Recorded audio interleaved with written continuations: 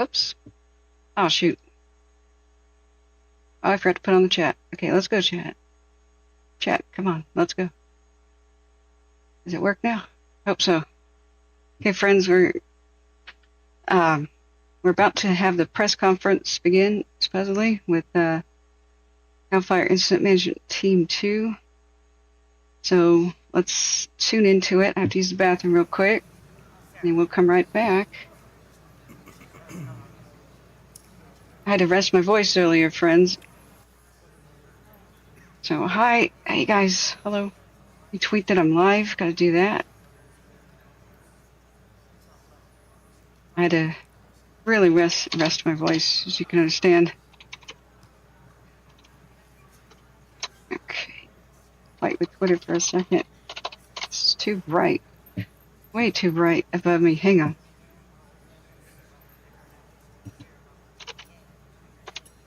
Okay, so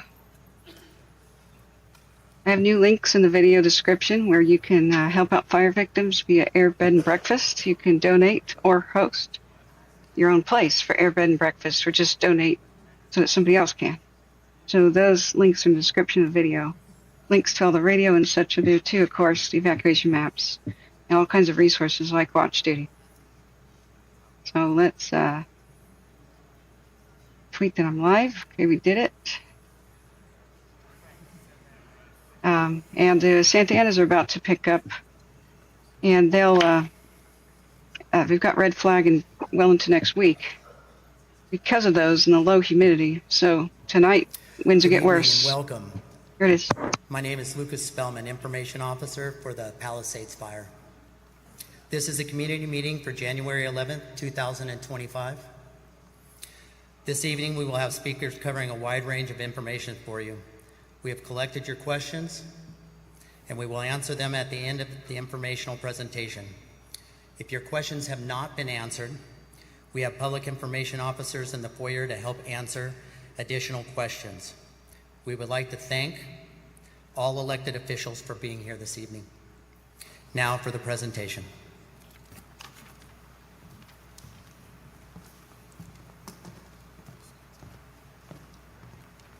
I'm not responsible for what's on their chat. It's live.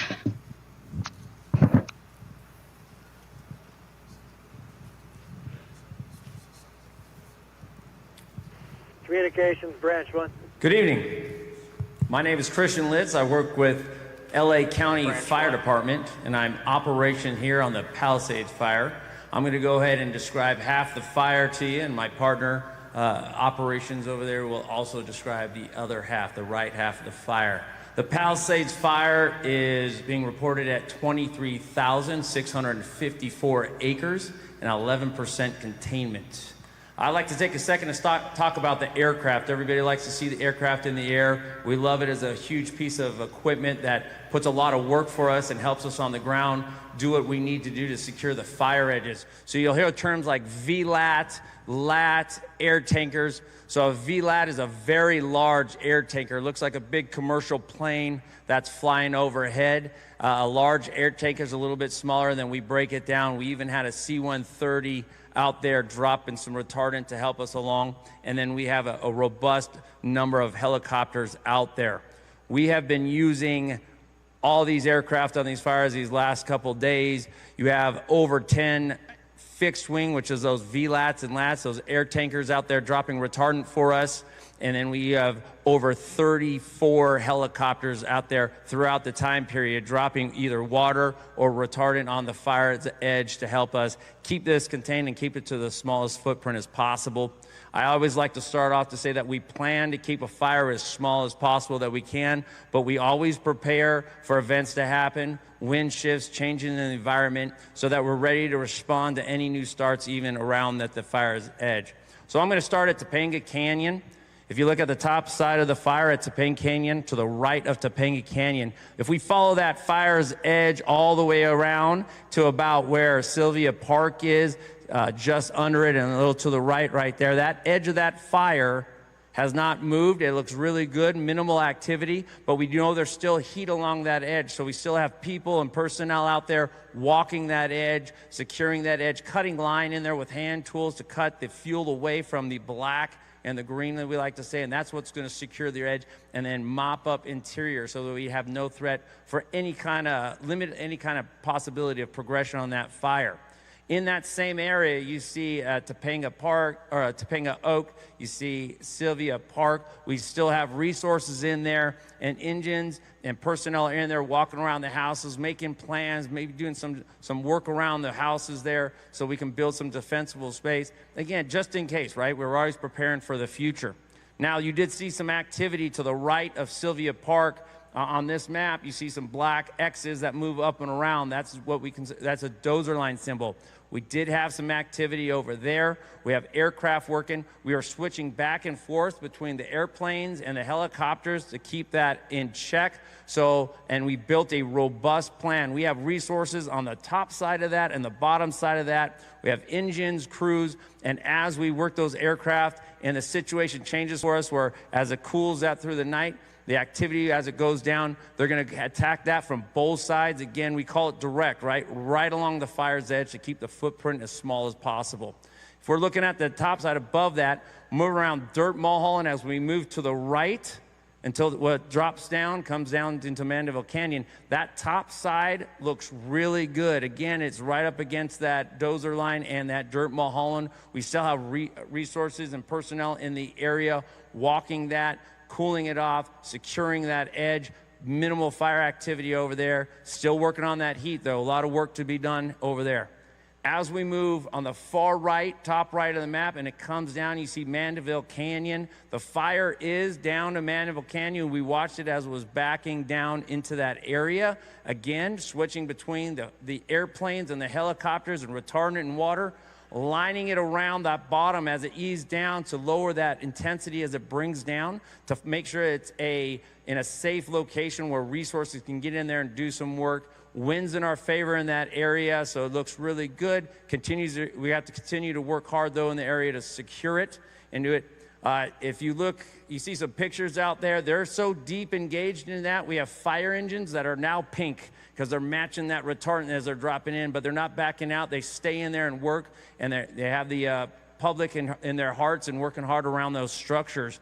Coming down Wrightwood into the Westridge area, again, crews got in there direct, right against that fire's edge, securing the edge all the way down into Mandeville Canyon Road to lock that side in. Now, as we move south, as we move down the map, you always see Riviera and down to Pacific Palisades. That footprint hasn't moved in a couple of days, but there's still a lot of work in there with the structures damaged. So we still have people in there working all around those structures. The ones that are standing, they're going around those structures, making sure that there's no adverse fire effects on those structures and any additional damage, and then doing what they can in the community around that. And then you have the Pacific Palisades, and coming back down to the Topanga on the bottom side, or on the PCH, we still have resources going really deep interior, doing the same thing, maintaining that present, looking for the heat sources, and working around the structures. One thing that we've done is we use UASs, right? Unmanned air sources. They're drones, and the drones are pretty cool because they have the ability to have an IR, which they look for heat signatures. We don't only just use them around the perimeter of the fire, we're also using them around the structures. So they're getting over those structures and are finding those heat sources, and what that allows us is we can put people directly where we find that heat, and we can really dig in deep, get the water on there, get the hand tools in there, and limit the possibility of any kind of growth or any additional damage. All right, good evening. My name is Landon Hack. Work for CAL FIRE, and I'm also Operations Section Chief on the incident, working in conjunction with Chief Lips. We are both joined at the hip, literally walking around the day operations, driving around the day operations and running this incident together, unified. Coming further to as we move to the left-hand side of the map here, coming along the Pacific Coast Highway, along Topanga Beach, Los Flores, right up there along the highway. There was a lot of structural damage in there, a lot of large buildings, and that stuff takes a really long time to get the heat out of. A lot of the mop-up work that's being done in there, they have to get really deep in there and pull heavy material back and stuff like that. And as you guys are all well aware of, along that coastal highway, there's a lot of roads that go up into the canyons and drainages up into where the homes were up in there. So the crews are all working up in those areas too, getting up very far in there and trying to make sure that everything is taken care of, the structures are secured, they're getting mopped up around, getting the water and taking care of anything that's next to those structures. So one thing that they do when they're in there is the structures that are remaining, they go around and they clean anything up around and put water down and pull vegetation back and work on that so that there's less availability for fuels to get into those structures and continue to damage things. As we come over towards Malibu Canyon, you guys will see a black line that goes up there.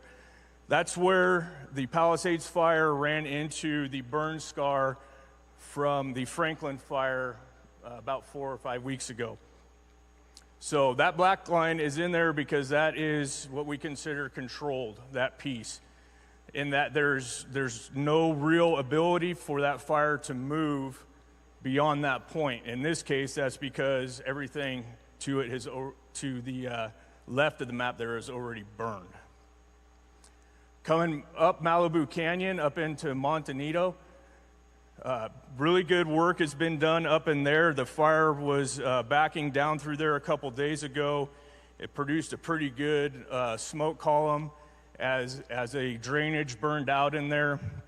That drainage had line constructed on it ahead of time that went in behind all the structures and was in place. There was hose lays down there, and that line was staffed with firefighters as that burned up, and they held it there, protecting the homes and structures in there. Coming across that top, moving to the right from Montanito, along Piuma and Saddle Creek road systems. The fire is hung up in the road systems up in there, and the engine companies, the crews, bulldozers, depending on the terrain, we select which resources are going to be most effective in there. But they've gone in there and they're kind of tying all the rock outcroppings to the road systems, getting the vegetation moved back, removed from the fire's edge, and constructing that line across the top. And that's going very well. That portion up in there has not moved or grown in a couple days, but there's still stump holes and stuff like that. There's heat up there that they got to put water on and get it taken care of. And then as we come into Fernwood, down kind of right below Fernwood there, and where Topanga Canyon comes up. So we had some structure defense going on in there a couple days ago that was pretty intense. They did a really good job on that Topanga Canyon side, south of Fernwood there. That was held in check, stayed out of the structures, and is now being hose lays and hand line and direct line is being put in play there. As that brings you back up to where Chief Litt started in Topanga Oaks. Thank you very much.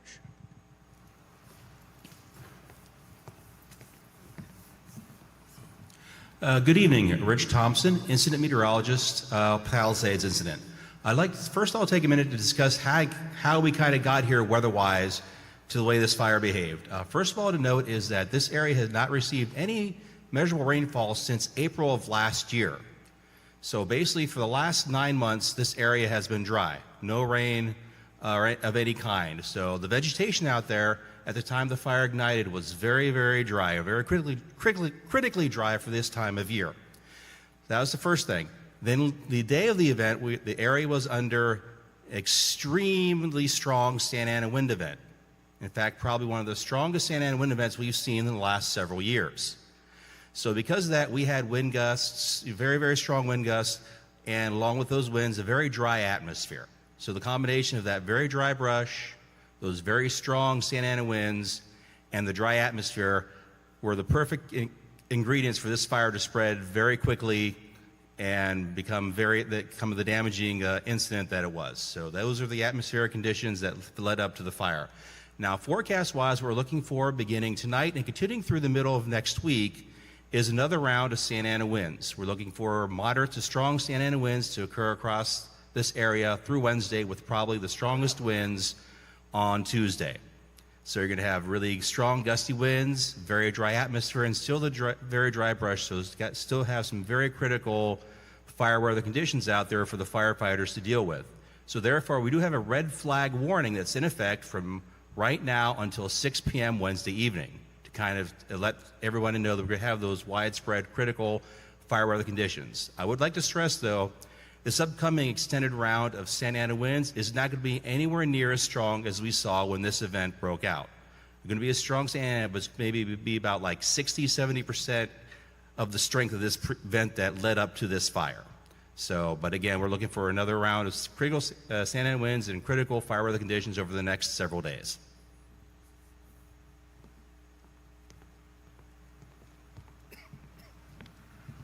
Good evening. I'm Joe Everett. I'm the Assistant Chief for the Operations West Bureau for the Los Angeles City Fire Department. And just to give you an idea of where that is, I cover the areas of Hollywood, Brentwood, Bel Air, Pacific Palisades, and I butt up to Malibu, and then I move over and I got a little bit of the airport. And just a little bit more about myself. I'm not just the Assistant Chief there.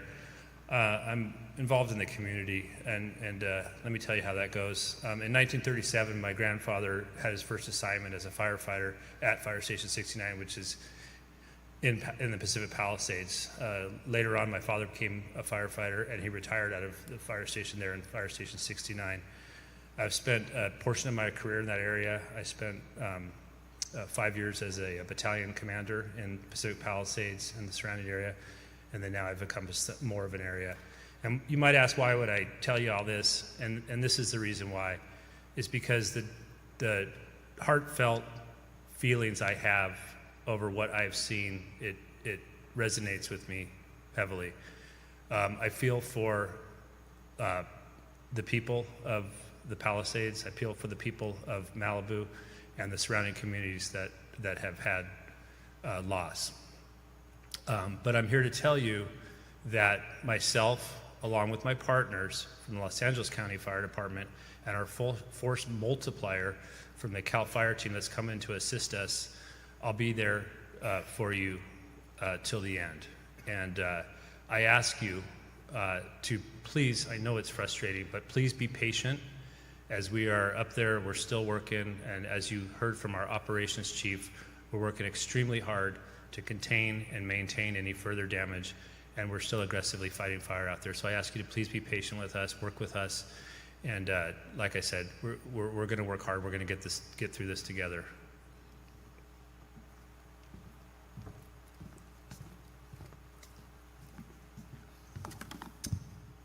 Good evening.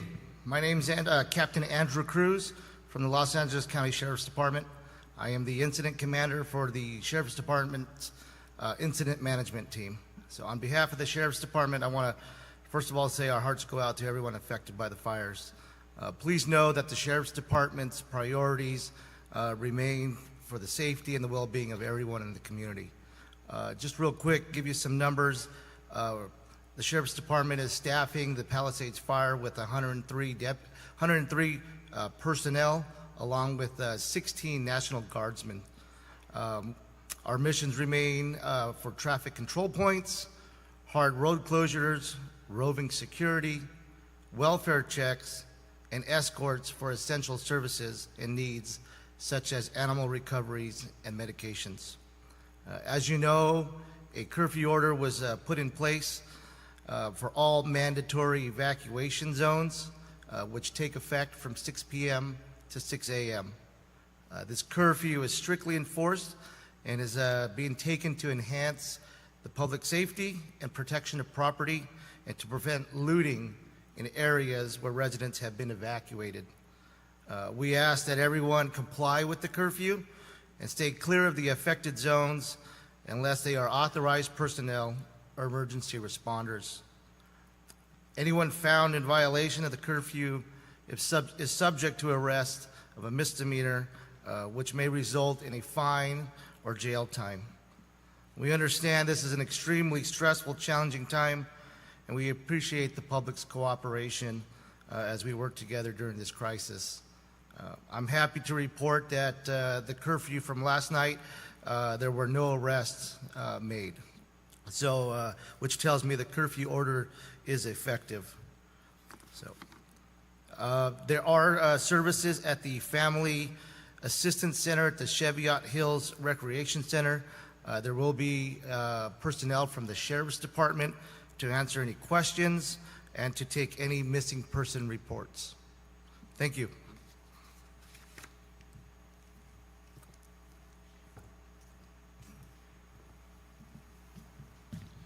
Well, good evening. My name is Jim Hudson. I'm the Unified Incident Commander from CAL FIRE Incident Management Team 2. And as we are all in this room together tonight, I just want to say that I'm going to paint a little picture of what we are doing, our actions right now. You got a really good briefing there from our operations section chiefs.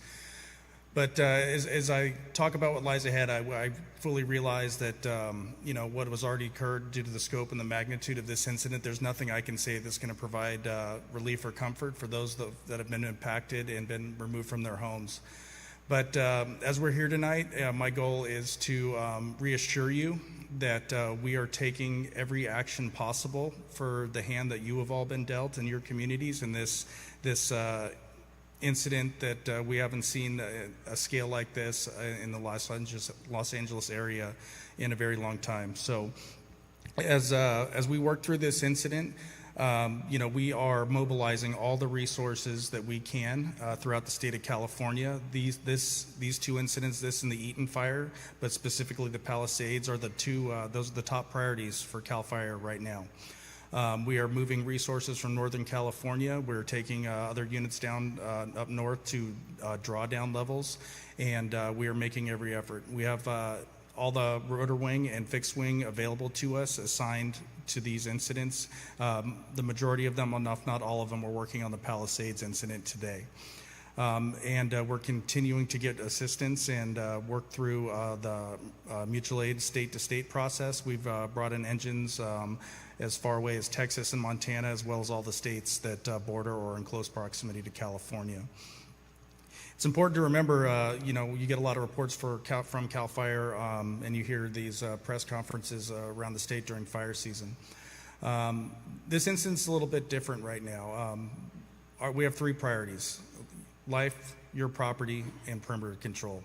When we go to large fires across the state, perimeter control a lot of the time and protecting communities is our number one priority, and we focus our attention around the perimeter of those fires. With this fire, we are still combating structure fires on the interior of the fire, and we're balancing our resources. So this is not just a wildland fire. This is a wildland fire that we're running initial attack structure fires on every day. Crews are working diligently. Most of the resources we have been working 48 hours at some point, and we will continue to do so. And as resources come in, they go directly to the line to assist. So as we work through this too, we're continuing to mobilize. I want you to know that CAL FIRE is committed to this incident. It's not just about the fire. We're already having discussions with our Unified Incident Command partners here on recovery efforts and really what we can do to stabilize the community. We're going to continue to pull resources in. This will maintain the priority for the state right now as for all the resources we have. And we're continuing to monitor the situation. We're well aware that red flag events or potential red flag and Santa Anas are coming. We are doing everything to be prepared. We have resources here. Every effort is being made to reinforce our lines ahead of that. And we'll look at deploying anything to new incidents around the area as well. We did prepare for this incident. We were well aware that there was going to be a Santa Ana event, but as you heard from our meteorologist here, this was to historic levels. For us, those that were here on the front lines, talking to firefighters from out in the area, and then in my career, I've never seen ember cast or that we saw that Tuesday and into Wednesday. It was something that I don't know that I'll witness in my career again, or any of the folks that were out there. So we can't change the past, but we are here 100% behind these communities that are affected. We'll continue to do so, and we'll provide you all the information and updates moving forward that we can. So thank you.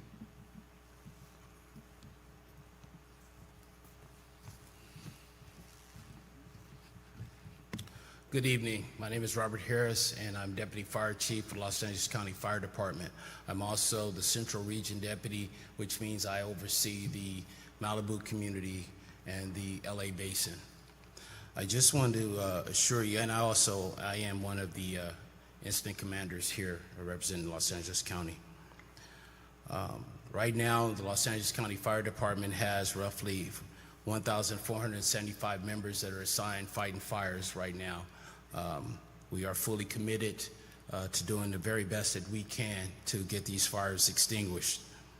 Prior to the start of this fire, we already had apparatus pre-staged in these areas so that we can do our best to quickly extinguish the fire before it got large. We are, as an organization, along with our partners, fully committed to ensuring that we keep you, the community, informed. We just ask for your patience. You know, today, communications, they move very, very quickly.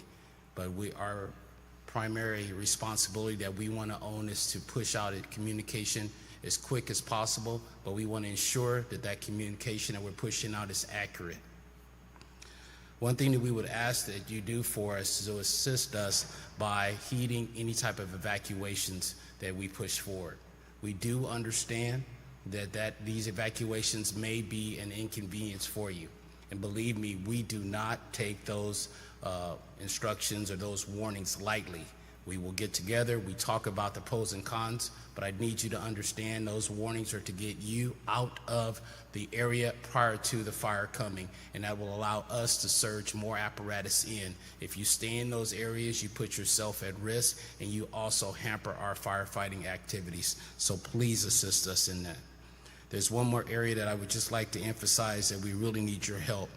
On the third day of this incident, after one of our aerial planes were flying, we got back and it landed over in Van Nuys, and during the inspection, we found a drone that was lodged in one of the wings. Obviously, for obvious reasons, this is something that is very alarming because that could have resulted in disastrous effects to not only our personnel, but those on the ground. So the airspace around this incident is restricted, and that includes any type of public drones. Sadly, though, I must report that since the start of this incident, we've had 48 total drone incursions into the airspace. When those drones, those privately owned drones, are detected, we have to pause firefighting activities, aerial firefighting activities. So we ask you to please assist us by not operating drones in the area. We do have detection devices up, and we will seek to find the owners and then prosecute them accordingly. So please help us continue with the effort and utilize all of our aerial assets, which are just tremendously effective and helpful with helping us extinguish this fire. There is a saying that goes, as firefighters, we risk a lot to save a life. We risk a lot to save a lot. So in that, what do I mean by that is that our firefighters are working extremely long hours, and they're out there putting their lives on the line, as well as to do our very best to service our community and to protect your property. I just need you to know that. We take this very seriously. We live here, and we feel your pain. So just know that your Los Angeles County Fire Department will keep you informed. We want to get you back into your properties and your neighborhoods as quick as possible. Just be patient with us. Thank you.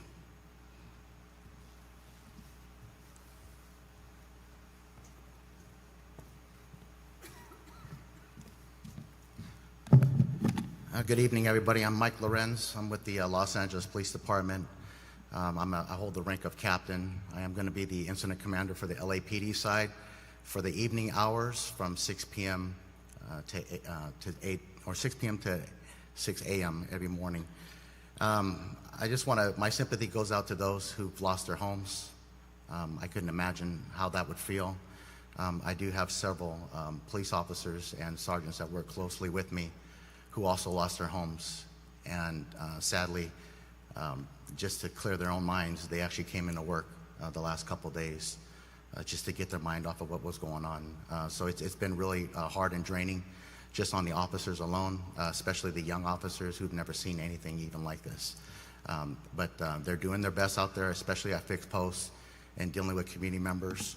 I will tell you that we're immensely proud with the support from the community for resources, everything from nonprofit resources that have been brought in from other parts of the city. For example, I work in South Central Los Angeles, and I oversee the housing projects over there, Nickerson Gardens, Jordan Downs, and even some of the nonprofits that usually help out in those areas are now coming over to Pacific Palisades.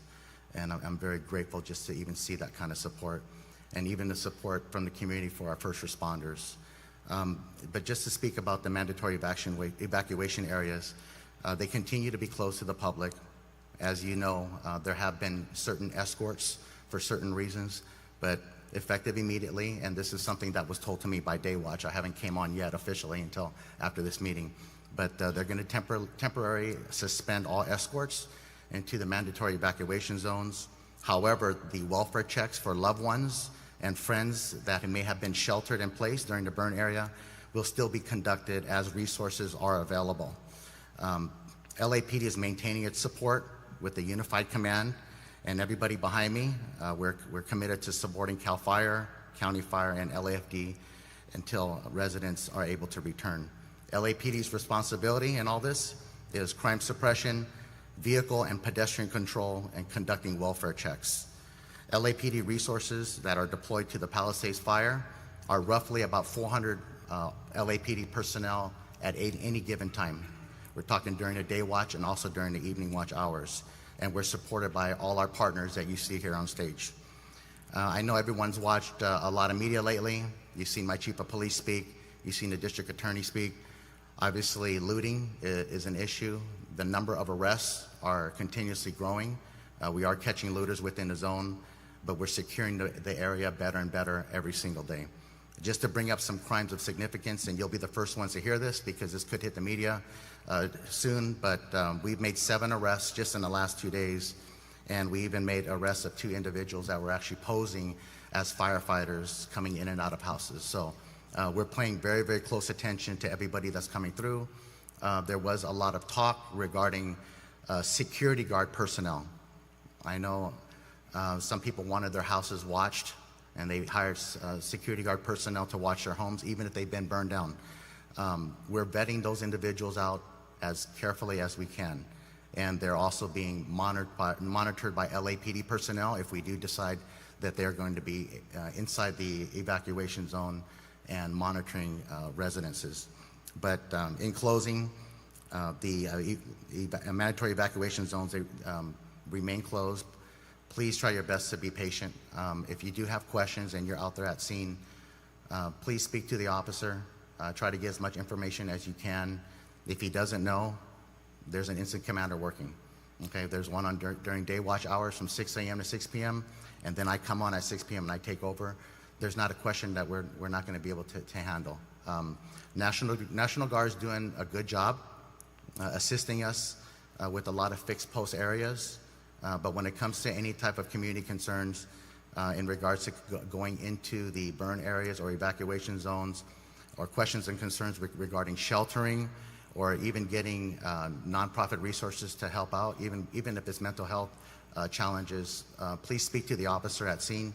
We'll get a supervisor out there. If the supervisor don't know, it'll make it all the way to me, and we'll make sure we get the right people in front of you. But like I said, I'm very grateful. I'm very blessed to be here in front of you, but at the same time, I feel very sorry for those who lost their homes. I don't know what that feels like.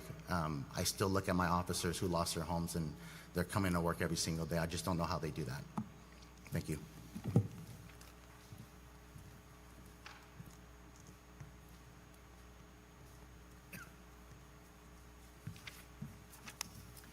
Hello, I'm Congressman Brad Sherman. For decades, I've represented the West and South San Fernando Valley, and 3 years ago, they added to the district Pacific Palisades, Malibu, Brentwood, Bel Air, most of the West Side neighborhoods that have been affected. With me here is John Alford, and he and I will be around and available to you, and we're available at the office, 818-501-9200. Usually in an event like this, I'd have handouts for you. We're just flying as fast as we can, and so the material is available on the web, Congressman Brad Sherman.house, that's for House of Representatives.gov, or it's everything I'm going to say, or just about everything. I've also tweeted at Brad Sherman. On the federal side, one issue we've been dealing with is these notices that come on your phone. People will wonder, is that the county's fault? There's some of them are, most of them have been erroneous, or FEMA's fault, or the private contractor's fault. We'll find out later whose fault it is. The key thing is they've solved the problem, and we've got to get the word out.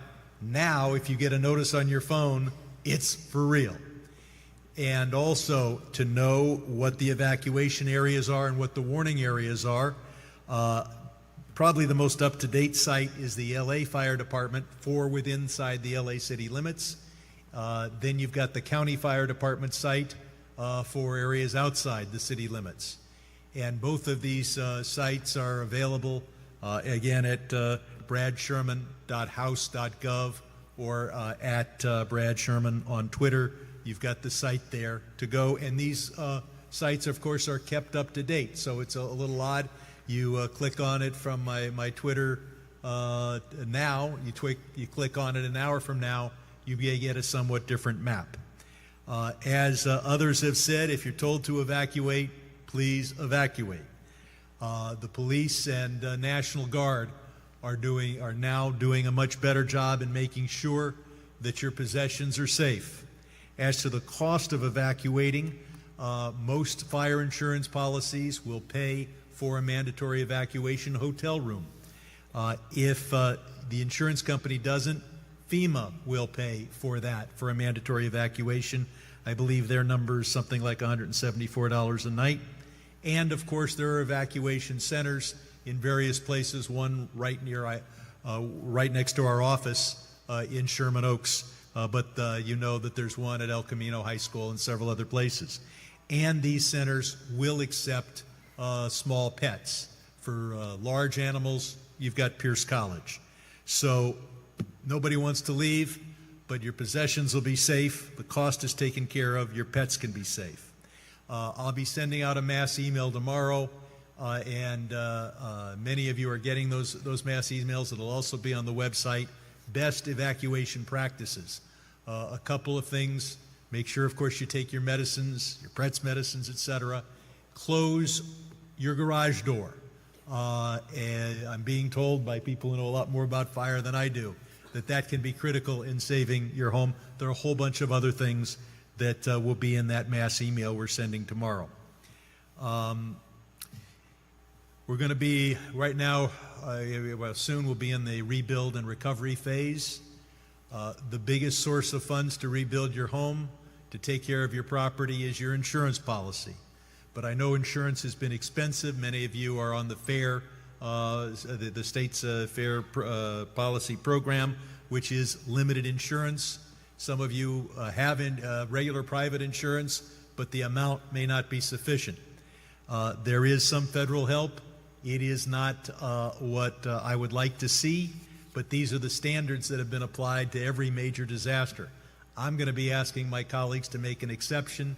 They're going to say, but we didn't do it for North Carolina, and I've got to say, yes, but do it for the Palisades. The two big items are loans at 4%, $500,000 for property, for real estate, $100,000 for everything else.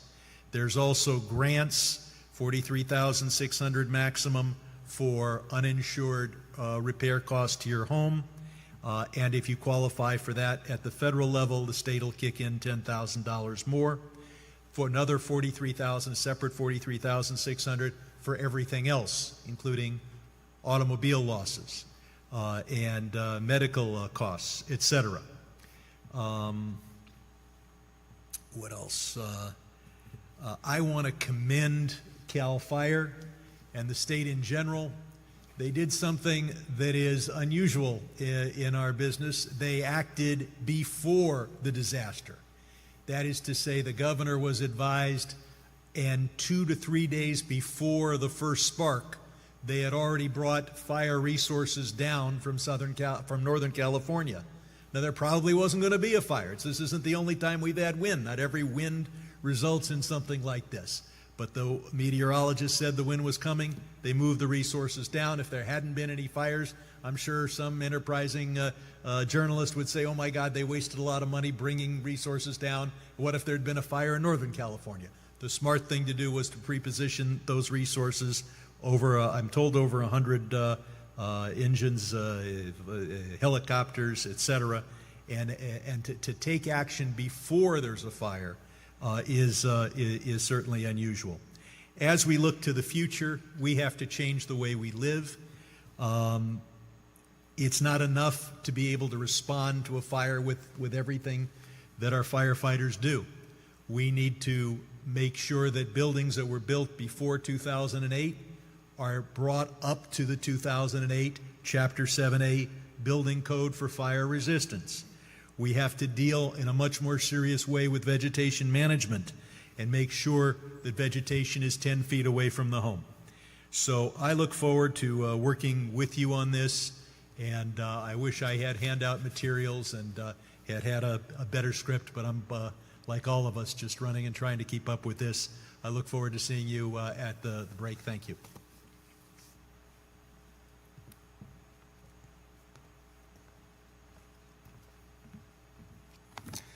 I now would like to open up for our elected officials to come up and speak that didn't get a chance to get on our list to come up. So if you could, one person at a time, come on up, and I'd be more than happy to give you the mic.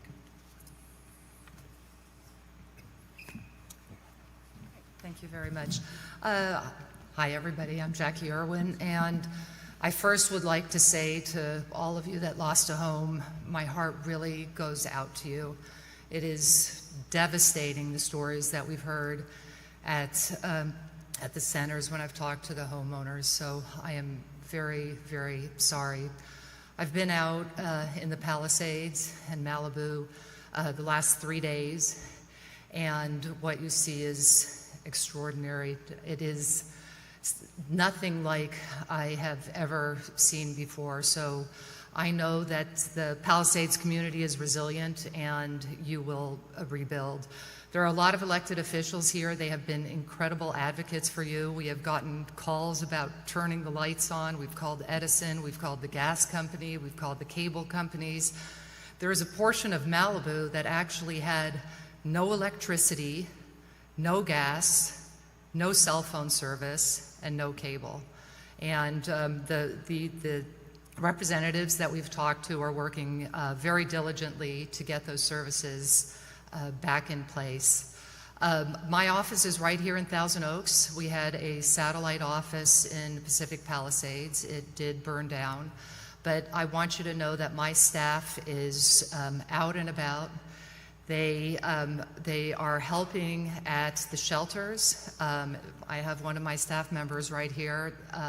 We will help you with any insurance issues you have, help connect you to FEMA, help if your lights aren't on. So we want to make sure that you reach out. I don't have all the numbers memorized like the congressman, but if you just look up Jackie Irwin, you are all my constituents. This is, by the way, in my district, the 5th fire in the last 6 weeks.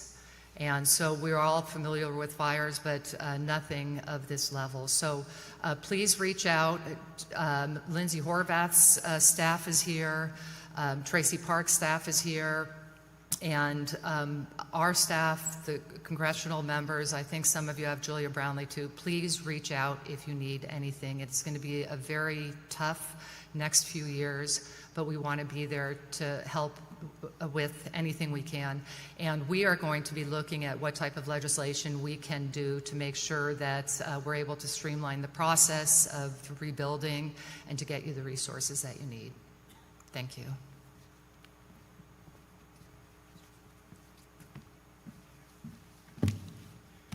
Good evening, everyone. Assemblymember Jesse Gabriel. I represent the San Fernando Valley in the California State Legislature, and I first just want to start by extending our heartfelt and deepest sympathies to everyone who's been personally impacted by this.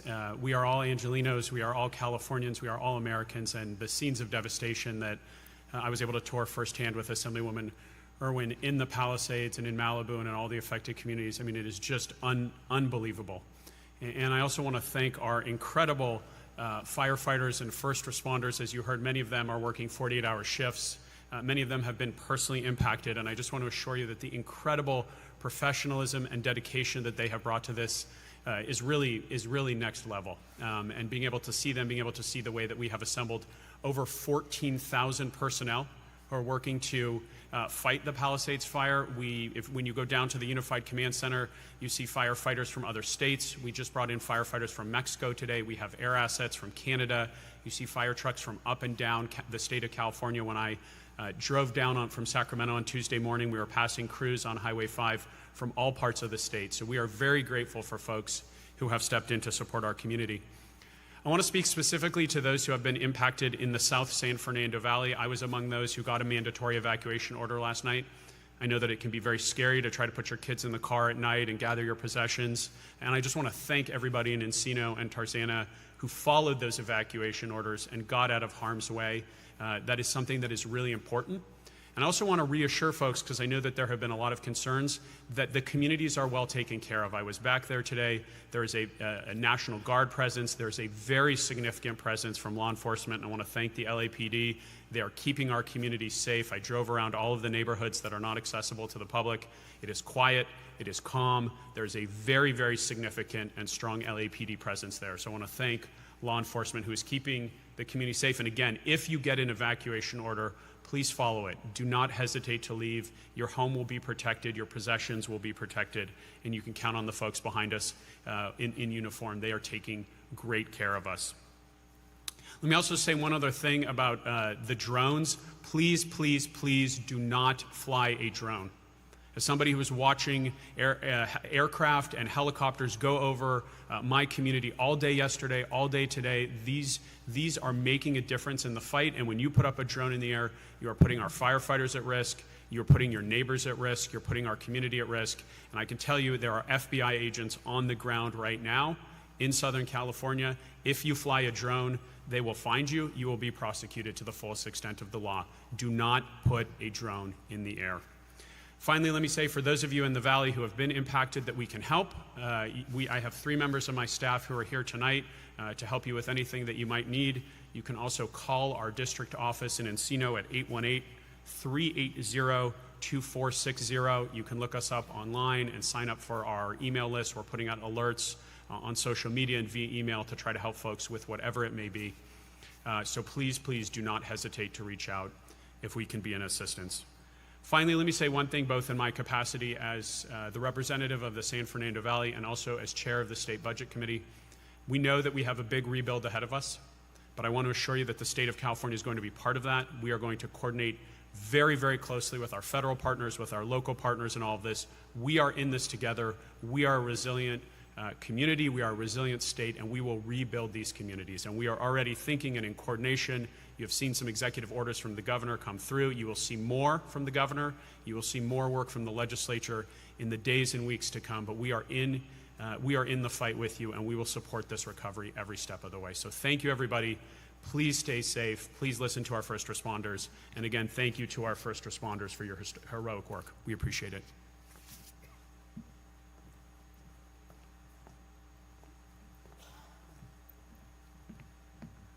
Good evening, everyone. My name is Doug Stewart.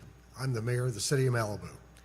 And I want you to know that we appreciate every person that is behind me, every person that's in the field, our partners in the local governments the city of Agoura Hills, Calabasas, Westlake Village, Hidden Hills have all come to our aid. And I will tell you, this has been a struggle for us. This is the third fire in 3 months for us. I actually know many of the people that are behind me here because we've been on this same type of a forum before. The Franklin Fire, the Broad Fire, and now the Palisades Fire. This is the most destructive, and it has hit us hard.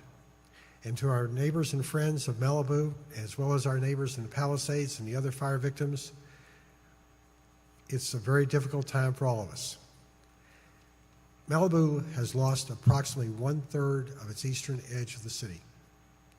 Those of you that have driven down our pristine highway, PCH, know the beautiful homes that were along the area from Topanga to almost to Dukes. They're gone. For the most part, they're gone. Big Rock, a community of many wonderful people, is gone. We have other homes between Big Rock to Carbon Mesa are severely damaged or gone. We have a tremendous rebuilding ahead of us, but we're not out of the firefront fight yet. As the firefighters and the CAL FIRE people have said, we still have an active fire and we have high winds tonight. The city's Emergency Operations Center has remained open since last Tuesday. By the way, the days start to run together when you're doing this. We're going to continue on until Wednesday. In fact, our staff here tonight, the Assistant City Manager, Joe Toney, the Mayor Pro Tem, Mary Ann Riggins, and myself have been actively involved at EOC as well as the other council members ever since the beginning. Our dedicated city staff, we have about 120 people, have rotated in 24 hours a day, 7 days a week. They're tired, but they love our city, and they love our neighbors, and they love our friends, and we're in it to the end. The city of Malibu has a long road ahead of it, and I know that Assemblywoman Irwin, Congressman Sherman, Senator Allen, and the other people that support us and elected officials have been at our side 100%. I can't tell you how much we appreciate what they've done for us, and they're going to be there for us in the rebuild. We're already planning what we have to do next. Obviously, our focus right now is to make sure that our neighbors and friends that are in a time of need right now are taken care of, and we're working diligently to do that. Everything from having portable cell towers brought in to trying to get the electricity back on, but we face power shutoffs probably even as early as tonight or next week, or early next week. And as the Assemblywoman said, we were a city that quite often during this fire, or during the start of the fire, had no utility communications to the outside world. We had almost no way to talk to our residents to warn them of the fire, but yet we managed not to have any fatalities with people who were not left behind. We have 3 people that passed away. Yes, I said that they stayed behind, but it was not an easy night, and it's been a difficult time for all of us. We're looking at the rebuilding process. We're here to help you. Unfortunately, we had the experience of the Woolsey fire to teach us what we should do right and do better, and we're going to follow that. As I said before, it's not easy to be in a city that's now our 3rd fire in 3 months. We hope this is the end of this. We're going to do all we can to make Malibu a better place to live, and we trust our neighbors and our friends to do all they can to keep Malibu strong. Thank you very much.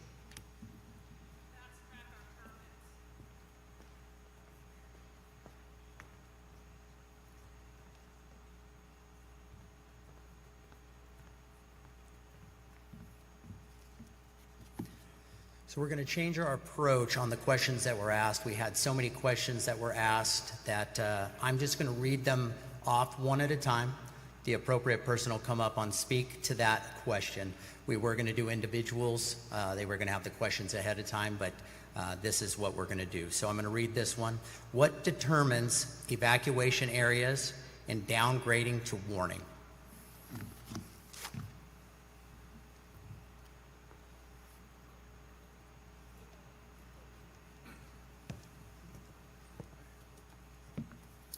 Good evening again, Christian Litz, the LA County Fire Department operations.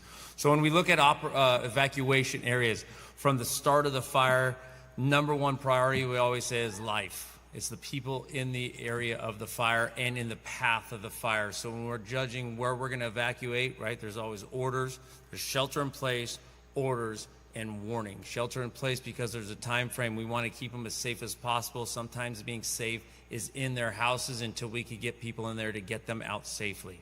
Evacuation warning is an area where we're letting the people know they can pack their cars, they can get ready so that when they get the notice, they can move at a faster pace, again, to keep them safe and allow us, our personnel, to get in there and do what they have to do.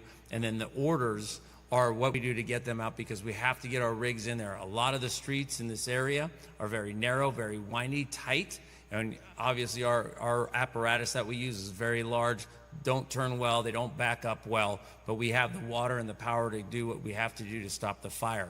How we determine this is we look at the path of the fire, where it's going, the potential, we look at the weather, we bring in our weather experts, we bring in what FBAN, which is a fire behavior analyst. A lot of you guys know Chief Drew Smith over here is well known for the last 25, 30 plus years, very good at that. He helps us a lot in the IA in this area. He's the assistant chief around here, and we look at that and we say, what is the potential? The potential is it could get here, and if there is a possibility in any way that there's harm to people, we get them out of the way so that we can get ready to work. We look at what's going on through the growth of the fire, what's happening, and we take everything into account. We know it's hard for the families to leave. We know the people don't like to leave their houses, but we want to keep them safe. And we understand everything that you're going through. I almost lost my house in the tick fire in 2019. It was very hard. We had to pack up the family and we had to leave. We understand, and we understand the other side of that. We always look, how do we get you back as soon as possible? But to be able to do that, to repopulate your house, we need to make the area safe again for you. We have to build that infrastructure so that you're safe, so that you're ready, and you have all the needs that you can do to thrive in your own home. Thank you. Next question is going to be, how many resources from Los Angeles County were part of the fire pre-position?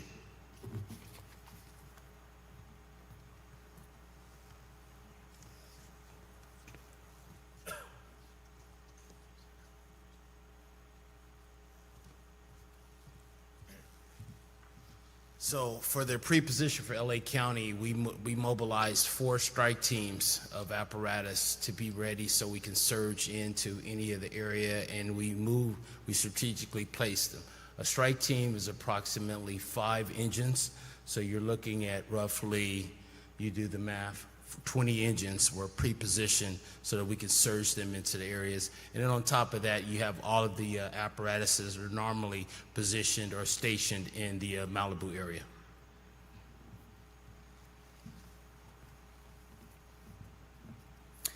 Next question is, if my home is still standing and I need my belongings, am I able to retrieve them?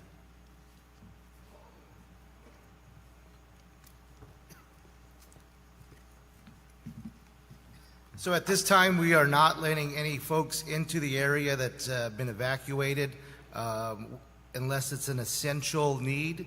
Again, medication, animal rescue. So if it's just regular belongings at this time, unfortunately, we will not let anybody in until the fire department deems the area safe to repopulate.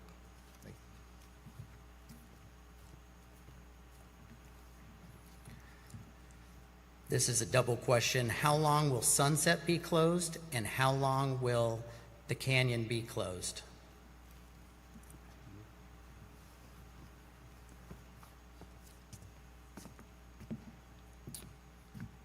Again, sorry, I cannot give a definite answer on the closure time, and that's because, going back to the last question, we want to make sure that the area is safe before we let anybody in.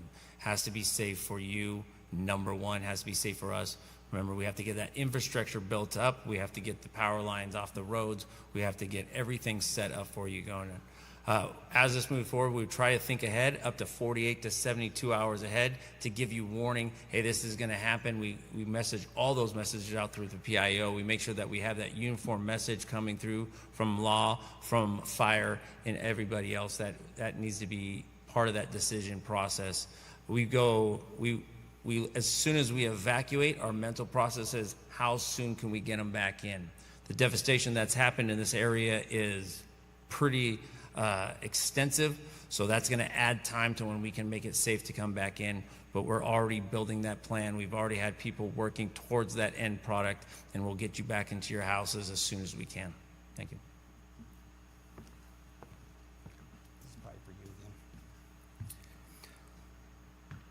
Is there any threat to Silva Park, View Ridge, or the top of Topanga?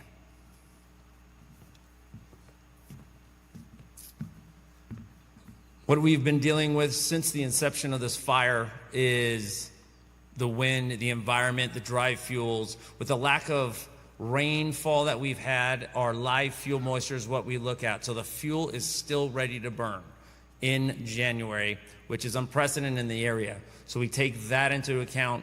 But if you look at the activity that today, so you're looking in the area to the right, if we were looking at that map earlier, to the right of Sylvia Park, of Topanga Oaks, the top of Topanga, Fernwood, we are doing what we can to stop that. Now, is it threatened? Do I feel it's going to be hit tonight? No. But I'm not saying we're out of the woods, because I could turn around and say, we are safe, we are stopping this, and next thing I know, the wind does an erratic shift on us. That is not, we could predict the wind as much as we can, but it changes day to day. It might get into a pocket. Today we had a nice steady wind when we had activity. Just an example, the wind was going great, everything was perfect, but in one section it swirled into a saddle. It blew one ember over, that ember caught, and now we had another growth of fire. So we are doing our work diligently, but again, we plan to keep it as small as we can, but we prepare for the worst. That's why you see people in, even though the fire is not running towards Sylvia Park, Topanga Oaks, and all the other areas. We still have resources in the area doing what they can, preparing just in case we have that wind shift, just in case we have embers go where we don't want them, so that we can do the maximum amount of work and have the right people in the right place to do structure defense and defend life. Thank you.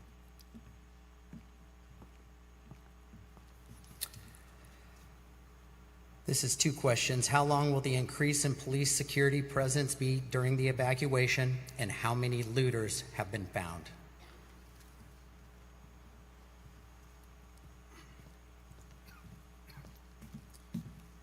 So the LAPD presence at the different burn sites, that's going to remain in effect until further notice.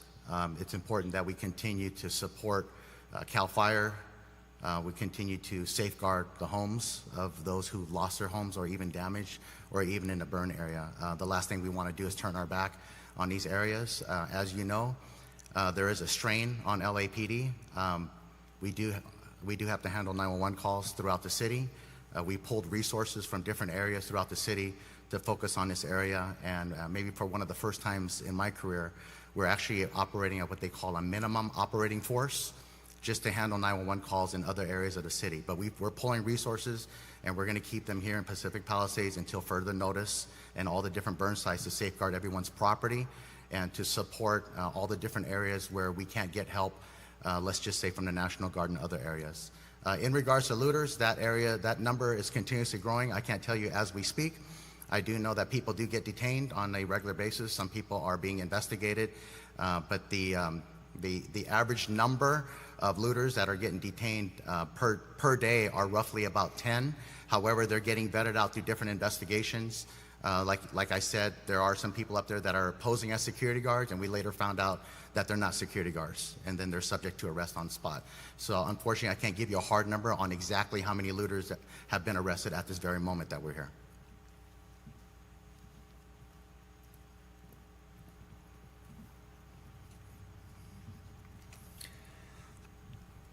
When can we enter the blocked roads to remove debris?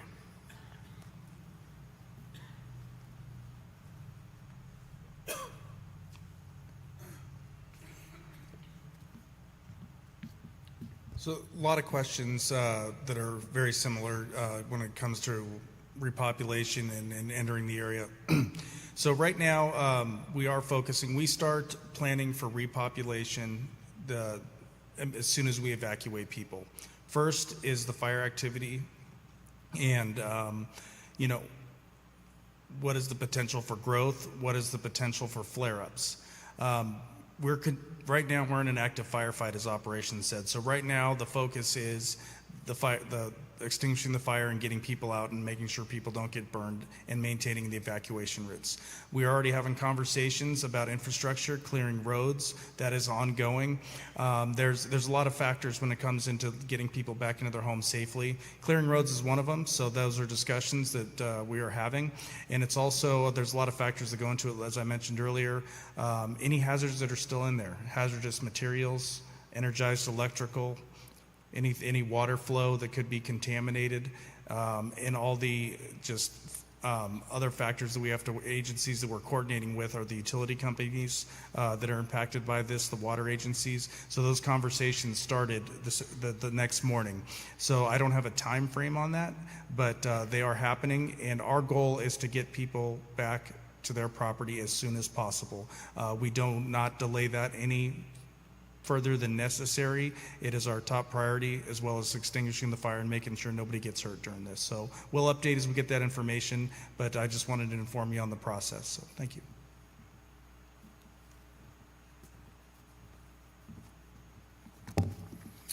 One of the questions is, what can we do to mitigate vegetation fires in the future? That's a really broad question that would take a lot of facets to be able to answer, but you yourself in your own homes can take the precautions by clearing out the space, which is 100 feet, the CAL FIRE. I'll talk about this now and a little bit later, but if you go on to fire.ca.gov, there's a lot of information on there about how to clear your areas. So right next to the house, you want to make sure that there is almost down to dirt or a green belt that would be in there, and then the next from 10 feet to 30 feet, you start moving out, and then within the 70 feet out there, it's more of a sparse. There's a lot of great information on that website about all of that, and that would help you singularly help yourself in your home. And as you work towards the future, that would definitely help harden your house and make sure that you yourself are able to do so. And then there's lots of different things throughout that the federal, state, and local governments are doing. And there's a lot of those things that each one of those would be able to share with that if we had a lot more time for that. Also, getting your medication.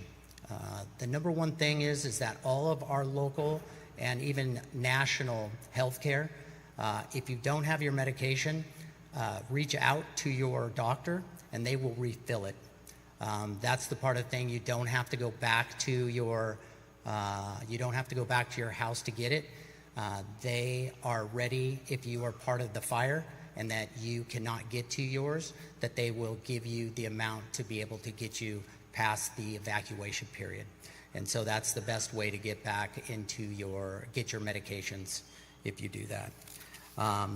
And that is going to take care of the questions for this evening.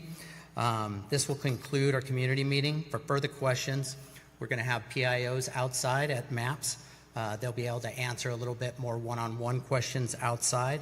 And again, if you want any information on the fire, it's fire.ca.gov for the up-to-the-minute verified information. Thank you, and stay safe.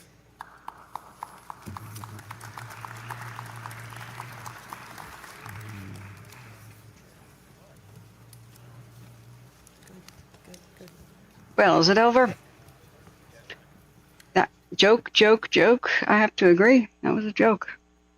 Thanks a lot, officials, for blaming people, blaming the victims for the drones. Maybe there were a couple of bad apples flying drones, but we found out that yesterday the Red Cross accidentally flew a drone next to the LAPD helicopter. It was the Red Cross doing disaster mapping. So when you, officials, don't talk to each other, your own communication problems are the issue, when you don't even know when the Red Cross or some other agency is up in the air? I'm sure they told you, but you didn't tell others. Don't blame the victims. Yeah, you should tell people you're going to get a big fine and potential prison time for crashing planes, and that could be a manslaughter charge for sure if your drone is hit by, say, super scooper, like what happened. But now they don't mention the fact that a lot of the drone reports are just them, the left hand not talking to the right. And we have evidence, we have proof from hearing live radio chatter. I can even tell you what time of day that happened yesterday. I get really angry when they blame the victims. I get really angry. Also, like the first press conference that I turned off and discussed, the very first one about the whole affair, within seconds they blamed victims for not evacuating. That was like, you know what? A lot of people didn't evacuate because you did nothing to help them. When the fire broke out, there was botched response. You didn't get enough help, so not enough help arrived. And when people called and said, I have mobility problems, my car doesn't start, or I don't have a vehicle, or I'm disabled, or I need help evacuating, their average wait time was 8 to 16 hours later when somebody came and got them. In fact, families have had to break into the evacuation zones to go back and retrieve their own loved ones after 6, 7, or 8 hours of waiting. So, apologize first. That is what should have happened. I can't believe people haven't resigned in shame over this. Heads need to roll because the beginning response was absolutely piss poor.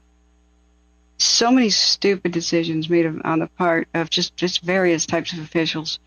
Like, one of the reservoirs I hear was empty when the firefighters first got happy and thought that they could use it. It turned out to be empty due to maintenance. Why the hell are you doing maintenance in a red January? And just seriously, why the hell are you doing maintenance on a reservoir during red January? If it was emergency, I get it, but the wrapping up with, it's unprecedented to have a January this dry. No, it's not. It's just another typical red January. It's the El Nino, La Nino cycles. When you have a bunch of El Ninos and La Ninas, you get extreme events. You get the torrential flooding of last winter during the end of the El Nino. Then they had a weak La Nina, pre-La Nina thing that has been going on since the end of summer. And that is what causes the extreme dryness and the extreme floods. California vacillates in between extreme weather because of the El Nino, La Nina cycle. The worst fires that we've had in recent times were all during El Nino and La Nina years. So it's like clockwork. You can go back and see. It's them covering their asses, pretending like these are unprecedented. Tells the world, like, please forgive us. We just couldn't anticipate this coming. No, I'm sorry. All the worst fires have mostly been in January, because it's like every single year, October through January is Santa Ana wind season. Usually the wet season will arrive late November, definitely by Christmas. That's typical. Every once in a while you get a freak year where it arrives in mid-January, the wet season. That's when you need to be extra vigilant, take extra precautions, do a lot of public announcements. You have to get the public absolutely just as scared as they should be and as vigilant as they should be, and tell them that this disaster is primed. We haven't had any significant rain since April, and then a little bit of the July and August storms. Those are mostly dry lightning, but there's a little bit. Just, if that has happened, it's not the best time to do reservoir maintenance and not have enough water pressure, and it's not the best time to allow SoCal Edison to keep energizing their lines. Even after 100-mile wind gusts are detected, you need to tell them to shut the freaking lines down. This is not the best time to send the water tender truck drivers for the city home for the day and the weekend, when you really might need all of them. Pay them overtime. Pay them to be on call. I don't know how many thousands of water trucks for road construction that just sat there because nobody was called in to drive them. And it's just madness. It's just totally madness. We've had with the Woolsey, December and January fires are usually when the bad ones happen down here, like the worst. What, the Woolsey, the Thomas, those are like winter Santa Ana wildfires. So the Thomas fire, what was that, 2017, I believe it was? Let's see what, that was one that had a high death toll. It was December 4th, 2017, and ran until January 12th, 2018. So a massive wildfire that affected Ventura and Santa Barbara counties, one of the multiple wildfires that ignited in Southern California in December in 2017. This is not like 1817. It's not 1917. It's 2017. It's not that long ago. It's within very recent memory, friends. It's just 1 year before Paradise. 2017 and 2018 were pretty bad years. And they were La Nina and El Nino years. Oh, that's burning my eyes. Okay, let's go dark mode. So it burned 281,893 acres, 444 square miles, until it was fully contained on January 12, 2018, making it the largest wildfire in modern California history up to that time. So no, it's not like it's unprecedented. This happens all the freaking time. Oh, and by the way, what caused it? Down power lines. Because power companies are the biggest arsonists of them all, to put the debate to rest. But they usually don't get charges of reckless arson, which is what you and I would be charged with if we had a construction project and our power line, we knocked over and did this. I mean, that reckless arson would be our charge. The power companies get charged with lesser offenses, like not reckless homicide, but manslaughter, especially when they plead guilty, like PG&E. So, yeah, I know Kitty Cat. I remember hearing about these. This was right about the time I got my own wake-up call, and my own friend died that October, because the Diablo winds, which are the northern states' versions of the Santa Anas, they usually blow at the same time. So October, it was a dry October. October and January are the worst possible months for the fire, because you have the driest. You're most likely to have dryness with a long period of time, months without rain. So in October, usually it's before the rainy season begins in November.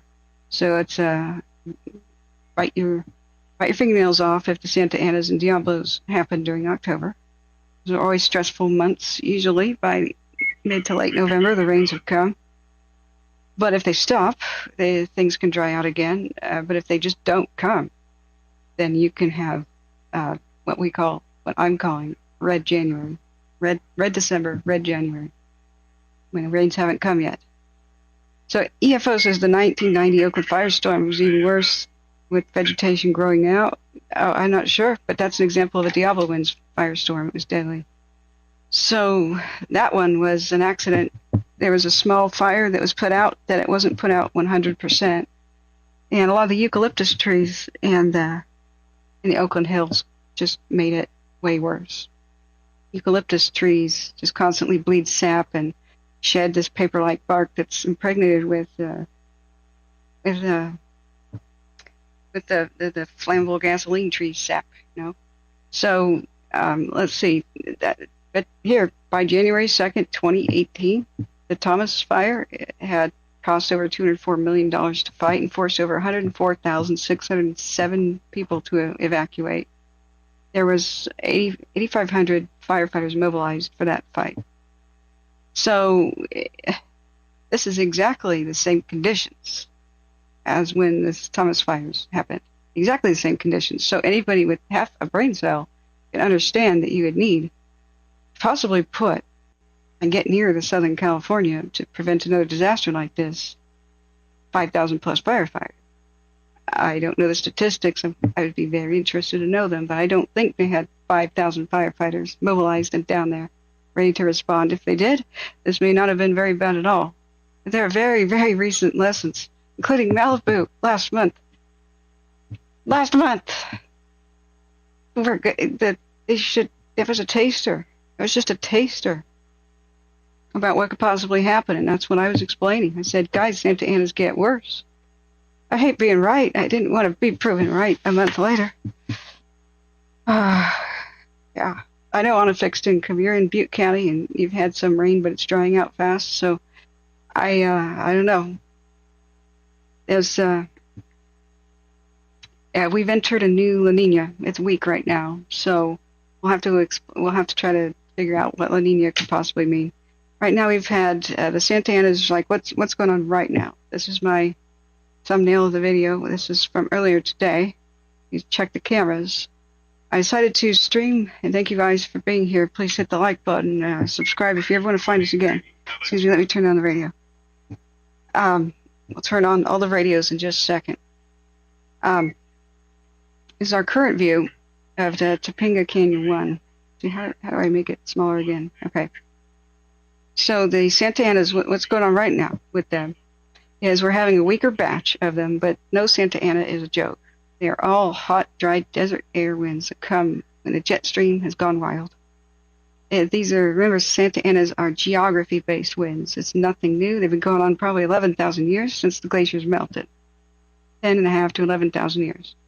So that's when California's shape, like geography, took final shape.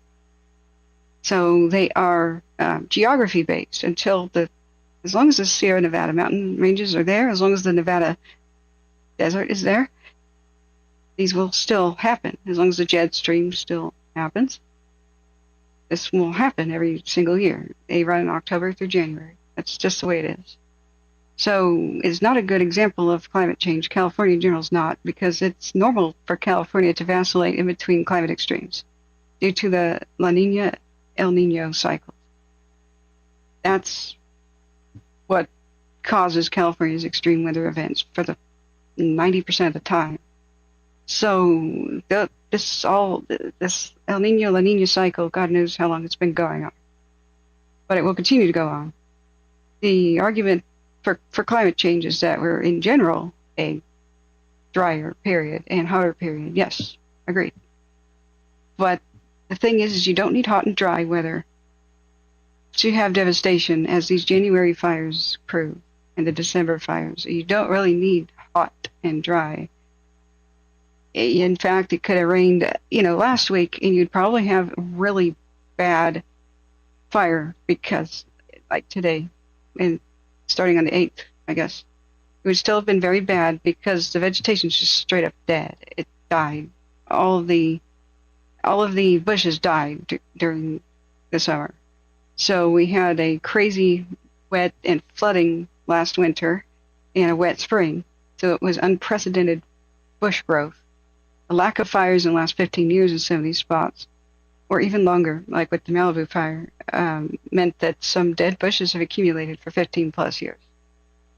So they're dead. They don't absorb anything from the soil. As soon as it rains, it's dried out in a couple of days. So it doesn't matter. When these Santa Anas hit with 70-mile-an-hour sustained wind, it's like a hairdryer. Even if you went outside and you wet down everything and soaked it, even the soil, squish, squish, squish when you walk, you come out an hour later and everything's bone dry. Like you never did anything. This is why I can't tell you enough. Do not put your sprinklers on when you evacuate. You're just going to destroy the water pressure. If you're on city water, you're going to drain your wells so that firefighters don't have any well water if they go to fight using your well water. So it does no good. If the embers float into your attic, which is how most fires start in these homes, if the embers float into your attic and light your attic from the inside out, it does not matter if you have sprinklers on your roof. It's not going to matter. So I can't tell you enough. Don't bother with sprinklers, period, when you're evacuating. It's going to be just detrimental. So do something else, which is block up all the vents. Go into your attic, put on all the bright lights that you can in your yard. When it's dark, go into your attic and see where daylight is seeping in.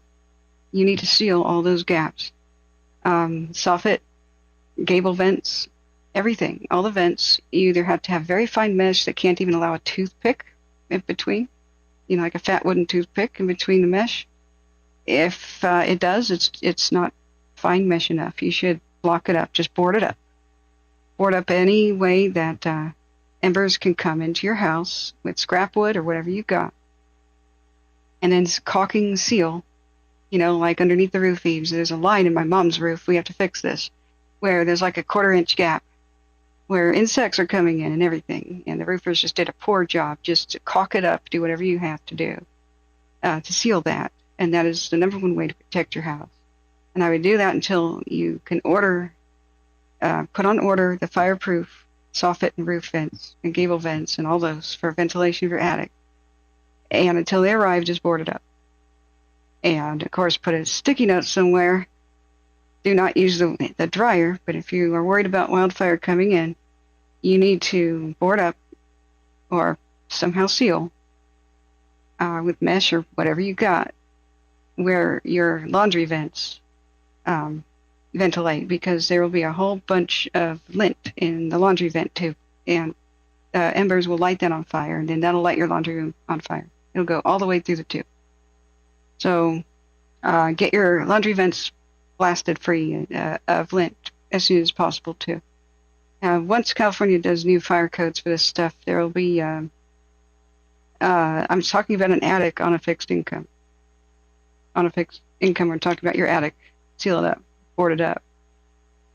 So you're saying it's unsafe to completely seal a house? Nobody said that, so I don't know what you're talking about. Yes, attics need ventilation. So you could put some rock salt in there, a bag of rock salt to absorb any moisture, but it's Southern California. There's not a whole lot of moisture to worry about right now. We have 8% humidity in a couple of places right now, 14% where it's more moist, Yeah. So let's look back at the chat real quick. Sorry, I don't mean to sound short with anybody. It's just a very stressful event, and I've been personally affected by this. This has too many paradise vibes. I'm just an ordinary citizen here. I'm not fortunate enough to be a real first responder, so I don't have the support group, and any of us watching this, we don't have the support group and the brotherhood and the sisterhood feeling that first responders have with each other. We don't have the free vacation time that they get either to deal with things, and the free therapy and whatever to deal with things. We just have to cope on our own. That's why I keep this as much of a supportive environment as possible. I thank everybody for keeping chat nice and safe for everybody, and free of the political BS and the victim blaming BS. We try to keep this nice and supportive here, and I have you guys to thank for that. So I just can't reiterate enough. Don't put sprinklers or bother with them. It's a false hope. Water pressure, the firefighters need them as much as possible. Just please don't engage with that. It's just as bad as flying a drone, leaving the sprinklers on. And if you have automatic ones, you got to turn that off too. At times like this, anywhere near wildfire approaching your neighborhood. So let's see. Fire that says move all furniture away from the walls, yank your curtains off the windows, get everything as much to the center of the house, stuff inside and against the walls combustible from the heat on the outside. Do that if you evacuate. Yes, some of these steps are pretty good. The thing is though, getting yourself to safety quicker is the most important thing, much more important than moving furniture around. So the problem with evacuations is they usually come too late. They usually issue them when people should have already left and started leaving an hour earlier or two, or even a day earlier. So the officials do really piss poor job, I'm sorry, of getting timely evacuation advice to the public. So by the time, even if you're in evacuation stage 2, sometimes it should have obviously been stage 3. There was a great delayed evacuation response and call out for the beginning of the Palisades. I've been hearing people who listen to the radio from moment one, which I did not, saying that they were like, we'll consider evacuation from here. What I heard later when I tuned in a couple hours after it began was shocking. With the, I don't know if that neighborhood should be evacuated. We'll hang up. We'll hold off on it. No, seriously. The day one response was just awful, just awful. So the ember cast, they said it was extremely bad, and I'm sure that was the reason for the majority of the home loss. Just the building codes of allowing homes to be too close together and too much vegetation between them. Lack of building codes, I should say, is a second big factor. The third big factor, that is most homes can defend themselves without water if they're not too close to another one that's on fire, and especially if they have defensible space and your fireproof attic vents. They usually can babysit and defend themselves. No fire crews or anybody needed. But when you have so many homes that catch on fire from the embers hitting their attic, each new home that catches and then spreads out to the ones on either side, you have an ever-widening cone of ember storm. Just embers, trillions of them, all on fire and all accumulating into the next, underneath the next set of homes, the next set of roof eaves. So the thing is that most homes can babysit themselves if you take all these precautions, but the final nail in the coffin was not having enough units and losing water pressure and just dicking around, excuse my language, instead of getting the hundreds of city water trucks in order to do water tending. There's a last one. The very last one was roads being blocked due to power lines down and energized. And power lines down and energized, causing new fires in neighborhoods that didn't have them prior. I will bet you anything. If I had $50,000, I would just go all in and say, I bet you anything. They're going to find out that there's a main fire, and the main fire's ember cast and that cone of downwind damage, right? But then they're going to find out that the fire spread a lot more quickly. Power lines fell down in front of the fire, downwind and against the wind and out sideways, east and west of the wind, where power lines down caused homes to be lost and caused mayhem and havoc. So I would just go all in, $50,000, because we just see that happen in so many other fires like the Beachy Creek in Oregon, and that's what happened in Paradise. And that's what happened in the one that was not the mosquito, but Pacific Power caused some wildfires at the same time as lightning. And one of the Northern California towns, I'm so sorry I forgot the name of that one. So that was the fire where the journalists got in trouble for bringing people behind the fire lines, and then they saw bodies. And it was an active crime scene, because when power companies start wildfires, which they very frequently do, that is a manslaughter crime scene or a reckless arson type crime scene. So boat hoses, when told to evacuate, do. So my brother-in-law's fire captain, he spent the first 3 hours of the Tubbs fire trying to convince people to leave and not to fight it themselves. Yes, it's best to leave. What's bad about uneducated fire everyday people fighting fires for themselves is they can get trapped too easily.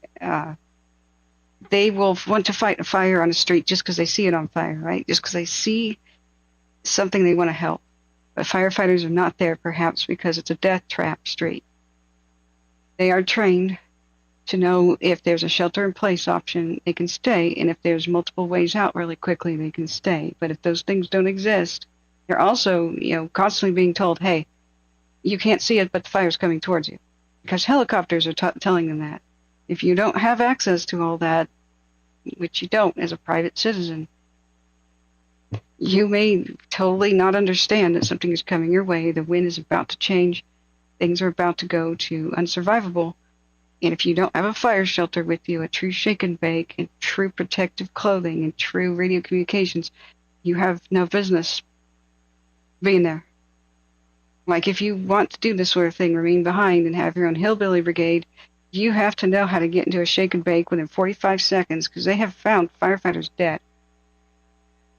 Half in their shake and bakes because they couldn't shake those things out. It's like a burrito. It's like a human burrito of foil, okay? Like a sleeping bag of foil. You have to be right at the back of your... That's why they carry backpacks everywhere.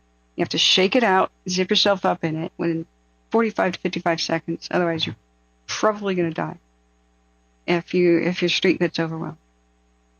So if you do not have that kind of stuff, professional gear, and radio communications with people and spot locator beacons and all those sorts of things to call for help and say, I need help via satellite, don't try any of this. You need to be trained. If you want to do this, then become a volunteer firefighter yourself, and they'll train you. And then you can go to work during these things. You might be allowed to just help directly and stay in your neighborhood. But you need the training. Please, this Santa Anas are not a time to get to train yourself. When they get worse and they suddenly 70-mile winds gust from 20 and they go 70 all of a sudden, the neighborhood can just explode in a way that you can't anticipate.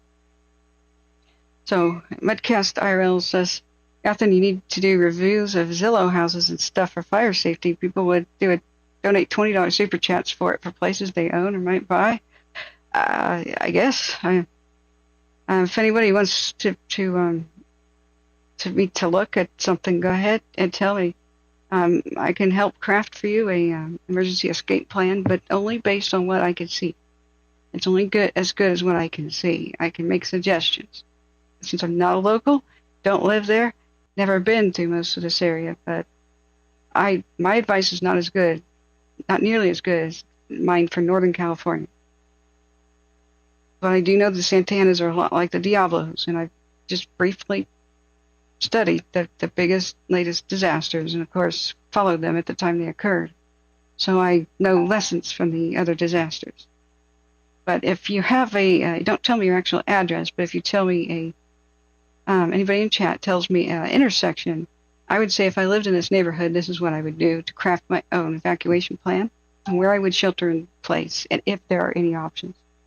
The first thing that anybody considering staying somewhere has to do is say, what are my shelter in place options and what are my 3 main roads out that are paved and quick travel roads, 3 main roads out paved in 3 different directions.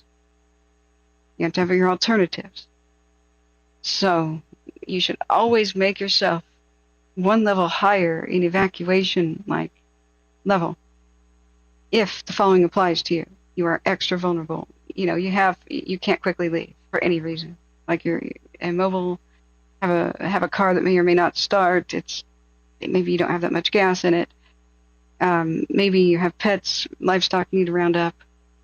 Other concerns, right? So if you can't leave quickly for any reason, put yourself 1 notch higher than whatever evacuation level you are currently at. Let's look at some cams. Where's my multi-cam view? We have to keep monitoring this. Where to go? Excuse me, friends. I'm going to put on radios in just a second. I have to take a bio break. We still got some aircraft around the place. We still got helicopters, which is a good sign. There hasn't been a whole lot of radio queuing up. I've heard a click or 2. But boy, that where did I put it? Where's the tile? Oh, I didn't destroy it, did I? Okay, there we go. We'll keep looking for flare-ups, especially by Topanga. All right, so elevate yourself. Talking about evacuation stuff. Elevate yourself 1 higher if the following applies to you. You can't leave for any reason really quickly. 2, you're at the dead-end road.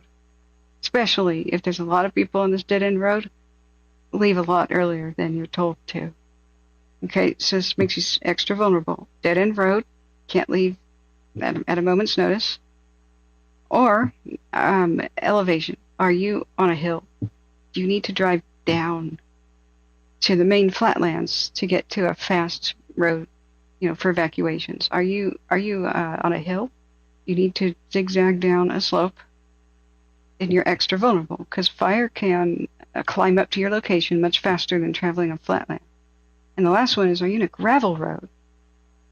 Does it just take a while for you to get to paved roads?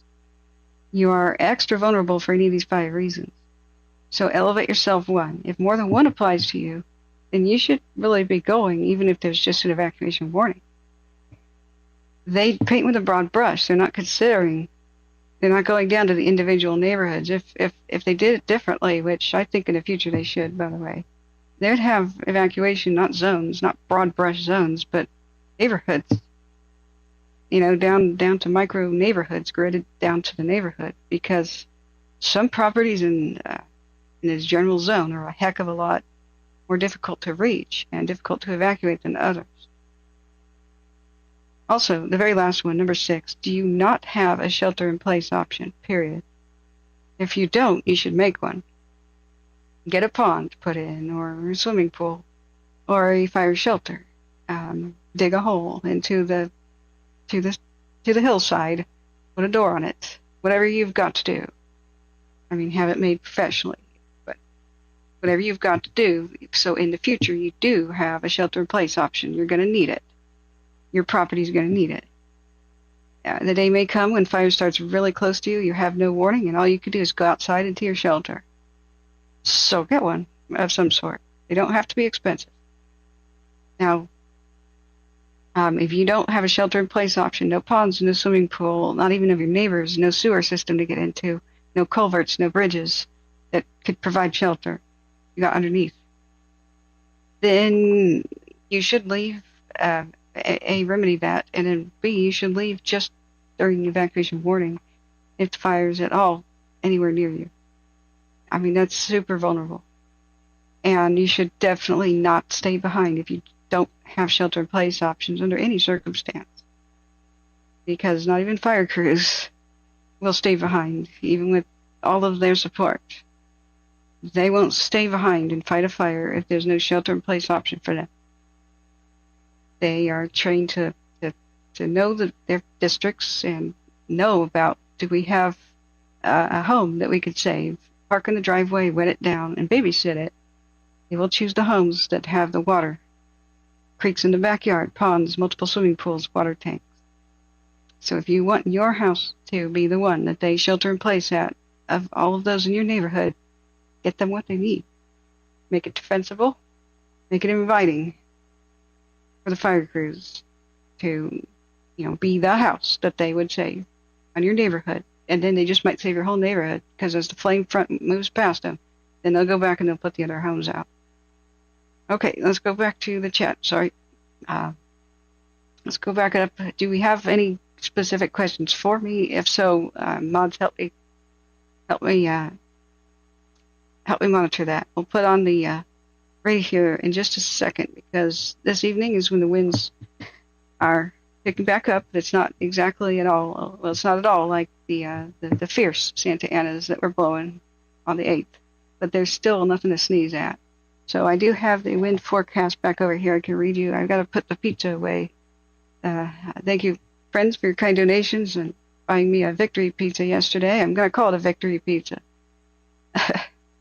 because I was able to go back to work streaming without losing my voice. So we'll call it that. So let's see here. Go back to the chat. If I missed anything, please just put your question back. I can't read all of it.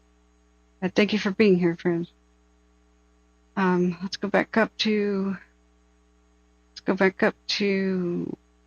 I don't understand some of the chat. I don't make donations for censorship, and I don't know what that means and like what anybody's talking about there.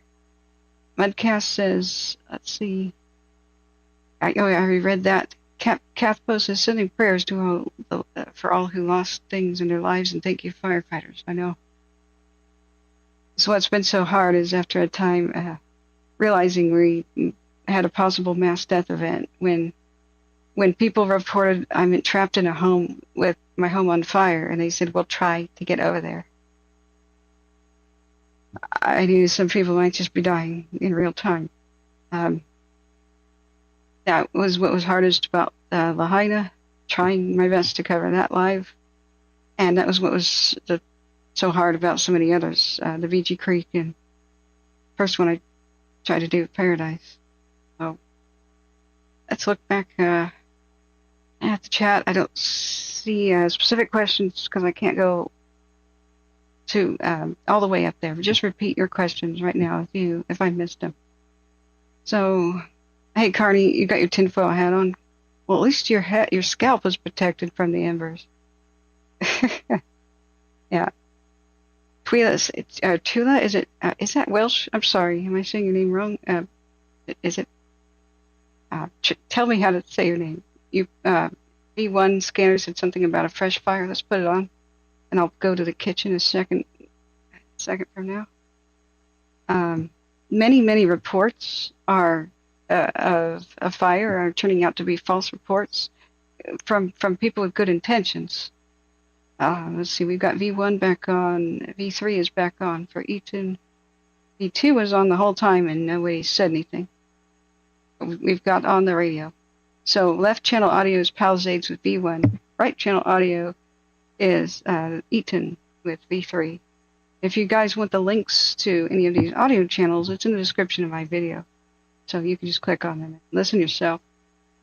Carney Shield says, what's the best ghost town in Oregon? Golden. I think it's Golden. It's off of Wolf Creek exit on I-5. Jackson County, I believe. And I think it's the only surviving Class C ghost town in Oregon, which means nobody lives there, yet there's buildings. 20 training. Buildings with the roof still on. Cornucopia was Eastern Oregon's best preserved ghost town. LA traffic for branch 20 training.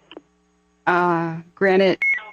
Branch 20 trainee. We have reports from Sheriff of a tree fire, 563, Los Flores, Cross of Lake. Sumter, Granite, Greenhorn area is really good too. But off of I-5, anybody can visit Golden, which is a quick 20-minute drive off of I-5. So, Mudcast IRL says, Captain, thank you. Such a helpful resource on fire safety. I'll do my best. I recorded it to make a clip tomorrow. Okay. All right. Now go ahead and feel free to do things like that. I wish I had the time. Randy Sales says your information is priceless, Catherine. I'm sharing your podcast to family and friends. Thank you. Well, thank you for helping us reach others. We have to spread by word of mouth because the YouTube algorithm is stupid. It's programmed for promoting entertainment. So if it doesn't see something particularly exciting, I don't, and mayhem, I would say, like I don't show crying babies and homes burning down. If it sees things like webcams, it thinks that it's not that exciting. It doesn't promote it. But when a lot of people at once hit the like button, please do that, guys. We've had 5,400 views, only 212 likes. If a lot of people hit the like button and start saying anything in chat at the same time, like when the stream begins, Division Juliet Trainee Communications. or any time, you can just say, I like dogs. How's everybody? Love from Nebraska. Whatever you want to say. That does help. Juliet Trainee. We're fighting an automatic system, which is... Division Well. Juliet Trainee. Phone-in report from LAPD of brush on fire near 16821 Marquez. 16821 Marquez. I believe that'll be in Juliet. Yes, the rainy season will probably happen right after a fire, so you got to prepare for mudslide. Branch 5. That'll be in Division Mike. We'll take care of it. Ah, Twyla. Okay, sorry about that, Twyla. Welsh. W is double O sound, I think. So I was like, is that Welsh? Oh. But thank Branch you 5 communications copy. for the pats on the heads, friends, and please thank the moderators. I really can't do this without them either. They're so helpful to everyone. Division Mike. Branch 5 on command. Did you copy that traffic? Let's see. Mitch Ashton says middle top camera there. Water Pole Road is a bunch of switchback. Ah, okay. Yeah. So there's a Latin saying, and I don't remember the Latin words, otherwise I'd sound super smart, right? great rains generally fall after great battles. It's weird. It's true. But like after ancient battles of history, they just started noticing that. Like Alexander the Great, Julius Caesar, this era, torrential rain happens after massacres, after great devastation. Don't ask me why. It's a bit strange and mysterious. So after wildfire seasons, after big wildfires, after the seasons, even if you weren't going to have mudslides, the ash and stuff creates them. Be right back, friends. I've got to use the bathroom. Branch 5, Division Mike Trainee. I copied the traffic. Branch 5.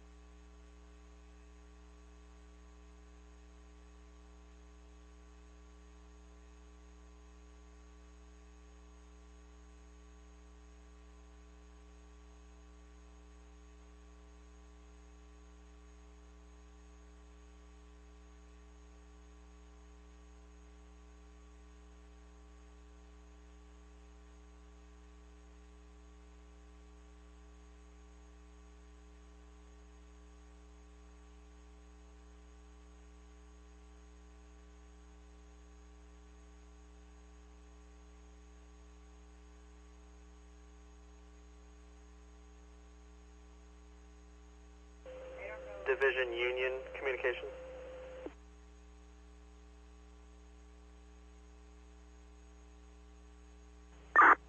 Communications Uniform Trainee.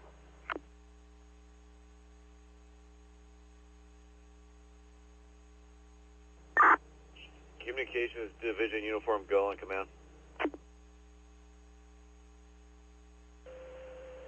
Division Uniform Communications. Ground support's trying to reach the mechanics.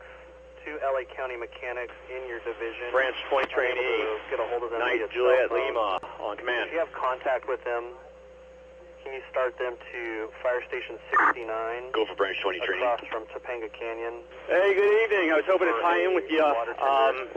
I'm pretty much wrapped up at drop point 19, so I can be mobile and come to you. Hey, firm, I'll notify them. Do you know by chance wearing uniform they were? Yeah, I'm at DP 19 there, so if you want to come back in here, I'm in the White Explorer. Uniform Training Communications. Report that they were at Fire Station 69 across from Topanga Canyon.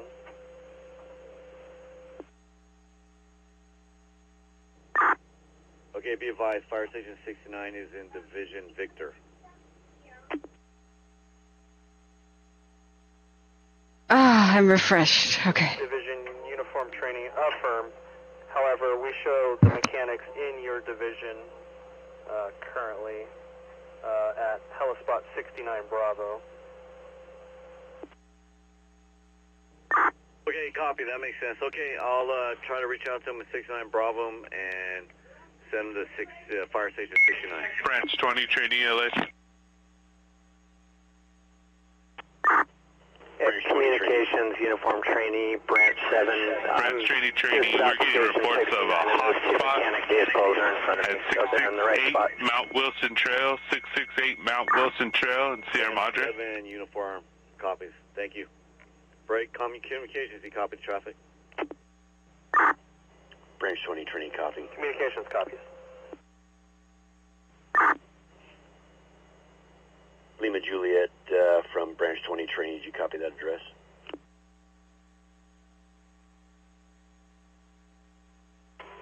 Division Charlie Trainee, 9150 Charlie on command.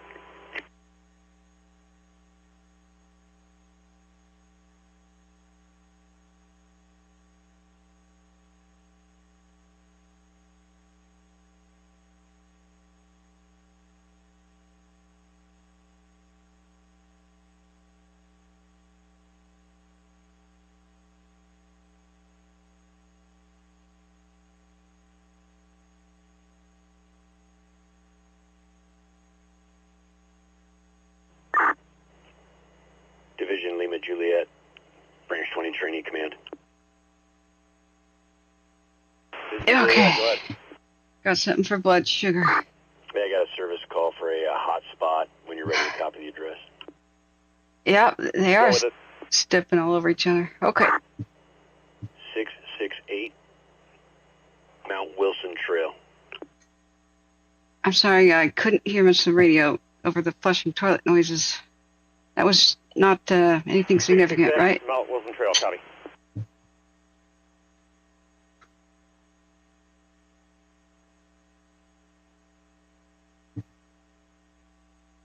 Plutarch. Was it Plutarch who said that, Angel Share? Oh, an impressive knowledge of the classics. Of course I do. Of course that's what it is. Yankee or Yankee trainee, Victor trainee on command. It's totally... 2323, Night Juliet on command.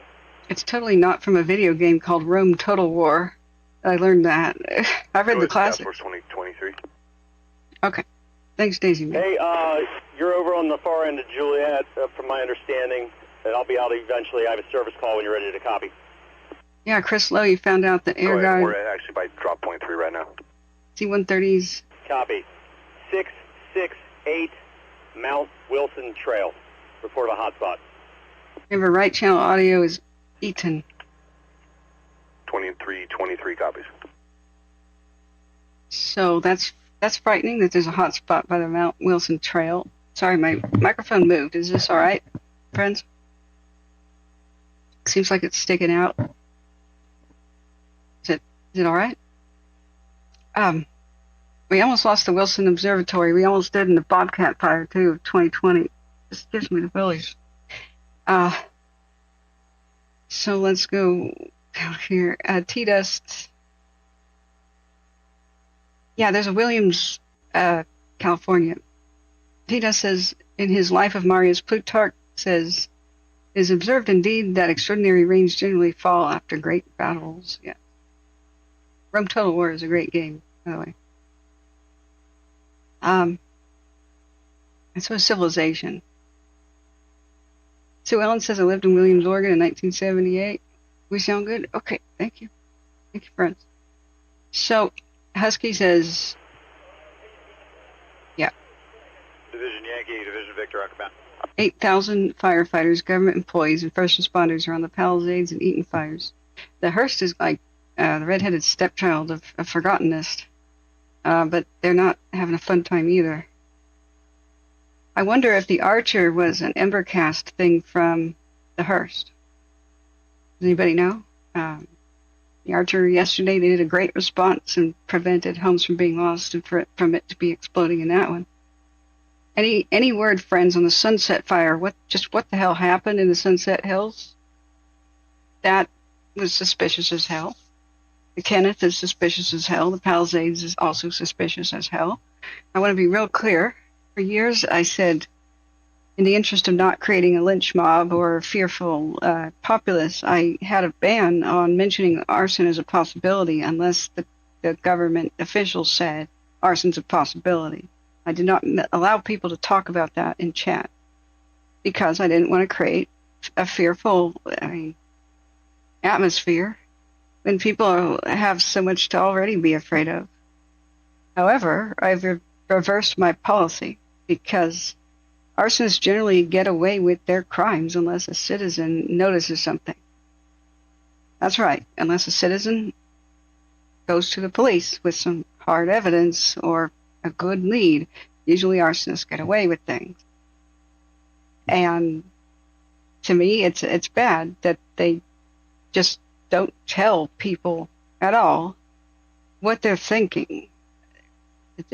Conspiracy theories show up too many times when it could be a guy with a vengeful hatred running around lighting fires. Instead, space lasers and whatever get blamed, or foreign governments or ethnic groups or political groups, right? And arson is almost never really a political crime, not for these types of places. I mean, yes, it was happening during the riots that when the Black Lives Matter protests went out of control, we saw arson against like police stations in general, but no, Black Lives Matter is not running around the wilderness starting forest fires. I mean, just, let's be real. Usually what, like arson against a police station from a populace enraged at police wrongdoing, that will like make sense during riots and stuff. But no, the environmentalists are not running around starting fires trying to prove global warming, and no, loggers are not running around starting fires because they want to salvage log. All this stuff is just off the wall wacky stuff.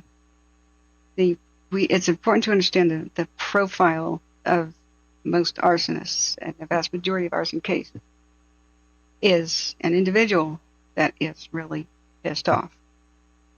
And sometimes at the world, that's it can be at the county, it can be at a neighborhood, it can be with.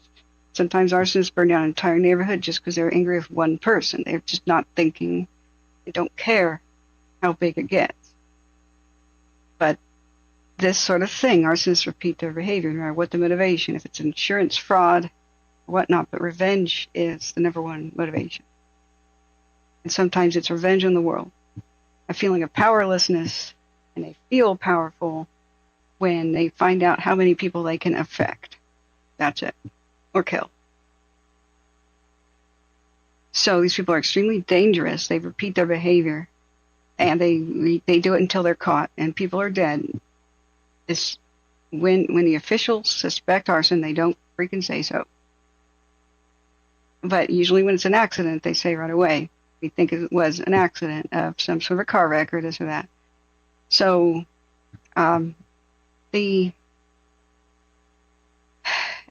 thing is, when power companies also cause fires, there's now a state law in California, since PG&E killed so many people and did so much, they have to register and inform officials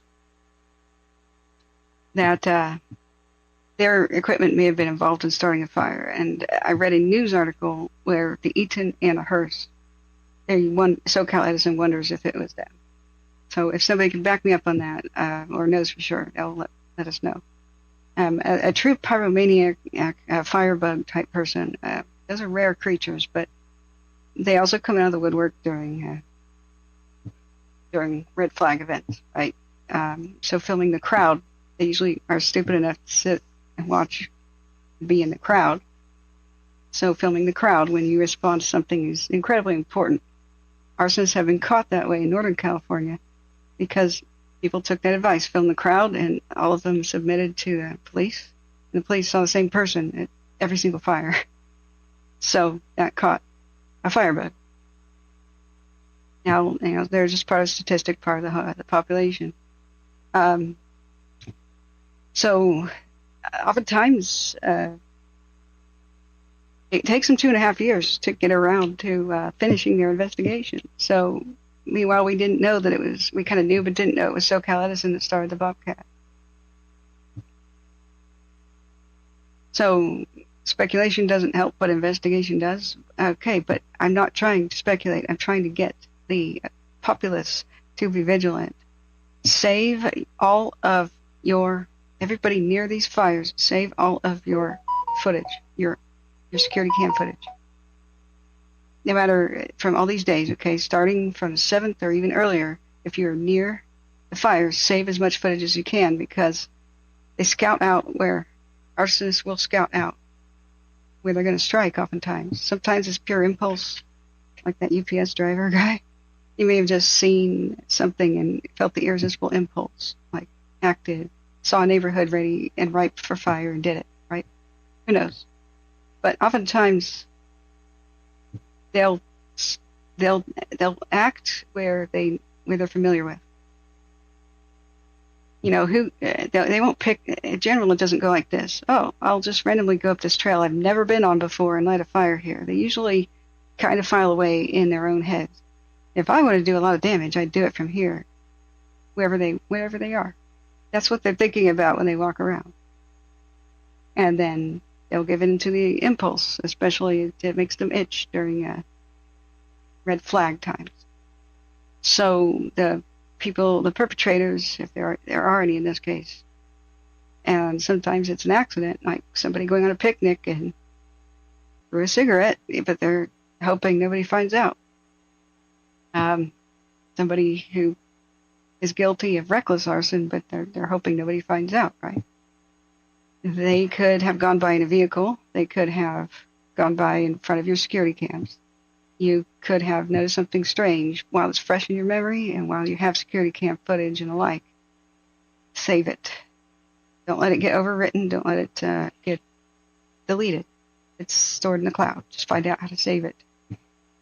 If the same, let's say a white pickup, I'm just making this up, goes past a neighborhood where the Palisades started, and then it goes past the neighborhood in Pasadena.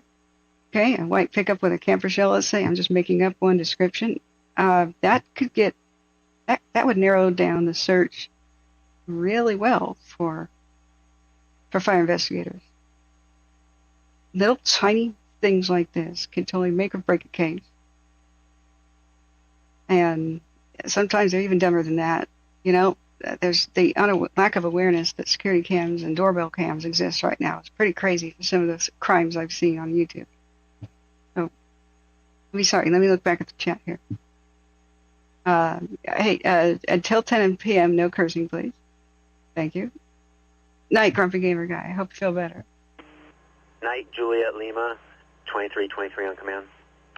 You guys are arguing about cooking. 2323, Night, Juliet, go ahead. Definitely can't say anything there. I suck at cooking. Yeah, can you give me a call on my cell phone? I texted you a couple times this evening. You say, look back at the chat. Hey, can you give me that number real quick? Sunset is very suspicious to me. What the hell is that? Yeah, 925-980-2184. All right, copy. Give me a couple minutes. The homeless, my comment on that is that they are oftentimes the victim of arson more than the perpetrators by far. A lot of people get frustrated with encampments or whatnot, and they try to burn them out. They live in terror of that. That happens quite a bit. I don't know if that's what happened at Lapine, but I wonder why the Lapine fire started last summer. LA State Division Papa V3. When you hear of a homeless encampment on fire, a lot of times it's attempted murder. Division Papa, go ahead. Attempted murder.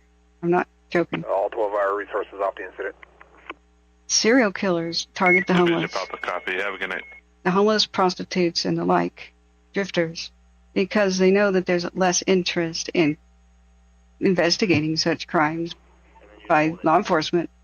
So I met some homeless people, just interviewed them, just met them on the street. When there was an arson fire in East Portland, I went around walking around that year. It was like a walking tour stream. And I said, do you know anything about this? You know, and a homeless person was on a tent across the street and said they lit tents on fire first. And we believe they were trying to test how fast it took the fire department to arrive. And I said, what? I said, yeah, we feel that our homeless tents here were lit on fire. And then that gave the arsonist the confidence that they could burn down this building. And then they went onto the building. And I said, well, whoa, what makes you think this elaborately? And he goes, because there's a serial East Side arsonist in Portland. And I came to know that it was true. And it, from the deadly 4th of July fireworks, fire arson, to that abandoned warehouse arson to others, a lot of suspicious fires just started happening until I just finally gave it a name, the East Side arsonist, who I don't believe has ever been caught, by the way. They repeat their behavior, they work in places where they're familiar with, and oftentimes they're not smart, which is their only reason they're caught. They will slip up. They will slip up eventually, but somebody has to notice. So, it doesn't mean that arson happened in this case, but it wasn't a lightning, now was it? Down here at Palisades. It wasn't lightning. So what else? What else was it? Carney Shill says, Billy Joel has made a statement that he didn't start the fire.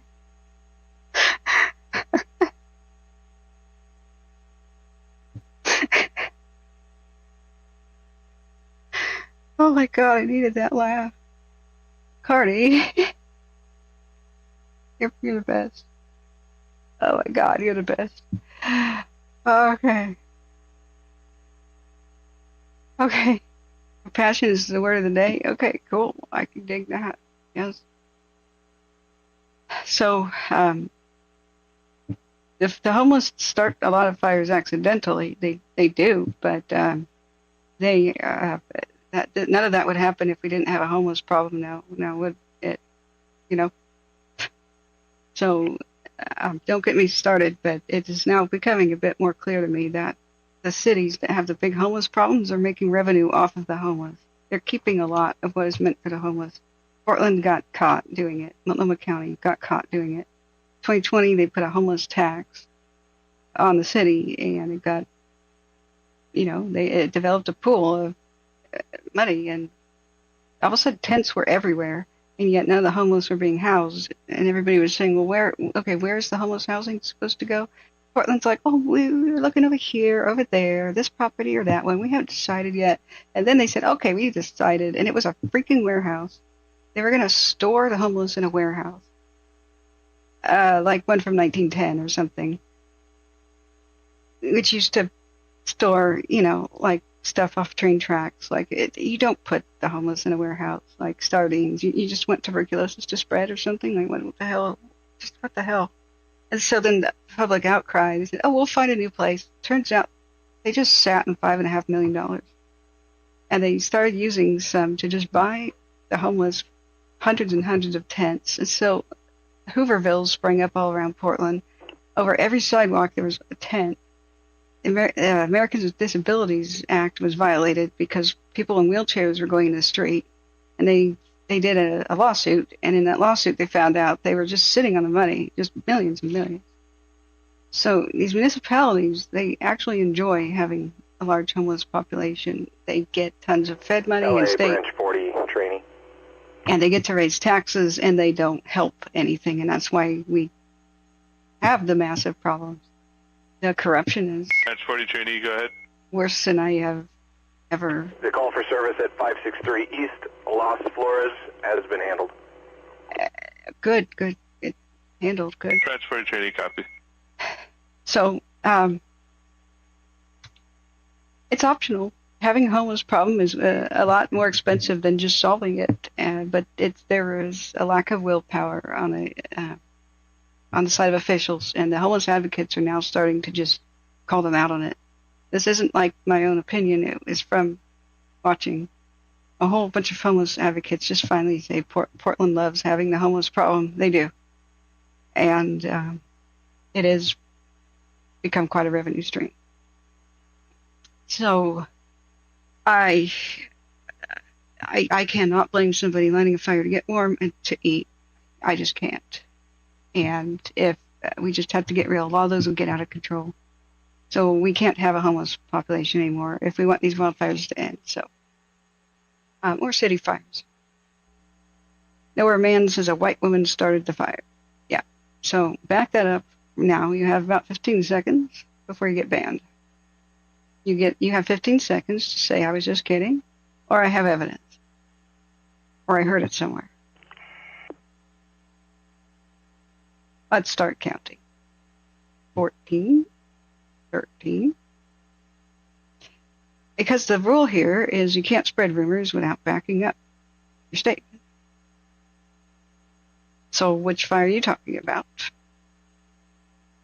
You can say, I think, if you think. You can say, I bet. If you're unsure of something, when you make a blanket statement, like blaming somebody for a massive fire, and you can't back it up, you can't do that.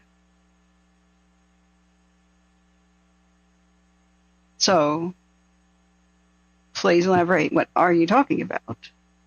Which fire? Are you speculating or not? FU is your reply? All right. Did you hear that toilet flushing sound? I need to get a good sound effect for that, because that's what we do. We just flush jerks down the toilet here. Moving on. Boathole says an LA fireman was quoted as saying it was a hurricane rating fire. Yeah. What I was originally saying about the homeless is that they do live in terror. They are targeted by serial killers a lot, frequently. Same reason prostitutes are. The law enforcement has a lot less motivation to solve those crimes, and sometimes it's much easier to frame a homeless person's death and make it look like an overdose, an accident, or something when it's truly murder. Now, serial killers have a spree with homeless and prostitutes. I don't care about the new sex worker, whatever. To me, I'm using a term neutrally, but whatever. You get the idea. It's unfortunately law enforcement is still like that. And minorities are targeted because they're less likely to go to the police for various reasons, like not trust the police or have their situation even worsened by going to the police. So, but with every time I hear of a person found dead in a homeless encampment fire or something, or I just wonder, was that truly murder? Were the police not really unable to determine that it was? There's been some straight up murders of the homeless being clubbed to death like seals, just a murderer went around clubbing them and skull fracturing them when they were sleeping in their sleeping bags. I can't remember where that was, but it was caught on camera. That's one of the most shocking things I've ever seen.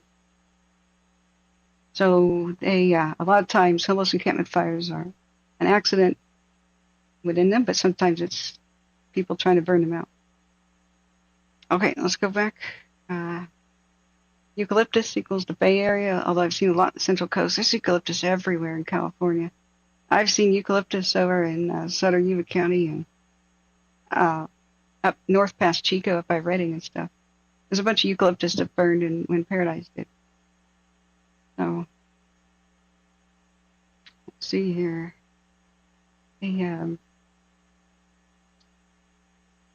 Let's see. The rules are pretty serious. They're pretty basic. Don't make anybody uncomfortable in chat, okay? Because it's a supportive environment. Don't cause divisiveness, okay? Don't divide people in any way. Us versus them, men, women, left, right, whatever. Don't divide people in any way. If your comment's divisive, don't rephrase it, okay? No endless arguments that go nowhere, like global warming. That's somebody else's problem to solve. We can't do that individually, so don't bring it up. It's an endless argument cycle. There's no solution to it, so we don't allow that. It's irrelevant. We're in a new climate right now. We have to adapt or overcome, but we won't be solved in a day or a decade. Keep your suggestion solution oriented and problem solving. No proselytizing. No saying come to my church or get right with God. Okay, that's not right, but it's okay, perfectly okay to say prayers sent and blessings and all those. We're going to need all the help we can get from above. Let's see here. Colton Sarlo says eucalyptus trees, you can't remove those trees without permission from your municipal authorities. That would absolutely infuriate me. That's when I'm sure that things might have to be taken care of otherwise.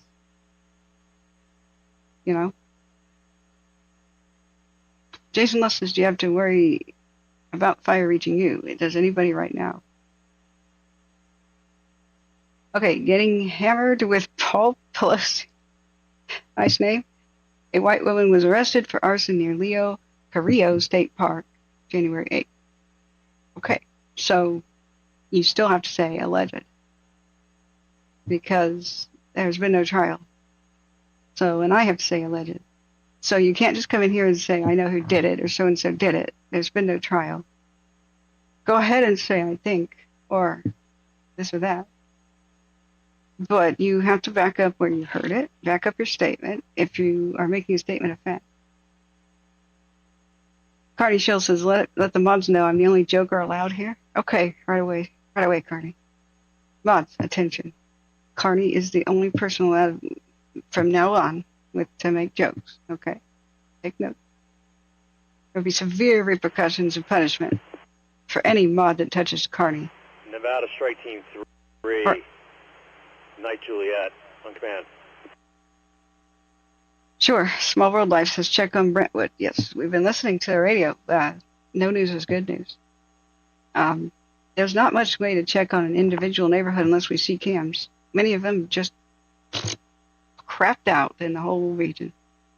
So I'm not sure how we're supposed to check on Brentwood visually, unless somebody else has got an idea. We have very few that are looking at the fire in the correct way and are up and running. And if they do change and all of a sudden there's a great view of the fire, you please let me know. We are listening to Palisades left audio, right channel audio is Eaton. Now, Quiet Life says, I saw a BBC News report on bullets going off in the houses, and is this the case? Nevada Yes. Strike Team 3, Night Juliet, Yes. command. I can confirm.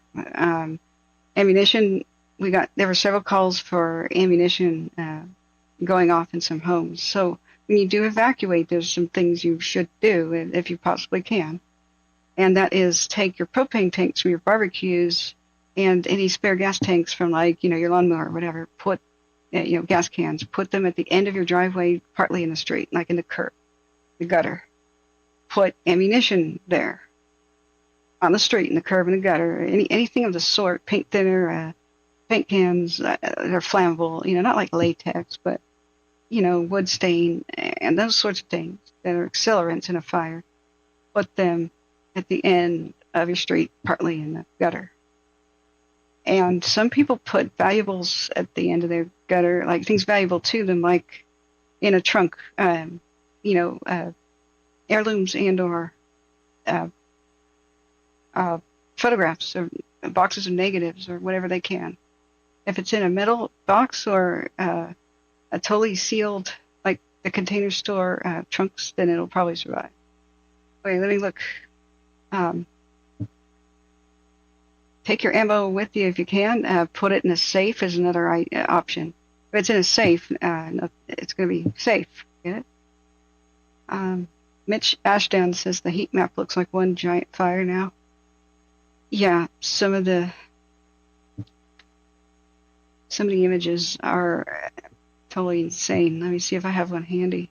I do have some battle maps to show you. It'll take me a second to get them up, but the site where I get the maps that show, here it is, that show where the dozer lines are being created, I can download in a second.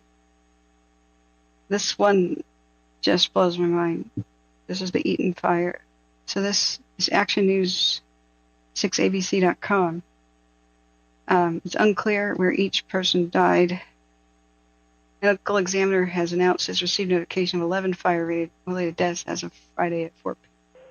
Division Foxtrot, Palisades Communications. This is a satellite map provided by Maxar, whatever that is, Maxar Technologies.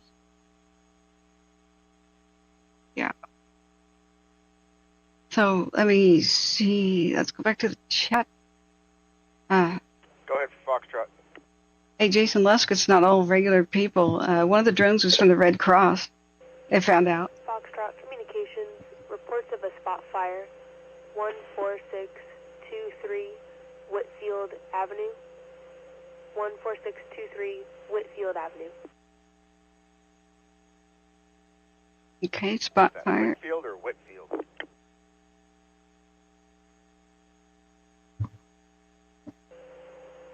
Whitfield, WHITFIELD. Okay. We can go over the FBI profile of arsonists in a bit. I was going to do a stream, like a special stream off season, because I have to stream every month to keep the algorithm going and keep YouTube from unsubscribing people. Subscribe now if you forgot. Like button now if you forgot.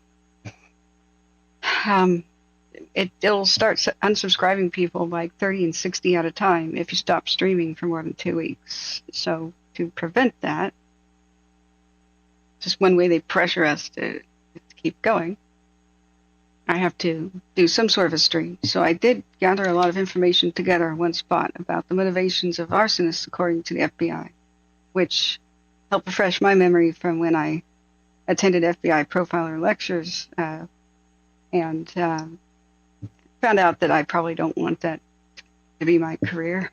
But nevertheless, it was fascinating. It was a long time ago, but in the world of profiling, not that much changes too much because it's usually based on human nature.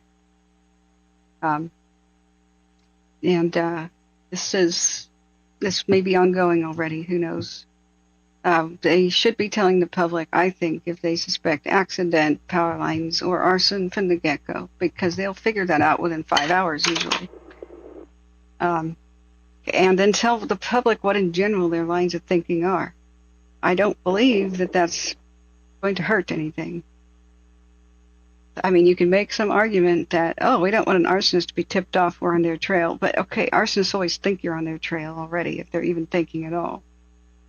And all that does is not telling the public means they'll let their potential evidence go away. They'll forget anything suspicious they may have taken note of at the time. They'll allow their video cameras to overwrite their security cam tape. Get the public involved. You really need to, because sometimes arsonists start several dozen fires a day. It really depends on what they're like. Several dozen fires a day, yes. I said that. It depends. And sometimes it's several dozen per year, sometimes it's per day. They come out of the woodwork when there's red flag conditions and they love it. So if it looks like it, tell the public, because people just doing neighborhood watch that same very night could catch somebody. Tell the public also what's allowed and what's not. You can make a citizen's arrest. You cannot do a citizen's beatdown, okay? You can't do street justice. You can't kill anybody, okay, unless deadly force is only authorized and justified when you're about to save somebody else's life. Like if you see somebody with an axe about to chop somebody's head off, yes, you can kill them. Save somebody from getting their head chopped off. It's a terror attack. You can kill them, The crowd has to respond. Don't run away. Respond. In Europe, they have to deal with that all the time. And there's those sad mass death events over there. But somebody just was suspicious, where there's no immediate life threat. You can just detain them as a citizen. You cannot hurt them. You cannot interrogate them. You cannot use unjustified force. You will be charged with a crime, but you can restrain them, and so you are under citizen's arrest, and you call the law enforcement, and you hold them until law enforcement arrives. So I believe this occurred with the Kenneth fire, and we'll see. In other times it happened, the mosquito fire, the citizens did that as well last year near Placerville. So it's totally appropriate. That's what you can and can't do. But my God, if you're not martially trained, ex-military, ex-cop, or there's not a big crowd with you, if you're not a weightlifter, bodybuilder, if you're not real fit, okay, that's extremely dangerous. You just have to use your discretion. Sometimes it's best to let somebody go, but take pictures of everything you possibly can. License plates, them, tire tread, footprints, anything that you can, and be on the phone with law enforcement. It's just don't start something like a car chase. Don't further endanger the public. But no, you cannot harm people. Don't be vigilante. Edward Schwenk says just carrying a blowtorch isn't illegal, but watching somebody trying to light something up would seem more legitimate. Yeah, that would be a legitimate reason to do a citizen's arrest. And let's see, there's a bigger issue right now of what? What? I don't see the rest of the comment. What is this arrest, by the way? I want to investigate that for myself. I don't know how to check on Brentwood. I don't know what cameras are looking at it.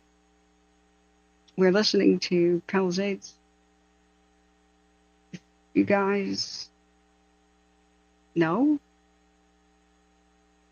please let me know. I mean, this Bel Air camera is about worthless. Further cameras further away, can't see through smoke very well. So I don't know what to tell you really. We've got multiple fronts of the fire. Now they probably have, as far as like which ones will they get containment on first? Which sides will they stop the progress first? The west side is a good candidate for the Palisades. They've got the Malibu Franklin Fire burn scar that helps. Plus they've thrown a lot of units there. So here's the helipad. Just looking at the helipad, not the fire. Right. That'll peak is blurry. That'll peak 2 is in panorama. Still can't get a whole lot of information out of these. Let's see. January 8th, arson of LA County. Operations Palisades Communications.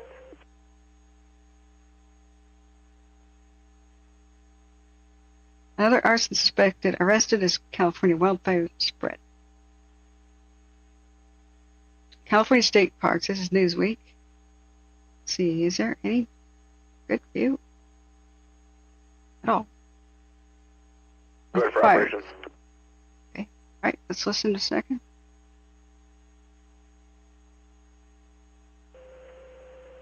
PIO is asking if you have any need for public information officers anywhere they have extra.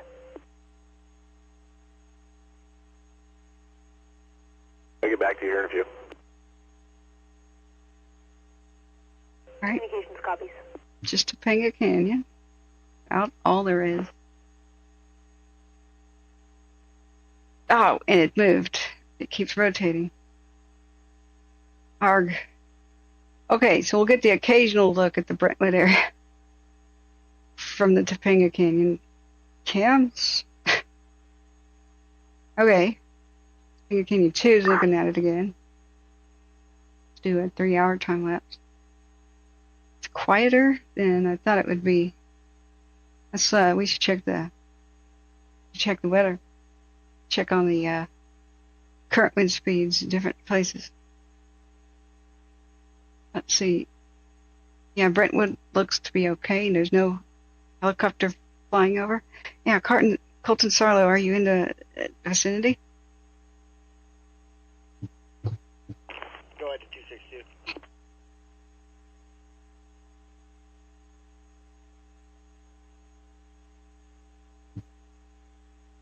Yeah, Ela Davis says, this is a fire you can't battle with hydrant water and flimsy garden hoses. They should have known this is much bigger than that. I'm not sure who you're... I missed most of the conversation. I'm scrolling up.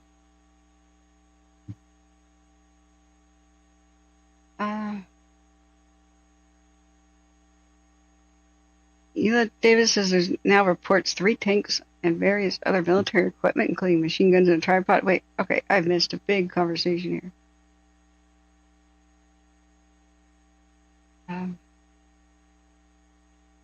Yeah, Mr. Tahoe was saying anyone associated with the affected area might be dropped by their health insurance companies as a cancer risk due to exposure to asbestos.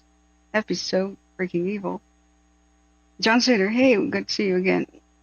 Lots of new people here, yes. I wonder if they know about your passion for monitoring fire. I always feel bad saying Congrats under such shabby conditions. Hope you're doing well. I know I don't want to be successful due to fires. I would like to have a boring history-based YouTube channel. But here we are.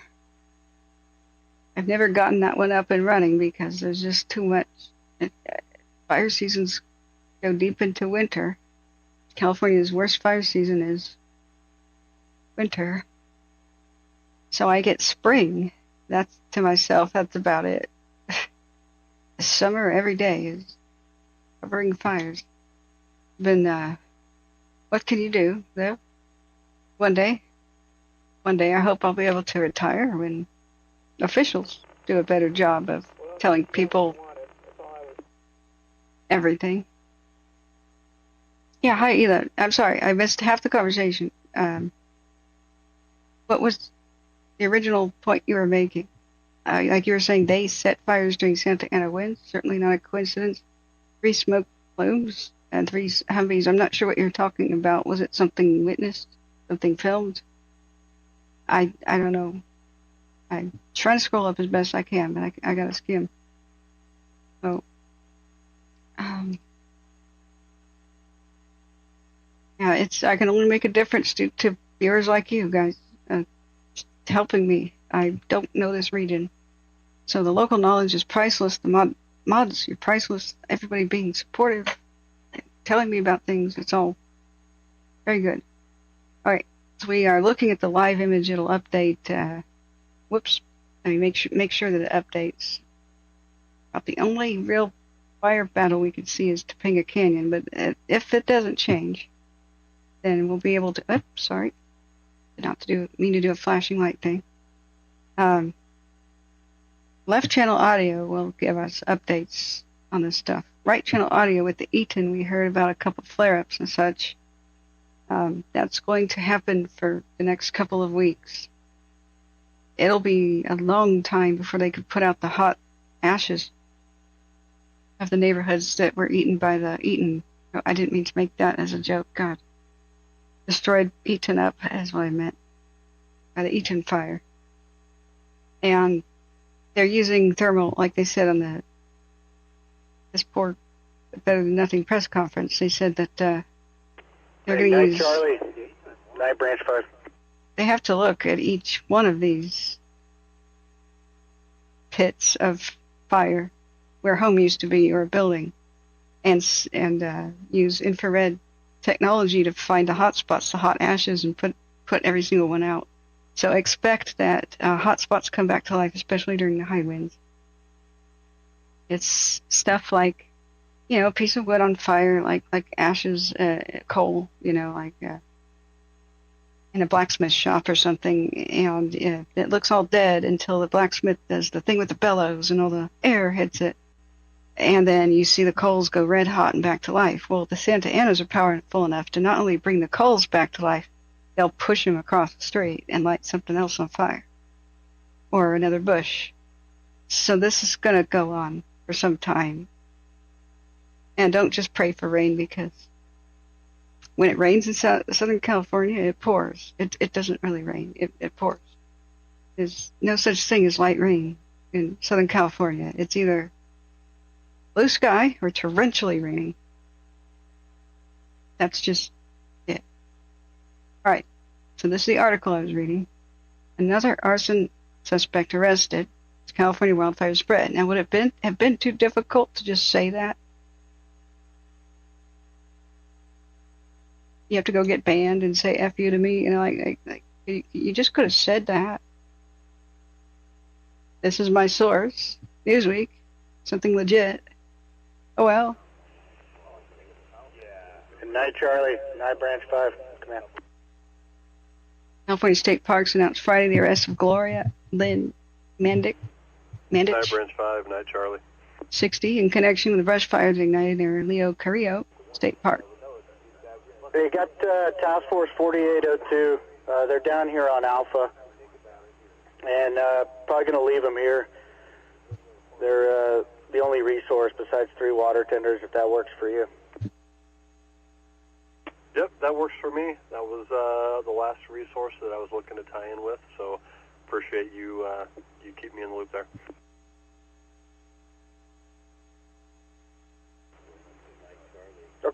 Sounds good. Copy.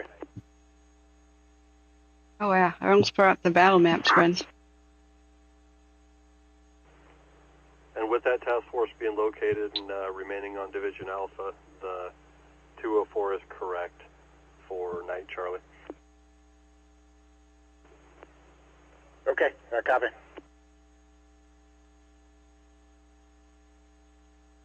I should update one thing right here. Go back to say just that. Okay. So yeah, I got a good battle map of the Palisades. It shows evacuations as a highlight. Shows where they have completed confident containment. Looks like it's north of, like they showed on the map during the meeting. I've got access to it right now. I want to see the divisions and all those. Yeah, looks like we got a good resource. So let me read this article first.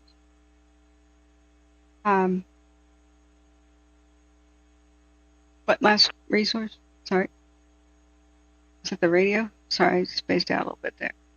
Ed Head 76 says, you're such a trooper, man. I suggest we do a group affirmation and meditation to pour our loving energy towards something positive to manifest. Positive vibes cannot hurt. Yeah, definitely could do that. Okay, we'll have a moment of silence and positive well wishes after I read this article. Remind me if I forget, please. Then we'll look at the battle maps. We will keep looking at Topanga as well to keep an eye on it. If you guys want to help me keep an eye on it. We do have some nighttime helicopters still in the air. So move it over to where it's easier to find. Okay. Alright. Far left. Okay. So, there was arrest Gloria Lynn Mandich. Let's skip this figure. 60. In connection with a brush fire that ignited near Leo Carrillo State Park in LA County. First of all, where the heck is that? Leo Carrillo. It's a state beach. And damn, that's gorgeous. Okay. It's after 9, so mild offensive word usage is allowed now, like damn. Please, no F-bombs and the like until after 10. Midnight, actually. Man, this looks paradisical. Wow. Okay, so oriented ourselves. It is down there. Let's see. Zoom out. Where's it in relation to the Palisades fire? Pretty far to the west. Past Malibu, actually. So, yeah, it's past western Malibu. Getting into Ventura County, next to Ventura County Fire Department Station 56. I don't know what this whole area is called. Neptune's Net Restaurant. Okay. Leo Carrillo State Park Campground and bathroom. Okay. So apparently there's a campground in the mini canyon there. Okay. So that orients us pretty significantly far away. But not that long of a driving distance. What driving distance is it, guys? How long an average non-rush hour day would it take you to get from, say, Will Rogers State Beach, past Malibu, all the way to Leo Carrillo State Beach? How long would that be of a drive? When can you use the C word, Edward says? 2 a.m., just kidding. Wow. You meant cat, right? You meant cat. Oh my God. You guys are driving me insane now. Fast and Furious was filmed there? Oh wow.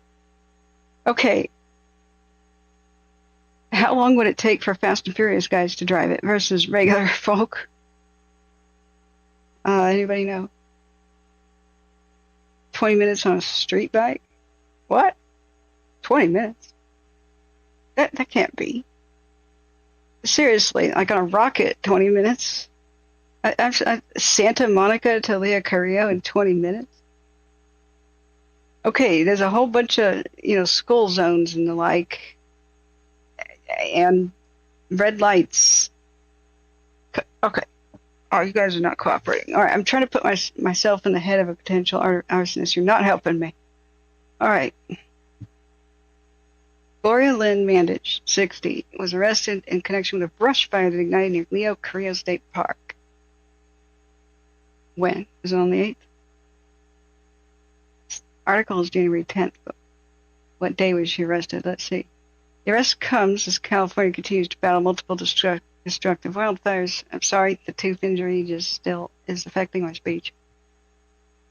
Fueled by the strong Santa Ana winds and dry conditions, thousands of acres have burned, mostly neighborhoods, prompting evacuation orders and widespread damage, including Topanga State Park and Will Rogers State Historic Park, which burned to the ground. The latest fires have already resulted in 10 confirmed deaths and destroyed more than 10,000 structures across the region, according to officials. The governor, Gavin Newsom, has declared a state of emergency. President Joe Biden has approved a major disaster declaration. Both of them, I believe, left LA when they were there at the time, January 8th. And I was like, come on, guys, stay. This is going to be bad. Communications Division, Papa. Wouldn't it have been nice if they stayed and walked us through a crisis? Division, Papa, go for communications. I'm requesting a gas company to 21757 Castlewood Drive. We have a steel structure with a gas line burning.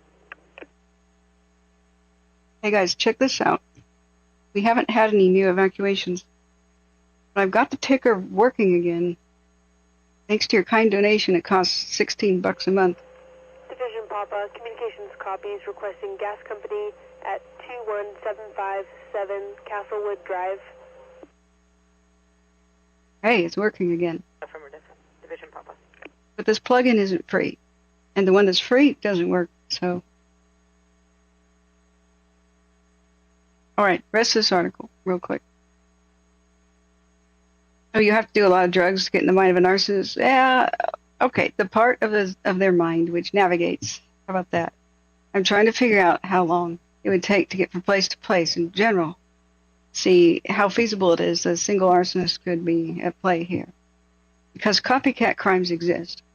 Now, when people are as lunatic and evil, criminally evil, as the kind that like to cause this sort of destruction. There's a competitive mindset. They're jealous of the news attention of the works of others. Some criminals are. So that's what copycat crime is about. I could do it too. I could do it better. Literally. It's frightening. So red flag conditions also can draw out arsonists and attract them where they're unrelated, totally unrelated, and unaware of each other and don't care about each other. It's just this much of a population has X percentage of lunatics and criminals. Just the way that it works as far as high population centers go. We are listening to Broadcastify right now, friends. It's on. Shunani says, are they considering a single arsonist? I don't know what they are considering. I don't know. I'm doing my own speculation right now. Seth, the MFP, says, what plugin and how much does it cost? So I'm on Streamlabs. I'm sorry, it's got me to tangent. We'll read the rest of the article. Streamlabs is what we're using. I'm not sure if I should change. I was going to use this time to get prepared for the next fire season to try to improve the stream. I have to redo this room, set up new microphones and stands and chairs and desks. And then I was going to try to get a more professional look to the channel, like kind of like a fake newscast look, facetiously, but have a working ticker. We had 2 different tickers of 2 different colors for 2 different fires and added a third one last the fire season before last. But the $16 a month is for access to most of the widgets that are available in the Streamlabs store. I can buy permanent ones, but I've been looking today. I can't find one. If you can help me find one, I'm looking for they're going to call it an overlay, a newsroom newscaster overlay for live streaming that looks like a newsroom or newscast thing. Yeah, and I can use a green screen later. I got to set that up. Harley Rider says the new wind event starts on Monday. Guess that times could be bad, so there's a few long days for the firefighters. There's a little bit of a lull tomorrow morning, I believe, Sunday morning. And then Monday it comes back. Red flag goes until when? Let me see. Then we'll go read the article, and we'll have a moment of positive prayer and well-wishing. Okay, shoot, where did I put the news, the weather, to see the red flag of that? I want to make sure I know what I'm saying is correct. There it is. All right. Refresh. Now, there's just a couple possibilities. I'm sure they're considering all of them during an arson investigation, and that is, did somebody act alone or in pairs? Is it their first time, or are they a serial offender? What's their motivation?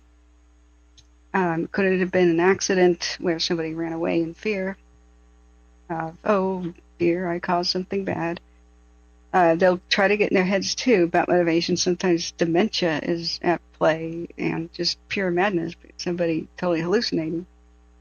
Sometimes there's people of other cultures or other places trying to do good deeds, thinking they're lighting fires to prevent others, or backfire to prevent one that's already burning from getting worse. So there's a whole lot of weird motivations. Red flag warning is in effect until the 15th at 6 p.m. The 15th is Wednesday. For extremely low humidity, high gusty winds, dryness in general. So let's go back to the article real quick. So arsonists sometimes work in pairs as like husband-wife thing. Oftentimes in criminal cases, like that drug dealer is in my territory, I'm going to go torch his car. That's where teams can be at play. Insurance fraud, there can be teams. It's unusual, though. It's usually the act of an individual, somebody really mad at the world, which can make it a lot more difficult to catch them.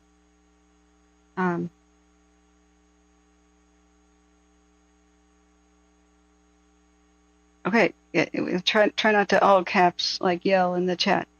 If you want my attention, say @Catherine, so I know who you're talking to as well. Speculation is valuable, guys. It is valuable. It gets people thinking about things, and it's also, I'm informing the public on how it generally works so the public can help. Speculation during disasters, as long as it is clear that it is speculation, is valuable to our species. It's part of how we keep ourselves safe. Division Mike, Palisades Communications. It is totally warranted, as long as it's rational. So it gets people talking about public safety. It gets a lot of people thinking about their own safety and whether or not they should push for change. Division Mike training. And just how they can help now or in the future. And we have to analyze what went wrong, and part of... Division Mike trainee communications. Call in report of a flare-up. 16777 Bullinger Drive. 16777 BOLLINGER Drive.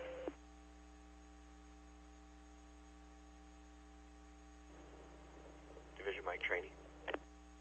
Okay, sorry, what road was that? I didn't catch what she just spelled out. So that's report of flare-up. So let's look at the camera to see if we could possibly see that flare-up. It lasts 30 minutes. So speculation is part of human nature. It helps keep our species safe. It's bad. Bad speculation is blaming anybody, victims, individuals, groups, without any freaking evidence. Okay, like that's bad. And pretending like you know what happened. That's obviously bad. That's why I don't allow people to come in here and say I know what happened. Okay, evidence or get the hell out. So, it is valuable. Unfair speculation is not. So, just like the word discrimination, it actually means a good word. Unfair discrimination is what's bad. Discrimination is like nobody gets to ride. Nobody can operate this machinery without a license, heavy machinery, or without training, special machinery. That's good discrimination. Don't let somebody who's not trained use it. But unfair discrimination is of course bad. So it irks me when they say that's discrimination. No, it's unfair discrimination. Discrimination is a good word. Saying you have discriminating taste means you know the difference between trash and treasure. Anyway, so unfair speculation versus fair. One is right, the other is not. So, how about the moment of prayer? Okay, let's do it before I read the article then. Okay. Let's do that right now. So this is a moment of prayer. I'm being serious. And if you don't want to pray, it's thoughtful speculation. The word pray means to ask. It does not mean to worship, by the way. So we can, for a moment, just have a moment of silence. Remember the fallen and those who may have not been discovered yet, to pray for this to end as fast as soon as possible, to hope that comfort and solace can come to those who have been affected, and to hope that the best in humanity continues to shine, as well as to outshine the darkness here that could very well possibly be at play. We know there's some darkness, if only of looting and the sharks and charlatans that'll try to take advantage of the victims. So let's begin that now and have about 45 seconds of this. Try to project a positive, glowing light. Something that emanates from your heart, continues to ever grow and expand away from you, away from where you live, across the globe as you picture this light expanding from the center of you. You're shining all the way to California until it circles the globe back to you.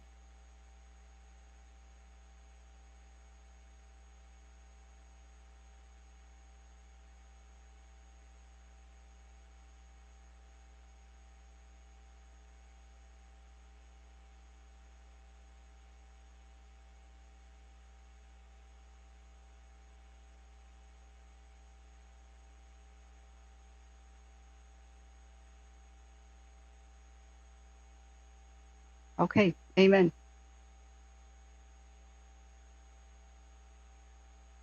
I'm sure that people just knowing that happens, that it makes people feel better. I know that just knowing anybody cares makes people feel better. Prayer is, and saying that you're going to do that for others is definitely something I encourage here. No proselytizing, no saying my God's better than yours or repent or any of that BS, right? But it's one of the world's oldest forms of support, showing support to your fellow man. So that's why we have moments of silence.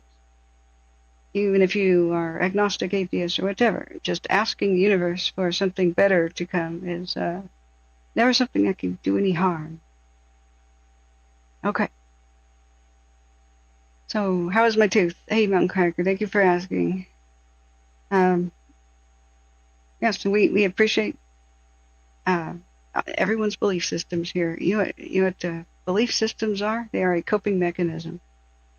They are not some product of logic or reasoning. All beliefs are a coping mechanism. All of them. So for somebody who's more atheist bent, their coping mechanism with the fact that death and whatnot exists is they don't like the idea of somebody being in control of their lives or anybody being in control of things. And so they will gravitate towards that belief system. That's what gives them comfort. For the people who want somebody to be in control, in charge, have a master plan, they'll gravitate towards belief systems of religion and spirituality because that is what gives them comfort. You're either one or the other. So which side you gravitate to will depend on not only your upbringing, but the events that happen to you in your life. That's why we have differences and differing views and differing coping mechanisms. We have different experiences. Night operations, Eaton air attack on the V3 command. That's why differences should be respected, as long as they're respectful of us. Okay, we are still listening to 4 channels of audio, and there's nothing being said. Okay, except like that was the last thing that's queued up here. That's the Eaton on the right channel.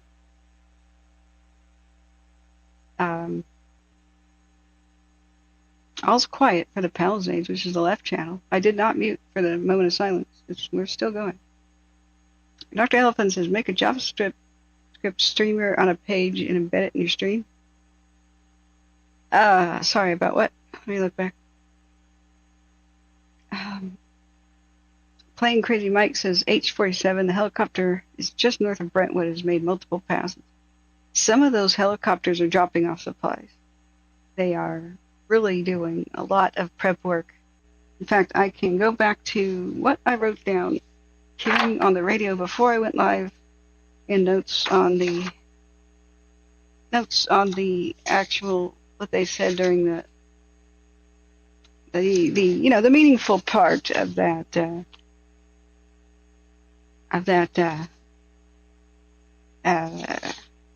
just poor press conference. Okay. At least they didn't do too much victim blaming this time. I'm going to read the article, I swear to God. Okay. Branch 40, LA. Ow. Okay, that's the Eaton. LA, Branch 40. I do have some news for you. Branch 40, we're getting new reporting of new flames at radio towers at the top of the mountain, Washington Boulevard at North Sierra Bonita Avenue.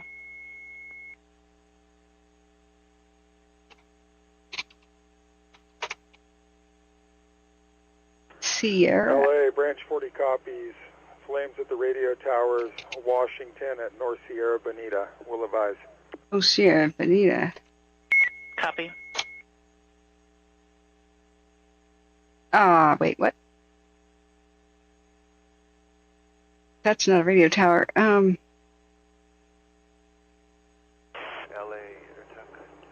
5 Alpha. All right, where would that be, friends?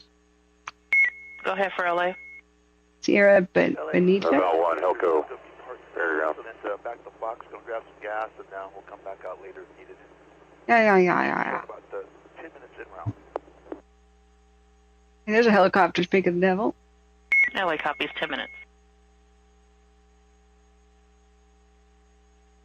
Okay, so East Washington's way the heck over here. In the north. What? Flames at a radio tower? This can't be right. I mean, is it a radio station? Didn't they just say it was like a radio tower? Yeah, the winds. You see, the winds in the Palisades are a bit less than in other spots right now, but that was what they said about 3 hours ago. Yeah, this is not a radio tower. So, I'm going to get rid of the whole north here at Bonita. No? Okay.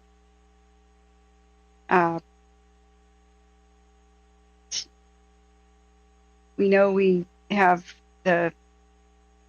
we've got the Eaton cameras that burned over. We're over here by the trailhead entrance. Attack 5 Alpha Victor has a positive combo with the Angeles. We'll continue with them and close out with you for now. We'll talk to you later. Arcadia. LA copies. Yeah, the Hollywood area. The right side is Eaton. I don't know.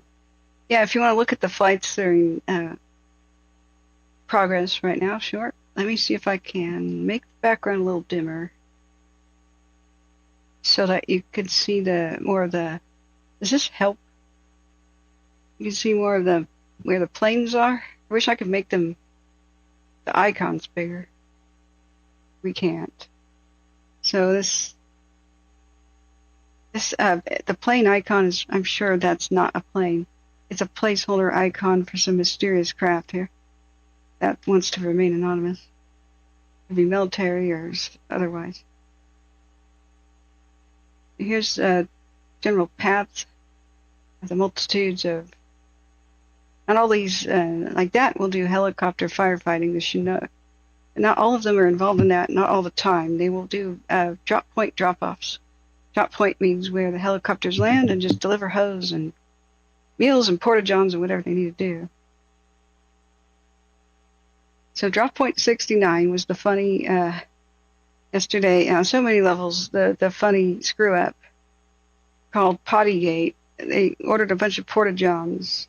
They should have been delivered to drop point 69 and or Firehouse 69, and they did not get delivered. So Juliet, Palisades Communications. Apparently they got delivered to some random firehouse in the middle of LA. Division Juliet. So they had to order more Pottygate. Reports from LAPD of a tree on fire at Akron Street and Chattanooga Avenue. That's Akron Street and Chattanooga Avenue. All in all, there's 34 helicopters on the scene in total available, as they said in the press conference. Okay, so as far as Topanga goes, there was a revelation, a change in their plan. And I'll show you the battle maps in a second. So I took notes during the time I was saving my voice. Some people were like, where were you for the last 20 hours? That's because I slept for 15. So I was awake for 2 days again, covering the fires. So I caught up on that sleep. So I slept 15 and a half hours. Then I realized that there was a lull. The winds were died down.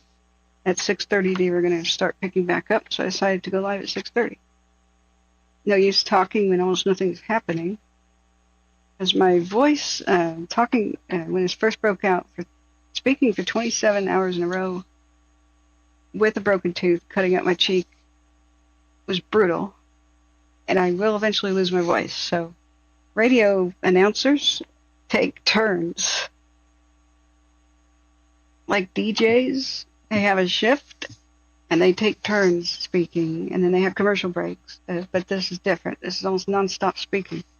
So I decided to do that, to be available when it's more likely that we need to be available. Besides, all day the news was live, so they were covering everything all day. This is a place of great news coverage. So I didn't feel we necessarily had to be on every single freaking moment. When the news media goes to sleep, that's when we're more important that we're awake. Oh, phone actually let me know that there is a donation.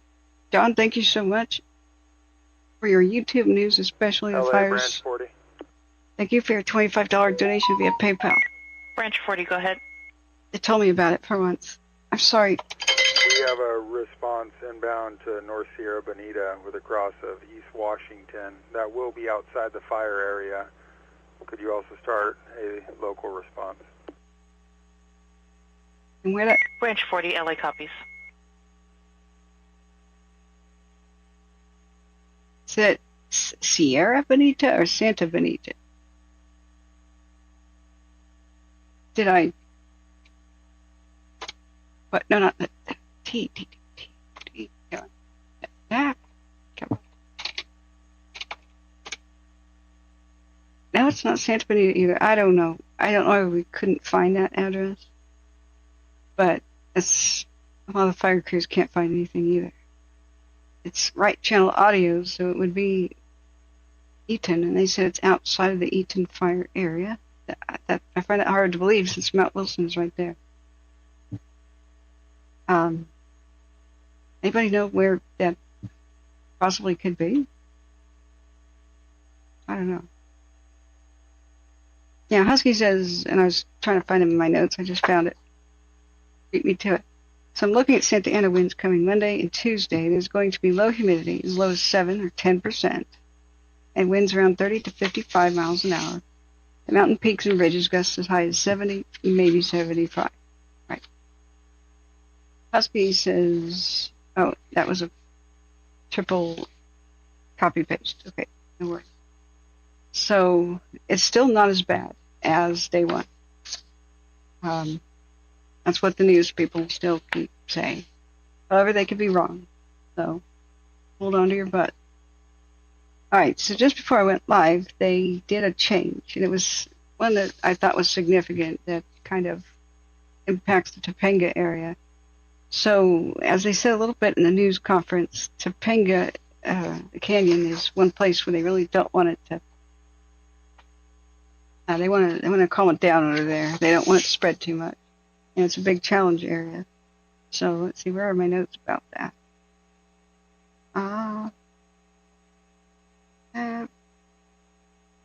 See, that's the news channel. Okay, yes. So I queued up around 5:46 p.m. They said, hey, can we take those contingency units, which means standby units, or units that were going to go for a contingency line? So you've got like a first line of defense, like a dozer line or a road, and you make one behind it just in case the first one fails. The contingency is like the third and fourth lines behind that, right? Further and further away from the main fire. It says, can we take the masticators, which if I had been live, I would have said take a shot.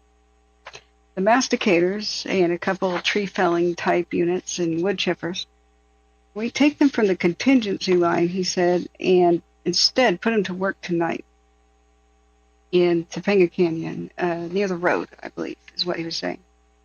So he said, stand by 15 minutes. And the reasoning was we need to move to Topanga Canyon, chippers and masticators, so we're at least doing something, because I'm not, he says, I am concerned about the winds picking up, like the return of the Santa Anas generally throughout the next week. She goes, at least we could be doing something right now, tonight, before the worst of them, Monday. So he goes, yep, you can make it happen.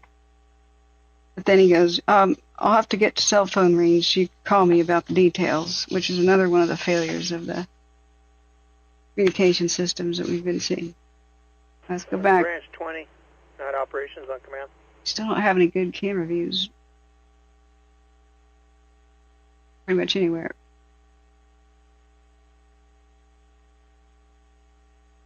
You go peak 2.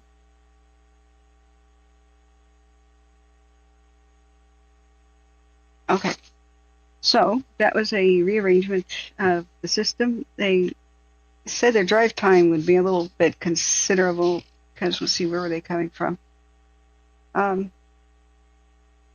they may not start work until tomorrow, like a day crew, but they are moving the units tonight. Branch 20, night operations on command.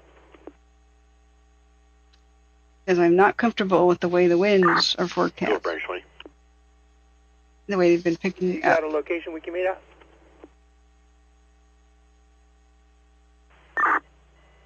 Yeah, let's do drop point 19. I can be there in about 15-20 minutes. Copy that, thanks. Also, it's at 5:56 p.m. Unmanned Romeo 31, which Romeo 31 is a drone pilot, said, my operation is complete for the night, now on the ground. He said that at 5:56 p.m. Guess what was happening a little bit prior to that? They were excited on the radio about an unauthorized drone being in an area. I am more and more convinced, at least half the time, it's an official drone that should be in an area, but they're not telling all the ground crews, and they're getting alarmed. They're not, even the pilots aren't getting informed. They're not being informed of the official drones in the area. They're acting totally surprised because the left hand's not talking to the right. So blaming the public, I'm not sure how much the public is actually doing this stuff versus these false alarms and thinking it's the public. I don't know. I'm sure if it was an official drone, they would have said, oopsie, we ran it into a scooper, like if it was an official agency, but at this point, we just don't know what the hell is happening. All right, let me go back to the chat.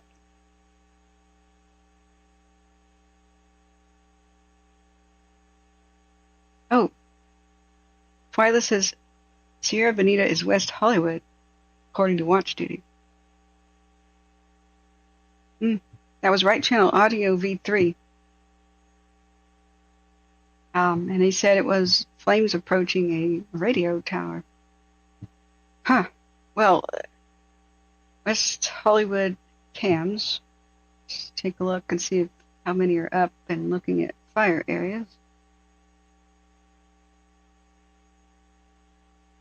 If flames are going up towards them, you'd think they would show it. All right.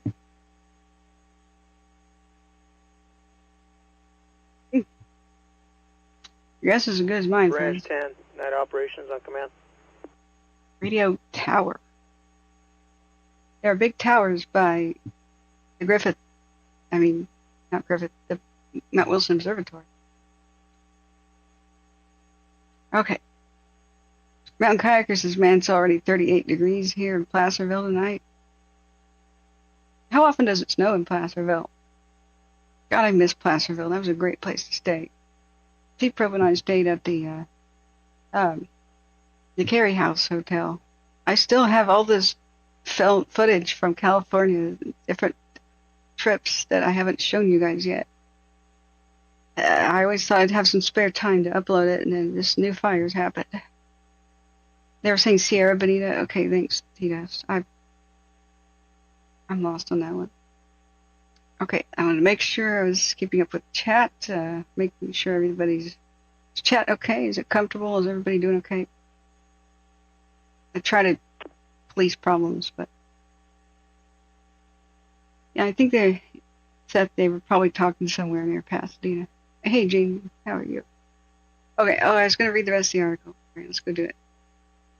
So that was what happened before I went live. I was taking careful notes and trying to figure out how to do the ticker thing, which we got back. So we're ready for it to be in action to let us know of any new evacuations.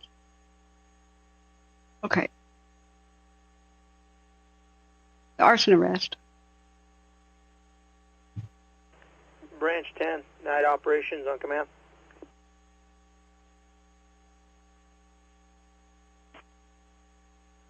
Branch 10. Hey, Linda, I don't know if you heard my conversation with Air Attack, but do you have any priorities or any needs up there for use of air resources?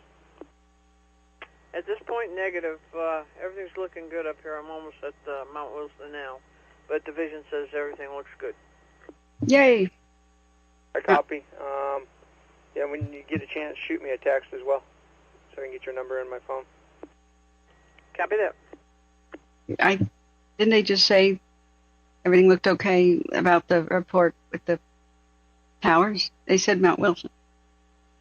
Okay. Oh, really? Reed Timmer and United Cajun Navy are en route to California fires to do what they do. Tornado chase? Well, I guess he does all kinds of weather. Please, no fire tornado chasing. Dear Lord, can you imagine that? Like, that's neat what you do, Reed, but out here we chase fire tornadoes. We were doing that before it was cool. Oh, God, can you imagine somebody trying this? Somebody said a fire tornado was caught on camera. I bet they meant vortex, but... Half says your voice is calming in a difficult situation. Well, thank you. Do I sound like I'm a 68-year-old woman, though? Remember that, Cardi? Carney was there, so was Bugs Bunny and a couple others. The first controversy I ever had on stream, and it'll eventually happen to all streamers. I was kind of aware of that, but I didn't have a big audience in 2020. It wasn't until the Glass Fire of 2020 I didn't have a big audience. It was 35 people at the most coming in, and I thought, woo, at 45 people. So we were, the short story about that is there was a lady who came in, and she gathered a lot of people to her. She was very supporting of me and others, and so she started talking to other people rather than me most of the time in chat, which I thought was weird. It became more and more interaction with others until a point where she was totally ignoring me when I would ask her something. And, I mean, there weren't that many people to talk to. So it became more and more awkward. And it was clear, it's like, and I thought, well, you know, I gave benefit of the doubt. She's probably not, maybe she doesn't have sound on, right? So she can't hear me, but she's interacting with chat, and that's okay. I just thought it got more weird, but a couple of times she responded, she was really upset with me. Yeah, Carney Shield says I was one of the first subscribers. I know, like first 10.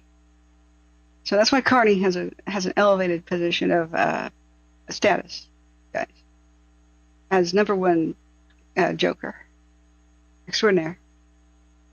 Seldom Seen says 100% serious. This channel is awesome. Well, thank you. It's only awesome because of you guys. So what happened was odd. She was getting more edgy. She wasn't the supportive person anymore. She was starting to kind of put far out ideas out there into chat. That's when I finally realized I have to have a chat rule system. Before then, it was just a small family affair, right? So I did not have a webcam in 2020. I was too shy. Somebody bought me one, and I eventually turned it on. And besides, I didn't have a good video card or a good computer. It was really not going to work. So this is the funny story about the first joke of the stream. So this lady gets more and more edgy and curt with I'm asking simple things like, hey, I missed part of your conversation. What were you talking about? She goes, none of your business. Whoa, what the hell was that about? You know? So I'm like, it's my stream? What do you mean it's not any of my business? LA, 1 November Charlie, on command.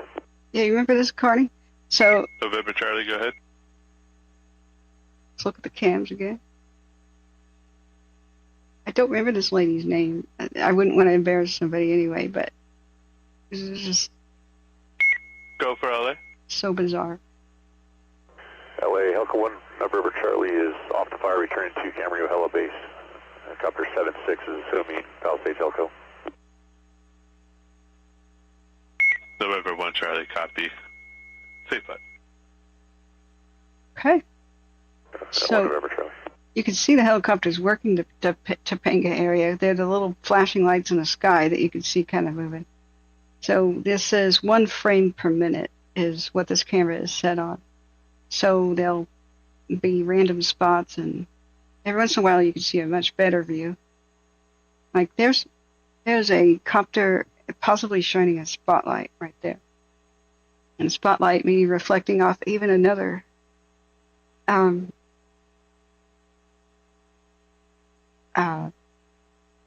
briefly off of another helicopter leaving the scene. So they tend to try to drop in the same general area. So as one leaves, another one comes behind and they take their turns. But they need to spotlight the ground when they're doing it, and then crews from below will make signals with either spotlights or lasers, like a laser pointer, like put it here or put it there or whatever. So helicopters are still working. It's very blurry, very zoomed in, grainy, hard to tell anything in this quality of an image. These brighter areas of heat, a lot of it's mostly the smoke. It's hot smoke that's rising behind the fire. They're trying to stop it at this ridge road here. So what we don't want to see is it go up and over the ridge. that would mean it's escaping their control. But what we want to see is it just sort of, if it's nice and easy, like there's a copter shining a light on the ground right there. If it's easy going, they might try to light the vegetation on fire next to the roads so that tomorrow when it's windier, it's not there to burn. They will allow them to hold the line better. They have done some prescribed fires, some controlled burning, to strengthen their lines the past couple of nights. We've gotten some confirmation of that. So if it's less windy than they think, then they'll do that. So don't be too alarmed, especially if you watch these cameras all night. Some of these flare-ups like this, if you see it die down for a bit, then flare up, then die down for a bit, that may be them lighting the next set of bushes by the road on fire. The next set, they kind of wait and see about their results. If it's a huge flare-up and it gets bigger and bigger and bigger and bigger, that's a different story. So I just want to interpret that a little bit for people. You can see the lights in the Wilshire too as well. Which lights? Let me see. Let me see.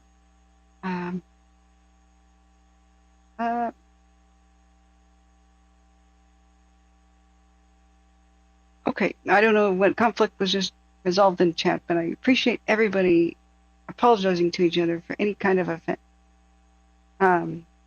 We will be really stressed and snappy and not ourselves. So it is the most mature thing is if we ever get any conflicts is to be like, just snap out of it, be the first one to do it. Be like, you know what, I was out of line and sorry. Do it for each other and move on. That is what I ask of chat, because we are under tremendous stress right now. We may not put things as diplomatically as we like to at first. Just correct and move on, and don't hold grudges. Otherwise, chat will become cesspool in a blender. We don't want that, do we? So, I'm proud of you guys. So, what on the Wilshire camera? What can we see? What are we missing? Wilshire 1 or 2?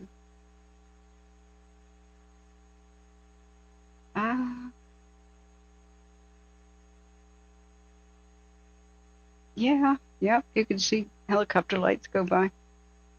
That's a lot of smoke, though. Barely see the actual fire. It's just, that air quality's got to be just horrendous right now. Okay, so the story, and then I'll read the article. I know how it drives people nuts when we bounce back and forth between things, but the story. The funny thing about my voice, do I sound like a 68-year-old? I'm going to do a poll. You guys let me know. It's going to be anonymous, so you guys won't be embarrassed if you think yes. Do I sound like a 68-year-old? All right, this poll will be open for 10 minutes, guys. Cast your votes. It's anonymous. I can't see the way you're voting. It'll just be nice and safe. I won't come after you. The wrong answer.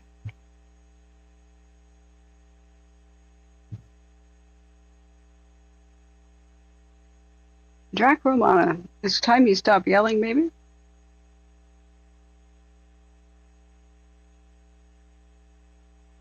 I need a dedicated mic. I do. I just had nasal passage surgery that was a lot more intense than they thought.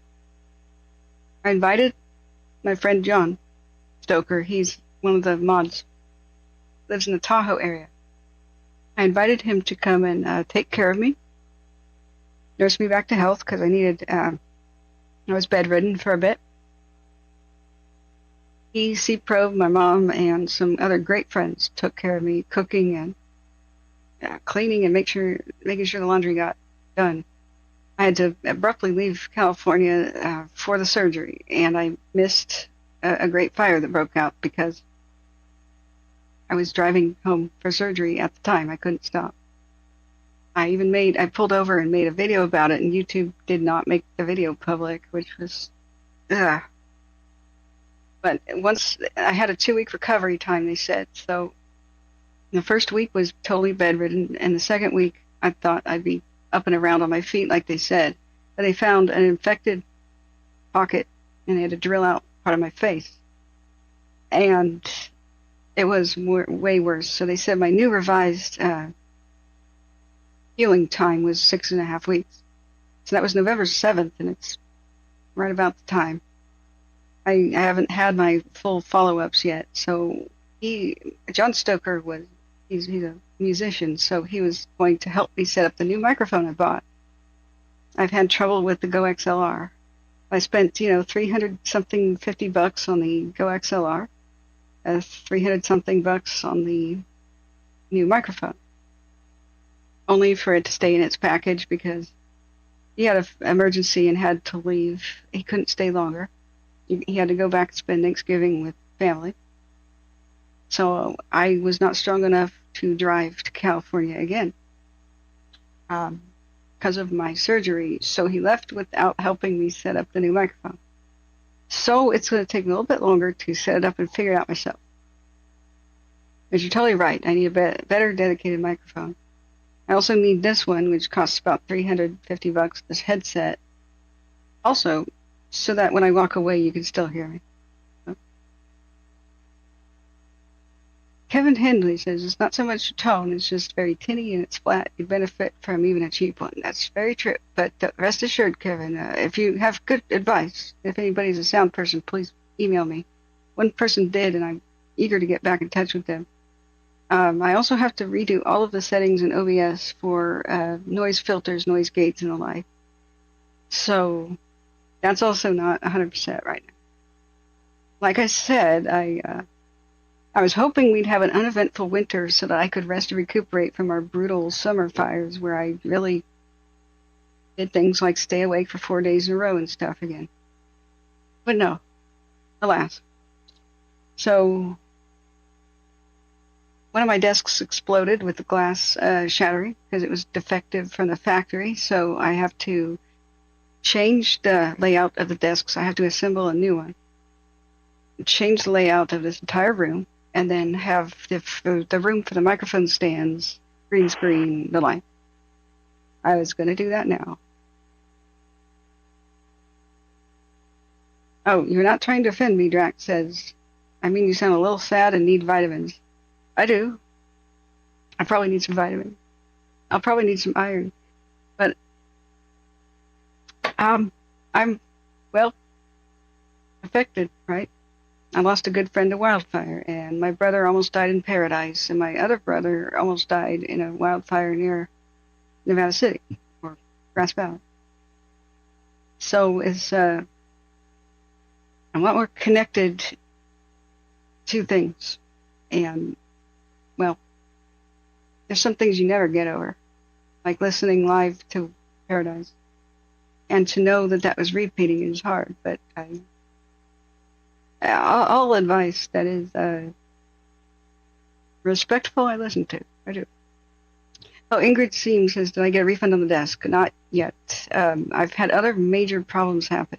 I have to sue somebody due to what happened to my car. There's a lot of crap that's on my plate. I mean, even I'm a year and a half behind my correspondence. So people that I wanted to email interact with a year and a half ago, I still have not caught up, because I almost died in 2023.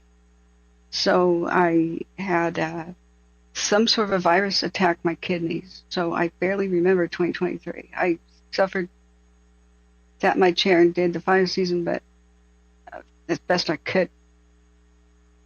I barely remember it. So 2022, I said I'd return to California and we would have a Dixie and Caldor meet and greet. 2023 I couldn't due to being so ill. 2024 I said, okay, let's do it for real this time. And the infection here up in my sinuses was so bad, it kept me sick for weeks until it was surgically fixed. So I don't know if my voice sounds any different, but they removed a huge amount of cartilage here so that hopefully I sleep better. So I haven't meant to fall this far behind in correspondence. There's also just constant spam of the email associated with that I have online.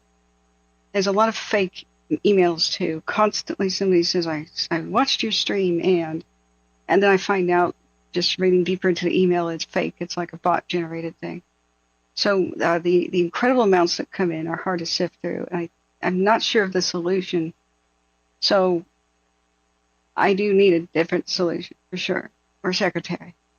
What I may do is have a secondary email, and once somebody proves to be legit talking to me, that I can have the secondary email and say, hey, switch to this one, and keep that offline so that it doesn't get the spam. And I can still see just real people talking to me. The spam filter, even going through it, just takes up so much time. I can't even get through it. There's a 30-day limit, and then it all goes deleted. And it seems like legit people are in the spam filter, and spam is not filtered. Okay, so the story. I'm sorry, I'm going to finish the story. So here's what the 68-year-old thing and what the poll is about, guys. So this person came into my stream in 2020 when I usually had like 16 viewers at any given time, and maybe a maximum of like 65 views a day. The 2020 fires after Labor Day. We went viral with the glass fire in the Bay Area, but that took a while to happen. So this one lady was super kind, super supportive, and like a cheerleader for my channel and those people in it that needed evacuees that needed soothing. So her enthusiasm waned over time to the point where she got downright rude and was trying to ignore me when I said, really, lady, you're talking to a lot of other people in chat, but I'd like to know what you're talking about. Could you repeat? And she's like, none of your business. I went, sorry, what? It's my stream, lady. So I laughed it off. I laughed it off a little bit, but I was starting to think there's something wrong with this lady. But I was very meek and mild, and I didn't even want to have chat rules, let alone enforce them. Didn't have any mods or anything. This is when I realized I had to have them. Cogito, the first firefighter ever to come in the chat and say, hey, you have every right to tell people where to go and what to do in a wildfire because you're smart. I said, well, what if I'm wrong about something, Cogito? I don't know that much about fires and firefighting. He goes, well, I'm a firefighter, and there's others that you know, and we'll help you every step of the way. Division Charlie, Palisades Communications. All right, that's okay if you can't use small caps. If it's like a vision impairment or something, that's fine. Sorry, I'll come right back to chat, guys. I'm going to finish the story because this drives people nuts. If I don't. Division Charlie. So, Division Charlie, receiving a report of a spot fire, LAPD at scene 14201, Sunset.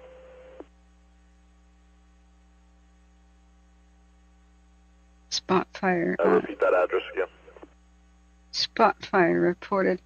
Now, Division Charlie, 14201, Sunset. The vast majority of these are either false alarms or they take care of them for just moments. So don't get too excited. 14201 Sunset. Make the text even larger. Which one? Which part of the text? Communications copy.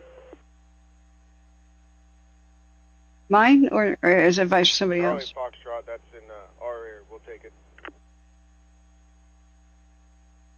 Okay. Charlie, copy, thanks. Yeah, what is the poll about? Dirty tree rat. Yeah. So the lady gets downright rude. She started like her own little clique of other women in my channel, and it was like a support group for fire evacuees, and that was fine. It was totally cool. At least they talked to each other as much as they talked to me. It's okay.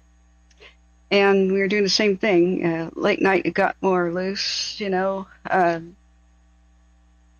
was less to report on and less happenings. The radio was on, so I would talk in between the radio chatter to fill the space. And I wanted to know more about what they were saying in chat. So I was like, can you tell me? And she's like, none of your business. I said, I just thought, well, you know what, fire victims, I can't criticize them freaking out a little and having behavioral outbursts because it's so stressful. I would be freaking out too. I when the Beachy Creek got closer and closer to my mom, I started to freak out. It's cousin time. It's after 10 now. Okay, let her rip, guys.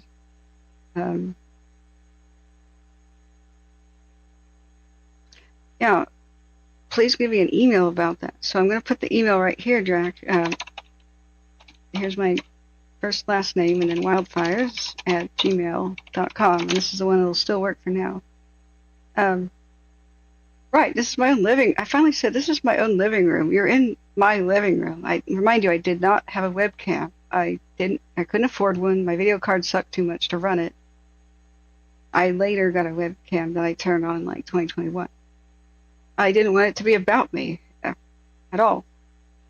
So I was shy. You can believe it or not, I'm a very shy person. Just walking up to people and saying hi. I'm getting much better at it, but I don't know. That's why I put off streaming for years. I was too scared of it. But if I knew it wasn't that big of a deal, I would have done it so much earlier. So anyway, the lady is becoming more and more hostile every day, by the hour, to the point where she's rude enough for me to kind of say, cut it out. So I finally said, remember this is 2020, guys. I'm a total noob at this point. I said, pardon me, but it is my business, being my whole channel. So if you have a problem with me, why don't you just tell me? Division, November, 6050 Alpha trainee on command. I didn't really expect a reply other than, oh, sorry, I'm not myself, maybe. Oh, she had a reply, all right. She was livid, so she just let me have it. She was like, ladies, fine, I guess I have to go public with this. And I'm like, what? Oh, this is going to be good. Oh, she's joking. It's a practical joke. And so I'm like, yeah, this is going to be good. This very sweet, kind person saying something like, all right, I have to go public with this. I'm thinking she's doing a practical joke on me. This is going to be great.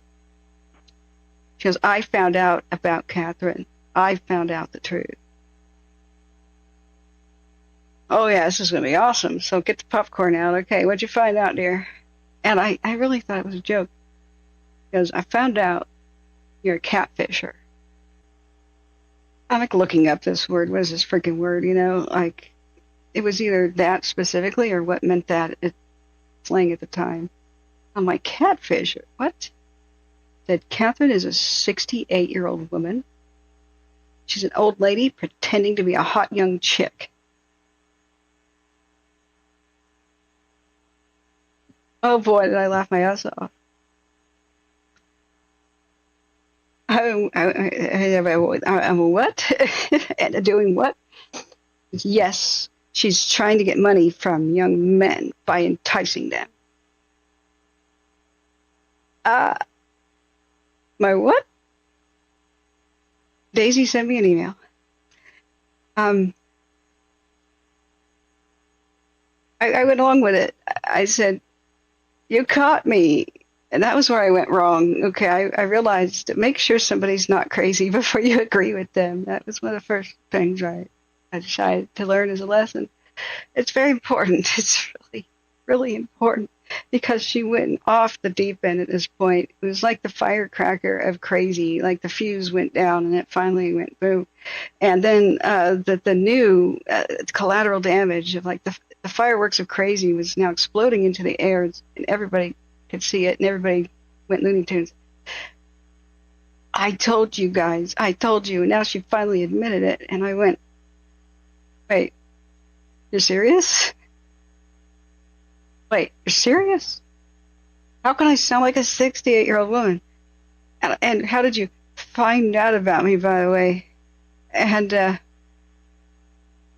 it was just crazy Looney Tunes, and she starts to convince people, even though it was the most nuts thing. And they're saying, yeah, turn your webcam on right now. What do you really look like? I said, if you want to know what I look like, the first video I ever posted is called Come Ride the OHSU Tram, and it's in the video archive. So it's been several years, but that's me.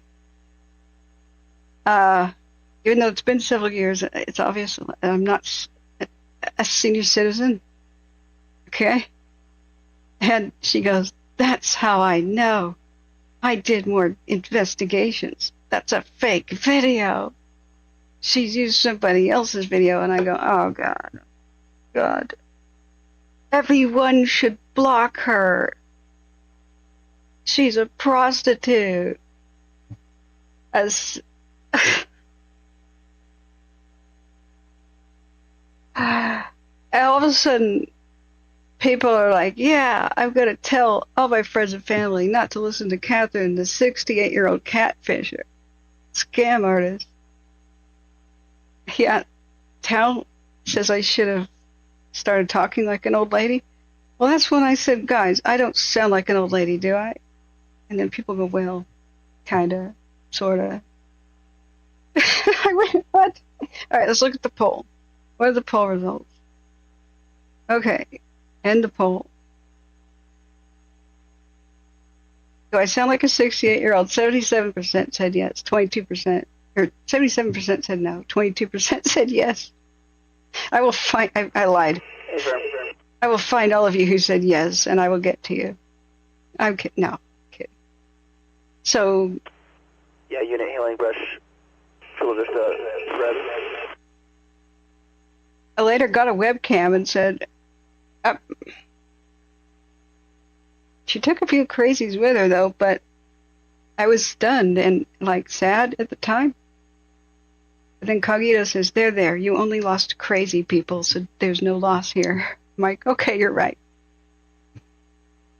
David, thank you.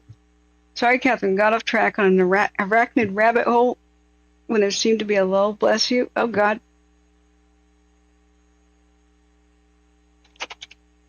Wait, let me get to your heart. I failed. Okay. Thank you for your kind donation, keeping us live and on the air. What was the other percent? Where's the other 1%? I don't know what you mean. Brown Kayaker says, hey, we're all 29 again. Yeah. Yeah, Jen G says, my jaw just dropped. How crazy is that? Hey, by the way, Jen, that lady must have had some issues.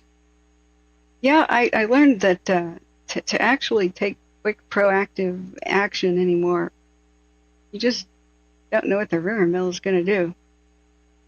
When crazy people enter your channel, you really have to shut them down. You really do. Because just they're there to cause chaos. And reacting to the chaos makes more chaos. We've had, I also learned later that there's a lot of types of people that are crazy by definition. There's people are starting to become aware of narcissistic personality disorder, what people are calling Karens, right? It's like being a psychopath light. You're basically a psychopath who can't feel emotions for other human beings. You can't care about other human beings, just yourself. So you think you're entitled to everything, and everybody else doesn't exist except to serve you. That's NPD. That's psychopath light. But then there's another one that's similar. It's much harder to detect, called histrionic personality disorder. Histrionic people have to be the center of attention no matter what. They are jealous of anybody else having attention. They will join that group and become the center of attention. They have a strange compulsion to tell lies that make themselves sympathetic to others. They crave sympathy and they need it like a drug. So they constantly make up stories. They have no conscience. And if somebody does not give them the required sympathy, okay, they require attention and sympathy from everyone around them. Anybody who does not deliver such attention and sympathy, they make a point to try to destroy that person. So it could be the most hellish kind of marriage if somebody has a histrionic person for a partner. They'll find out that they're a liar. They have no conscience. They could watch somebody drown and throw them both ends of the rope, right? They just don't care about anybody else. And if you cross them, they go off their way to ruin your life by lying about you. So this is the kind of person where a woman would cigarette burn her own arm or something a bunch of times, beat herself up, call the cops, get her husband arrested and charged, just being mad at him. He didn't buy her the Christmas gift that she wanted. She got a vacuum instead. That sort of person, that level of crazy is very dangerous, very toxic. And these people will make up the craziest kind of stories. So we had fake fire victims that would come in, and I just had to learn my lesson that to watch out for these types. There's people, fake evacuees, fake fire victims, and I'm starting to recognize them now because they all do the same thing. They all have to be the center of attention. Always, they interrupt me the most.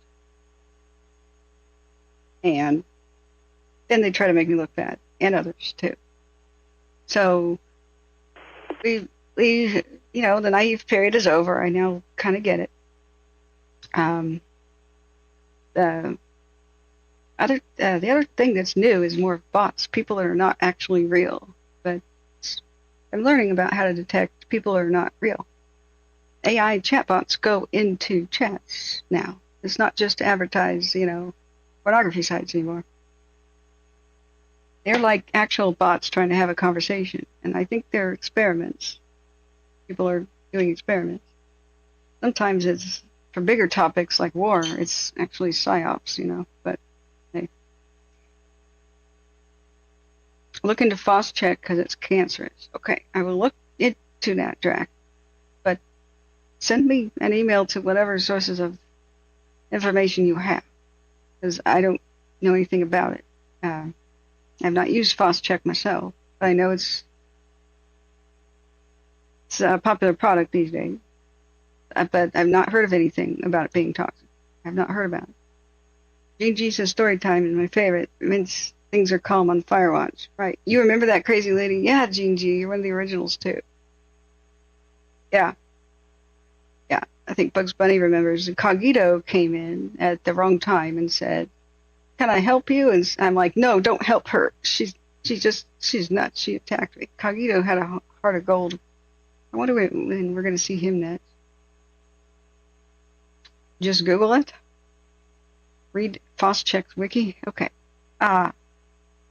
You underestimate my ability to remember what people say after I stream for like 12 hours. I could take a note. But whether or not I'm ever going to see these notes again either. I will have to be absolutely sure before I make a statement, the rumor mill can kill people's businesses. Okay. Is FOSS-check toxic? To-do list. Google it. Okay. The one time there was a guy, speaking of, looks very calm, by the way. It's a little bit of a glow. Let's do like a 30-minute. Now, if they get, what does it mean if they have calm wind tonight? Much more calm in some areas of the fire than they expected. Gives them a golden opportunity to do, to burn off some of the vegetation so that it's not there for tomorrow's crazier winds, right? We don't know if they'll be, they'll probably not be as bad as day one. That was a pretty dang severe Santa Ana. They could be worse than on the 8th, but that was still quite bad. Just read its wiki and see the citations. Okay, I will try that. Edward Schwink says it often depends on what somebody says as to whether I remember it. Yep, and the circumstance. So Bill Duff says there are a lot of state actors, psyops, and bots, and a lot of Islamic regime bots spreading Islam on YouTube right now. Some of them are.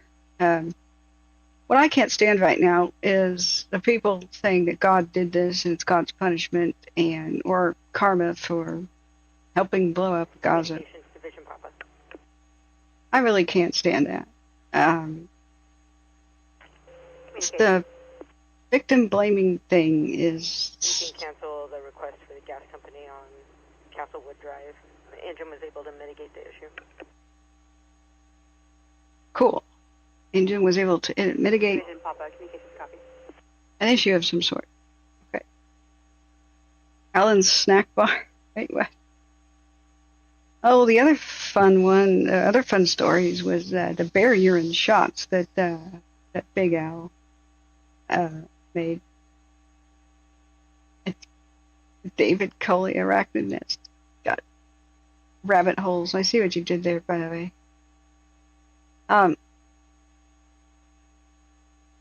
Gene G says, hey, Zeke posted a class on mapping tonight. You may give it a look. Oh, okay. Let me write that down. Zeke is a cool dude. Hey. Firm, go ahead. He posted a class on mapping. There's a guy trying to start beef between me and Zeke, the other troublemaker type. Hi, Hill Caskets. Did the fire cross the 405? I don't believe so. What you got? Do we have a updated footprint? Midnight is usually when they do that. I'm sure there would be Hollywood evacuations right now if it did. I don't believe so. Let's look at the... I gotta go put away the cookie dough. Let's look at the CalTOPO's satellite heat maps stuff. Nope, no heat east of the 405. We've had, remember, the different type of hot spots. For all these dots right here, Veers and Modus satellite, it's like looking top down at a baby bottle's nipple, okay? The snowflake is the center of the heat detection, which is round. It's a circle. And it's the margin of error. So the heat could have been detected anywhere within that particular circle. I have to zoom in about what time the detection happened. Whoops, the words get smaller anyway. So that's mountain time. So it's 3:32 Pacific on the 11th. But the dots right next to it could be like from a different day. Just saying, you know, when you're looking at Modus and Veers satellite detection. And hot drifting smoke can give you tons of false readings. These are all heat detectors rather than fire detectors. For the GOES satellites, they have a huge margin of error in the giant box. So they're only useful for letting us know basic stuff, like where fire has not been. So these are our latest. You just go to GOES only. GOES satellites is the box system, and it goes around once every 20 to 25 minutes. The others go around 2 to 4 times per day. That's it. So the others are more pinpointy, and GOES is more like what's happening now. So there was a heat detection over the golf course, just west of the 405. But could that have been hot drifting smoke? Likely. So, yeah. Yeah, Ellen Skeller said the religious banter on the other channels was crazy about Gaza. Yeah. So I responded to a couple of the comments. There was a video that's totally traumatic going down Pacific Coast Highway and showing what burned down on the highway before the journalist got kicked out. It was respectful, no commentary, no music, just showing what was lost, like Topanga hotel, motel, things like that. And the comments, Allah, you should go read the Quran, and then you will find out where the fires come from. God does not like what's happening to Gaza and all this kind of stuff.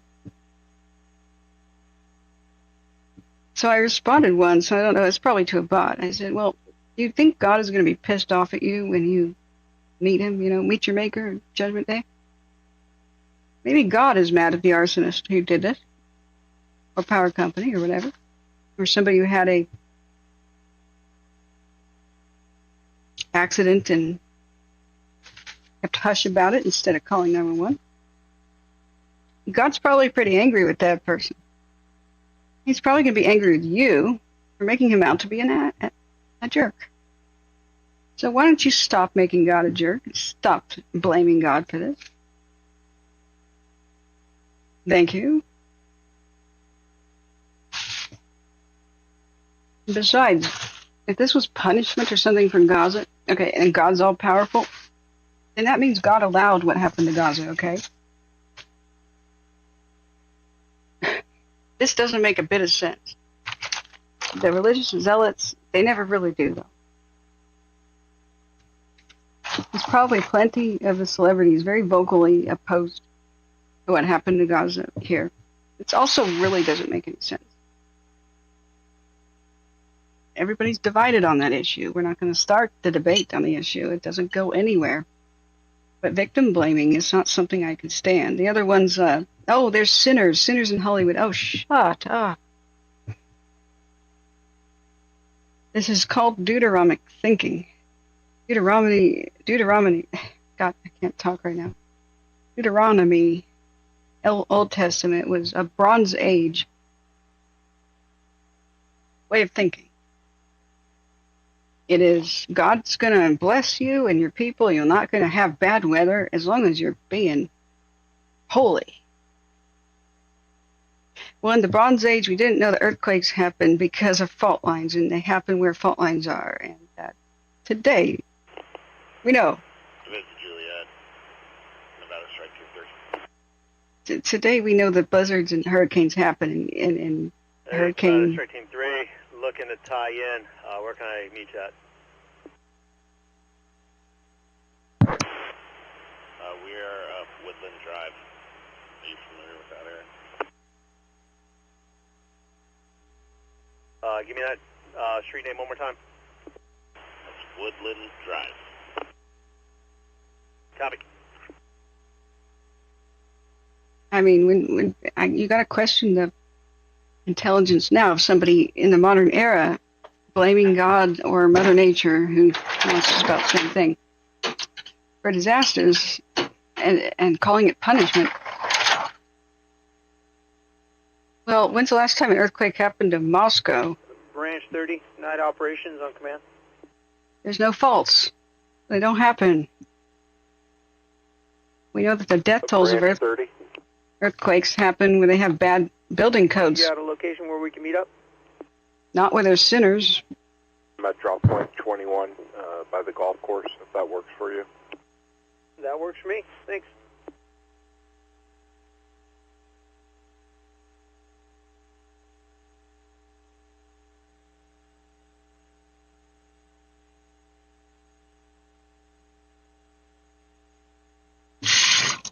I'll be right back. Put food away. So in the Bronze Age, you can't blame people for saying angry gods were the cause of bad weather and earthquakes and stuff. But we get it now. Nature is a system and not a person. Nature is not doing this either. Nature is not punishing anybody. Nature is not mad. This is not nature's wrath. There's no wrath involved. It's a figure of speech. Nature is a victim here. So the people saying, oh, this is nature mad at human encroachment and getting rid of us and erasing the land. No, it's not nature. It's a freaking arsonist. Nature is a victim here too. Look at the devastation. That's just as stupid and frustrating. It's just victim blaming. It's either we did something wrong as a sin, so God reacted, or nature reacted for the sin of whatever environmental crime. It's stupid on so many levels. It'll not be allowed here. The people who cling to it and say, and always blame the victims who claim to be holy, claim to be believers, right? Whatever religion. Their thinking goes like this. God causes all things to happen. Bad things happen, though. So, the victim deserved it somehow. Because God's not evil. Well, you could just drop the whole God causes everything to happen thing and you're fine. Because you don't have evidence of that. Nature's a system, not a person. It got set up and now it occurs today. Don't pray and hope hurricanes don't happen. Prepare for them if you live in a hurricane-prone region, because God gave you a brain, too. God gave you a brain. And even the Bible talks about building codes. Build on a rock and not the sand, and it doesn't shake down. It doesn't say pray for your building not to shake down. It says build it in a proper spot. So there's different parts of the Bible you can believe in and hold true to yourself. Do the ones that make sense in this modern age. The practical advice part.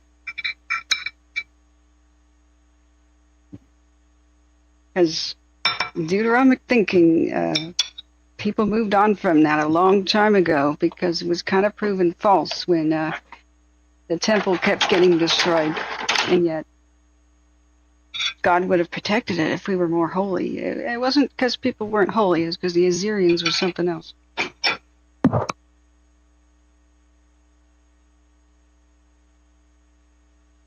And the Romans, the way they did war, that was something else.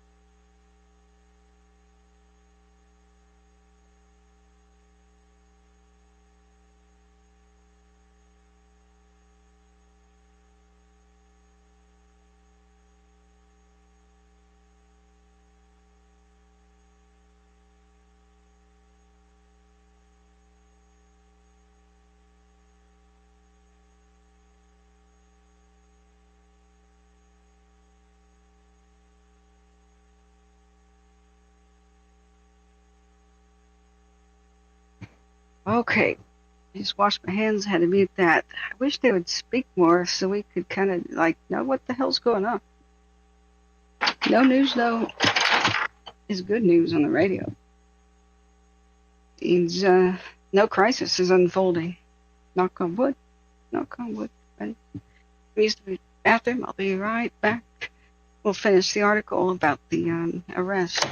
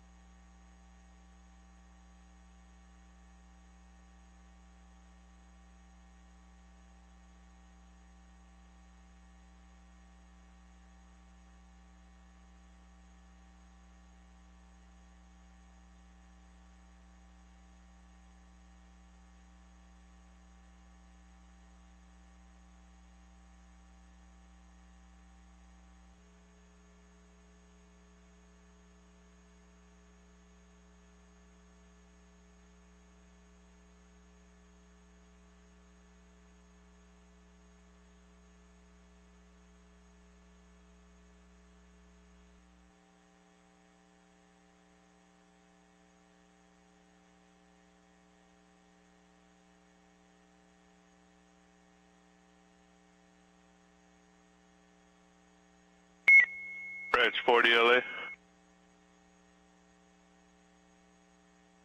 LA, Branch 40. Branch 40, we're getting reports. Informant passerby stating they see smoke and flames near San Gabriel Peak. They couldn't provide a better location.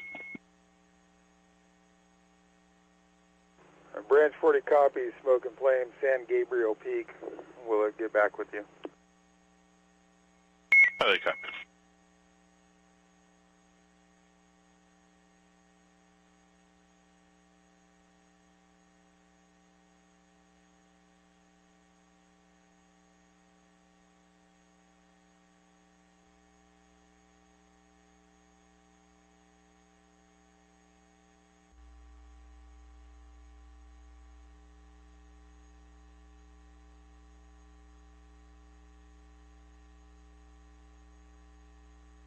Okay, I am refreshed. Okay. I do have biological needs. Okay, although I wish I could put them on hold during events. Okay, we're back. Sorry, I should have left it on a camera. Not that anything important's really happening. Now, if you're evacuated or watching from afar, do try to sleep. Try to. Branch 5, Branch 40, command. Get as much rest as you can. That'll help you cope. Ellen Skeller says, be right back. Gonna grab my purse so I can become a member. Oh, that's so sweet of you. Go for Branch 5. Night Branch 5, did you copy the traffic with LA? Passerby report of smoke and flames seen near San Gabriel Peak. Believe that to be in Division Charlie, Branch 5. Smoke and flames, San Gabriel Peak. Yeah, copy the traffic. We'll find out where that is in a minute. Okay. Alright, San Gabriel Peak. The right channel audio is Eaton, so it's gotta be by Pasadena, I think.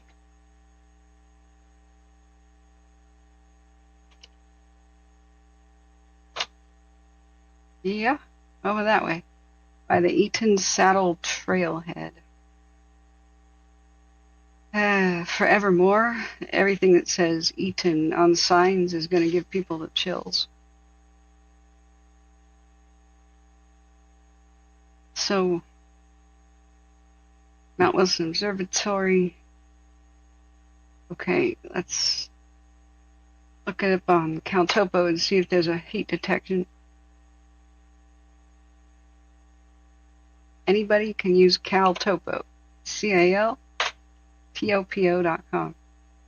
No heat detection there. Not from GOES.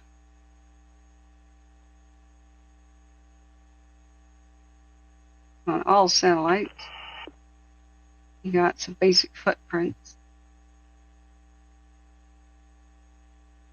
Nothing from GOES in 12 hours. Here's previous fire history button. Looks like it's bumping up against 2002's Wildwood Fire, which looks like it was... Wait, that was tiny. The 2009 Station Fire, I think, is the big thing here. This looks enormous. There's the Bobcats. 2020's Bobcat, where we first went viral down here. And the first time we almost lost the Mount Wilson Observatory. That was insane to watch. They really need to thin the trees up there. They needed to in 2020, and I'm so dismayed that they still haven't. Carney Shields says, don't argue with me. Don't trust the wiki and do as I say. Yes, Carney. Of course. Okay. Carney is a joker.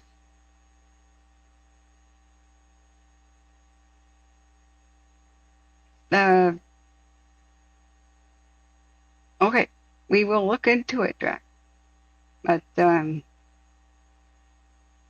not going to, like, potentially harm a business based on just hearsay at the moment. I haven't looked into it. There was a streamer who did that. I think he destroyed an Oregon donut shop's business because there's this footage of the donut shop owner LA, Branch 5. Going outside and pouring water on a homeless woman Go for LA. On a cold night, and kind of snickering about it as he walked away. I'm looking to see if you've got any more information on the San Gabriel from the passerby that was called in. It turns out the woman had lit a fire. There had been lots of little arson fires around his business, and so he went out. Branch 5. Nothing further besides they were driving by and saw flames near the top. We have a contact number if you would like it.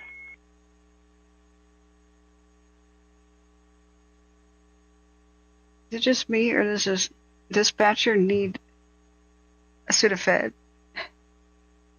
He sounds so congested. Yeah, LA, Branch 5, go ahead with that RP number, please.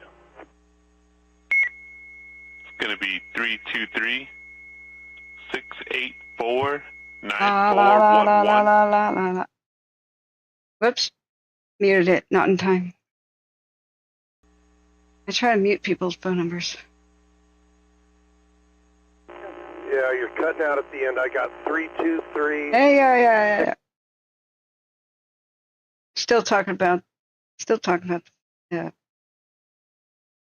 phone number.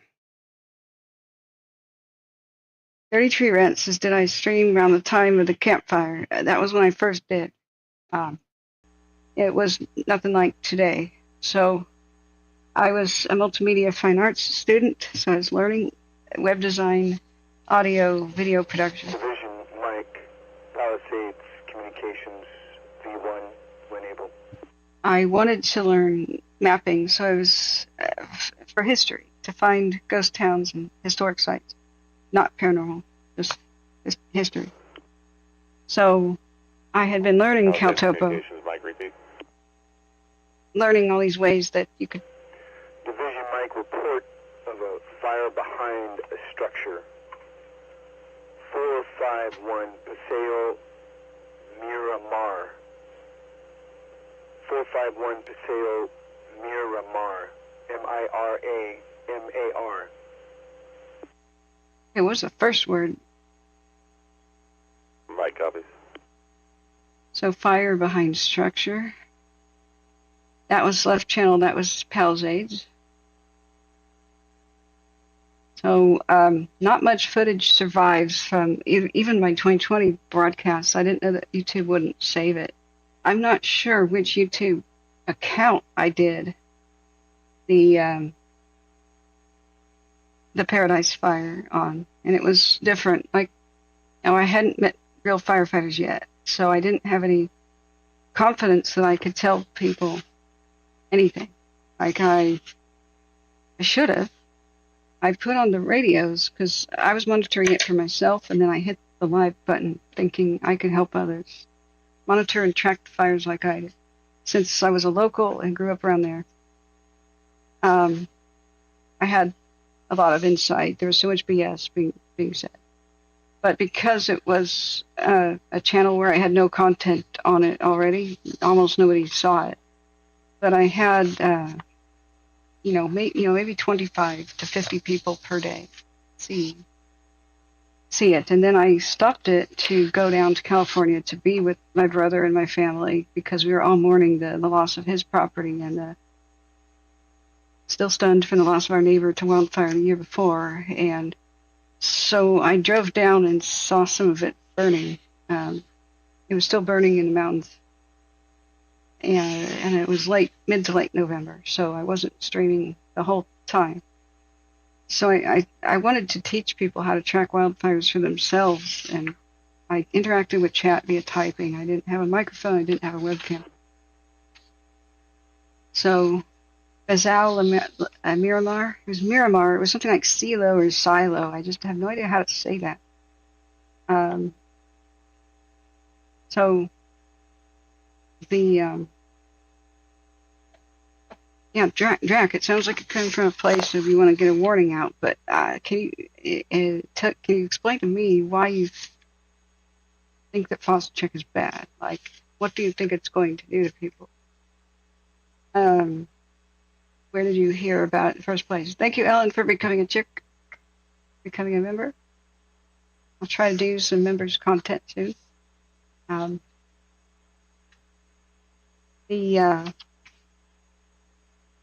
I just want to make sure that it's no troll trying to spread a rumor. Like, I remember my cousin stopped using all Swiffer products because she sent me an email that said, Swiffer wet jet kills dogs. My dog licked the floor after I did Swiffer wet jet, and it died. There was this email that circulated about that. She went into seizures and done died. Okay, so that was just an internet rumor that was fake. It was a hoax, but it influenced a lot of people to not buy Swiffer products, So a lot of times people love spreading these rumors, and they love seeing how far they can go, how many people they can influence. It's part of narcissism. It's part of the same kind of mentality of, I can light a fire bigger than the other people. It's very toxic. It's very criminal. But this happens a lot. So if FOSCHECK is a good product that might help people, evil people will, they don't have a conscience. They'll still spread a rumor. So it may sound very convincing. I just want to make sure that's not what is happening here. The story about there was a streamer who's very popular. I'm not going to name names. Did the donut shop owner, he said, called for a boycott, that nobody should go to this donut shop, and pretty much destroyed an Oregon business, showing a quick clip of the donut shop owner going outside and throwing cold water on a woman outside of his business. And she's like, hey, you got me wet. What am I supposed to do? It's cold tonight. And he's like, don't light a fire. He said that because she just lit a fire, and there had been a lot of fires near his business. A lot of arson and homeless campfires where people shot up and fell asleep and passed out and had unattended cooking fires, right? So the homeless had congregated around his business. And they had gotten really, really angry with him and demanded that he make them free donuts and stuff. And so when he said no, some of the fires might have been revenge. So he ran outside. This was like the 20th time he had done that, and he filmed it himself to film the fact that he is that they're setting these fires. So this streamer took a clip of that and made him look like that this for no reason he was a jerk near Christmas and threw cold water on a homeless lady. No, she just lit a fire. And he even had signs that say, no fires around my business, please. So the cancel culture thing went wild. And there was journalism that journalists saw that go viral. They interviewed both people involved, the homeless lady plus the business owner, and they both reconciled with each other. It was a good moment where he apologized, she apologized. And it was heartwarming. He became more sensitive to what she was going through, and she became more sensitive to what he was going through, living in constant fear. And so, but the streamer on YouTube still shut his business down by not telling the rest of the story. Well, I don't want to be involved in acting like that. I even reached out to that streamer, just never heard back. I mean, I'm sure he's got a huge popular channel, but, you know, you have, a streamer has influence, right? I hate the word influencer, but I suppose I'm slightly that. And I'm not going to be like that. I have too much integrity. So what about the barrier and lady? Oh my God. Let's see, let me look at the chat for a second.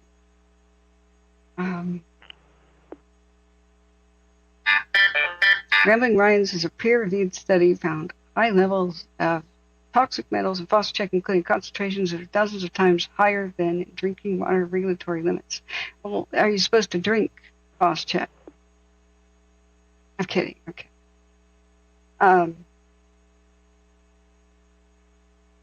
Right. Happy Quails makes a good point, which I was going to make. There's a common misconception that all flame retardant right now is toxic. Because it used to be. It really did. So the foam that of the 70s and 80s and up until the very early 90s, firefighting foam, and the stuff dumped out of planes too, had dioxins in it. Just straight up flame retardants are basically dioxins, like DDT. Classic chemicals like DDT and the defoliants like Agent Orange, which are some of the biggest cancer-causing chemicals known to men. They bioaccumulate, so anybody who grew up in California, especially had breast milk in California, who was born before 1986 or so, probably still has some DDT still in their body, just due to nursing at that time. Bioaccumulation is like lead. You get more and more lead in your body, it's not really leaving. It begins to replace the calcium in your bones, so you can't just flush it out of yourself. So you can't just be exposed to it over time. You get more and more in it, and then you start having severe health effects.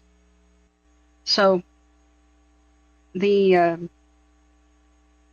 thing is that they changed all the formulas. So like what's dropped out of planes right now is manure mixed with water. It's a lot of the nitrates. So it's not toxic to human beings. So it's still controversial because you put a lot of nitrates somewhere, you can have like a red tide, algae bloom. It's like nitrate runoff from farms, you know, and cause so much of that, can cause so much nitrate to go into the Mississippi River, it can cause a huge red tide in the Gulf of Mexico. However, one must remember, mega wildfires, the kind that they're not natural, the kind like this that incinerate everything, not the kind that renew, you know, like normal wildfire, like that lightning in the forest year after year, the renewing, you know, kind of fire. The mega fires that we're having now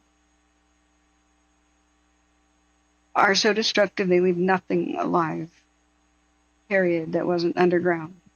So you need to stop them.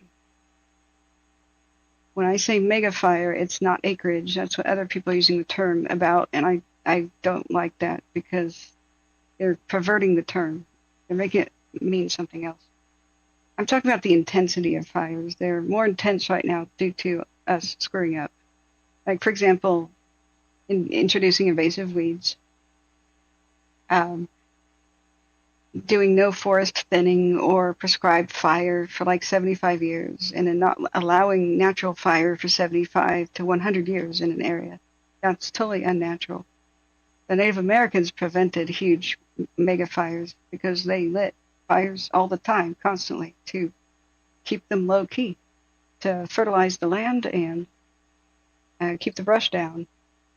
There's people think that the old growth forests are just natural, that they came without anybody. No, the Native Americans created them and maintained them and protected them with prescribed fire. And they would take, it's because it's their sacred trees, they're sacred, it's like their own cathedrals, especially redwoods and sequoias and the like. If a fire load built up, they took care of it. They lit it when lightning didn't. And they had to do this. Otherwise, they would starve to death. You have to manage your land so that it supports a lot of life. If you're a hunter-gatherer, your trees must produce acorns. You know, the forest can't just burn down to nothing, and they can't just wait 20 years for it to grow back. It's your backyard. It's where you live. You've got to take care of that land. It's not a coincidence that Bronze Age old trees live in the sequoias. 40 LA.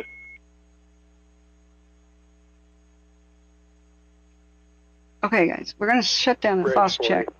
We're shutting down the FOSS check conversation. Branch 40, we're getting reports of the hills just east of JPL that they see fire. 4800 Oak Grove. 4800 Oak Grove. Once again, that's the hills to the east of JPL.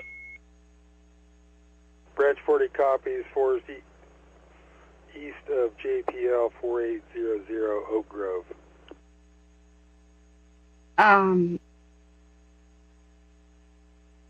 Where is that? What the heck's JPL, friends? Okay, when debates go nowhere, they have to be shut down.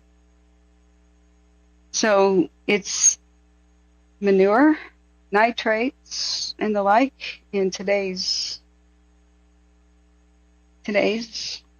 red stained fire retardant that they drop out of airplanes. And so it's slightly controversial, but not like the stuff of the old days, which was super toxic. In fact, they tested the well water. It was something like 78% of California well water had accumulations of the chemicals from the flame retardant. So it's part of the forever chemical legacy of California. It's quite bad. Jet Propulsion Laboratory? Really? Really? Jet Propulsion Lab? Go ahead for 2003. It's not Skunk Works, is it? I think Skunk Works is elsewhere. Anyway. Hey, Ocean Wild, has there been much more fire spread from the winds? It's, Yeah, we'll try and take a look and see what we can see from our vantage point, drive around. It's quiet, almost too quiet. Half the cams are down in the areas we're looking for, so, but the radio's on. It's been on for hours, and they've been able to chase and catch up to things, and I think it's calm enough for them to do some backfiring today. GPL Williams says is where they do stuff like the Hubble telescope. Really? NASA stuff? Okay. Interesting. Well, there was a JPL company that made lubricant or something.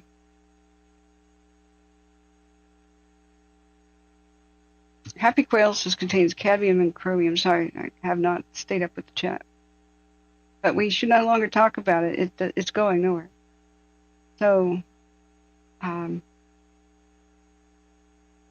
see, Serial, the 70s survivor. Oh gosh.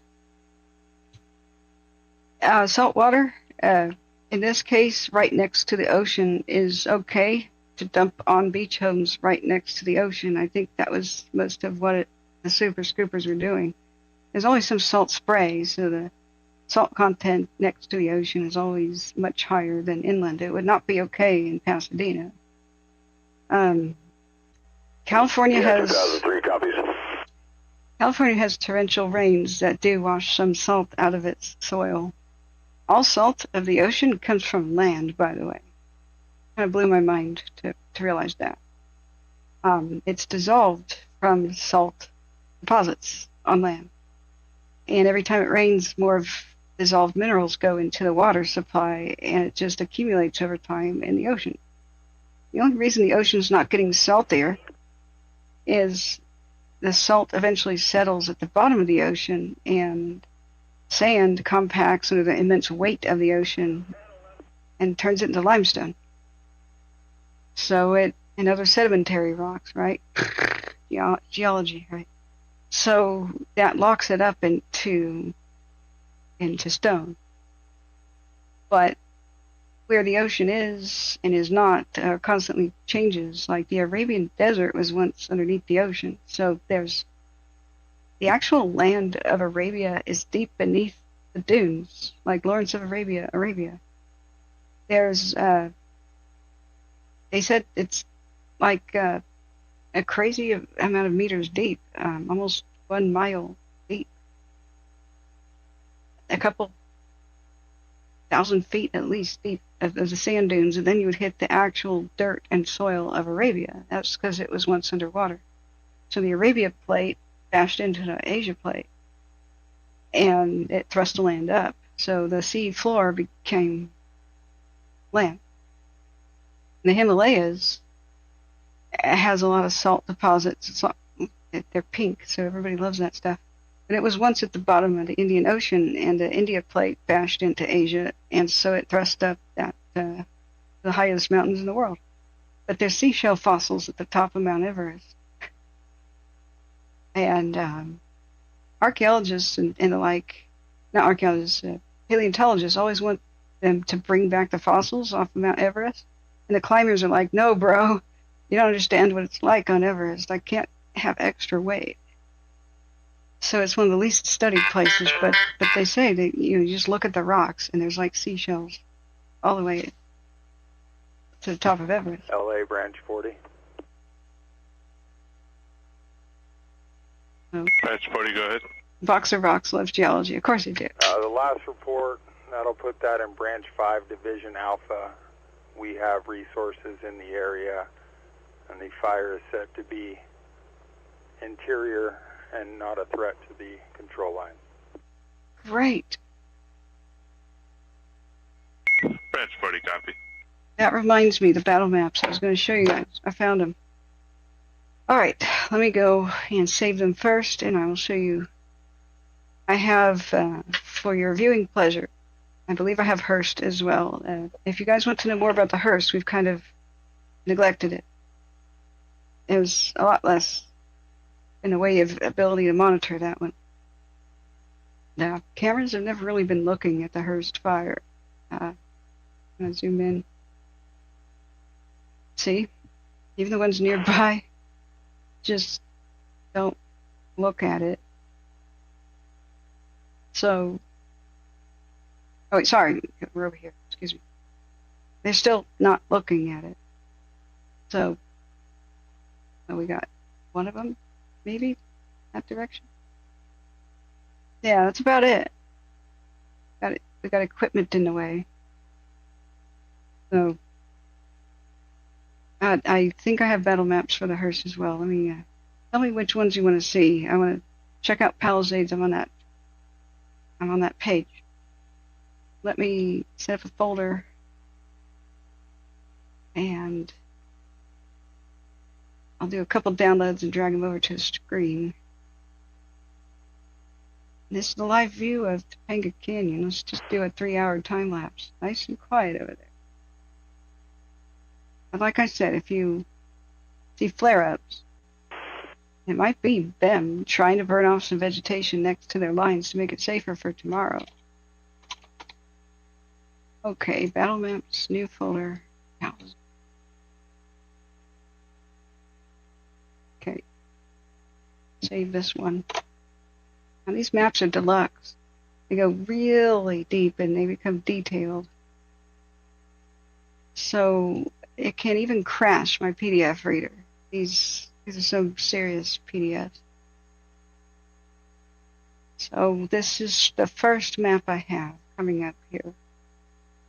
Is the evacuation Arch E land map for today, January 11th, 2005, called the evacuation.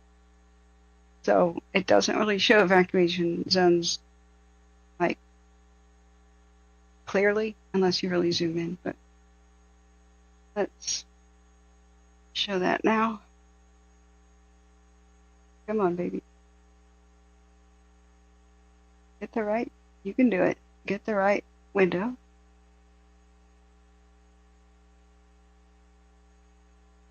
Okay. Let's try to put it there. Okay, so this is official. This is what the crews are using to do their planning.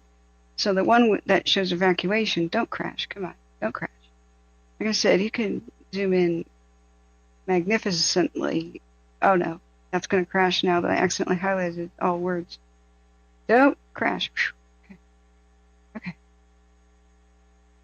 It's the limitations of the reader, not my supercomputer. So this shows evacuation zones. It's outdated, of course, like they always are. But this shows the fire perimeter in red.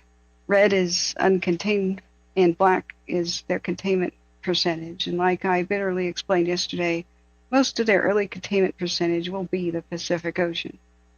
Because what containment means is they're confident that unless the weirdest of freak accidents happened, they are confident the fire cannot go past a solid black line on the perimeter of the fire. So the Pacific Ocean is where a lot of this black line is, but not everywhere. There's still parts of Pacific Coast Highway that fire could rampage at will. Anywhere east of Castlemere, for example, is not contained. There's still hot spots in Pacific Palisades that will be going on for a while. That in the wind could pick up and blow stuff around. So a reminder is they usually fly the mapping plane after midnight. So they print these out around 3 in the morning. They study them around 3 or 4 in the morning. At 6 in the morning to 7 is a briefing for the crew. So they usually print it out by 4. So when it's from the midnight the night before, that's usually when they get this red outline. So that's outdated the moment that they print it, but it's the latest thing that we will have. So you can see that unpaved, they're calling it Dirt Mulholland Drive over here. They said that held magnificently. And it's a little bit of a surprise to me. Branch 40, night operations on command. as it's called the Mulholland Fire Road or something like that. Night Ops Branch 40. See what it says You on have paved? a location you want to meet up at?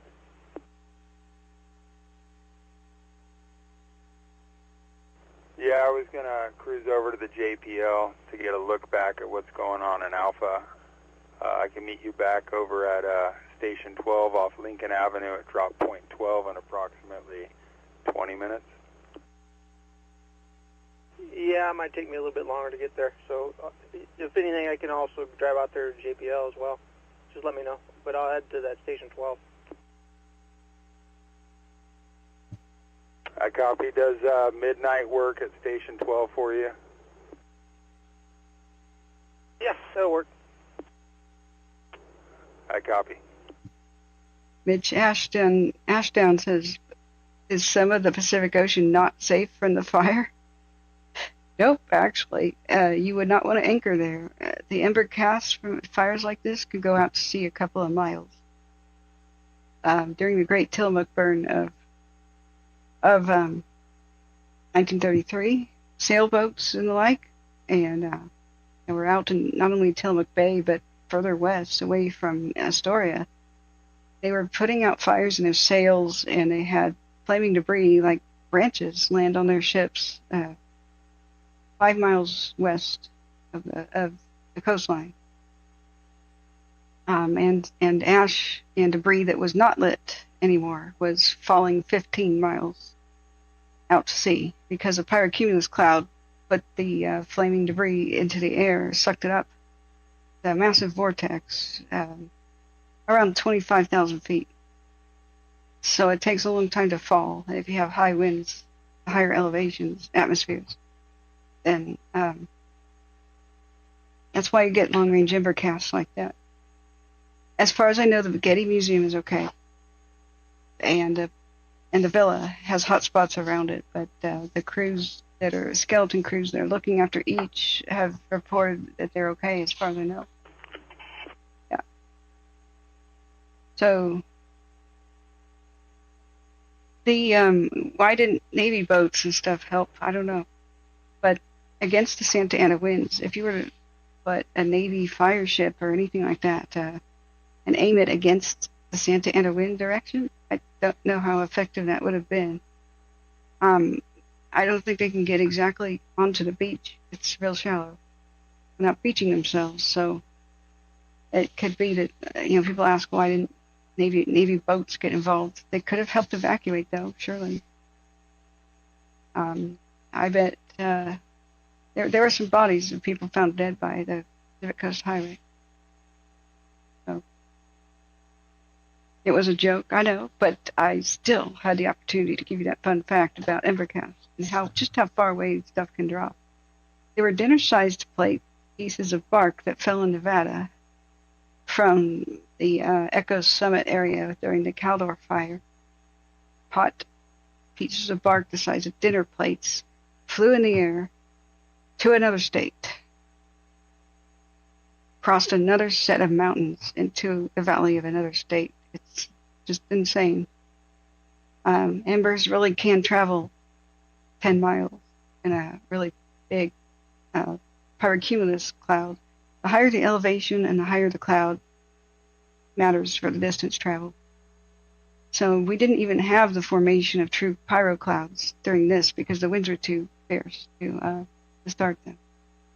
So this was relatively short range. It's also, it has to be pretty heavy fuels for something to be on fire that long, like big chunks of tree. And to get to that high elevation, like to get 20,000 feet up in the air, the vortex has got to be an immense column of heat rising. It has to have heavy fuels to create that, usually forest fire. But I'm sure 1 mile out to sea, there's still ember cast all over the bay. I'm sure of it. The Santa Anas are no joke. So Happy Quail says, did you ever look at the radar data? Communications. Oh, God. I hate that, guys. Transmissions. Palisade Communications. We're getting reports from State Park Dispatch. There's a small flare-up at 20954. 20954 PCH, cross of Los Flores.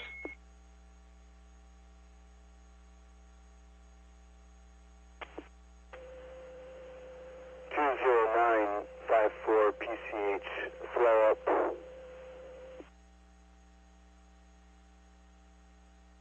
That's affirmative, LA clear. Jeez. Branch 40, LA. All right, let's look at other maps. LA, branch 40. Branch 40, we're getting reports of flames in the hills. It'll be east of 255 Starlight Crest Drive. They state it could be in the possible Arroyo Seco area. Okay. LA, branch 40 copies east of 255 Starlight Crest Drive in Arroyo Seco. Will advise. Branch 40 copy. And that's bright. Wow, this map is so detailed, it's taken forever to load. Wow. There's a transportation map. It's not that interesting. Extremely detailed, though. But doesn't show the streets within the perimeter. There's a drop point map. Airdrops map. Public information officer map, which is probably what they're going to show the media much of the time, which just shows basically what we have here without the evacuation zones. LA, branch 40. Highlighted. Branch 40, go ahead. Based on the report of it being east of the Starlight Crest Drive area, we believe that to be the previous call, which is likely what's going on at Branch 5 Division Alpha, making access now through JPL. Should be able to get back to you in approximately 5 to 10 minutes. Branch 40, copy. We have a PDF of the incident command post, the briefing area where fire engines should park, where the showers and the laundry are located. Division Juliet, Pacific comms. That's interesting. So it zooms in on this parking lot. Juliet, I got you on command. That's where PIO. Report of a flare-up at 20954 Pacific Coast Highway. 20954 PCH.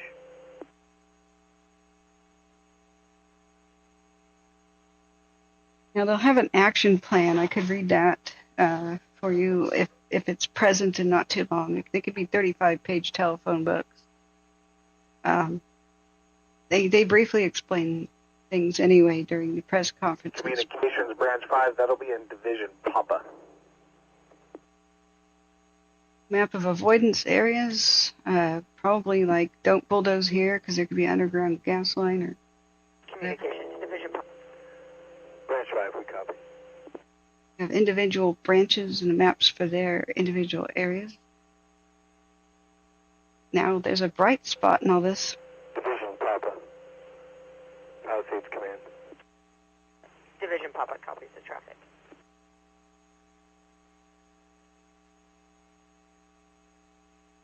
There's a bright spot in all this, and that is an island where the fire didn't go. Right here. Now this shows a bit of their dozer line construction by Topanga Oaks, so this is valuable. Now the Santa Ynez Hella spot, this is an island where the fire just did not go. They saved a neighborhood, I guess, by the Santa Ynez Hella spot. But who knows what exactly it looks like right now, but looks like there's other sections of areas where they were able to save things. It's still not out of the woods. There's still fire everywhere that Who knows where the hot spots still are? But it's good to see some of these. Now up here, I can interpret some of this for you. Probably should get it even closer zoom. You see some stuff. So the X's are dozer lines. They are complete where they are black. They are not complete where they are pink. So this is where they have a strategy for the first line of defense to really try to stop the westward progress by Sylvia Park. So they're using Eagle Springs Fire Road. Thank God it exists already, and they're not trying to create a new road. And they will be widening it with dozers, calling it a dozer line. They'll probably be lighting the vegetation on either side of it. So Fire Road 30, they're also using that as a dozer line. They have a lot of that complete already. So they used Mulholland Drive, the unpaved one. They said that they've had great success getting stuff into position there and stopping some flare-up somewhere along it. Sullivan Fire Road, you can see the dozer lines there, but it went past them into Sullivan Canyon.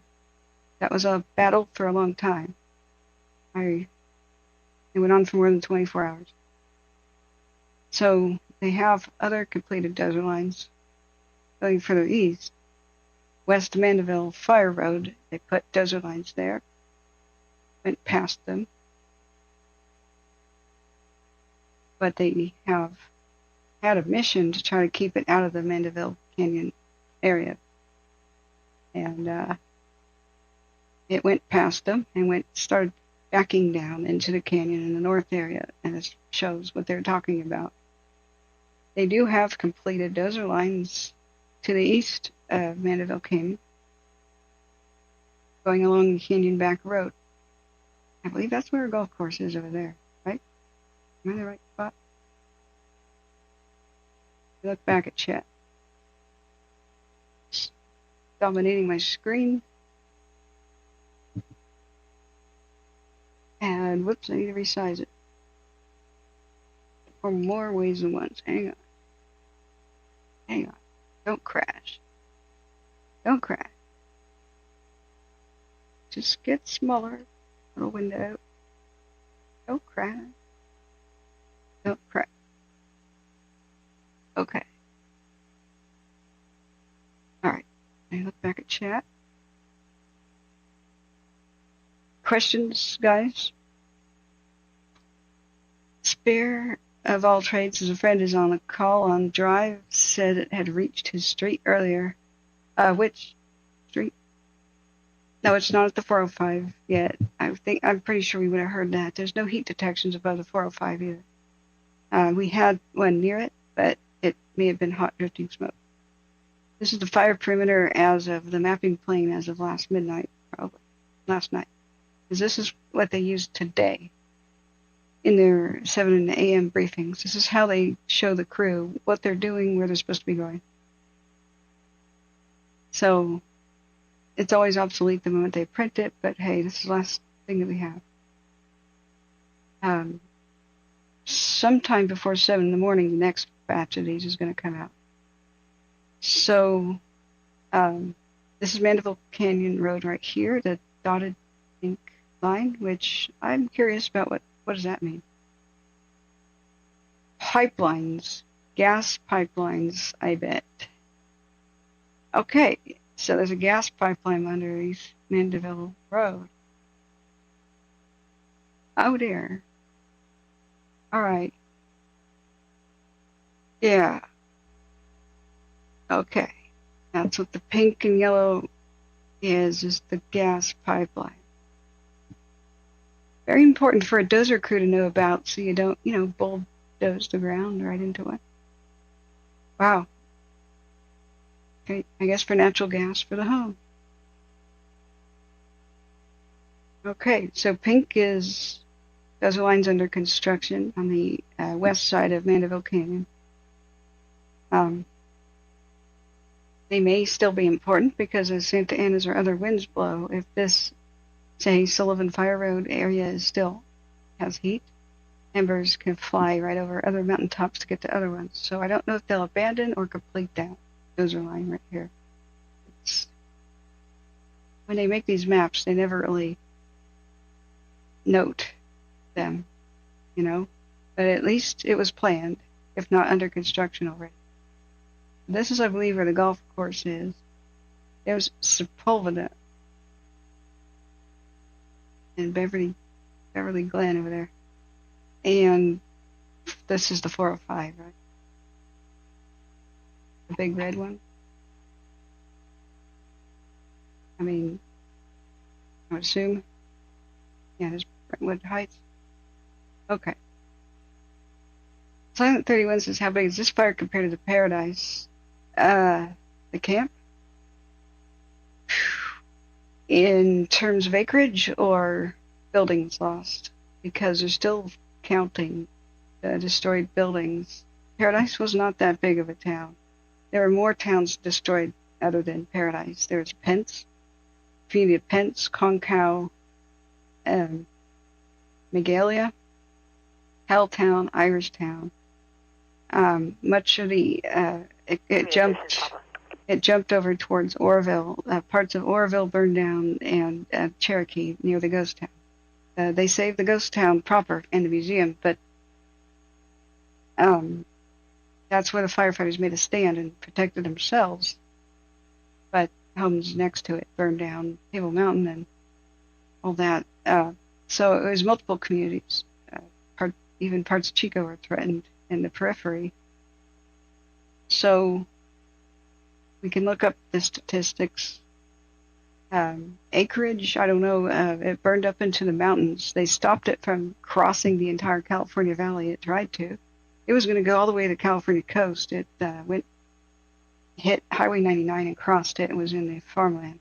So I went down and drove down to the Paradise area while it was still burning, the fire that raged in the mountains for much longer than in the towns. And I could see it up there, and I had a crazy experience where weird things happened to me, where I thought a small airplane was landing on Highway 99, and I pulled over thinking it would land and nearly hit my car. Like it was a low-pass airplane with landing lights on. So I pulled over in a panic. So I arrived at like 3 in the morning. I drove through the night to try to be with my family, and it was a drone. It was a military drone. I got out to film it thinking I was going to film an airplane landing in just distress, like an emergency aircraft landing. There's small airports around. And it was a drone, a military drone flying that low, and it was so eerie. It was one of the big ones, like an unmanned, but it could have seated people in it. It was wedge-shaped, sort of, kind of like a Predator drone. And it was, I turned on the scanner radio, and they said it was Beale Air Force Base trying to help out with finding the hot spots and mapping things at night. It was freaked me out flying just 400 or 500 feet off the ground. And it was over the top of Highway 99 for a bit, and then it paralleled 99, then it turned to go up towards Pence and Concow. It was so eerie, quiet, just a sound. I tried to film it, and my stupid phone at the time was dying, and so it got totally blurry. But no, I'm not a former firefighter of any sort. I lost a good friend to Wildfire, 2017's Cascade Fire in that area where we used to live. Lost our good friend and neighbor, and so that woke me up. Fire danger, and I'd had a little bit of Communications Division, Papa. of knowledge about defensive space and the like from living in Go for communications. the foothills, but after that I made it my business. 94 Pacific Coast Highway, the fence line down on the beach. That's where the flare-up, no access from above. If you could have law enforcement respond, there's a civilian down there with a bucket throwing water at it. The engines can't get down to that location. Oh, what a hero.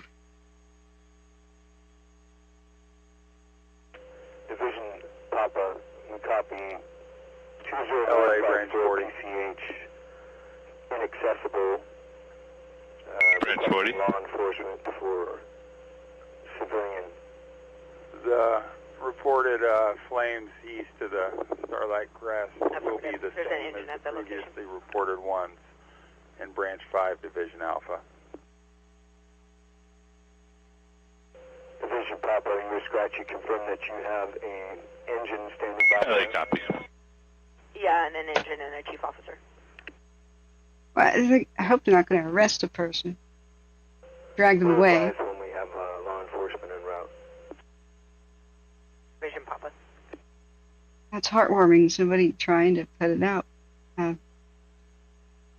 Thank you. It really woke me up, so I began to try to learn everything I could about wildfire, because it was unbelievable to me when Paradise happened a year later that, the Cascade Fire was the same night as the other deadly ones that PG&E started, when Santa Rosa burned down. So there were many more people hurt. Entire families had to stuff themselves into culverts in their driveways, like tiny culverts. One girl, her legs were outside and got severely burned. So it was called the Cascade and the Loma Rica fires. And they were forgotten and overshadowed by what happened to Santa Rosa. And Division But Charlie, Branch 5.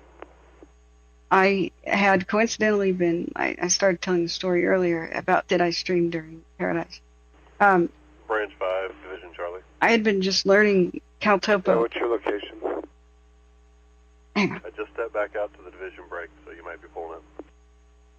I had just been learning skills that were similar to tracking wildfire that could be used doing that. So when Paradise broke out 1 year later, after my friend died, I had no confidence that I could tell people what to do and where to go. I just felt like the officials need to do that. Who am I to do that? Well, Cogito ergo sum, the first firefighter to become a moderator for the stream, said, look, tell people the official evacuation info, but by God, do tell them to get out early too. You have every right to say that.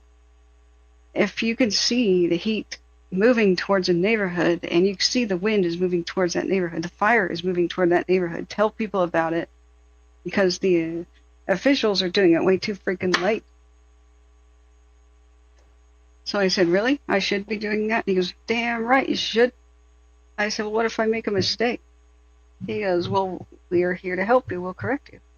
So what happened was, that was the beginning of learning from real firefighters, doing a mix of research by myself about prior disasters, and just having local knowledge that's good.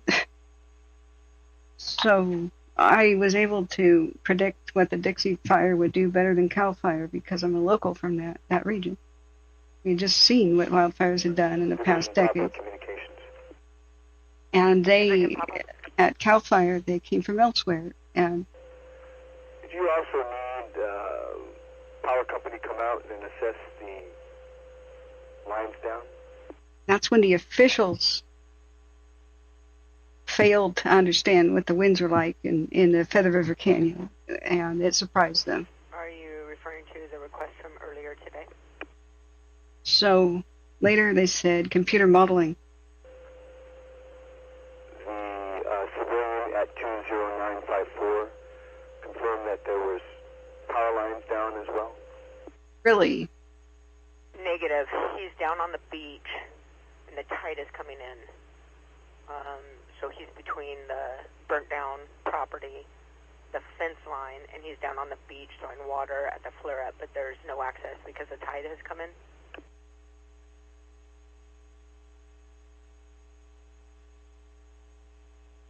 Okay. Copy. We'll send law enforcement. You should send people to do a bucket brigade instead of just one Branch guy. 5 operations. Ah, okay.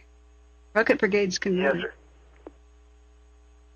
It's just Yeah. following up, and we close the loop on that gas leak. Firm gas company shut off both services. Operation copy. So I've been informally trained by firefighters Captain John Bruno. He couldn't be on the show yesterday. He's a retired fire captain from Shasta County. Took me under his wing, and he's the highest ranking one that I know of has done so. So I can call him up. Any questions? It's been really difficult to learn all of the slang of firefighters. Fire behavior is easy. It's really not rocket science. And all I need to do is understand it well enough to give people advance warnings, because officials are not doing that a good job with that. So we've probably been able to give people evacuation notices many hours ahead of time just by putting 2 and 2 together. Sometimes the moment that they call for fire evacuations, we put it out there, and it's about 25-second delay, right, in radio. And people knew about them instantly. And this is important because we've had people listening on the channel just call their loved ones because the system is broken for reverse 911 and text messages and all that. That's why my friend died. He never got that warning, any warning whatsoever. His fire was in his yard one night and the power line's down. So the chain of calling up your friends and loved ones and then having them notify other people is what we start. So let's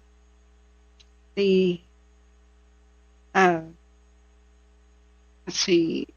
Silent 31 says, are you surprised for being a metropolitan area and the Palisades fire is still burning? Me, if that's a question towards me, no, it's going to burn for weeks. It's started in the hills and then went into the residential areas. It started up on something that looked like a trail, if we're to believe the point of origin that's on the map, pinned by watch duty or whatever. It's highly suspicious. So the fact that so many fires broke out in LA County, well, it was red flag in others, Kern County and Ventura too. Are you a bit curious as to why LA County had more than 7 the same night and the other counties had like your usual 1 or 2 little minor ones? Are you kind of curious as to why they mostly started on hills and trails right above population centers on a red flag night, where people just don't usually go in the middle of the night or daytime during crazy bad weather for hiking? It bears the hallmark of other scenes of arson I've seen them many times before. It's hard to tell the difference between, it could be an accident. It could be somebody had a campfire there and left it, did not put it out with water. It could be. They usually explain it's an accident really quickly, though. Officials usually do that by the end of a week, so that the public knows. Branch 40, we're getting reports from Pasadena Sheriff. They're at the Brown Mountain Road Command Post. Looking northeast, they see a flare-up, Mount Low and Chaney Trail. Mount Low, Chaney Trail, and they are at the Brown Mountain Road Command Post. I'm sure that's Chaney, but... LA, Branch 40 copies, Brown Mountain Road, looking northeast, Mount Low, Chaney Trail. Let's see what that is. That's perfect. Thank you. So, I was hoping I could just teach the public how to do this for themselves, but I realize it is a bit more technical than most people can or want to handle. Having a pretty robust computer is pretty it's pretty important too for some of the more visual things like caltopo.com. People could do a good job doing it on their own. Branch 40 training. Command. Branch 40 training, go ahead. I'm in the area of Chaney Trail. I was heading up there. Okay, so that's right here. I'm not sure exact point of origin. We'll look at the fire progression maps. Can give you a good. Division Alpha, Branch 5. Hang on.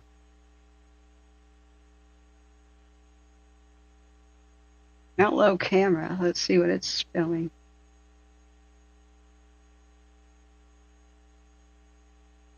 Hey, Branch 5 training.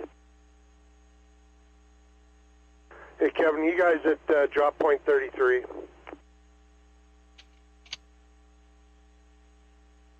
I could tell you where drop points are. Hey, Branch 5 training. Oh, seriously? Hey, go ahead. Hey, just talk to them there. They're at 33. A little bit of increased activity underneath the KV lines.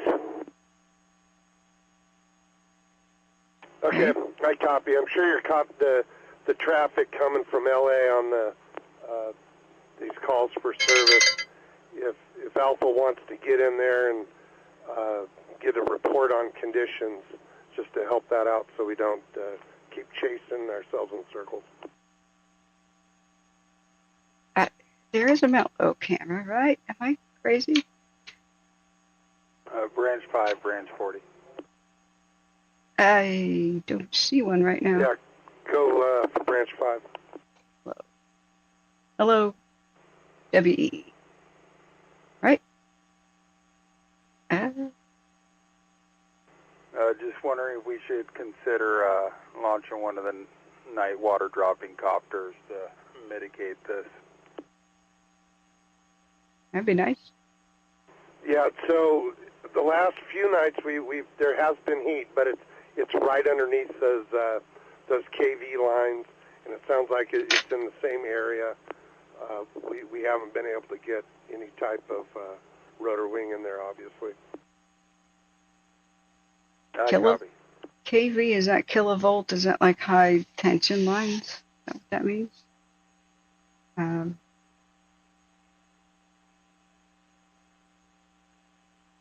Okay, so that's not a new situation. It's just a flare-up of an old one. So, point of origin, good question. I could see if there's a progress map, fire progress map. Every day that goes by, they'll assign a different color to the fire's progress, and you'll see a colorful map about how it spread every day. So, they usually put a little flame, the best place they can get it, on the actual watch duty map. Branch 5 trainee, Branch 5. So the Temescal Trailhead Cam. Hey, Branch 5, Red.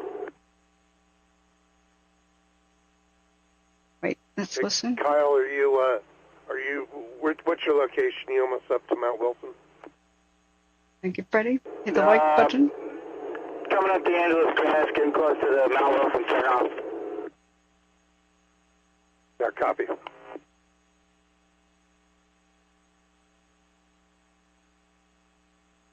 Wow, Boathole says I literally tailed a sheriff on my motorcycle at over 100 miles an hour.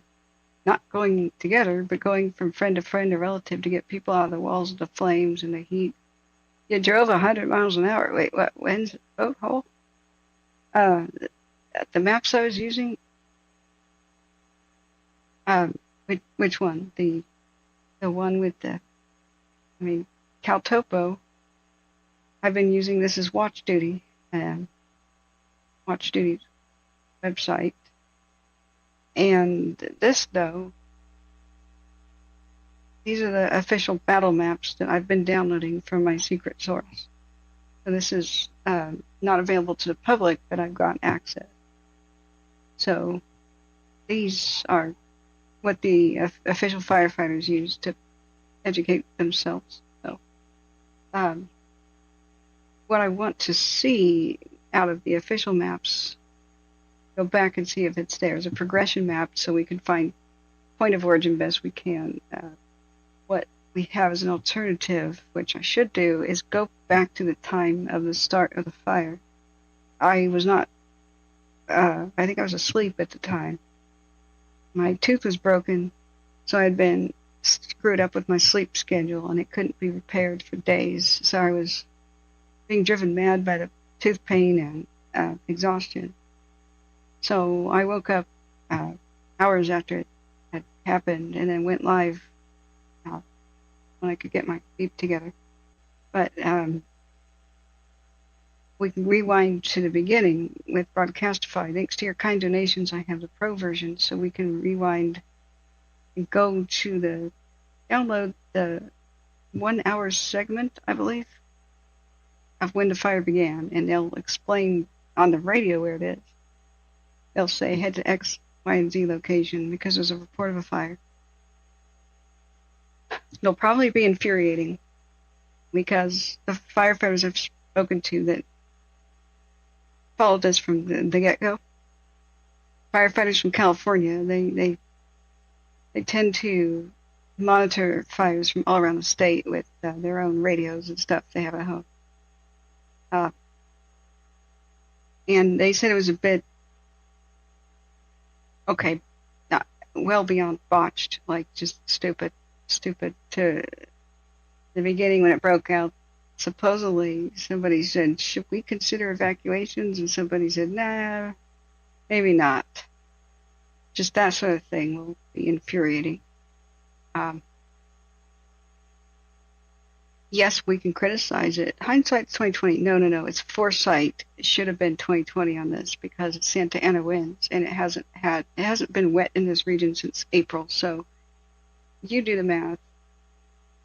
It was primed for disaster. The very moment it broke out, you should have had 5,000 units come help because it had potential for such disaster, especially where it broke out. They hesitated and they really did not call in as much help as they needed, and so the disaster just kept unfolding. Didn't have enough of anything. Didn't have enough units to even end the evacuation period and start the firefighting period. They didn't start the firefighting period for 26 hours. Usually you're supposed to start fighting the fire about 2 or 3 hours after it begins, after enough backup units come to help you. Once the evacuations are complete, pretty much you stop. You start securing neighborhoods. You don't keep moving around with the fire and leaving them. But they didn't get enough backup. They didn't even ask for enough backup. They underestimated how bad it could get. And it was just piss poor leadership. So we watched entire neighborhoods burn down unattended on the camera, and when they lost their water pressure, even though they knew it was going to happen, they failed to mobilize the hundreds of water trucks from LA proper to use as water tenders. They just theoretically just sat there. So entire neighborhoods burned down because fire units asked for water trucks that never arrived.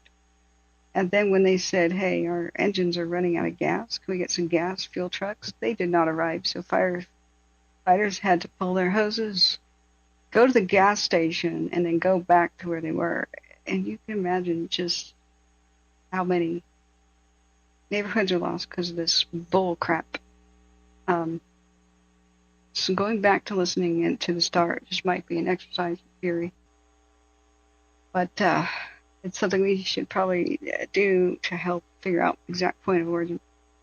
I'm pretty pissed off that they're not being more forthcoming to the public. If we don't have to worry about an arsonist, freaking say that. If you found or suspect some other reason, say that, okay? If it is the power company, stop protecting them and say that. It's getting absurd. But just expect them to act like the Bobcat. I mean, taking 2.5 years to complete the Bobcat fire investigation was absolutely absurd. It was caught on camera that SoCal Edison's little power substation lit a fire. It was just right there on camera. We knew from day one what happened, and they acted like it took 2.5 years to investigate.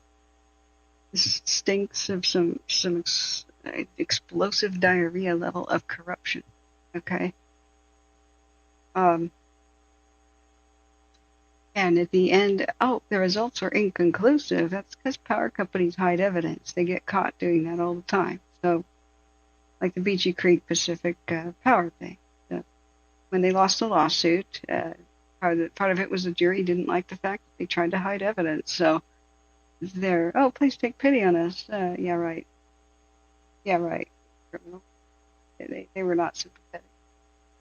look at the other maps here. Maps for pilots. Maps for airdrops. Should download that one because that'll tell us if they say fires near drop point something something. We'll know exactly where the heck that is. Wow, this map is huge. Don't crash the browser. Some of these maps, the PDF files are like 55 megabytes. That's crazy for a PDF file.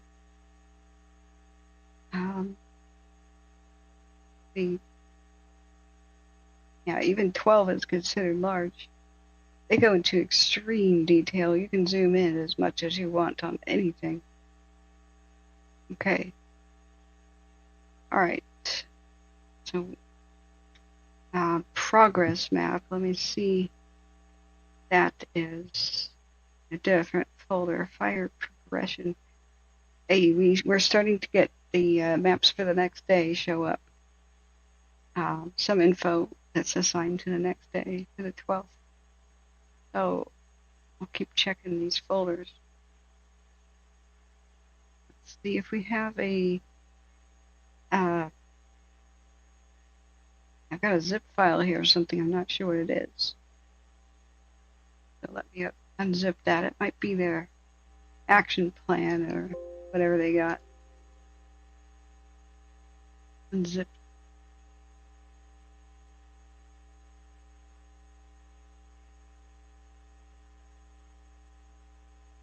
Okay, I have no idea what that is. This is like a bunch of mapping data or something in database. GDB table files, ATX files, SPX, audio files. Really? What's this audio file? Let's play it. Okay, guess I can't play it. I don't know if that's a true audio file. My computer seems to think Horizon files, GBD tables. Anybody know what the hell that could be? It could be like 3D map data or something. Freddie, hi. Let me see. Look back at the channel.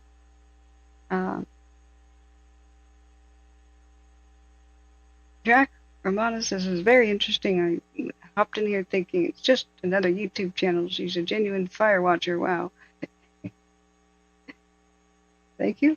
It's always funny when people realize that. I guess I don't look official, or I mean, I'm not official, but I guess I don't look pro. It's fine. Let's see here.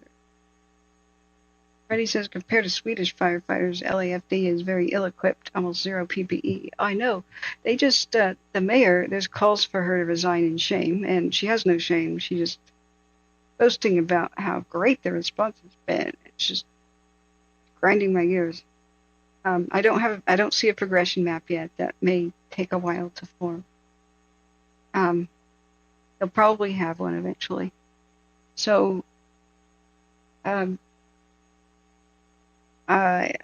never planned to do this. It just kept happening. So year after year, I realized that nobody else is doing this. This is why I do it. No, the system is broken. The system's broken. People are left in the dark, and the system for evacuations is especially broken. So we have to help the heroes. They have a broken system. Go for Division Victor. The more the public understands things, the more that they'll be safe and cooperate. Communications, go for Victor. They should teach stuff in schools. They just don't. Division Victor, report of flames behind the address 23012 Saddle Peak Road. 23012 Saddle Peak Road. I hope to make some standalone videos that teach people what to do. Division Victor, copy 23012 Saddle Peak Road. But if I can only get a free moment to do that.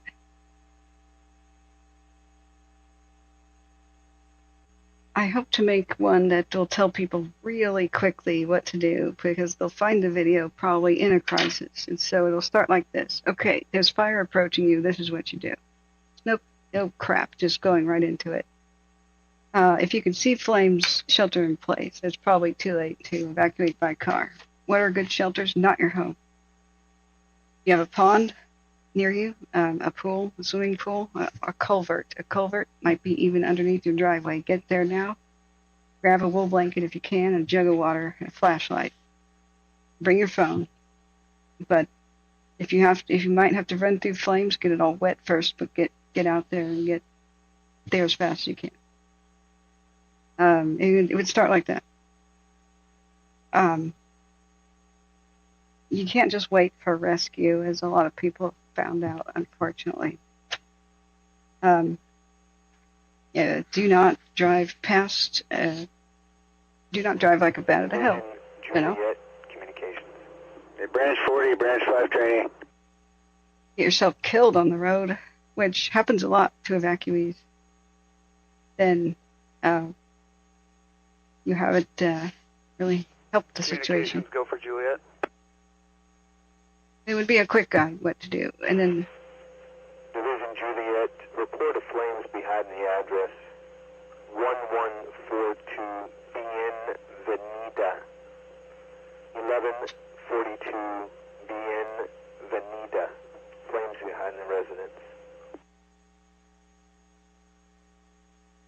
Yeah, Anita? Branch 5 training, branch 40 training. 42 Bienvenida. Yeah, just for information for you guys, that stuff they're talking about on Low Mountain, we got Division Alpha up in there with good eyes on it, so it's just a little bit of interior stuff under those KV power lines, and they got eyes, they'll keep monitoring it, so just information for you. We got eyes on all of that. Good. Copy, I'll close the loop with LA. The rest of the guides would be like how to prep before a fire happens and what to keep in your car, things. I've written scripts for them, but getting the time to film it is a big issue. Bienvenida, thank you. LA, branch 40 training. B-I-E. Branch 40 training, go ahead. Anita. That Brown Mountain Cheney Trail is well within the control lines, no threat. Division, Papa. Branch 40 training, copy. It's almost midnight.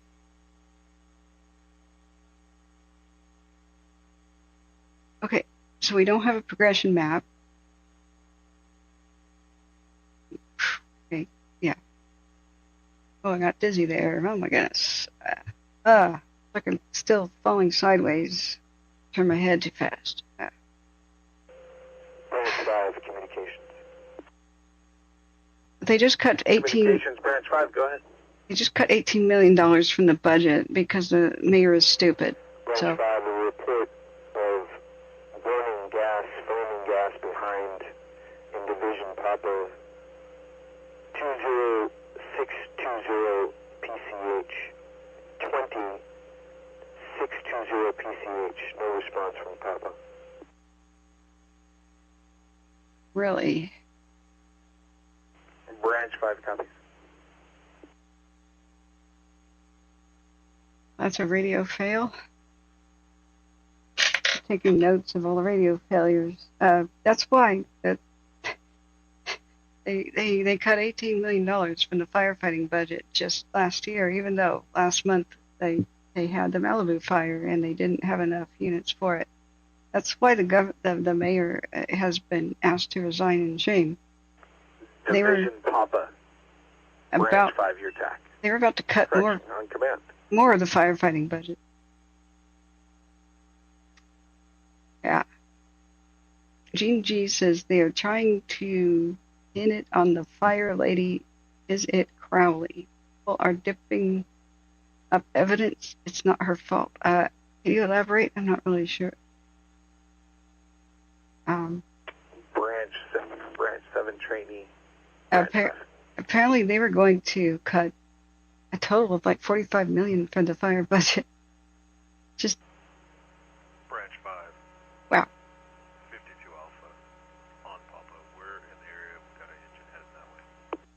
how can you do that when you have a red January? Can you answer up to communications? Let them know you're on the hunt for their issue. Hey, for a break. Palisades communication. 52 off. On Papa. Yeah. Crowley, the police chief, the fire chief, it's not her fault. She did a brave thing and said publicly months before, right here, last LA Fire Chief Crowley warned last month the budget cuts would affect response to large-scale emergencies. That's heroically brave. LA City Fire Department was assessing the impact of a $17.8 million budget cut in the weeks before Palisades Fire destroyed. They're still saying hundreds of structures and 15,000 acres. No, it's almost 15,000 structures. And much more acreage than that. Communications 5200 Alpha. I'm on division, Papa. I have an engine in the area looking for that gas. So, reports that the mayor fired the Repeat your identifier, very scratchy. fire chief is wrong, but Strike team 5200 Alpha. I'm on division, Papa. even with said budget cuts, something is not adding up. That can't be the 200 Alpha, copy, en route to the gas leak, 2620 PCH. yeah, exactly. What are these budget cuts about?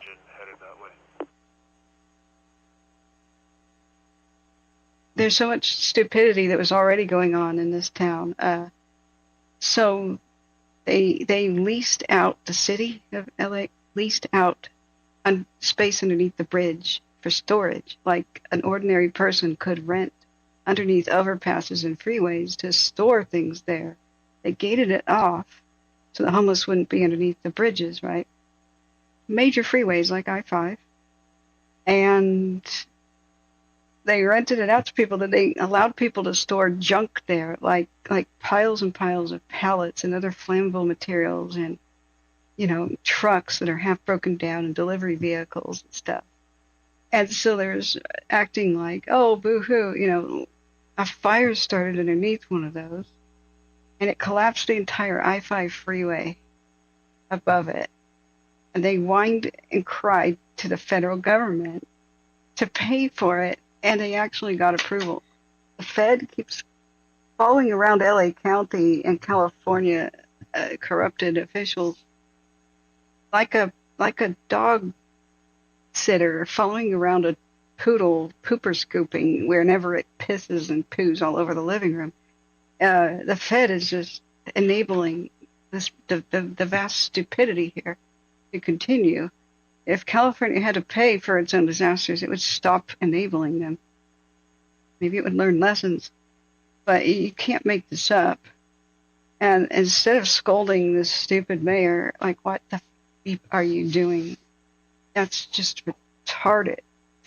Like, that is just beyond.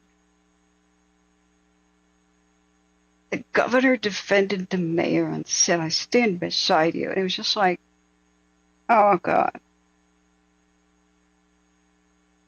There is no shame anymore. If this was Japan, there would be so much crying and begging and bowing to forgive us for doing this, for stupid response, for causing death, for causing mass destruction. And there's none of that going on here. There's people proud of the response that got so many people killed. This did not have to be this bad. But it's just no longer like it was, But I think the mayor should resign, because the budget cuts, that's inexcusable. That's just it. I don't know anything else about her. I don't care. That's all I know. And when your policies get a lot of people killed because they're just dumb, you should just resign. That's it. That's it. Yeah, does LA County have a budget deficit? Whoops, I can't spell. Prior, did they just rewrite this? Did they? This is an interesting thing. Understanding the LA County budget. Oh yeah, this is dry. If you really want to fall asleep, this is what you gotta read. LA County is the nation's largest county government, with more residents than most states have residents, in a multi-billion-dollar budget that's bigger than that of Kansas, Montana, Vermont combined. Budgeting is a multi-phase process designed to provide a balanced budget as required by state law and meets the needs of a diverse community of 10 million residents. LA County Budget Basics. The budget is the engine that powers the county's work, funding critical services and programs, and an ambitious agenda for an even stronger, healthier, and more dynamic LA County. Do you feel stronger, healthier, and more dynamic due to this year's budget, friends? Do you? The 2024-2025 final adopted budget, October 8th, which is 8 days into the Santa Ana wind season. And it follows a horrifically bad, really bad, filled with arson and other reasons for wildfires. A huge, horrifically bad wildfire summer. One of the worst on record. So it should have been fresh on their minds. I mean, in October 8th, the line fire hadn't even really been out for that long. Or maybe it was still going. Oh, excuse me, bridge. Forgot how many big ones there were last year. But many. So, let's see. 6-year Care First growth rate, 89%. So, what is this chart? Cumulative budget, blah, blah, blah. Since 2019, ongoing funding for all Care First departments and programs has grown from $812 million to an estimated $1.54 billion, an increase of 89%. Care First departments and programs include Care First Community Investment, Office of Diversion and Reentry, Correctional Health Services, Justice, Care and Opportunities, Public Defender, Alternate Public Defender, and Youth Development. Okay. Correctional Health Services. You mean for prisoners? What's not in the budget? Because I can't stop this from moving. The county needs to do right by victims and help right the wrongs of the past. Oh, God. What are you doing to people now, huh? Yep. Seeing all this county stuff has no bearing on what LA Fire budget does. There's county firefighting unit. Got part of the picture here. But let me know. Let's see, mental health leads the way. Focus on the homeless emergency. The county should be having something mention wildfires because they were so devastating. They left so many people homeless. And focus on the homeless. Do you see them even mention it at all? Like, at all? Let's see if the word wildfires is the entire webpage. Nope. It's the word fire. Nope. So why would the city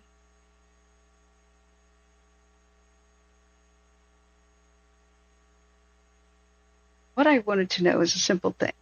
Did the county have a budget deficit? It does the city. So here's LAist.com. LA's budget deficit could cut into the city's interim housing beds from February of last year. So the city is expecting to lose several major sources of funding, $60 million from LA County and $164 million from the state for its 146 interim housing sites and from 8,000 rooms. Okay. So does that mean that they keep paying for it and yet they go deeper into debt? God. Okay, sorry, did not mean to show Eaton Fire stuff. Okay, April 2024, County of LA sets out priorities in a $45.4 billion recommended budget. Accelerated response to homelessness. See, is the word fire mentioned? Communications Division, Papa. Nope, not on this one either. Editorial, October 18, 2024, LA is broke and the budget crisis is self-inflicted. Yeah, we've identified the gas leak. It is also impeded by the incoming tide. It's in the same area as the gentleman that's down on the beach. The poor guy on the beach.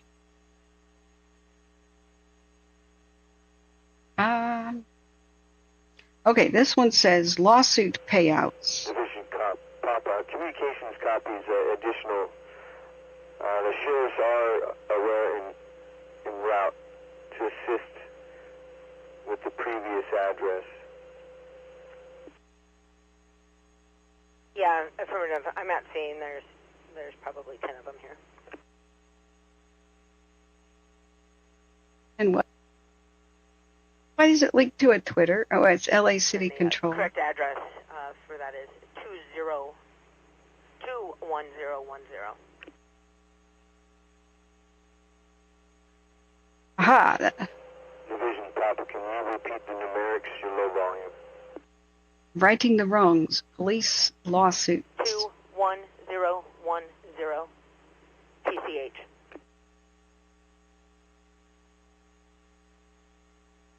Look at the police versus the fire.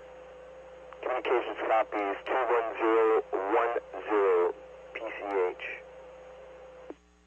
Yeah, affirmative. That's for where the gentleman is down on the beach. And then the address given is the gas leak. It is also down on the beach, and you can identify it because the gas is on fire. And the gas company is just above it.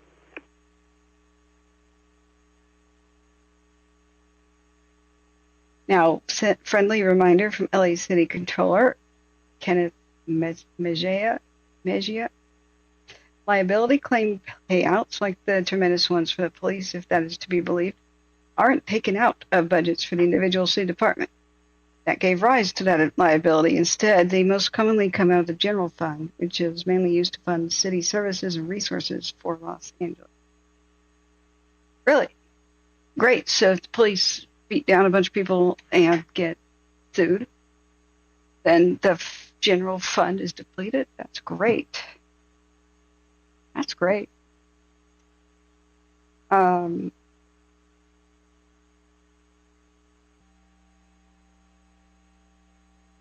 not getting straight answers from sources that I want, though.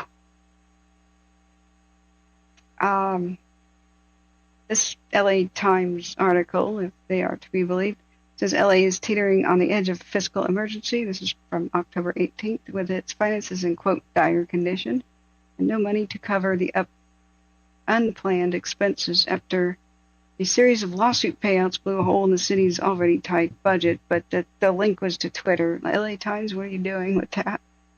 And they didn't explain exactly what lawsuits. So if you're hoping this would be the year that City Hall and prep for the 2028 Olympics would get moving on smoothing the busted sidewalks, fix the burned out streetlights, trim the trees. Oh, God, that would be important for fire. Or any other public investments to make the city nicer for residents and visitors alike, then don't hold your breath. This is the article. I'm going to link into the chat, right?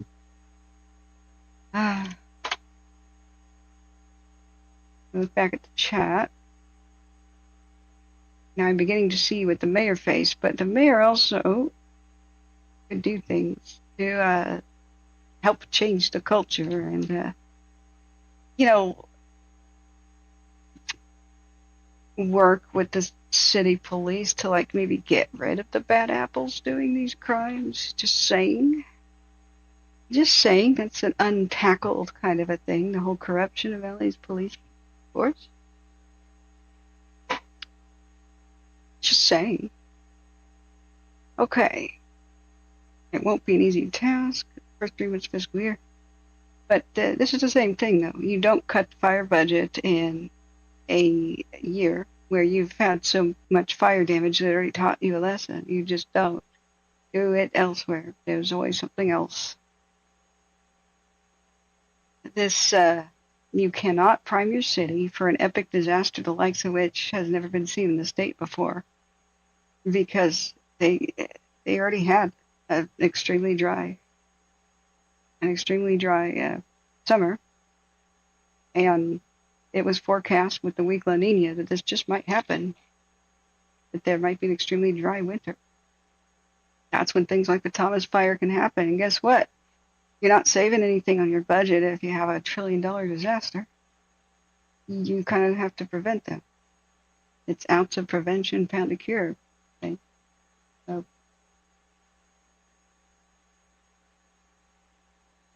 there's no addressing police brutality by dealing with individual cops. I would beg to differ on that. You have to get rid of the bad apples or they spoil the bunch. The bad cops will lie, cheat, and steal and push out the good ones because they don't want to be caught with their schemes of bribery and whatever they're doing. So anybody honest, they set up to fail and set them up to be, well, you do have to do it on an individual level. Supra was telling me about how Philadelphia cleaned up its act. The mayor was so corrupt and involved with it that the FBI came in and replaced most of the police units and had to investigate it to clean it up. If you truly have that big of a problem with your police, you can ask for federal help. They'll help. There's things you can do. And there's some stupid stuff that's going on, like the LA city had to pay because they blew up a house that was loaded with illegal fireworks, though. So you have to have really tighter laws that they can enact so that people are afraid of going to Nevada Helicopter 76 V1 and buying the illegal fireworks. I mean, you just partner with Nevada. It's really simple. And every time a Californian goes to Nevada and buys illegal fireworks, they get their house's front door kicked in. 76, go ahead. And they get raided. Helicopter 76 off Palisades, Helico 4 Alpha Sierra is Palisades Helico, 76 inbound to Van Nuys. 76, copy. But there's just no interest in that. Whenever a Californian goes and buys fireworks in the state of Nevada, they have to give their license plate number, their license number, driver's license. So why don't this is where a lot of the fires and a lot of the arson comes from, and illegal fires and big disasters come from, the Nevada fireworks sales. Why is it legal to sell fireworks in Nevada to a Californian who lives in a state where they are illegal? Just tell me about that. Like, just tell me about that. Just, you know, there's so much stupidity that's going on. Guys, be gentle with each other if you argue with each other in chat. This will remain a family-friendly and inviting space. You won't want me to step in.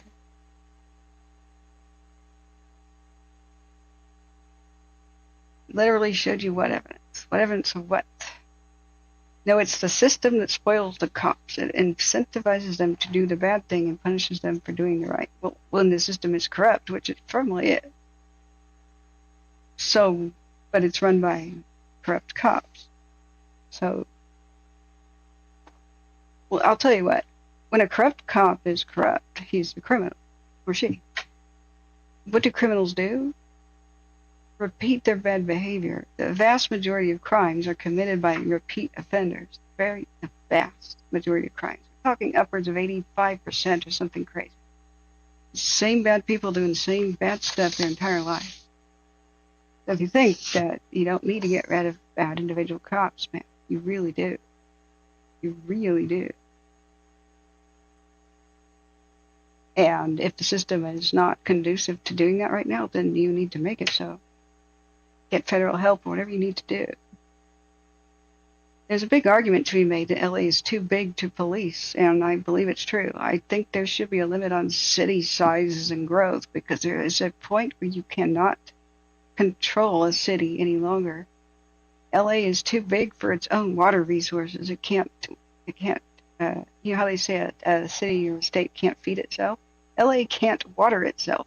LA can't drink itself. It's dependent on other places for water. The whole scandals of the 20s and 30s with Mulholland, the big jerk that some people still lionize. Mulholland Drive there, that should totally be renamed to somebody who was not a disaster-causing jerk. Who wasn't part of the water-stealing corruption stuff. Chinatown, you know, the movie. LA had to play dirty and steal water resources from nearby other counties and towns in order to grow.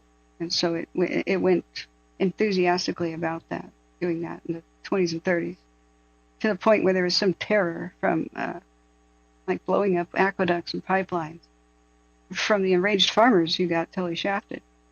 They corrupt officials knew that they were going to go steal the water from other towns and cities, build aqueducts and reservoirs to feed LA.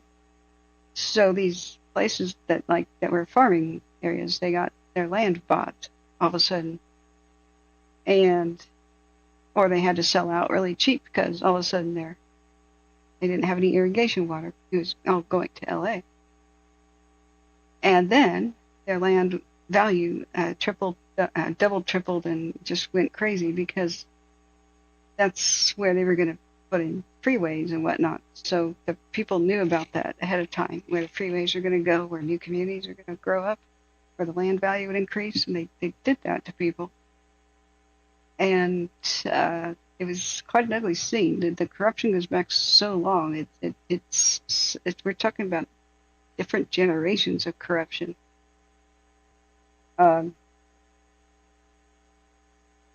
You know that it goes back a long freaking way. If you are a celebrity, don't die in LA County. They'll never figure out who murdered you. There's just never been a good track record there with law enforcement figuring out murders. It used to be that like this. Hollywood had so much power that they would pay the LA cops to just not really solve murders and to just kind of leave them unsolved so that their stars didn't have a stain on them. So everything from Jean Harlow's husband being obviously murdered and cops calling it a suicide. Yeah, right. Who dies at the top of their staircase by shooting themselves in the head? Like, wouldn't you do that sitting down in a chair or something? No. Black Dahlia, you know, what happened there? What happened to, you know, everybody from, what happened to the singer-songwriter who was supposedly stabbed himself in the heart twice? Yeah, right. Who's saying he won an Emmy or something like that for the soundtrack to Good Will Hunting. What was his name? God. Said, I can still hear the song. I'll make it through the day with some help from Johnny Walker Red. Some poison rain down the drain to put bad thoughts in my head. Okay, what is the song title there? Miss Misery. That's it. The guy who wrote Miss Misery. Miss Misery. Yeah, don't be Elliott Smith, you know, and get murdered by your girlfriend. They'll say that you stabbed yourself twice in the heart, you know. There's so many unsolved celebrity deaths. Just don't even get me started on the O.J. Simpson thing. It's just not a good track record of solving crimes without all sorts of questionable evidence handling and whatnot coming up, ruining court cases. River Phoenix. Yeah, Elliot Smith. Oh, it's not possible to stab yourself twice in the heart. It isn't. That's why it has to be murder. I've been a victim of impalement. I had a stick go all the way through the calf of my leg. I tell you what, when you get impaled, you go into instant shock and you just can't function. You can't do anything. I really tried to get it out of my leg and failed. Sometimes victims pull out a knife from their torso and drop it. It's about all a person could do. But if you've actually struck your heart, you're dead in moments. That's a vital organ that just you can't stab yourself in the heart again. It's not like you would even have the power or strength. By that time, you're staggered backwards and you're on the ground dying. So that bears all the hallmark of somebody leaning over a victim and stabbing him in the chest. Communication, Victor training. Multiple times. 2 stab wounds to the heart is a crime of passion. And he was fighting with his girlfriend. Communications, you have traffic. Who delayed calling 911 for a while, and all sorts of suspicious behavior. So Communication, Victor training, 23012, Saddle Peak, burning foundation, handle with units. Let's see. Yep, that's another good news. So I have to say, I speculate and I allege, I theorize. Communications copies at 23012 Saddle Peak was mitigated. No other hazards. So, yeah, he was from Portland. It's where he made his name for himself. So that's the condition. You can stab other parts of your body twice, but the ones that send you into instant shock, you cannot. We're talking. It's like a big ass kitchen knife too. The fact somebody else was there having an argument and delayed calling. There's a lot of stinking to high heaven on that one. With the other high-profile celebrity deaths, who drowned, by the Catalina Islands, what was her name? Salminio. She was with Rebel Without a Cause, so that had Salminio, James Dean, Dennis Hopper, and what was her name, guys? She supposedly drowned. Yeah, right. Falling off of a yacht. It was never made clear if he made the first knife wound all the way to the heart. I still suggest you can't really do that with the chest wound. That's also extremely unusual for somebody to try to do. There's a lot of suicide, and I can barely say that word on YouTube or I'll get censored. So I'll say self-harm infliction things. It's a very unusual thing. You have a sternum. It's quite hard to snap that, penetrate, or go around. Robert Wagner is accused and thought of by many to have drowned Natalie Wood by shoving her overboard from a yacht. Unsolved, because it's just not a good track record of solving celebrity deaths in that county. Unalived, right? Yeah, unalived. Sorry. So yes, there's exactly quite a lot of room for skepticism there. If LA County had a better track record of thorough and fair investigations, I would be more inclined to believe their findings. But these unsolved mysteries will remain unsolved because there's also a thing that I've heard that the police are kind of resent the celebrities. They resent their tantrums. I'm going to get you fired if you pull me over. If you actually write me a ticket, you know, I mean, you hear about them being harassed and abused by celebrities, especially like Mel Gibson with his anti-Semitic rant with a cop pulling him over for drunk driving or whatever. So the cops, I don't blame them for this. They come to resent bad behaving celebrities. They're not that interested in solving their crimes or trying to figure it out. There's that element of psychology there. And good night, Mitch Ashton. We're still waiting. Oh, yeah. God. Oh, God. Sharon Tate. Oh, dear God. Well, we kind of know about what happened there. That's okay, Seth. That's okay. I would just say that he does mean a lot to you, and I am sorry for all of our collective loss. But I want to point out that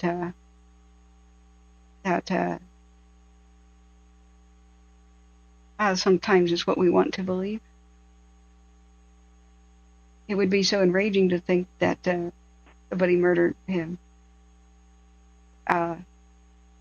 Sometimes we believe what we want to give ourselves a break from grief.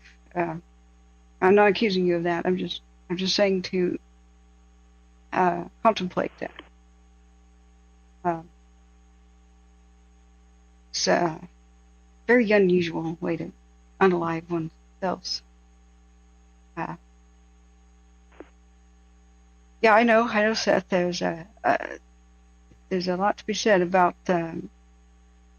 sometimes cops are not motivated to solve crimes. A lot of times, though, you can't blame them because they're jaded. A lot of times, Juliet Communications.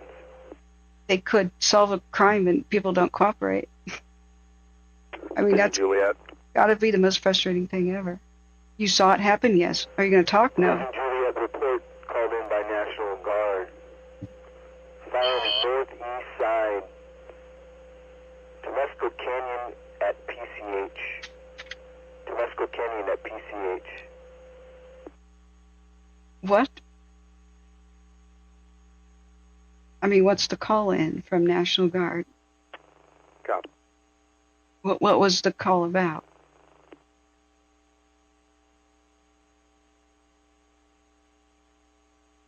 I missed that part. Did you guys catch that? Did they explain that? It's now 12:30 a.m. Carney Shill says, I was a bike messenger in PDX in the 90s and lived in a party house with like 10 people with a few of the bands that you may have heard of. Really? Like maybe Cake? Everclear party? You're a bike messenger in PDX in the 90s, in Portland in the 90s? Man, you've got stories. Okay, you need to tell stories right now, Carney. I met, he was mad as a hatter, John McAfee at a party. I did not stay for the party. It's a big life regret of mine, but I was underage and didn't want to get in trouble for that. I also don't drink. Even as a teenager, I did not want to drink. And John McAfee was at the head of the table, balancing a champagne bottle on the top of his head, standing on top of a chair, with his arms out, holding a saber, holding a sword, his arms stretched out. It was a party hosted by an antivirus programmer from Symantec, which has nearby offices near Portland. And yeah, said, oh boy, he that looked like one of the funnest parties ever. However, I was a hot young thing, and I was always wary of guys hitting on me during parties or pressuring me for you know what I mean. Yeah, I mean I was a hot young chick, so I was always worried about the kind of party attention from like drunks, and didn't want to deal with it. So, not saying that anybody did anything. I was just leery of that in general, you know. So here I come to the door, and I'm like, hi, and the host of the party opened the door drunk as a skunk. He said, "Come on in." I'm like, really? And they said, "We're having a feast." And it was loud and raucous, and there weren't that many people there. It was like a party of fewer than 20. And John McAfee, though, was standing on top of the chair, a champagne bottle balanced on top of his head, arms stretched out, a saber sword in his right, like a cavalry saber, like not World War II, a Civil War style saber. And looked authentic, like a really good reproduction. And so I can only assume he was balancing the champagne bottle in his head for some reason. And then so they did that in the War and Peace movie, and I bet the Russians that were drunk at the party told him what to do. In War and Peace, in the movie, there was a guy who was drunk. He's a soldier, like a Napoleonic War soldier, and he leans back in a windowsill, and behind him is an open street where he'd fall to his death. And he impresses the crowd by drinking and leaning his head back, like draining a champagne bottle, but staying balanced and not falling backwards into the street. It's like a weird, tense part of the movie. So I guess he was recreating that, like, I'm not going to fall backwards. Instead of, I guess they didn't have a windowsill. And I bet he was about to take the champagne and open it with the saber. You take your sword and you open the champagne bottle with the sword by cutting the end off. So I just knew that was getting out of hand, man. Like, it looked wild, but I didn't necessarily want to be at a wild party with a lot of crazy drunks. It was in a mansion. So it didn't seem like they were going to worry about the cleanup. He noticed me. He was closing his eyes. He opened one, and he looked at me with one eye, and he goes, and gestures and pointed at me with a sword and said, "You." And he did this. Like, gesture with the sword, like, "You come here and join the party." I was shy at the time. I didn't exactly know who he was. Somebody leans over and goes, "That's John McAfee." I went, whoa, because even then I knew he was like mega rich, because McAfee software, the junk software it always was, but always came on like every computer. Wait a sec. Drac Romano says, within 24 hours of his passing, the Miami condo collapsed. Wait, what? Okay, I'm not sure. I missed that.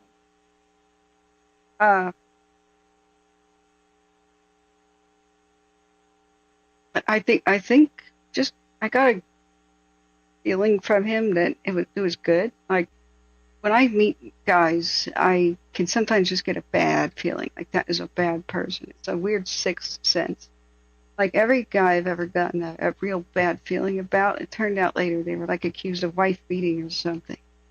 There's something I can pick up on. Not every single person, but I really have a good gut feeling for sizing up whether or not a guy is dangerous or not. And I just got the vibe from him that he was mad as a hatter in a mostly harmless way. It doesn't mean it's true. He did get in prison for some controversial stuff. He's supposed to have had a major feud with his neighbors and maybe committed murder. I just don't know about that. But yeah, maybe he just changed. This was a while ago. And but mostly just being that young, around that many drunk adults that were totally getting out of control, with a guy pointing a sword at me, you know, I just failed. You know, I had somewhere to be. That person grabbed me by the arm and said, "Let's go. They're going to get really drunk, and things are going to get way wilder." I thought, you know, things are about to get broken in this mansion. People are about to get hurt, you know. So Jen G says, John McAfee's brother Mark is extremely down to earth by comparison. Mark's a raw dairy farmer and producer, nice guy and super smart. Yeah. I do wish I stayed at the damn party though. No matter what happened, you know, I wish I filmed part of it. Holy crap. I really could have networked and had a better career type thing, knowing people like that. But computer science was not what I was going into. I was going into like web design, and I wanted to have world's largest database of ghost towns in history, right? And then drive to them and document them before they fall apart and we lose them to wildfire. That's my thing. My obsession is ghost towns. I'm going to learn mapping and have good enough video equipment to become a documentary filmmaker about history. Wildfire thing is just something that happened on accident. So, right. Yeah, Edward Schwenk says you get these super smart people who sometimes just lose it mentally at a certain point, like Nikola Tesla wound up broke and feeding pigeons at the end of his life, allegedly. That's true, verified. Nikola Tesla never really had a girlfriend. He was not interested in that sort of thing. He didn't like touching people, so people think he may have been autistic and didn't like shaking hands or anything, and probably OCD. So that would have really hurt his personal life, but he also just didn't have time for romance. He was always excited to go on to the next thing. But he fell in love with a pigeon and wrote about it. Yeah. He's a great animal lover and vegetarian. He was very sentimental about animals. And so, but he also did lose it in some ways. He was a proponent of eugenics, the idea that you can breed a better human, which seemed innocent enough when it began, and then became adopted by fascists and really went off the deep end. It's basically like trying to be nature, trying to cull the weak by not murdering them, although the Nazis decided that's what they would do, but not allowing the weak to reproduce. There was an argument to be made for it, that you could eliminate genetic diseases that way, like some of them, especially the rare ones. So in a way that's already happening, though. Like with DNA testing, parents can now decide to not have kids and to adopt instead if they are the carriers of rare, horrible genes, for diseases. But eugenics was disproven. You can't breed a stronger human because of the rate of human mutation. It's too great. So it would be the moment that you eliminated one thing from the gene pool, the rate of human mutation would just reintroduce it. So it is a dead idea. It's not valid scientifically. But he was all into that, unfortunately, and that hasn't aged well as it stands.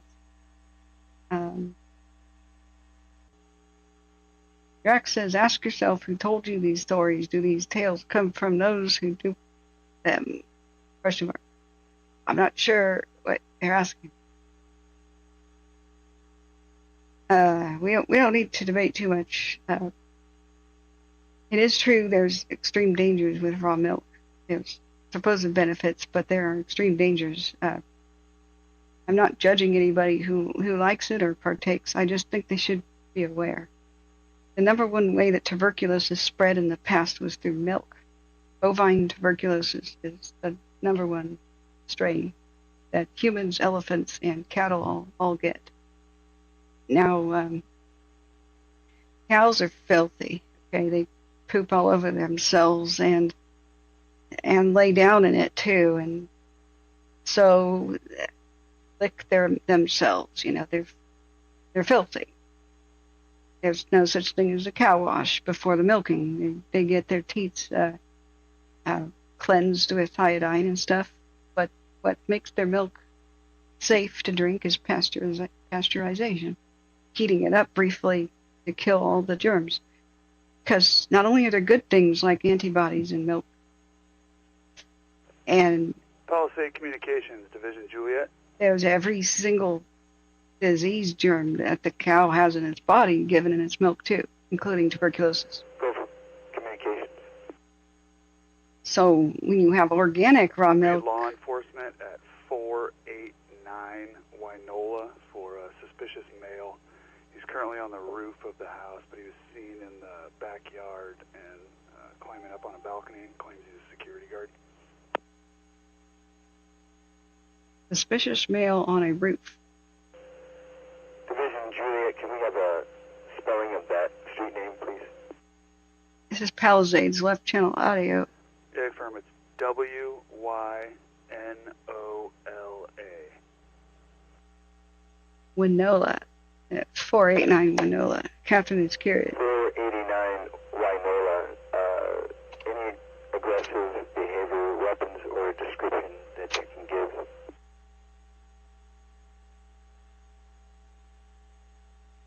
No aggressive behavior at this time. I'll get you a description. No aggressive behavior or weapons at this time. We'll get you a description of the suspect. Really? It could be someone trying to break into a second floor window. Or it could be a totally natural thing and the homeowner is like, there's a cat, my cat got out on the roof. Hope it's that instead.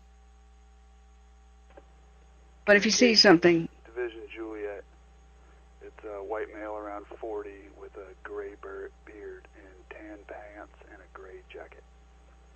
white male, about 40. Wait, with a gray beard? Gray at 40? And a tan jacket? I'm guessing the person's not 40, but okay. What neighborhood is this? Yeah, left channel audio, it's Palisades. Well, okay, then that's the evacuation zone, so that would be suspicious. It's still mandatory, right? Oh, yeah. It's still mandatory. Palisade Communications, Division Juliet. Go for communications. Oh, yeah, milk is awesome. Did you copy the description? Just saying that there are hazards that are real. That's firmly copy a white male, 40, gray pants, beard, town jacket, and is trespassing on this property. You're totally right, Seth. The industrial We believe so. factory farming cows would be a hell of a lot cleaner if they weren't in that filthy industrial farming is only possible due to antibiotics because they'd all die in that situation. The contact will be 01 Alpha. If you want animal welfare, you don't have to vote for like giving them better this or that. Copy, we copy 01 Alpha is contact. You just have to vote for no antibiotics unless an animal's already sick. That's the filthy conditions of factory farming stuff. I mean, cows do not naturally have liquid diarrhea all the time. They're not supposed to walk around in their own liquid crap and lay down in it. These kind of conditions are only possible and only happen after antibiotics were invented, and they decided to give them all the time. Dozer on Division Charlie, close to the Charlie Alpha break. Identify on command. And because almost all cows are given antibiotics and other animals, that's where you get the superbugs happening, because only superbugs survived the antibiotics. So it's a very, very bad thing. Division Charlie, 44 Golf on command. To give animals antibiotics when they're not sick or people, that just makes superbugs. Antibiotics will stop working and we'll be really screwed in that point in time. It's almost already here. It's the worst thing that we're doing to ourselves right now. Branch 1, 44 Golf on command. Priority traffic.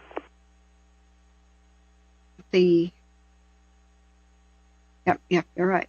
So, mad cow disease is revenge of what? Don't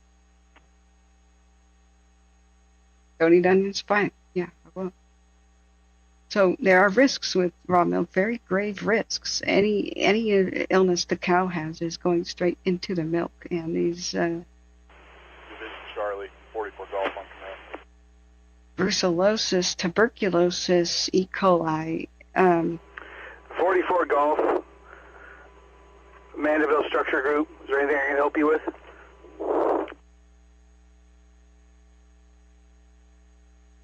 Let's see what else is around a farm that cows can get. The listeriosis, salmonella, tuberculosis. That's a big Mandeville one. Structure Group, Charlie training on command. You cannot get mad cow from milk. Those are prion.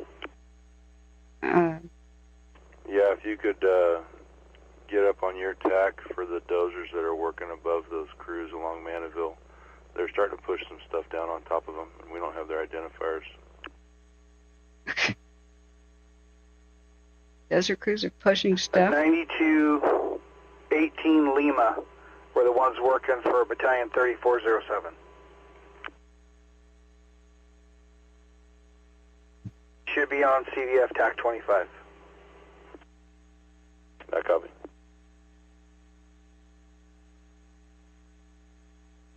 Yeah, the idea wasn't to cause controversy, but you somehow did, Carney. You somehow did.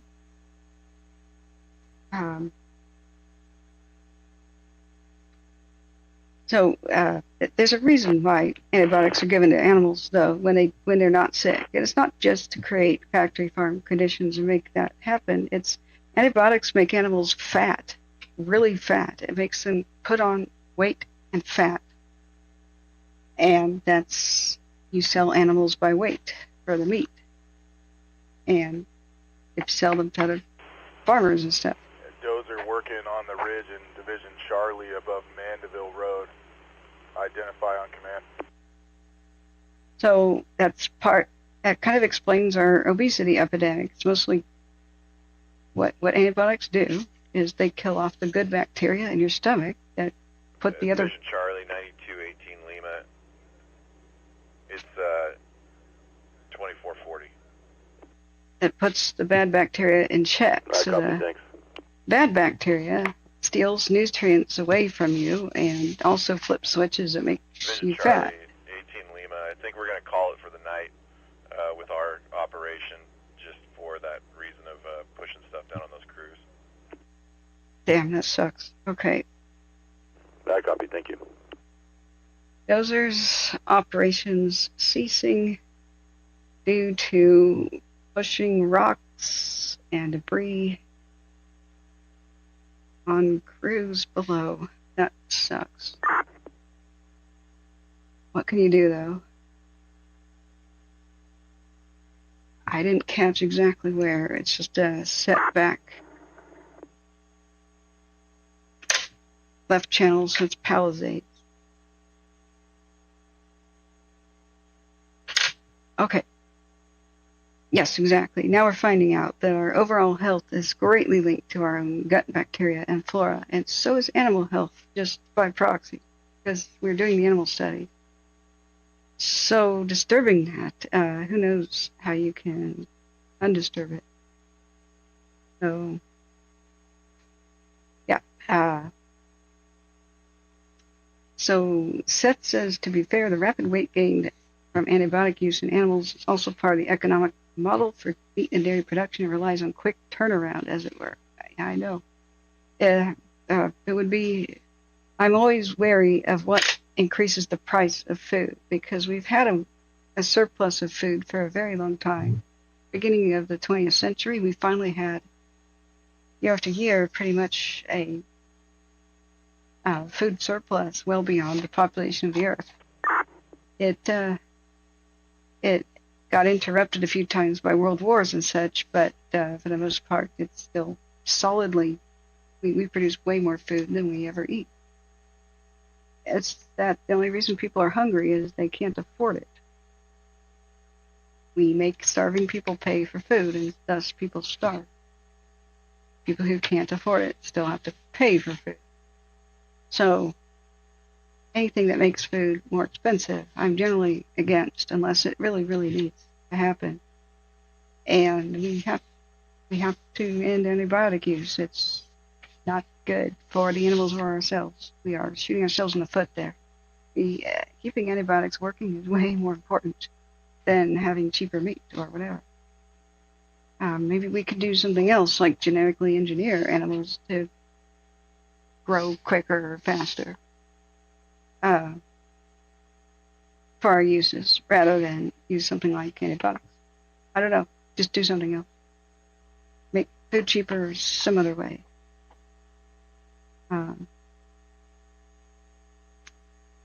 Let's see here. Carney says, I'm not talking about grain-fed cattle. Land grazed by cattle is more fire safe. Yeah, as long as overgrazing doesn't happen. There's an argument to be made that land should be grazed by big creatures because the Ice Age had a different ecosystem, one that was complete, more complete in North America. The horse evolved in North America, and it went over the land bridge to Eurasia and further evolved over there.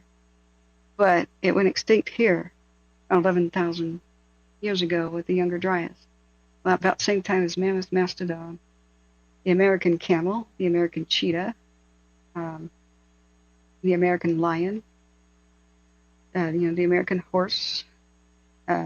These animals went extinct. The cheetah, the American cheetah, presumably was the main predator of the antelope, the pronghorn, and that would explain why antelopes can run about 70 miles an hour, like 68. They're the fastest things in North America, other than a peregrine falcon. And so that would explain that. They really are a strange Ice Age survivor. They're not a true antelope either, because they have forked horns. They're like the only creature on Earth that has horns that fork, I believe, that is still alive. Antlers fork, but not horn. Do I not need sleep? I don't know. I woke up at like 3 in the afternoon, so I'm not quite sleepy yet. I am doing my duty. I'm on duty because the winds are supposed to pick up tonight. So now we're waiting to see what's happening.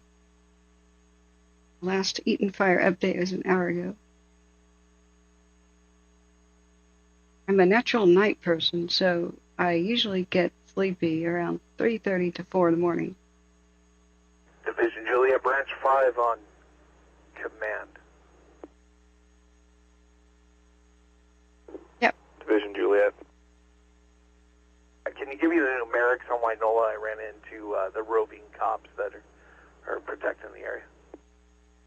I want to know if the suspect's caught. If this suspect is caught, I want to know if they catch a looter. Correction, that's 489 Wynola.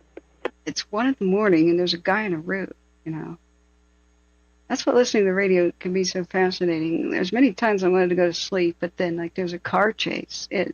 During the Malibu fire when we were, not Malibu, maybe it was Malibu, there was a car chase and LAPD helicopters went around. And then they crashed into a neighborhood and hid in it. So we were tracking the car chase live through the radio. I think that was the Malibu fire last month.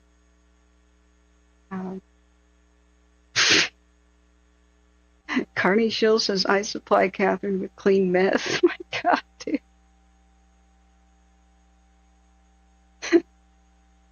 That's not why I stay awake at night. That's not why I have tooth problems, I swear. I'm so sorry, Ellen, to hear about your kitty.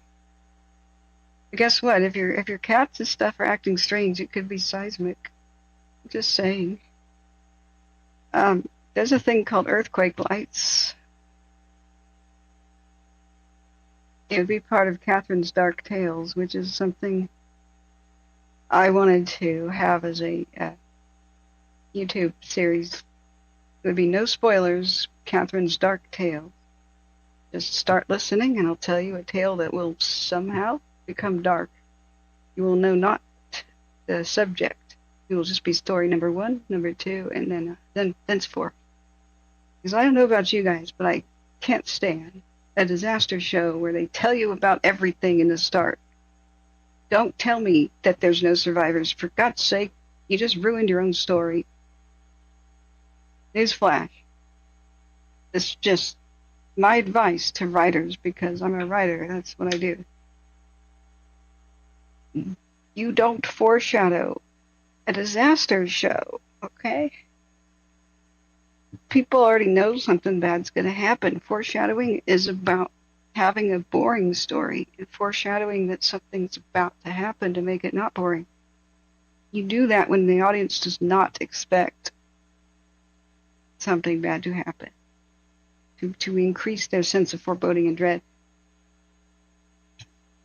Don't foreshadow your own disaster story. Don't tell us the ending. We're already hooked. We're already here to hear about your freaking story. I hate it. Fascinating Horror and all these other channels think that they should do that because they're following formulaic storytelling. The book about how to be a good writer says to do this. Okay. That's a stupid book. So, Catherine's Dark Tales would be about things such as earthquake lights. So, it's an unexplained phenomenon. There's some theories, but I want to show you what they're like. These are true ones, so they can look like rainbow colors in the sky when they reflect off clouds. They can be just strange, weird lights in the sky that are just glowing, just don't seem to have a reason to be there. Lights on the horizon, balls of lights reflected up off of clouds. Many times there are unusual colors and color scales.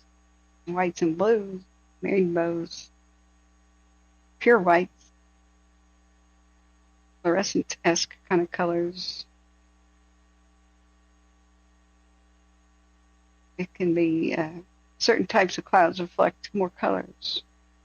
So nobody's quite sure exactly what the hell's going on with earthquake lights, but if you see that, a very inappropriate rainbow, beware. There could be a small magnitude or a quite large one. Oftentimes they happen during right before large quakes. So animals acting weird is another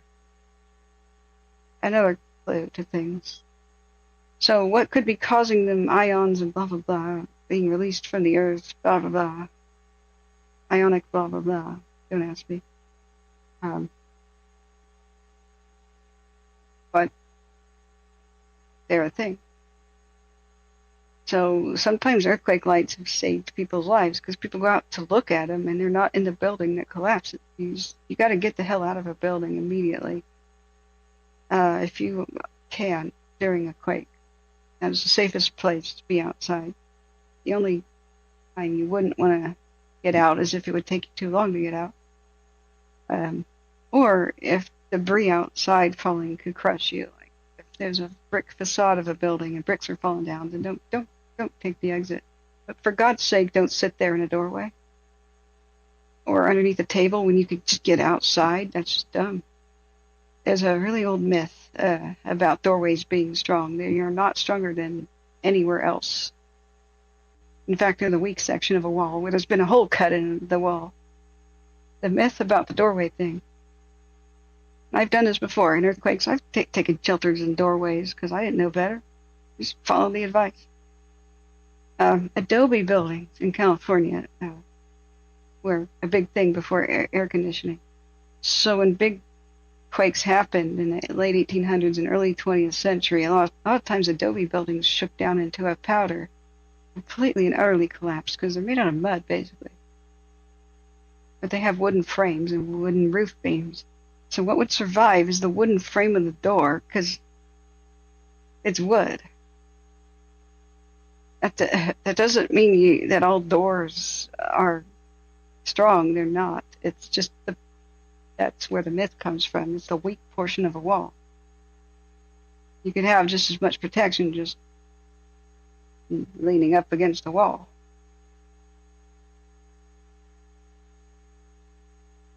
So, you know, how to not get crushed in the building? Don't be inside it. And, hey, there you go. Let's see here. Earthquake lights can happen. Boathole says disturbances in Earth's magnetic field causes electrical disturbance can happen near geothermal areas as well. I wonder. Yeah, exactly, Seth. It's totally mythical, but it's repeated too much. I want to do a video series on dangerous myths that people still believe from every profession. The number one things told to the public, like get into a doorway or get underneath a table during an earthquake. No, get the hell out of the building. Get the hell out. No, that's not what all experts advise. All experts do not say don't try to leave a building. No, there's plenty that say get the hell outside if you can safely do so. The only time you shouldn't is if stuff is falling right outside the doorway. Oftentimes the brick facades and little statues and things, especially in an urban city environment, stuff's falling. Awnings used to be falling, back when people did awnings on windows. Debris from balconies and stuff above can be falling. Yeah, what if something's getting out of hand? Yeah.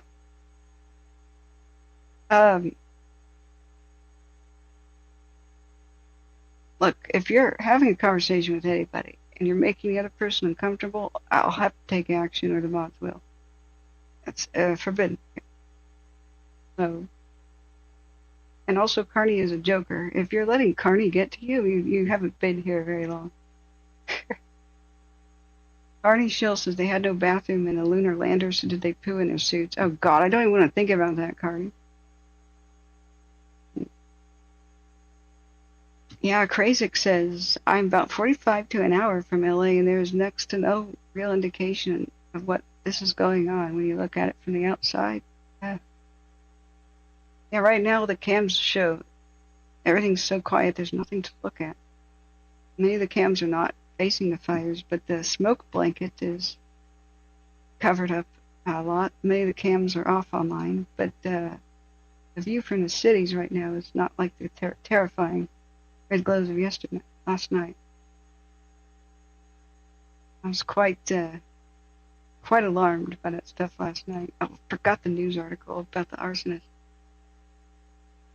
So, as far as today's news article about arson arrests,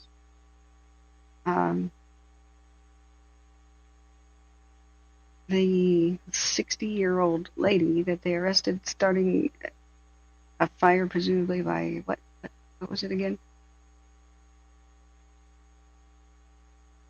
Leo Carrillo State Park. The second arrest so far, but there have been 7 big fires. Earlier this week, law enforcement detained a man near Kenneth Fire in the Woodland Hills on suspicion of arson. However, following further investigation, LAPD determined insufficient probable cause to charge him, set free. After the interview and additional investigative steps, looking at some additional evidence that was present, they made a determination there was not enough probable cause to arrest a person on arson or suspicion of arson. This is why, guys, you make the difference. Your Ring doorbell footage, your taking pictures of anybody suspicious, or their vehicles, especially. You and your security cam footage that happens, you know, like even if your street is not next to where the fire happened, what if a perpetrator went past your street to go light it or escape? Save it all, friends. Save it. Yeah, you can and will make the difference. So Mandich, the lady, the 60-year-old lady, her arrest is the second in the stream since the fires began. Okay. So let's see. Fires have forced over 100,000 people to evacuate, yes. LA District Attorney Nathan Hochman said during a press conference, if it is determined that there is a man-made or intentional setting any of the fires in the situation, the people who committed this arson will be arrested and prosecuted. They will be punished to the fullest extent of the law. Right now, obviously, law enforcement and firefighters are focused on containing these properties, saving lives, saving homes, but eventually we will get to the causes of the fire. And that part of the DA's office will be working with law enforcement to go after anyone who is guilty of the crime of arson. Okay, it doesn't matter, sir. This makes me wonder what the hell he's talking about. That they're still fighting the fire elsewhere. Point of origin, you should be there investigating right now. I'm just saying. That's usually secured pretty quickly. Point of origin is usually the place where a fire cools down first, because it's the place that burns up first. So if you're saying we're not even looking into things right now, what the hell? This does not inspire confidence in me. Authorities urge the public to remain vigilant during ongoing red flag warnings and to report any suspicious activity. So the guy's giving me flack for saying arson could be involved. The district attorney said so too. I don't make this crap up. I don't fearmonger. I don't clickbait. I don't show anything particularly dramatic. I don't use the arson word lightly. I do it when very suspicious things have happened. And if you don't believe me, here it is, district attorney making statements. Authorities urge the public to remain vigilant during ongoing red flag warnings. They're saying, read between the lines, firebugs and bad actors come out during red flag warnings because that's when they get excited. They come out and light fires in the worst fire weather, because that is when they get excited. It is attracted to that set of criminals. I wish we knew more about this person, their background. Have they been accused of arson before? But journalism is dead, so we don't get these kind of answers that we all want to know. In the days of good journalism, this person's background check would have already been there, and they would be explaining the backgrounds of the people arrested, especially one still in custody. Seth says DA Hochman guy was literally elected to crack down even more on the homeless, saying all this purely for political reasons. Okay, even if you don't like a person, a broken clock is right twice a day. This part, I would have a hard time believing. Now, it's because I've been doing this a while. When authorities suspect arson, they're zip about the cause. They just don't say anything, even for years. Entire years will go by. And the trail goes totally cold. They still don't say jack about it. When there's an accident, up to a week later, they start saying, looks like there's an accident, but they usually say that right away. When power lines are down, it can take years also for them to investigate that. So it's usually power lines or arson based on their behavior so far, police behavior and what they've been telling the public. If it's an accident, they would already be telling people about that. It's very difficult to tell the difference between a power line fire and an arson fire because they both have two things in common. They'll start in somewhat remote places, usually hilltops and stuff where the winds are the fiercest, right upwind of a population center. That's because power lines feed population center. They feed power to the population. And an arsonist wants to harm the population. And they will act from places above because they know fire can sweep down hills really fast. An arsonist wants to be above the fire and not in it. Above the fire, when the wind pushes it downhill, is where you are safe as an arsonist for a bit. Flames can climb a hill, but it's much slower against fierce winds like the Santa Anas. So when I look at places like where Palisades fire started, number one thing I wanted to know is it above a population center on a hill, upwind, and are there power lines near that area? So here's Calais, Germany. I can't spell that. Calais, Brittany. Let's look satellite. Do just really cheap investigation. Let's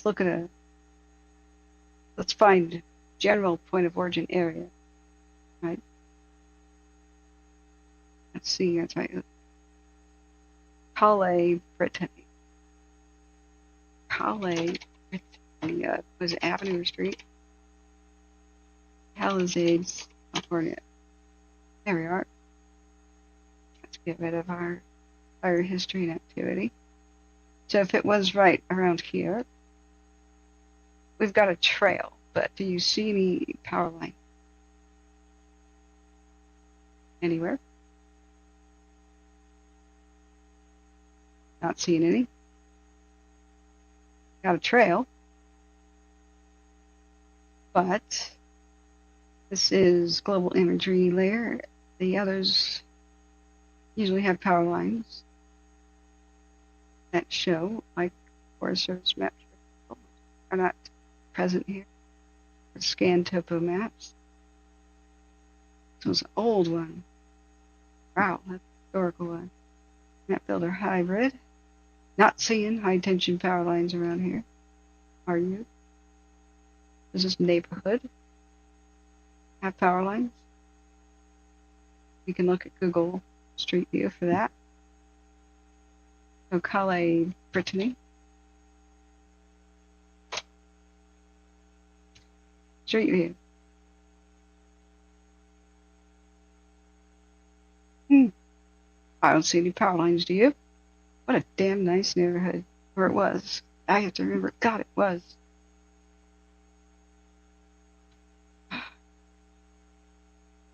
Those are some neat mailboxes. Oh. Does that look like a wooden retaining wall to you guys? The vegetation all over it. It looks green, and you might not think it's a fire hazard, but when the Santa Anas blow, every bit of vegetation shrivels up like it's a dried up leaf. It just takes a little bit of time, a few hours. Damn. This is the tour bus kind of neighborhood here. Homes way too close together. Way too close. But do you see any power lines? I don't. I just don't. What else we got for street view? Up on the hill. Oh yeah, arsonist wet dream here. Look at this brush. Very tempting to one. You can see all the victims down below that you can victimize from here quite clearly. So if a power-hungry, I'll show the world kind of vengeful spirit was here.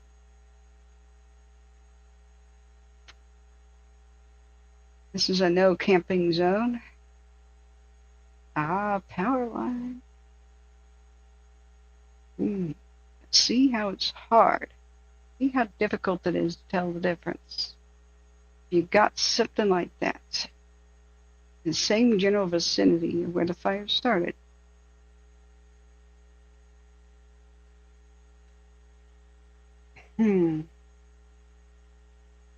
Now, is this totally barren and windswept? Yep. Some of the highest wind speeds are probably clocked up on hillsides just like so. And I wonder about the age of this equipment. Does this look particularly modern to you? It's got 2 guy wires. Keep it from toppling. Over here, 2 over there. And look, super dry brush underneath it.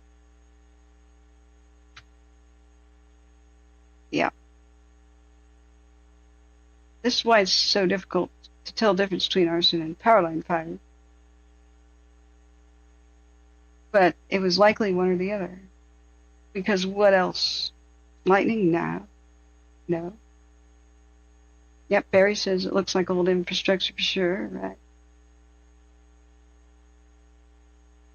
Looks like time from the telegraph or 1940s or something. Yeah. Yeah.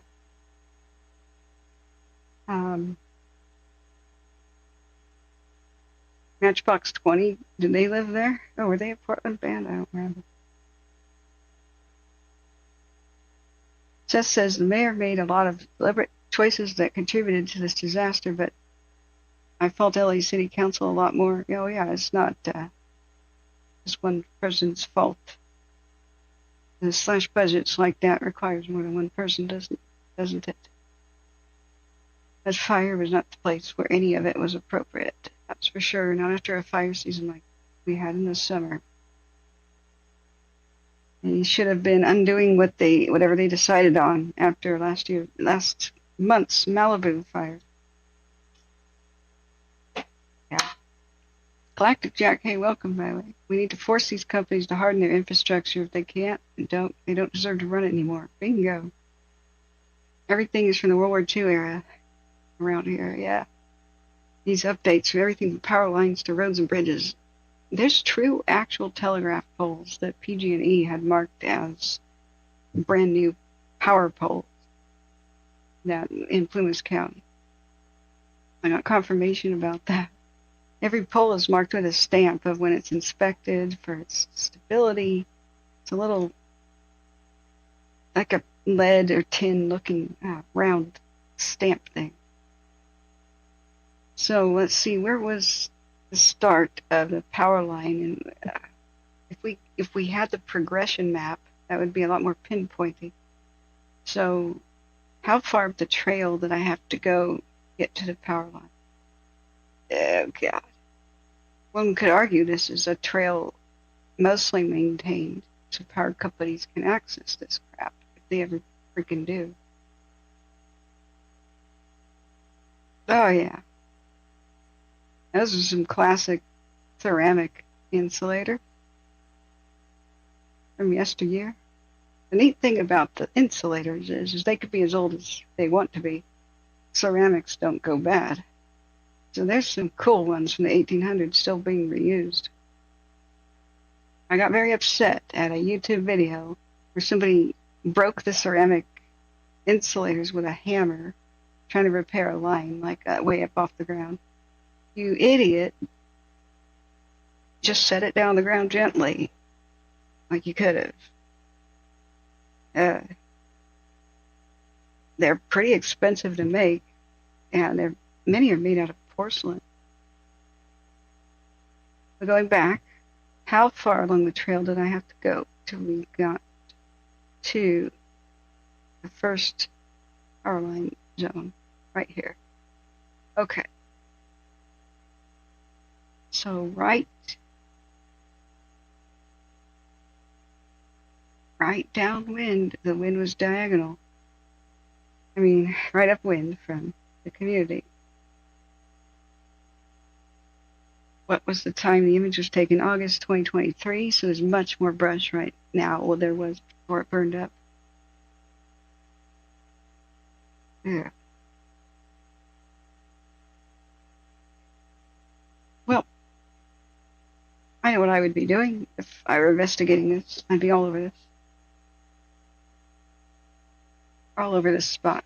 So let's look back at Watch Duty's general pinpointing of generalized area where the fire began.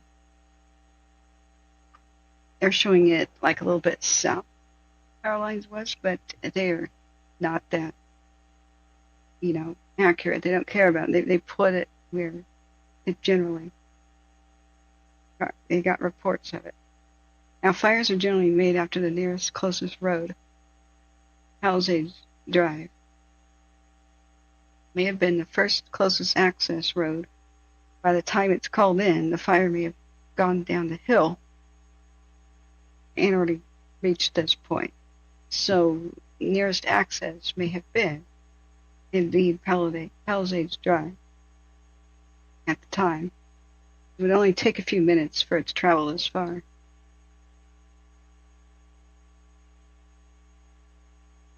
But it's, it makes you go, The thing about, why am I saying arson and power lines? Why am I not saying, potential campfire or something? Is A, that's not a campground. It'd be unusual and strange. I mean, I don't even see some areas where, rounder areas where you'd have a party spot or something. And in the crazy howling winds, I guess some people could have been hiking up there 10:30 in the morning, whatever. Probably not. So there's the thing about Santa Ana's, when they're blowing that hard, is it's so fierce that it will blow out a match. It'll blow out open flame. Most fires that are pre-existing blow out in a Santa Ana. I mean, a 60-mile-an-hour wind gust, boom, flames go out in a campfire often. They can only really spread if, like, the coals are blown out of a campfire, where the flame length reaches over and gets to, vegetation. But usually campfires are away from vegetation several feet for that reason. So, here in 1987, says Brett, for that use as fire, it can help even at short-term duration equipment. Yeah, and for God's sake, the power pole shouldn't be wooden. I mean, I'm not for power poles of any type unless there's no other choice. In some parts of the world, there's no other choice. Why would they be wood? It just allows grass fires, which are normal in this region, to eat up your power lines and bring them down. Branch 40 LA. Why would you want that? So, I don't know. That's just dumb. The whole thing is dumb. This is partying like it's 1899. So we're having 1899 problems. What I'm saying about fires being blown out is, since most natural sources of fire, and even if somebody tries to light a fire, it's difficult. When you took out your cigarette lighter, Santa Ana's will blow it out. There's no amount of handcuffing in the world you could do to light a cigarette in a full-blown Santa Ana. Branch 40 LA. Up on a hilltop like that. So, most open flame blows out. It's quite difficult. You need to do something. You need to make an effort to get a fire started as a person for most of these to get going. Or a power line. Power line in grass and molten metal, when power lines touch each other, that will do it. LA Branch 40 training, go ahead. That will do it. Branch 40 trainee, we're getting reports of a fire at 3330 3330 Lincoln Avenue. It's going to be near Loma Alta Park. And then also informants are calling about the hillside near JPL again.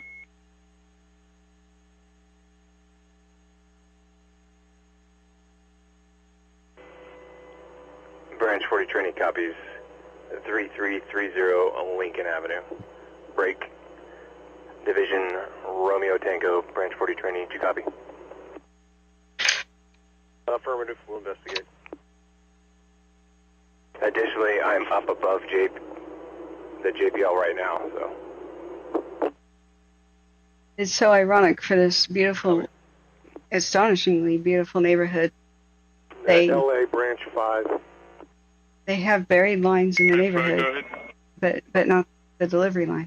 Just for information, we did have a small island of brush that torched off within the last half hour. It's burning itself out, and it is operations. No threat underneath the power lines. I just want to give an update. We've done a little bit of dropping on uniform. Branch back copy. The rock screen. X-ray is looking really good. With City Copter 2 and 3 working directly with the crews, working either way with hand line and hose. And Alpha looks also really good with hand line going in with the dozer line on top. We have have another one of the state hawks that's coming in to replace the Hella tanker in there. So looking pretty good, much better than we did earlier, and especially last night. Okay, I'll tell you what he said in a second. Operation copies the update. Thank you. Alright, that update, which is unfortunately very low volume, says X-ray is looking really good, so we could go back to my map to see which one is X-ray. And he said it's looking way better than yesterday. And a helicopter was working it, and blah, blah, blah. For the various reasons, it's looking quite good. So where is X-ray? Left channel audio is Palisades. X-ray, well, branch X is what? Is that for branch X? Not division? Okay, so I'd be like the Sylvia Park area and the northwest corner of the fire. So let me show you.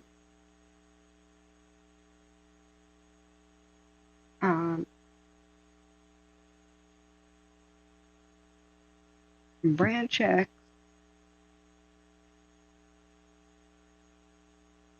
by the Garapito Trail, Mulholland Drive, Caballero Canyon Trail. That has something to do with the word horse in Spanish. Our word cavalry comes from the Spanish. B's and V's get interchanged in different languages, so Caballero. I wish I could pronounce Spanish better. So they said, it's good. I wonder where the actual fire's location is in that sector, but there's no real cams. Okay. Let's see. Actually, Seth, I think most new development has buried power lines. Caballero. Right, Caballero. Right. You know what one of my worst peeves is? I have a bunch of grammar and spelling and peeves. Just, it's my personality flaw, right? And I'm like, oh my God, guys. I hate it when people say cavalry charge. Oh my God. I just start having a seizure of rage.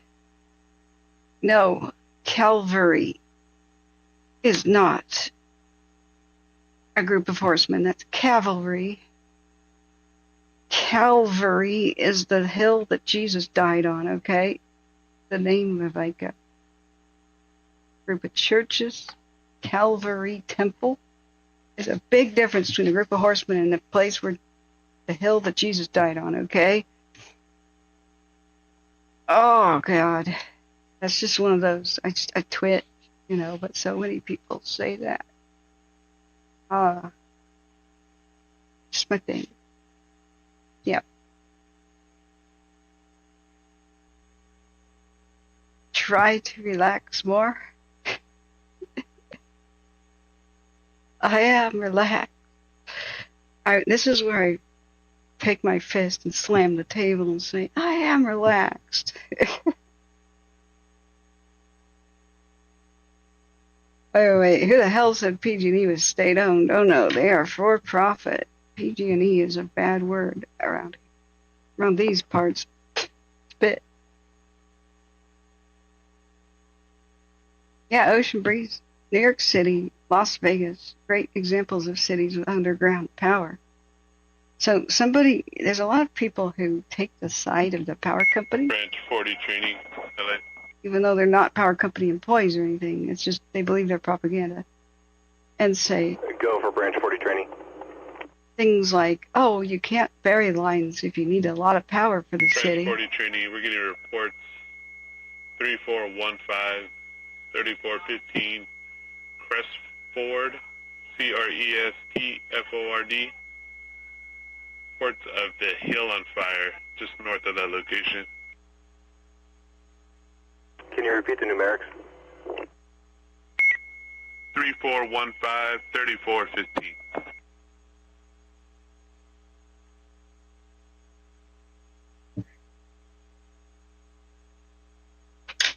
Okay, we'll see if that amounts to anything. I still want to know, what was the guy on the roof doing? Was he arrested? Was he a looter? What was he, a homeowner? What was the guy on the roof? Gray beard, 40-year-old, okay? Division Romeo Tango, Branch 40 trainee on command. Yeah. Chris, I wish the botanist lady that is one of my mods was here, who would chime in on the invasive species. I'm less familiar with the scrubby, deserty kind of invasive species grass. I'm a lot less familiar with what might inhabit Southern California. Northern California has cheatgrass. It's just insane for causing fires. The crazy park fire that started up in Chico and went straight up into the mountains, almost reached Shingletown, the huge one. It was because they, just like Southern California's last winter and spring, had so much rain that the grass was the thickest and tallest it's been in like 15 years. So it all died out during the summertime.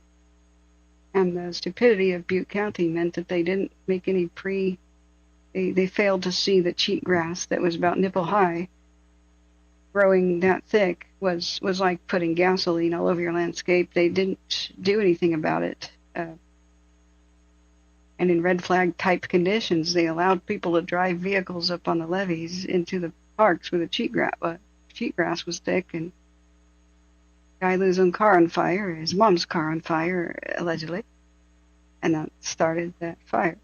And he pushed it down a hill. It's probably insurance fraud, but I don't know. He walked away calmly, even though people were running and screaming for their lives. He was drunk as a skunk. Could have been just straight up, I want to start a fire, but who knows what's in the minds of people. But Butte County should, of all counties, know that that's a crisis.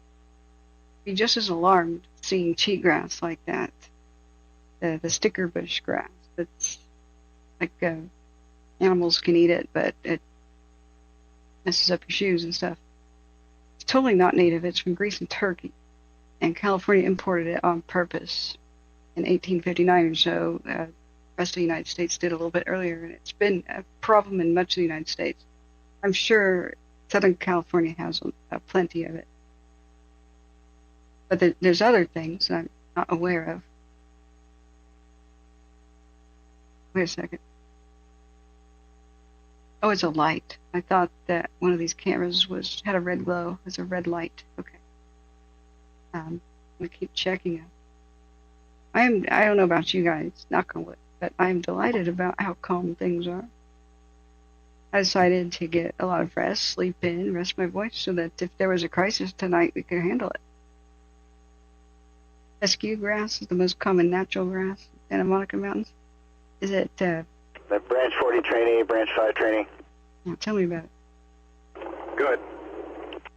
Right, tumbleweeds. Hey, that Crestford stuff is going to be kind of in that same vicinity. There's another little flare-up kind of in that same area as we were talking about earlier.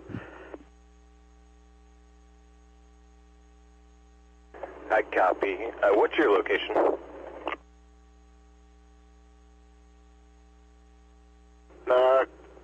Coming up Lincoln Ave, towards DP 32, 33 area. I copy. I'm making my way down through your branch from the observatory towards the branch break.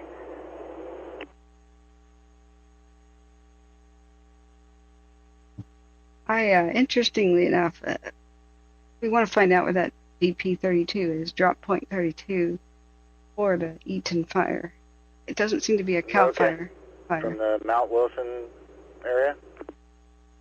Affirmative. I took the Cheney Trail all the way up to the observatory and then coming back down too.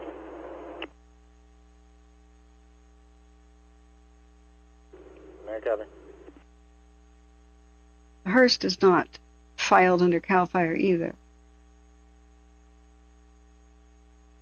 Let's see, where is it? It's not federal. It is. It's under the federal incidents. Okay. Let's see. EIS product. We have some maps dated for the 12th. They've already started rolling out, so. Branch fire training. Okay. We have a progress now. Do we now? Yeah, did you copy my traffic there with branch 40 about the Crestwood? LA copies. We made a notate. We have an Eaton progress map. Got it. That's, I hope we get one today for the Palisades. Okay, let me show you this. Put it down. Eaton. And remember, drop point 36 or 32. What did I just say? Let me look at the. That would be airdrop map. Okay, for Eaton. Come on, load. Wow, that's huge. Air operations map. Got it. Wow, that's gigantic. There's a file. It just might crash the system. Let's see.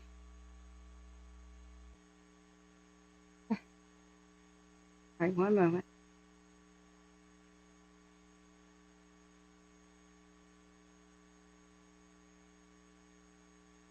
Did I say 32 or 36, Brent's drop point? You can zoom in as tight as you want on this PDF. It's high quality. High quality. Okay, so this is a map for pilots and air operations. So power lines are prominent on this map so they don't fly into them.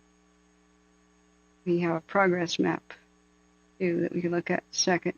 This shows the dozer lines that are complete versus incomplete. This map is hot off the press. They just created it.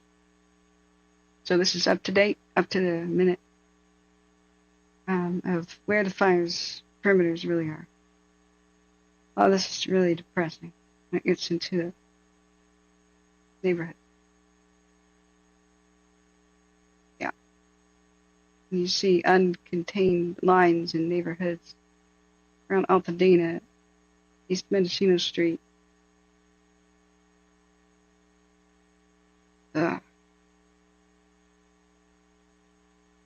Okay, so drop point 32, there's 41 over there. These are drop points 1, 2, 3, 4, and whatnot. 66. Did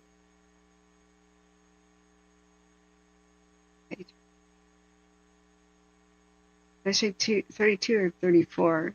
32 and 34 have uncontrolled fire line. The blue words are the drop points. So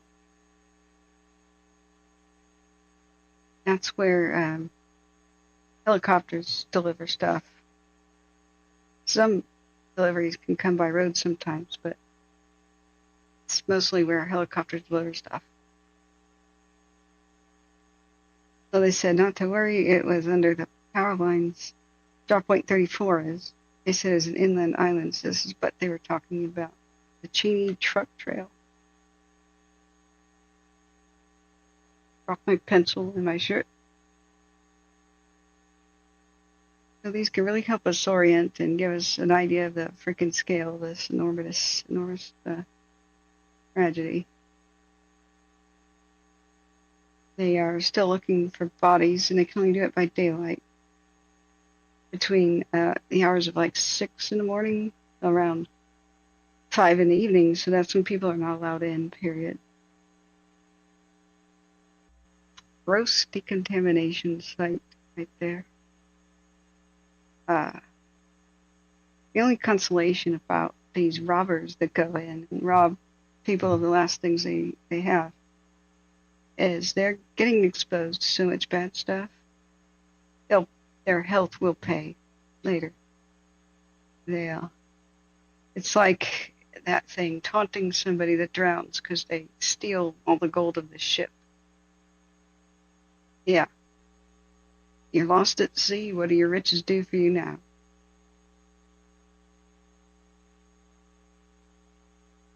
The amount of toxic waste. You have to throw away your shoes if you walk on the ground in these places. If you want to save your shoes, you gotta seriously bag them up. And serious PPE. Right, let me look back at chat. Yeah, Cardi Shield says in Oregon, the Himalayan blackberries. Yes, blackberries are a crazy fire hazard and invasive thing.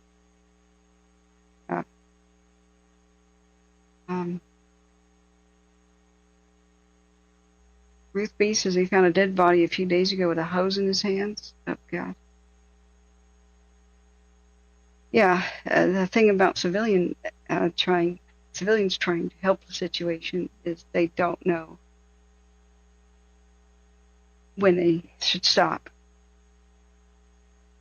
And that may be things are calm for a bit until the wind just... It even catches firefighters unaware. There's been some recent firefighter deaths where they were found half in their shake and bakes. They're trained to get in it underneath 1 minute. And sometimes they'll be on a road, and when it's not that windy, flames are tall. If there's a 6-foot tall flame, when the wind hits it, it's 6 feet on the ground. So if you have really tall bushes and the flames are climbing them, a firefighter will know to back the hell away from it. As many steps backwards as the bush is tall, and then some, because it's not just the fire that burns you, it's the heat coming off. I mean, you touch a hot part of the oven, it's the heat that burns you. So the heat coming off the flames is crazy too. It singe off your eyebrows and start to ignite your clothing, not even touching it. So when people are like trying to put out small fire spots that go next to big bushes, though, they're just really, it's like diffusing a bomb and randomly clipping wires. Are you going to get away with it? If you don't put out that little spot, or if another ember lands right next to it and it lights the big bushes on fire, do you even have a way to get out? Big wind gust comes up, and all of a sudden it just races up the top and it flattens out, and it's like a blowtorch on you.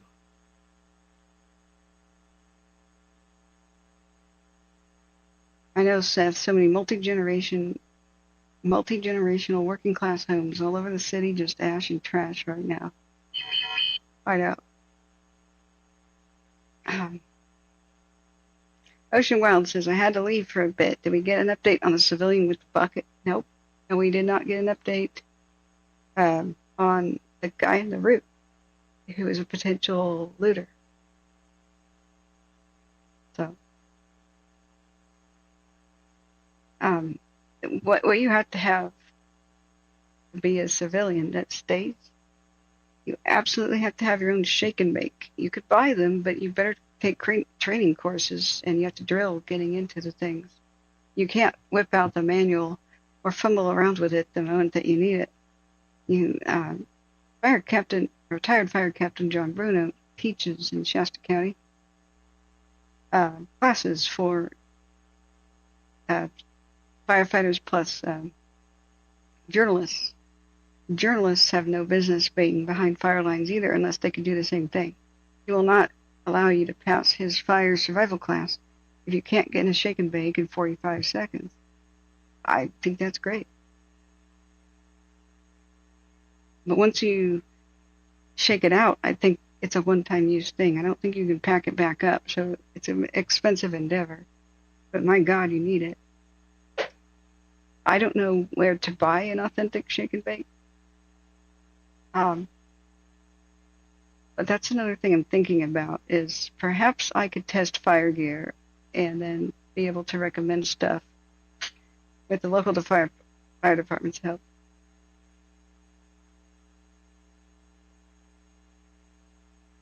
Alan Skeller says the 64-year-old lady trying to save her 90-year-old parents' home from the water hose watched the news reporter walk up to her. She said the insurance company wouldn't offer them a fire insurance policy. Oh, God. It's not insurance companies' faults that they want to get out of California in general. There's a California law that says if an insurance company can't pay out all the claims, then California seizes their assets, the state does. This is all kinds of evil. It sounds good on paper. However, when the Paradise Fire happened, the local insurance company shouldn't have paid anything. It should have been PG&E, and PG&E's insurance company, because PG&E started the fire. So just days after the Paradise Fire, maybe a couple of weeks at the most, it was announced that the local insurance company for the town region couldn't pay out all the claims. Well, of course not. They shouldn't have been required to. It was PG&E's fire. So PG&E is supposed to have fire insurance that pays for when they start fires. California seized the assets of that company immediately, just confiscated them all, and destroyed the company. And then Newsom, the outgoing governor at the time, right before Newsom, signed legislation to limit the liability of PG&E on his way out. That's why people were very angry at that prior governor. Newsom did similar things, so they're angry at him too. He helped screw over the Paradise Fire victims and others by protecting PG&E. That's the level of anger. That's, if you don't understand why people are angry at the last two governors, that is why. It's not just because, I don't like Democrats or whatever. No, there's legitimate reasons. Many people on the left and right do not like him for that reason alone. So what PG&E was allowed to do was not pay the victims fully for the damage. And their insurance company apparently didn't have to pay anything. I don't know. So PG&E was allowed to pay the victims less, a lot less than they deserved and were awarded. And PG&E was allowed to raise rates on the victims to pay for the victims. So that's how the company didn't collapse. And politicians making their money save their bacon, and did things like destroyed the local businesses to do so, like the local insurance company. So can you imagine being an insurance company and realizing that you're supposed to pay when a power company routinely erases towns like PG&E does? It wasn't just Paradise, it was Pence, Concal, Helltown, Irishtown, Magalia. Okay, the year before they erased other towns off the map like Bangor and Loma Rica and chunks of Santa Rosa, so many other places that were forgotten. PG&E has lit thousands of fires. They have killed more than 100 people in various ways. They blew up a chunk of San Bruno with their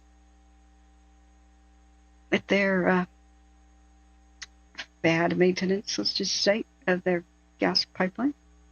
Don't get me started on also the Aaron Brockovich movie that based on a real true story about how they were dumping their toxic chemicals, from the transformers and stuff, carbon tetrachloride and I believe hexavalent chromium, and it was polluting well water, and rare cancers were popping up in these communities, and they gaslit the communities saying, "Oh, it's not us, man, you're fine," and it totally was.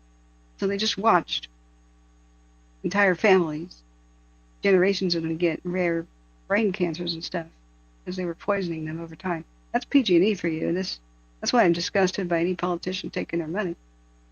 California needs a law right now to put a leash on the whole lobbying thing, but hey, not going to happen unless we push for it. So,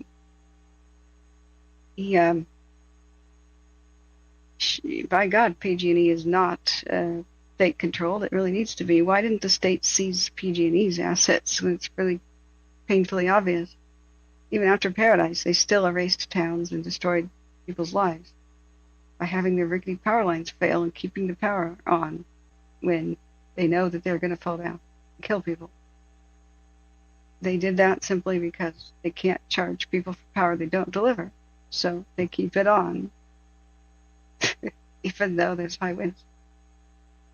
And they're just like, oh, we hope nothing bad happens.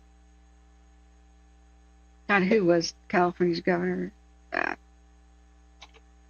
was last decade. I don't know. I'm just too late for me to remember 100%. Okay, so Newsom was Jerry Brown. Gray Davis was 1999 to 2003, and Arnold, there was a recall of Gray Davis, and Arnold took over in 2003. And Arnold was in charge 2003 to 2011. Then Jerry Brown, 2011, 2019. Newsom, 2019 to the present. So, I'd love to interview Arnold about his idea about PG&E and SoCal Edison, and he came in.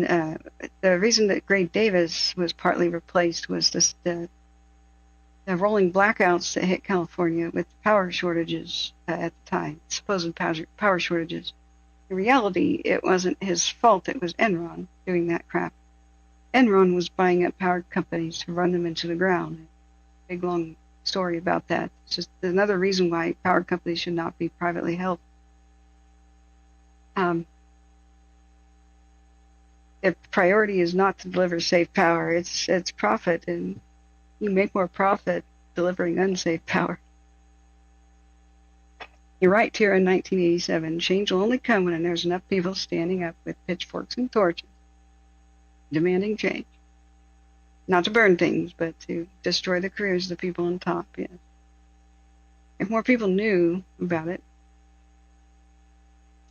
I'm sure there would be that level of outrage already, but the media is so damn lazy, all they say is it's global warming. That's it. They don't investigate anything. They're like little parrots. Every fire is about global warming. So the murderous power companies, it's news to people when I tell them they're the ones killing the most people in wildfires. They're causing the most wildfires that actually do serious damage. And they are, in 95% of the time, a town burns down, like a town eraser. It's a power company, higher than 80%. Just, this is my rough but pretty accurate estimate from what we've seen, of the recent fires. It's happening in other states too, like in Hawaii. Happened in Oregon too. So, Ocean Breeze says they're working on engineering bacteria that can eat plastics of some type. I don't want them to do that. That means that, can you imagine that one day you turn on your TV and it falls apart, your computer falls apart, and your keyboard falls apart, and your mouse does? And the siding of your house falls off, and that's because the plastic bacteria that eats plastic gets loose in the wild. That's really stupid. Just clean up the plastic and make it either recyclable or don't produce it anymore. People would almost always recycle plastic if there was a deposit system on it. Just like in Oregon, almost everybody picks up litter because you're paid to do it. If you see any sort of bottle or can pretty much on the street, it gets picked up within an hour by somebody because you get 10 cents for it. So you don't really have to ban a lot of plastics. You just put a deposit on it. You pay 10 cents when you buy the thing extra. You get it back when you take it to a recycling machine. Don't get me wrong, there's tons of problems with Oregon's recycle machine. It's so stupid that you can't crush the cans.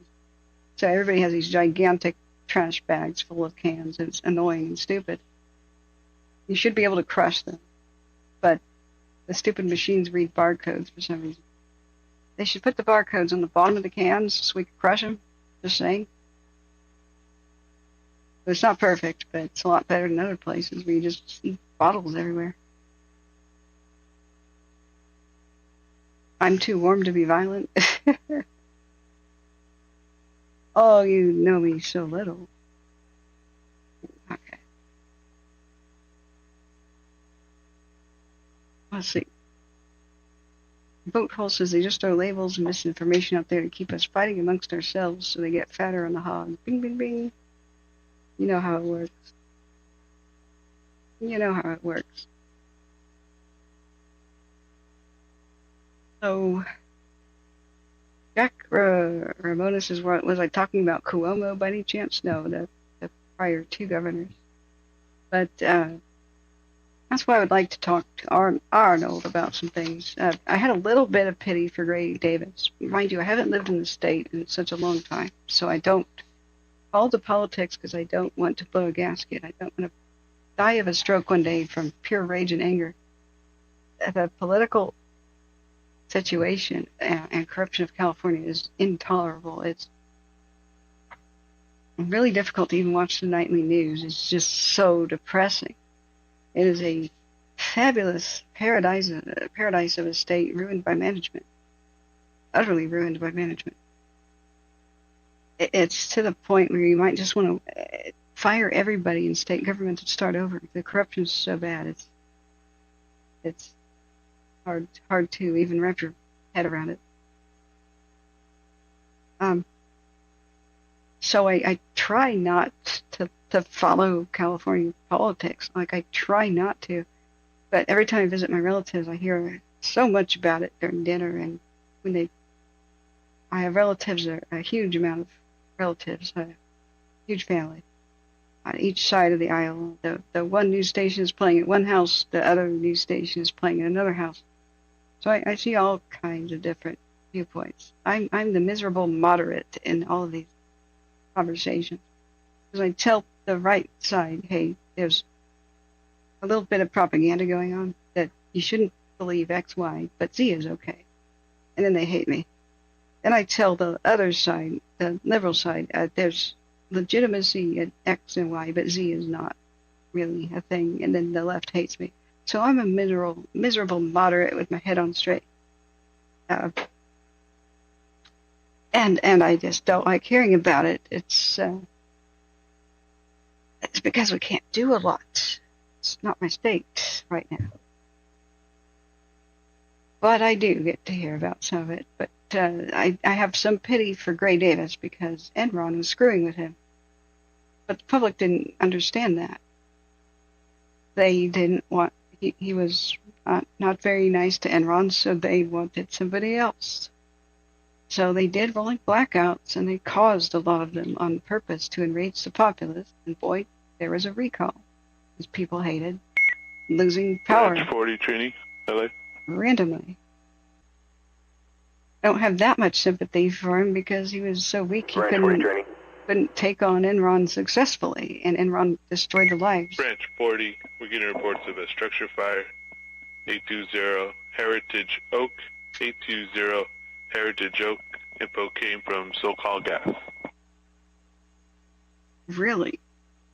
Copy, 820 Heritage Oak.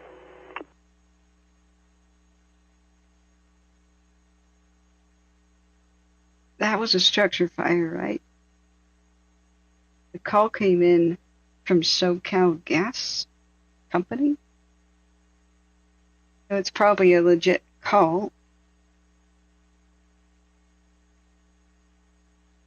I wonder how long it took for the gas to come out of the gas lines. They said that the news images of the neighborhoods burned to the ground with the gas lines still lit in the rubble. That it was residual gas. It had been shut off a long time ago, but it was just stuff that was in the line still. That burned for an awful long time. I think they really need to redo the entire system.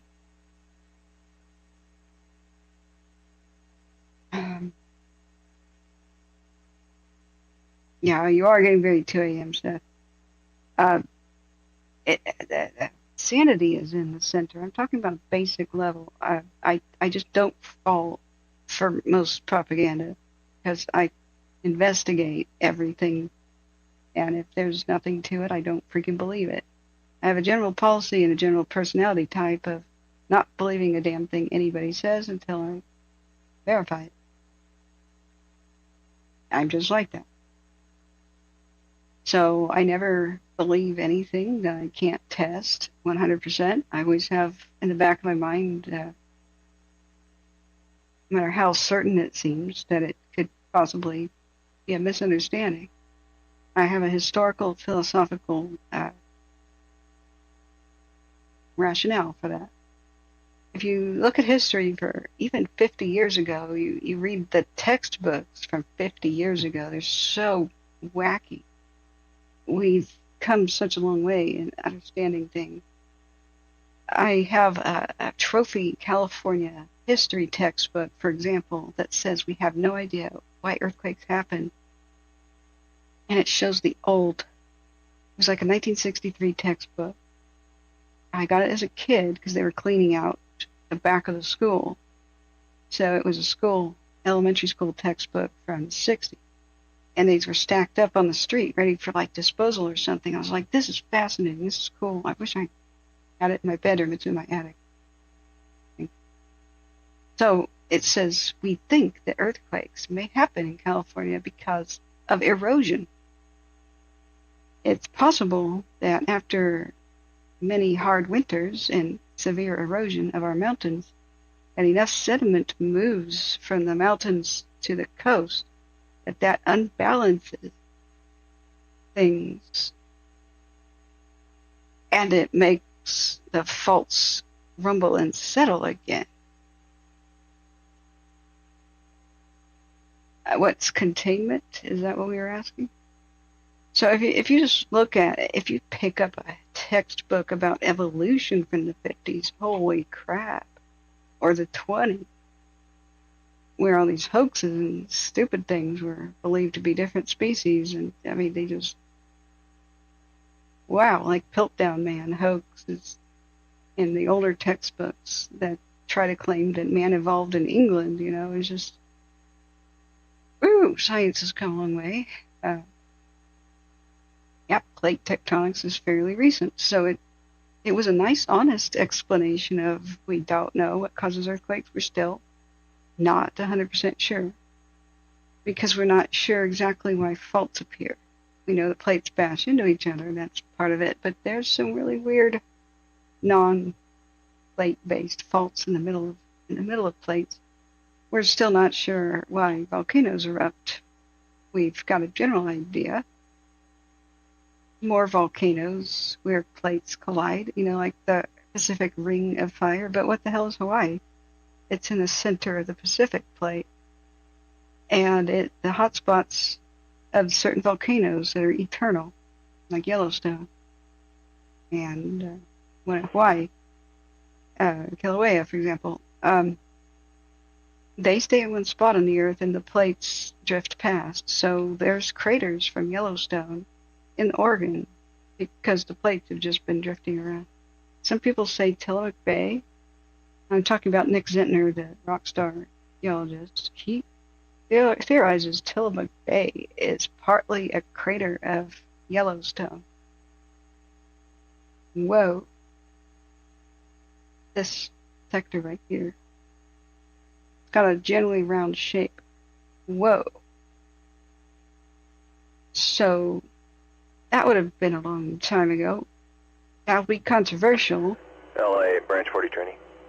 Because the entire coast range of Branch 40 training. Oregon. Negative fire, 820 Heritage Oak. Okay, negative fire. No fire. Branch 40 training copy. That's good. Most of these have been false alarms, like 80% of fires reported at homes. This will be controversial because the coast range is a cold, dead mountain range. It's not like California's coast range, which is hot, which has hot springs. It's its own little island that was floating around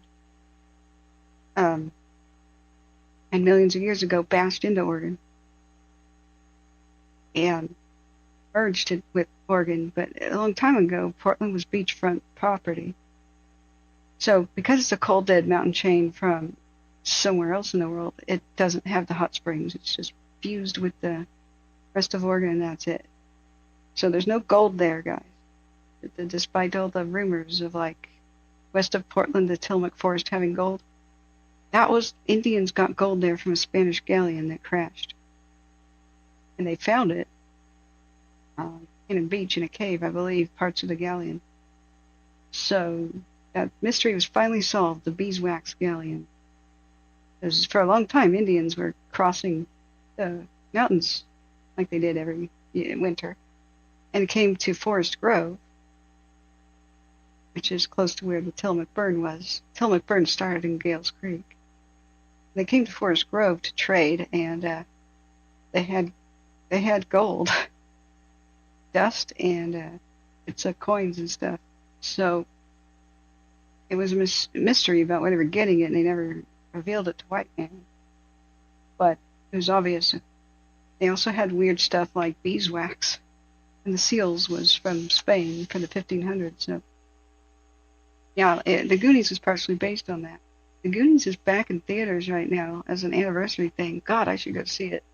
That's what I was going to do. I was going to go see the Goonies with my mom. But this fire happened and my tooth broke.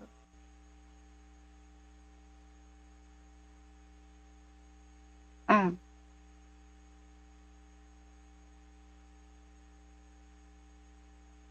not sure what you're saying exactly, Seth, but yeah. Portland is horrible, though, about what? It's become not what it used to be.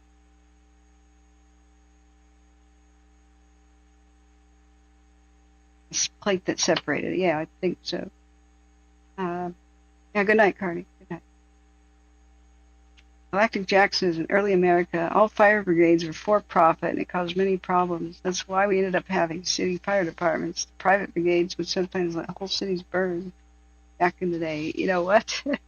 That is one way to get straight to the top and of the wealth and power cycle.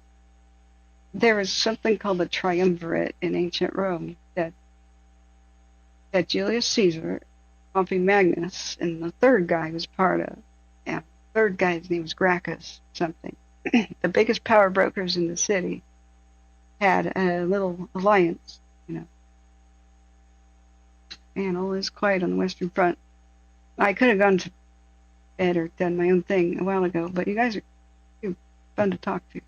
So ended up just hanging out with you. The guy Gracchus got rich by doing just that. He had his own fire brigade in Rome. So a fire would break out. People would say, "Ah, help!" Ring the fire bell, and his firefighters would show up and say, "So, let's negotiate. Let's talk facts and figures." And they'd be like, "Just put it out. We'll talk later." And they're like, "No, bro. What's this building worth to you? What's the stuff inside worth to you?" And he's like, I'll give you anything. Just do it, you know." And so they would twist arms. And if the person did not pay, they said, "Okay, have fun," and they left. Or they'd start negotiating with the neighbors. "Do you guys want your property protected?" And most of them would go, yeah. So the poor victims building would burn down. So guess who would come back after it burned down? Negotiate again. "So, we're sorry you had a fire.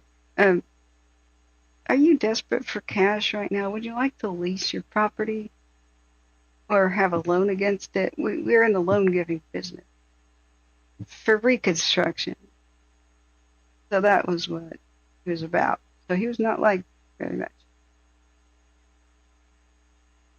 Tyron, is it Tyron or Tyron? 1987 says, "Much love, Catherine. You're doing more than you know. People care, people learn. I'm a fountain of knowledge." Thank you. But no, in all seriousness, we have to talk to fill the space, because I just sat here for hours silently and you just listened to the radio, what the heck would be happening? I think it's valuable to distract people too. This is what I'm doing for myself. I can't think about fires 100% of the time. If somebody expects me to, they need a robot or a news reporter or something. Palisades Communications, this is Copter 4 Alpha Sierra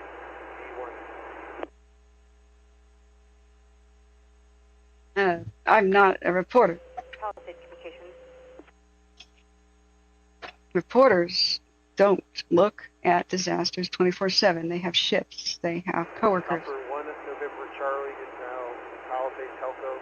Copter 4 Alpha Sierra is returning to Camarillo Helvis. Okay, just pilots saying they're returning to a helibase. Copter 4 Alpha Sierra Communications copies.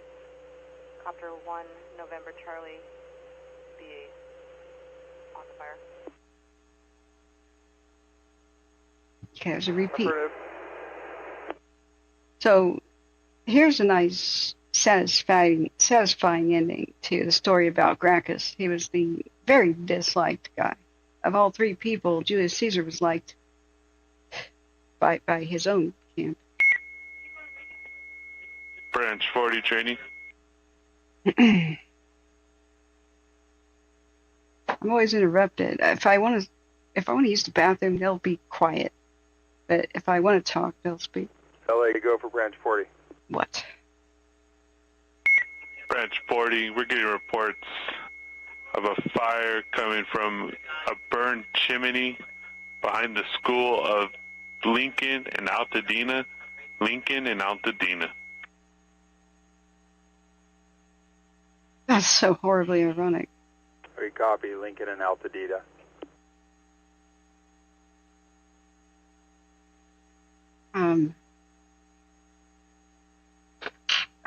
Fire coming out of a chimney. Do they mean smoke from burned up rubble behind the school? Wow. Yep, that was right channel audio. That was Eaton. That's weird. You know what? One of the weirdest things, eerie, that I saw in Paradise was west end of town. The road west of the O'Reilly Auto Parts. I go through there when most of the rubble was still there, and there's the big chimneys stand because they're masonry, you know. And on the mantle of this chimney was an urn, presumably somebody's ashes. And the house burned down. The chimney is standing, and the only thing else that you can recognize from the rubble, still up on the mantle, up high, is the urn of somebody's dead relative's ashes, or a pet or something. It's just like, whoa. Did he say chimney? And Debiel says he said chimney. I don't like it when that guy talks. It's that annoying beeping and crazy tinnitus sound. It's the same frequency of my tinnitus. I'm always hearing that it's always there. So when he cues up, I start to get angry. Okay, so Gracchus, right? So he was the least liked of the three: Julius Caesar, Pompey Magnus, and Gracchus. Right before Caesar crosses the Rubicon, declares war on Pompey. But anyway, Gracchus was the third. He's supposed to be a triumvirate of the power brokers, so that none of them could. There would not be equal sides. It's kind of like we have three branches of government, right? So you can't deadlock. You can't have. There are four people, then 2 versus 2. There's 2 people, then could be 1 versus 1. The third person can break deadlock and help, supposedly, prevent just 2 people from completely ruling the place, right? So Gracchus is not a military person that I know of. Somebody else who knows Roman history better than me could tell me. I don't like Rome. I'm in Team Carthage, but hey, whatever. So Gracchus goes off to the Middle East to fight the Parthians or something. He uses his leverage to, be in charge of the military. So he goes off and gets himself killed. He was one of the richest people to have ever lived. Because, man, if you were rich in Rome, then that meant that you were one of the richest people on earth by proxy, just by default, excuse me. Rome itself was a giant caste system of the wealthy oppressing everybody else. And if you're at the top of the wealthiest of the Rome families, holy crap. It's way worse than today's 1% thing. Like, just a few Roman families owned most of everything in the Western Hemisphere at one point. And owned a lot of people, too. Man. It was a lot less than 1%. It was like the 0.01% owning everything. So he goes off and gets himself killed. There's something satisfying about people who become wealthy because they're evil, just not being able to retire and enjoy it. Ben Stabila says, Rome, so what is new? Nothing is new under the sun, right? Well, you can make an argument that was long ago, but the thing is, the ancient world was the modern world. It was a lot more modern and recognizable to us. A lot more technology than what the medieval times had when it all fell apart. The Bronze Age had a lot, even the Bronze Age before Rome, which was Iron Age, had a lot more modern amenities that got lost and were not rediscovered until Victorian time. LA, Night Romeo Tango. So if you took a trip to the Bronze Age before the big collapse. Romeo Tango, go ahead. Follow up on the Lincoln and Altadena traffic. Not a chimney, no structure fire, tree on fire. Romeo Tango, copy, tree fire.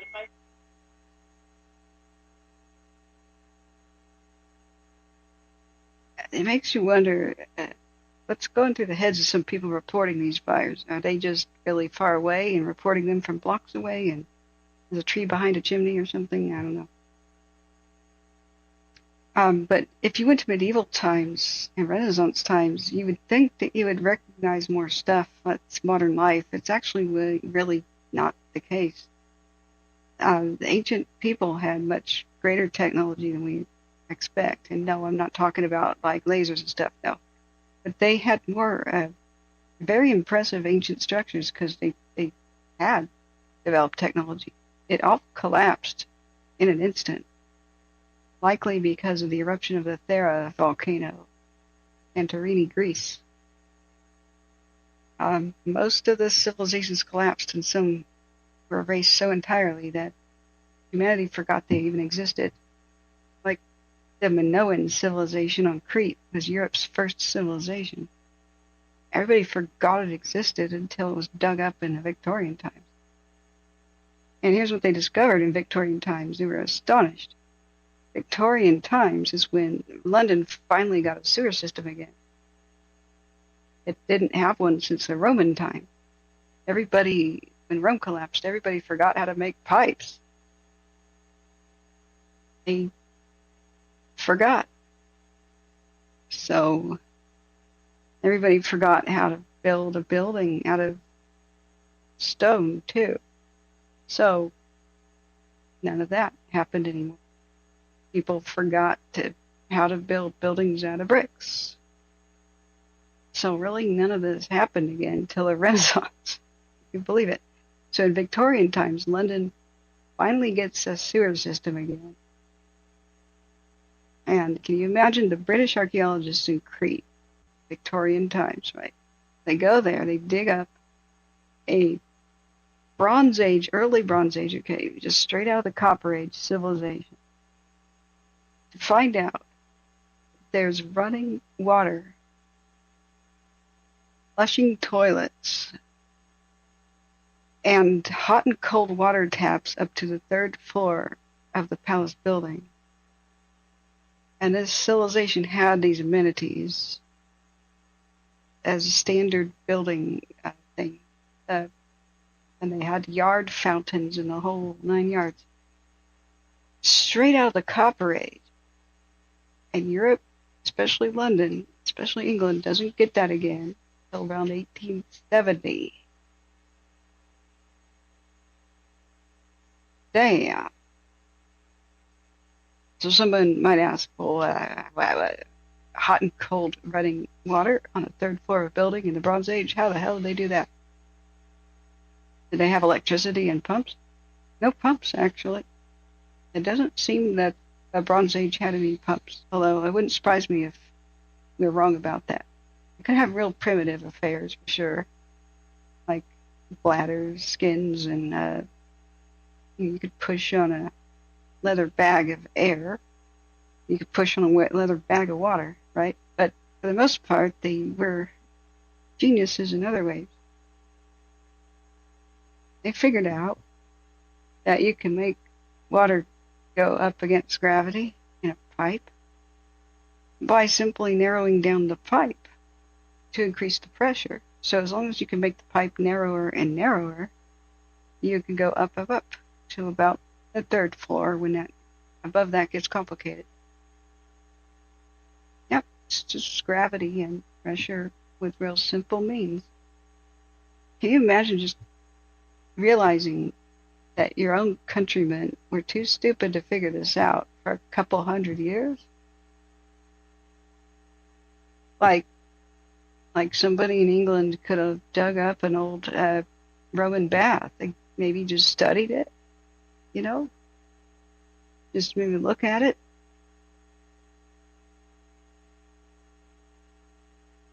Let's talk about the fires, please. Well, you have to tell me what you want to know about them. It's always question and answer time. And I will talk about whatever the hell I want. French 40 training. It's called Captain's World. But if you want me to talk about the fires, you have to tell me what you want me to say about it, and I'll be happy to. Yes, LA, Galactic go Jack. ahead for branch 40. Branch 40, information only. Getting another report. 4800 Oak Grove by JPL. The informant was coming down Angeles Crest to the 210. The wind? Branch 40 copies. We believe that to all be one and the same. And we have resources in the area. Branch 40 copies.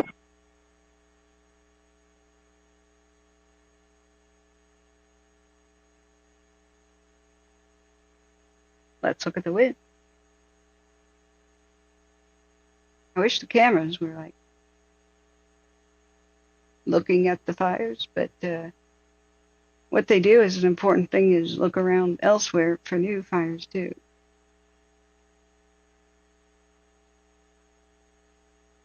So in pink, we have our red flag zones. Santa Ana's are blowing. Thing about them is they take the path of least resistance, so there's particular valleys and canyons they like to blow hard through. And LA, Romeo Tango. sometimes you get islands of relative calm. Go ahead. Relative calm. Need law enforcement support at Crestford and Florcetta. Suspicious persons, one male, one female, dressed in dark clothes. Male last observed northbound on Crestford, and the female on Florcetta. Really? Romeo Tango copy. Looters question mark. I'm spending time with you because I've liked speaking with you. There's nothing to report, so I could have been doing my own thing. Let's see here. It's almost Sunday morning. Yeah, so we have a bit of relief from the winds. Sunday morning, Sunday possibly, they come back harder and stronger on Monday. That's the best that I know so far. So I will be taking a voice Romeo break. Tango LA. Oh God, I hate that guy. Sorry. LA Romeo Tango. Romeo Tango, can you repeat the cross streets again? Crestford, cross of Florcetta, or Florcedia.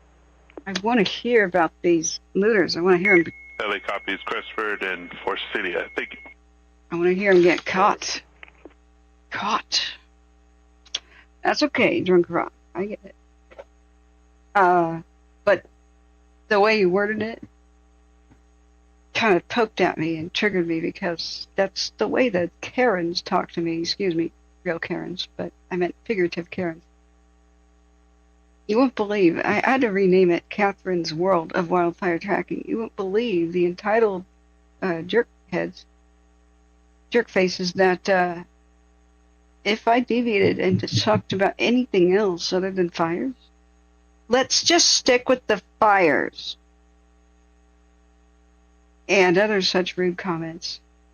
You're so boring. I just want you to talk about the fires. Oh my God. Get back to the subject, please. Guess what? The subject is whatever the hell I want it to be. If you want a news reporter, go find one, and you'll hear only the news. But at Catherine's World, you hear about whatever the hell Catherine wants to talk about. So that's part of the reason I had to say that. I know you're cool, Drunken Rock. I know you're cool. Water 92, engine 15.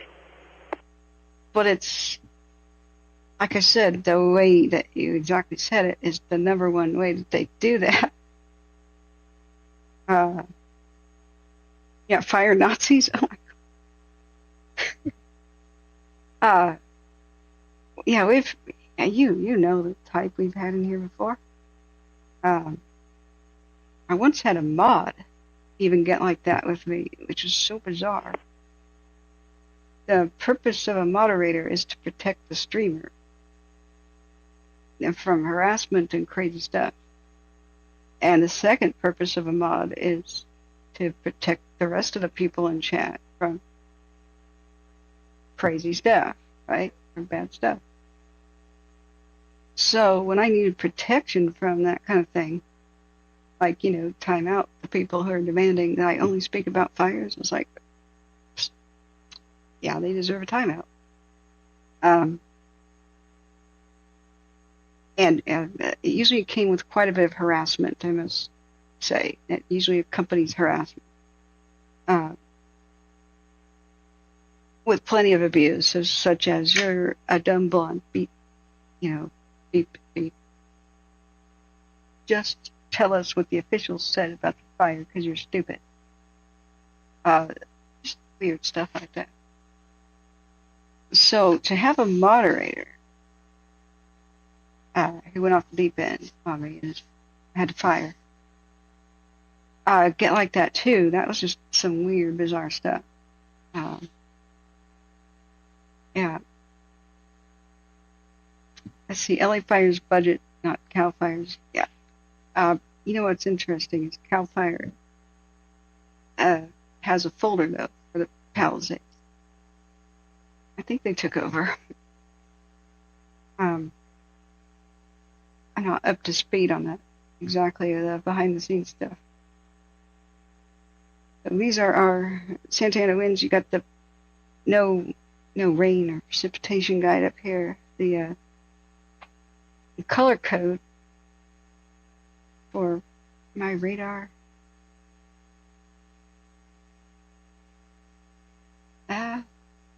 Where the brightest colors, I want to say, are the highest winds, but I'm not really sure about that. You can change it to green and red. It's just not colorblind friendly at all.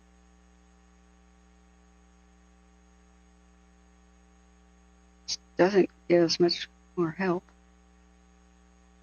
Blue and red.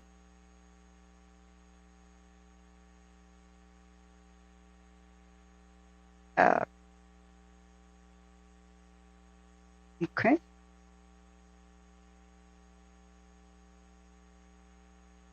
The speed of the animation also can give you a clue. I'm just going to say dark purplish is pretty much our highest wind speed. Now we can go to Cal Topo if we want to be a lot more specific.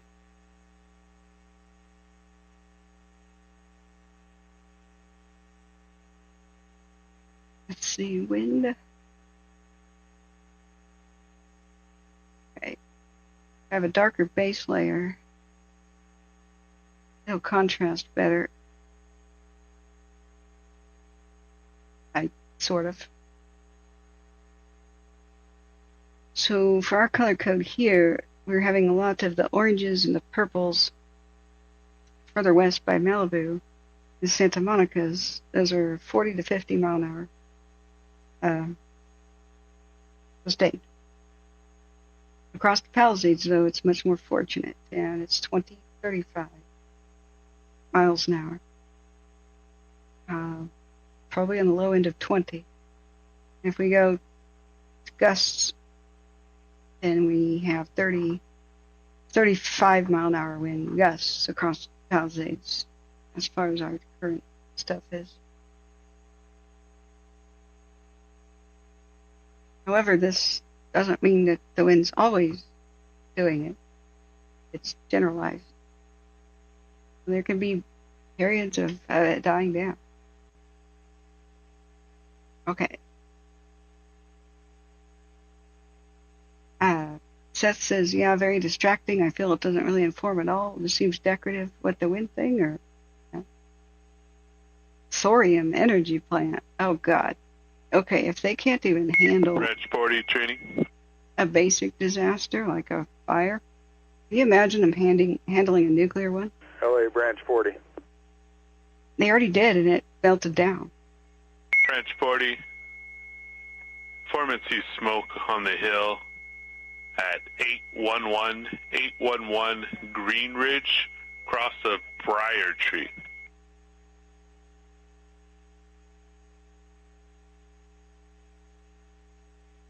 I copy Green Ridge. Repeat the cross street, please. It's going to be Briar Tree, BRIARTREE. I copy 811 Green Ridge, cross of Briar Tree.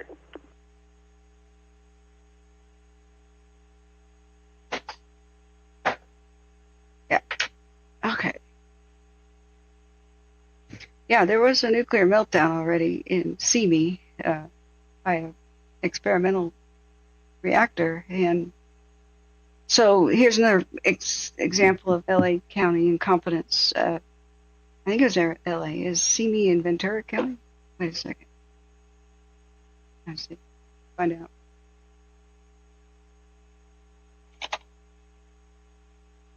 Simi Valley in Cal. Ventura County. Okay. Close. Wow. So there was an experimental reactor there, and it melted down. So it had nuclear fallout all over the dirt and general vicinity of the reactor. So what do plants do? They need minerals just like you and I do for their healthy, strong bones, right? Well, no, I mean just to be a healthy, strong plant. And some plants are better than others at sucking minerals out of the soil, namely cannabis plants like hemp and tobacco, and sunflower. These plants are used for nuclear waste cleanup because they suck up so much in the way of metals from the soil. That generally is the fallout, like radioactive metal particles. That could be anything from plutonium to cesium, uranium, whatever. So what you do with those plants is you bag them up and you dispose of them, like you bury them deep until their half-life goes away, right? in some place like a cave or something. So, for example, at Chernobyl, they just dumped hemp seeds and sunflower seeds out of airplanes. And that's part of their cleanup thing, is the roots draw the contaminants to the top of the soil. And even if you don't harvest the plants for a bit, they're drawing it up.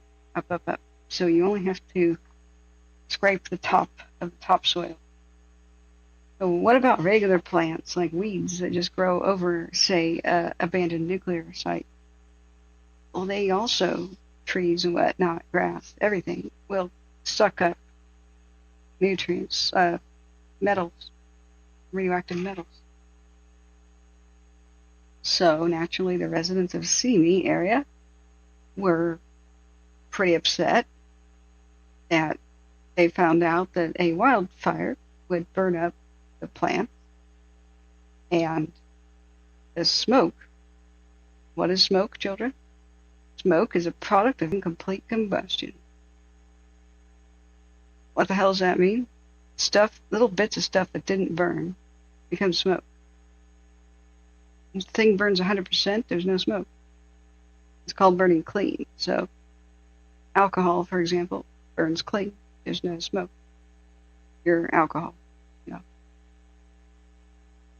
But some stuff is always dirty and just doesn't combust well, like plastic. So you get like black smoke. Half the plastic is just vaporizing up into the air. It's smoke. Everything black.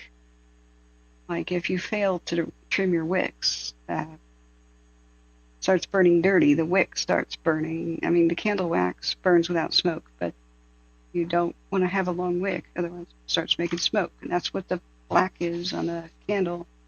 We have a glass votive candle, right? So it's bits of what isn't burned going up into the air. It will fall down and deposit on surfaces. Soot does that. So for a long time, for decades even, they said you need to clean it up. You need to get rid of the plants and topsoil, because if the wildfire hits the weeds, then it's going to dump radioactive fallout downwind, whoever the hell that is. So guess what? The foot dragging, the buck passing, the corruption, the general neutering of effectiveness that corruption has done to the government, all governments of California, meant that they hemmed and hawed and wrung their hands about it and never freaking did it. So when the wildfire came by, it did deposit nuclear fallout, radioactive waste all over the landscape. And the EPA didn't really give a damn about it, but citizens decided to fund studies. And the best way to figure out if your neighborhood is contaminated by something is go collect some moss. Lichens can only grow where there's very fresh air, so they would be a good candidate, but unfortunately they stop growing when there's a lot of pollution. So LA area, Ventura is ruled out there. But moss sucks up contaminants from the air, so they studied the moss and found cesium and stuff, exotic, non-average, run-of-the-mill kind of levels in the moss. And Drunk of Rock says, in the Army we learned about nuclear fallout and mitigation. That's terrifying. Yeah. I don't mind the idea of nuclear power. I just don't think that humanity is responsible enough to wield that power, because we've had too many accidents. All these very smart scientists keep trying to reassure the public that we can do this without accidents, and they are, bless their little hearts, lying to themselves and everybody else. They're supposed to be very smart, people who design these things, and every time I watch a nuclear disaster video, it's just for a really stupid design flaw, and also the screw-ups of the people employed.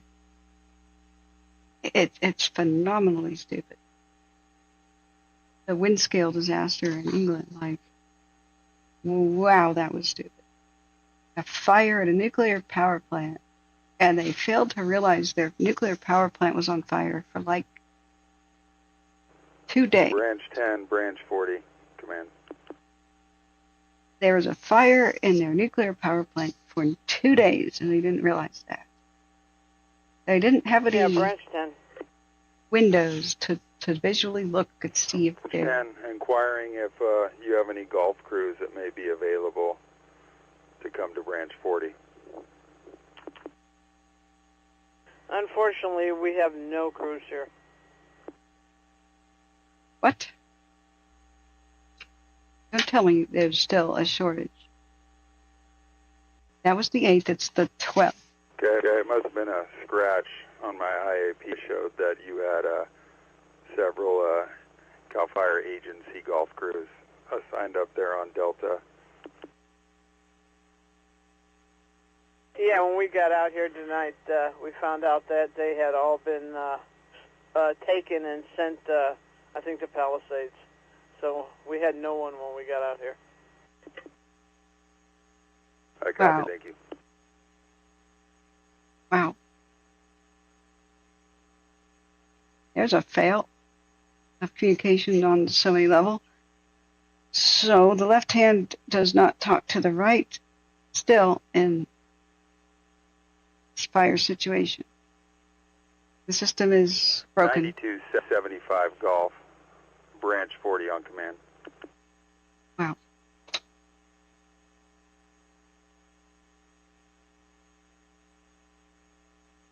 They're not doing too well with the inventory of their crews, are they? So, what do you mean all three nuclear disasters? You mean like the 300 or so that have happened? What I found out when I began studying nuclear disasters, because I wanted to do a disaster show on YouTube, was there's a whole lot more than the public knows about. Military and otherwise. A lot of the military research reactors have blown up and melted down in the United States. 9275 Golf or 9277 Golf, Branch 40, command. There's still several nuclear reactors from submarines still producing energy for itself at the bottom of the ocean, too deep to recover. The Navy monitors them, the Scorpion, the Thresher, and A-19 and other Soviet ones. They're just still there, but the sea is cooling it enough that we're safe for now. Monitor them, and that's all you can do. Yeah, it's here in 1987. This is correct. There's way more than people know. Well, to me, there's been so many close calls we don't know about. We can never know about. It's not like when they almost have a meltdown that they're going to advertise that and alert the press. Some, I'm sure, are still perfectly classified when the military has screwed up. It's the fact that it's the design flaws that bother me the most. These are supposed to be some of the smartest people on earth, but they commit the most hideous design flaws that children could point out that this is a problem. Just look at the wind scale. That was nuts. And then they covered it up, and the poor people of England, they never did a cleanup. They just covered it up. They told the people that they were okay. Poor people of England kept eating food out of their gardens, kept grazing cattle, and selling the milk, the radioactive milk. And who knows how many cancers and stuff and early deaths happened because of that when they were eating high levels of radioactive food and poison. So I don't mind the concept of it. I mind that we still can't do it safely. There's still the stupidity of what the current governor, I'm very critical of him right now. He convinced the Biden administration to give $1 billion to PG&E. God damn that as a concept. PG&E, the company that keeps comfortably killing California. After Fukushima, all of the coastal nuclear power plants in the world were examined to see if they are vulnerable to meltdown due to tsunami. And the Diablo Canyon nuclear power plant is one such. It's California's last nuclear power plant. It's right on the beach. Somewhat near, San Francisco or something? It's right on the beach. I mean, right on the beach. With Fukushima, they had a seawall. They were smart enough to at least put a seawall in front of the power plant. So the tsunami wave hit the seawall and it splashed upwards. You could see that it was caught on tape. So the plant was not destroyed by the tsunami wave. This one would be. You could just see it's right on the beach. What happened, though, is the wave and the water splashed over the seawall in Fukushima. And they were so stupid, the designers, that if the power was ever knocked out to a nuclear power plant, that the cooling system would fail. Yeah. I get this. The backup cooling system is diesel power generators. Okay. Where'd they locate these things? In the basement, which flooded with seawater.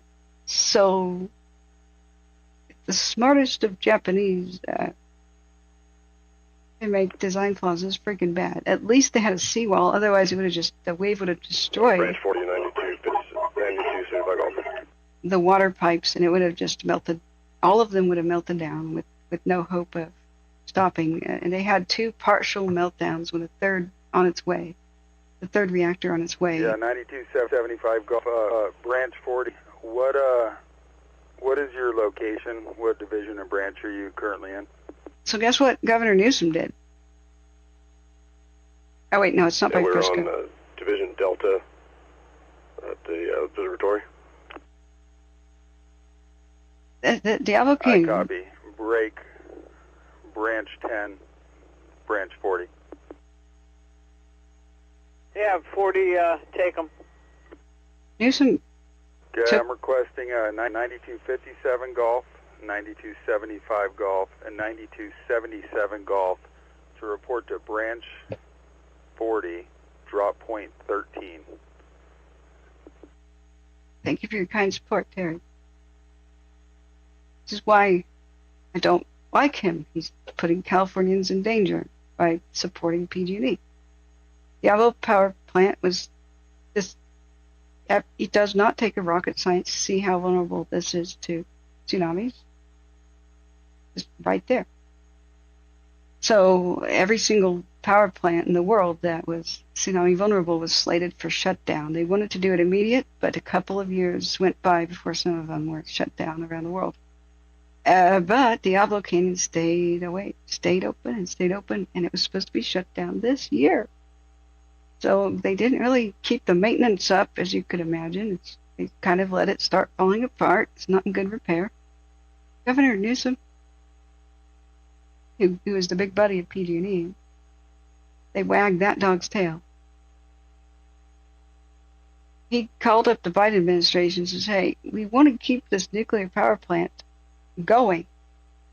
Yeah, the one vulnerable to tsunamis. Maybe he forgot to mention that to the president, I guess. And I guess the president didn't Google it. So we want to keep it going. We need $1 billion to refurbish it. And he got it. So when he was asked about the tsunami danger, he says, it's fine.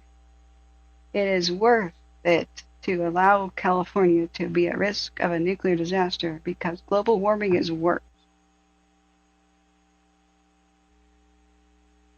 He freaking said that. The carbon offset is worth it. I'm sorry, but that's a big stinky pile of BS. Because guess what $1 billion could have done? It could have been invested into renewables, and you don't have to put California at risk for a nuclear disaster. That's the last one. That's the last one. And it's on the coast. I remember swimming in the cooling ponds of the one that was up by Sacramento. That was a neat one, but they shut it down. So it's on a fault line too. It's directly on a fault line. So sitting on top of a fault line. This is every time that somebody says, I like nuclear power, I just have to point out that some of the dumbest decisions imaginable are made by people supposed to be smart about where to locate these things and how they operate.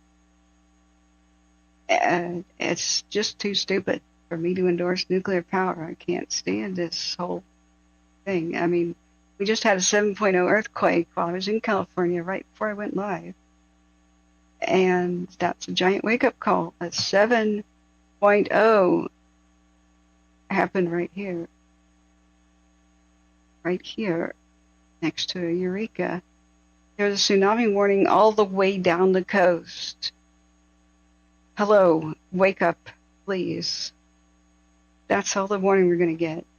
I don't know why Californians aren't out really pissed off that the clock is ticking.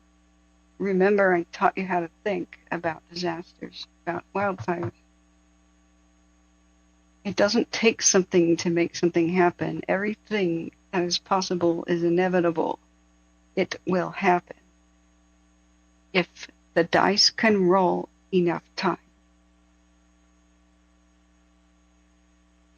So what you have when you have the potential for disaster, is you can minimize it. That's your God. That's your duty to fellow man and God, right? Or you can eliminate it, which is better. Right? You know, not having a nuclear power plant vulnerable to tsunami. But if you do have a potential for disaster that exists, you do not eliminate that potential, the dice will start rolling every opportunity for that disaster. That means every single minute that ticks by, we are getting 1 minute closer to the next big one quake. So every single minute, the dice is rolling. One day, it's going to come up because the earthquake is inevitable. So if that power plant is still running when there is a damaging tsunami, it will melt down because there's nothing to protect it from the tsunami damage. The building will be obliterated. There won't be, like in Japan, they stopped the other meltdowns. They were partial. They finally got the pipes working, and they had to sacrifice people's lives. There were volunteers that went in there and they got irradiated, and later they died. LA Branch 40. But they still had Branch 40. Pipes. We're getting reports of fire at Pennsylvania and Foothill, just north of Foothill. Branch 40 copies, Pennsylvania and Foothill, just north of Foothill.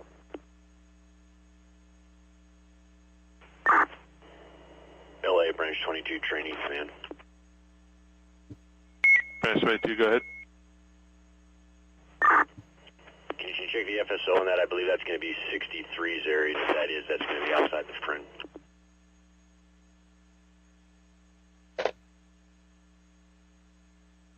Are the fires getting worse? Right now they're really quiet.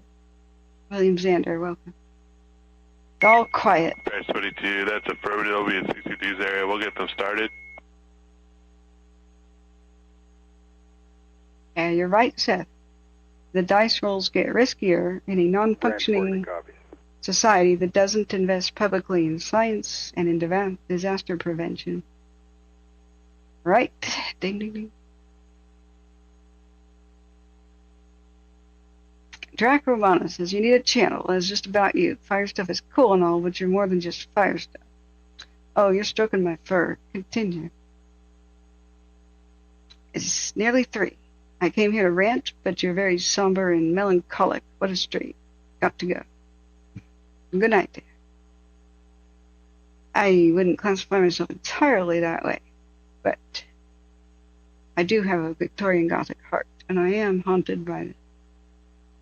So it could be intuition, or some people can pick up the fact that I am pretty haunted by this.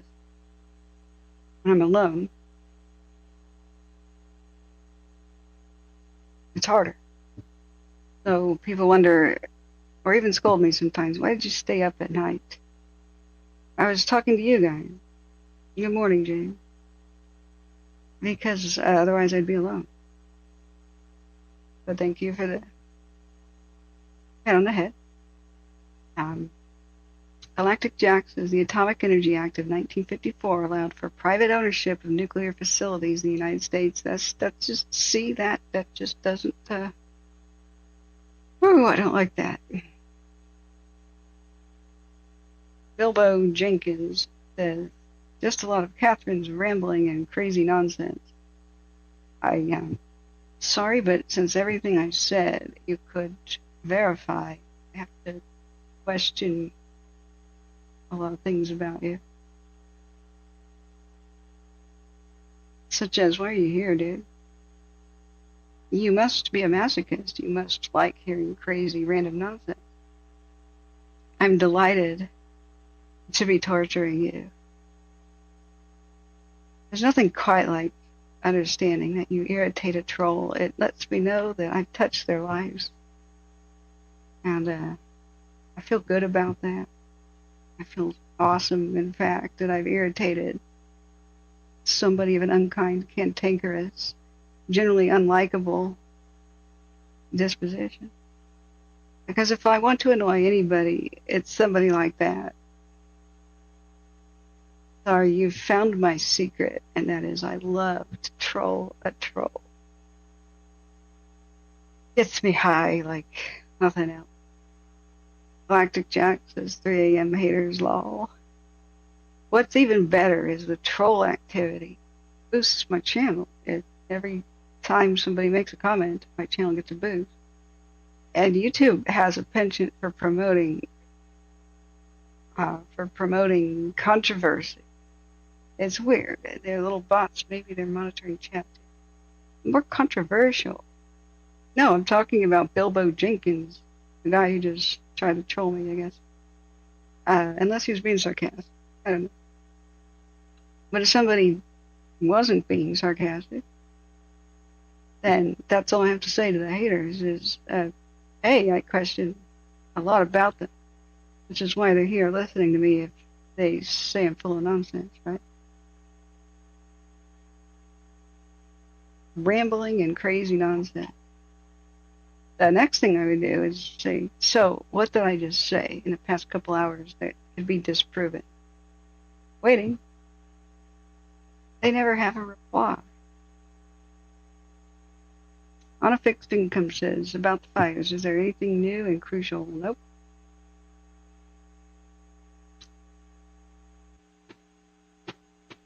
Knock on wood.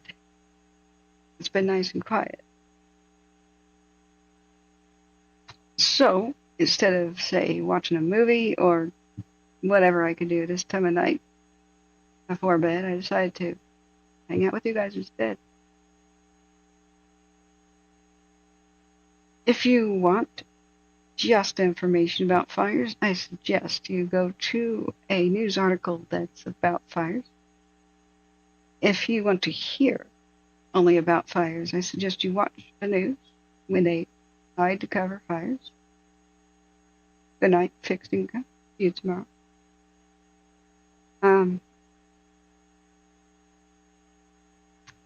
But the media tends to not cover fires very long. It's they'll go back to some other topics like politics and bullcrap and Kardashians any day now. They'll only cover the fires as long as it's profitable. Fatigue, though, for disaster sets in with the public pretty quickly. It depresses them so much, since the media focuses on disasters and tragedy rather than the triumphs, that people start turning off the news once the same disaster is covered too much. So They'll just stop. They'll just stop.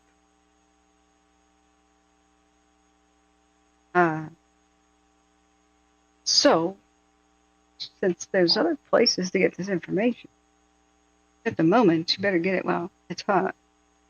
They will stop.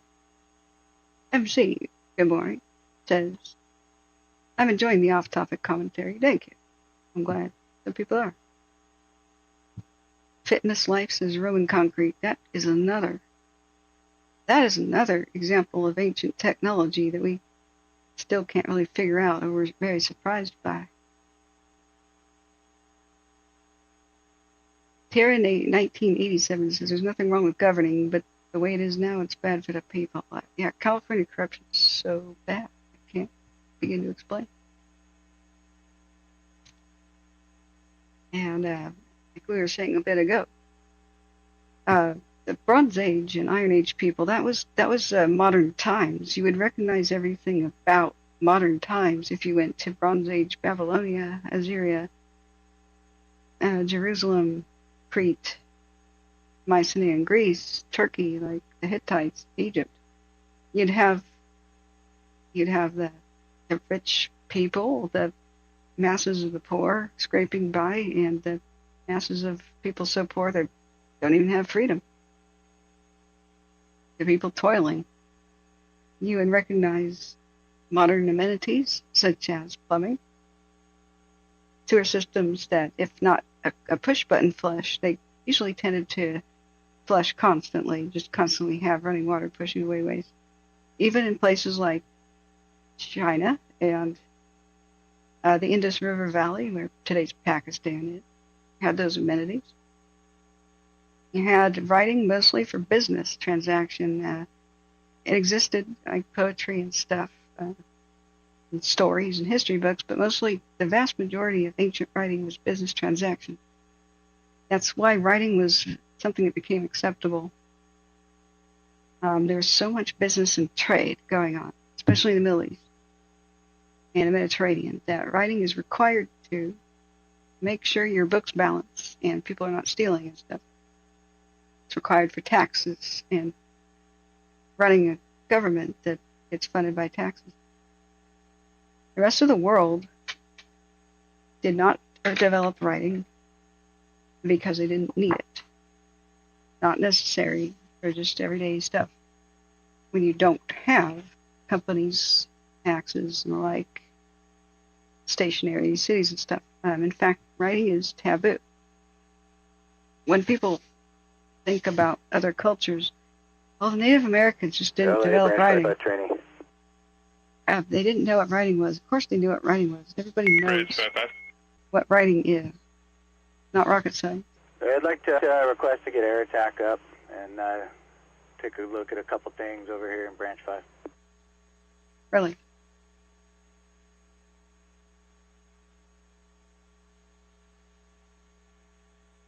Branch 5 wants air attack up to look at things here. What kind of thing? Now, as a meme on the channel, a running gag that every time I say I'm about to go to sleep, something crazy will happen. So I'm not going to say that.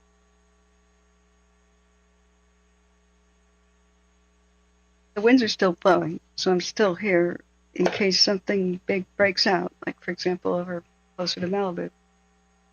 JBL Soundgun says, hey, waving a hand from Cincinnati. Hi. We just put them trolls in the troll booth. Thanks for what you're doing. Thank you. I like your JBL thing. These are JBLs. They kind of fell apart on me with the headband thing. They need to get a much better microphone system. This microphone sucks. I'm wearing the Quantum 810s. One of the few headsets that allow you to have Bluetooth on your phone. Branch 5, not ops. And a 2.4 gigahertz connection. Not ops, Branch 5 training. With the computer at the same time.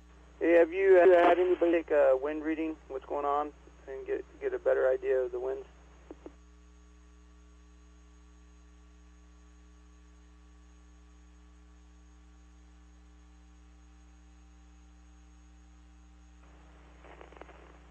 Hey, Synapse, you were locked on. Can you repeat? Have you gotten a wind reading, get an estimate of wind speeds up high before we launch air attack? That'd be a good idea. Yeah, I haven't gotten a reading up high, though. I mean, towards the observatory, it's kind of, about the same that it was, earlier this evening. Maybe a little less. What was your miles per an hour?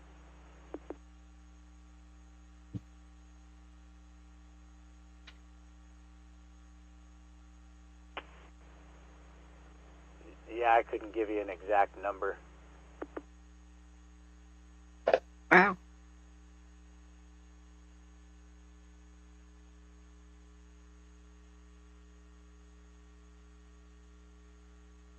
Yeah, that's why I'm asking if you got a wind reading from somebody that actually got out and checked what the wind speeds were.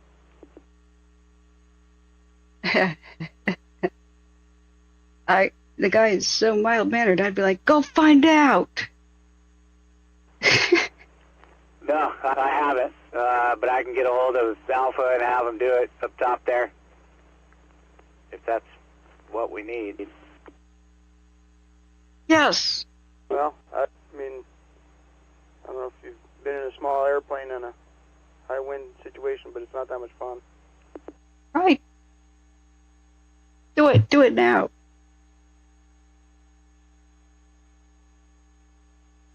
He knows.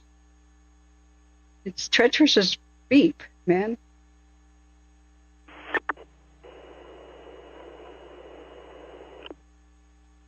Actually, medieval people had great hygiene. Branch 40, Branch 20 Trinity Command. It's a myth that they didn't. People, bless their little hearts, didn't really dig into it too much when they read things such as bathing is a pleasure of the flesh, and so it's not recommended. Branch 40, Branch 20 Trinity Command. Okay, by bathing, they meant public... Branch 20 Trinity, Branch 40. Lounging around in public baths, like heated swimming pools. Hey, I'd recommend we'll run it through ops, but we can get the LA County Type 1s come out, take a look at that piece, and we also have the helitanker out of Van Nuys. They're able to come out and drop at night.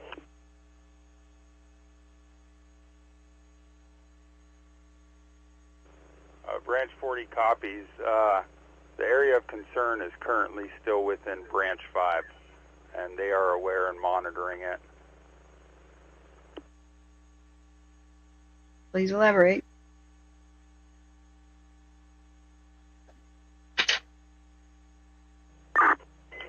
Hey, Branch 5 from 20 Trinity, did you copy my traffic?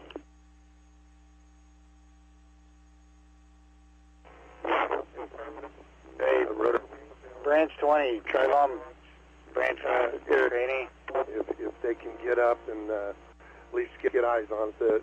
The area of concern is the stuff that's going to be the highest point up on the ridge. If you've got eyes, we just want to get an idea of how close that is to our containment lines. And it seems to be the only piece that's moving around in the wind. Yeah, my recommendation is request them. They'll come out and take a look, and if they can't do anything, they were out here on the IA side of it, and it was way windier, but I'd certainly like to get them out here to look at it. I love this guy's... Yeah, hey, firm. We made the request. This guy's cowboy voice is awesome.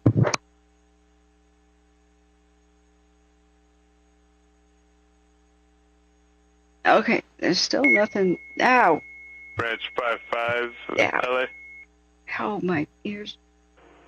LOA, Branch 5, go ahead. Branch 5, just confirming if you want the air attack or the Type 1. Go ahead and launch the Type 1, and we'll get an idea from there. If you can make that request, please.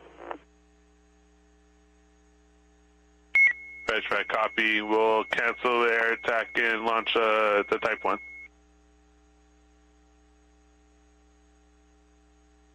Okay, so the medieval myth that people were filthy in the area in that era, or that they didn't bathe,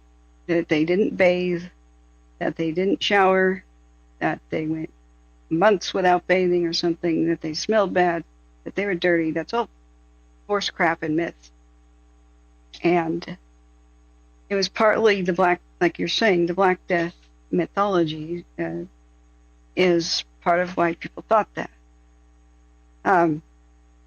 So bubonic plague is a rare illness today and yesterday. It's been around with mankind for a very long time now. They seem to have found bubonic plague trapped in amber that's millions of years old. So it's a pretty old illness. It's been around with mankind a long time. So it's definitely not bubonic plague that was the Black Death. Could have been Yersinia pestis as a part of it, but the bubonic is the kind where you're bitten by a flea and it makes your lymph nodes swell up and cause a bubble. Okay, the big lymph node things that eventually, the way you survive that is you have to get it lanced and drained. It's your body trying to get the immense amount of pus and waste out of your body and to shed. It gathers up all of the bacteria from your body that it can, and it wants to get it out. It wants it to get to explode in like a pustule. And so the way to save the patient is to excise and drain and get it out of the patient. Cut it and do it. And so plague doctors, that was what they did. And they were successful in general in what they did. Just there weren't enough to go around at the time. And most people died of the Black Death because their family and friends abandoned them. They died of thirst. Night Ops, go ahead. Usually thirst and starvation. In launching that Type 1, warn them that the winds are higher up the mountainside as they start climbing, and that's where they're going to be working. So when Night Ops, copy. When bubonic plague was suggested to be the Black Death, the 1300s like Black Death, because it's spread by fleas, they just imagined, well, that means that there was billions of rats somehow. And it's just an assumption, and there's no real evidence of that. So I'm sure rat population probably explodes due to the amount of corpses to feast on and stuff, but it doesn't make a lot of sense. Rats can't even travel along with humans as fast as the plague did. And it doesn't explain a lot. I mean, what does explain rapid spread would be something airborne. So there's a way that Yersinia pestis bacteria can get in your lungs if it mutates and it becomes pneumonic plague. And so every cough into the air could infect somebody else. And people running away from the plague have already inhaled the cough, and 2 weeks later they're going to become infectious and infect the next place. The huge amounts of rats theory is kind of falling apart, and the whole bubonic theory is kind of falling apart. So that there's a reason why pneumonic plague and bubonic Night Ops, LA. doesn't really exist today. Go ahead, LA. Night Ops, we don't have one of our copters to divert to the Eaton. We're going to check to see if we get you another one, but no copter route at this time. I understand. Enchanted Way. Hey, bro. Good morning. Division Mike training. So, I suppose something practical, and that is based on, I mean, I'm not a medical professional here, but viruses do not preserve in amber or in anything else. You can't see them after they're gone. So the viral plagues of the yesteryear are completely undocumented. We only go by symptoms, so we're not sure when smallpox came into the world and when civilization first suffered from it. Some people think the Antonine Plague, one of the ones that happened as Rome fell, and probably caused Rome to fall, because just as the Goths were coming, the Roman Empire has the Antonine Plague, and it kills most of the males of military service age. So they didn't have enough recruits to even fight off the barbarians or man their borders. So the Antonine Plague has hallmarks of smallpox. May have been the first time the Roman Empire or the Western Europe experienced it. We will never know, because viruses don't preserve in anything. They found bubonic plague because they drilled the teeth of plague victims, and they found it in the tooth pulp. So it was like lodged real deep in there. So viruses, though, detecting them that way is probably not possible. They're just little bits of protein, and they fall apart. They're too tiny to find. So today, what is the number one killer of the elderly before COVID? Communications, branch 1, supply order. It is the flu. The flu is deadly for the elderly. It's serious. It's a serious virus that kills a lot of people. Order number 1 will be delivered to drop point 13 at 0800 in Division Charlie. Will be for 1 Mark III pump, 30 gallons straight gasoline, appropriate amount of 2-cycle mix, 2 hose modules. Break. Am I saying the flu did it? Not so fast. I'm sure I'm going to get interrupted in a second. Order number 2 will be delivered within the Mandeville structure group, but to Division Charlie at 3099 night operation Mandeville Road. That will be for 2 hose modules. Operations branch 5, go ahead. You got a place where we can meet up? Luis, you broke. You got a place where we can meet up? Branch 1, communications. Yeah, hey, we're at drop point 33. You can get a good vantage of everything that's going on. 1 Mark III pump, 30 gallons of gas, and an appropriate amount of Mandeville structure to Division Charlie. All right, I tried to mute one side. Mandeville, 2 hose modules. She's just repeating what the order was. Yeah, the address for order number 2, 3099. So the plague itself doesn't spread Branch 1, communications copy, 3099 Mandeville. person to person very well whatsoever. It's pretty difficult to get the plague from somebody else. You have to get bitten up by the same fleas. The fleas aren't born with the plague. They have to bite the plague victim, get the plague themselves, then bite somebody else. And they generally hitch a ride on rats. It's mostly rat fleas, which are not the variety that generally like to be on people anyway. They can, but they prefer rats. So you have to be within rat flea jumping distance, you know. If the rats are in your home, they can just lay the eggs, and flea eggs hatch whenever body heat is detected in CO2 from an animal's breath or a person's. So flea eggs can lay dormant in a residence for 6 months until somebody comes back. And the moment you walk in, and I know this personal experience, bam, they hatch and they bite you and they're all over you.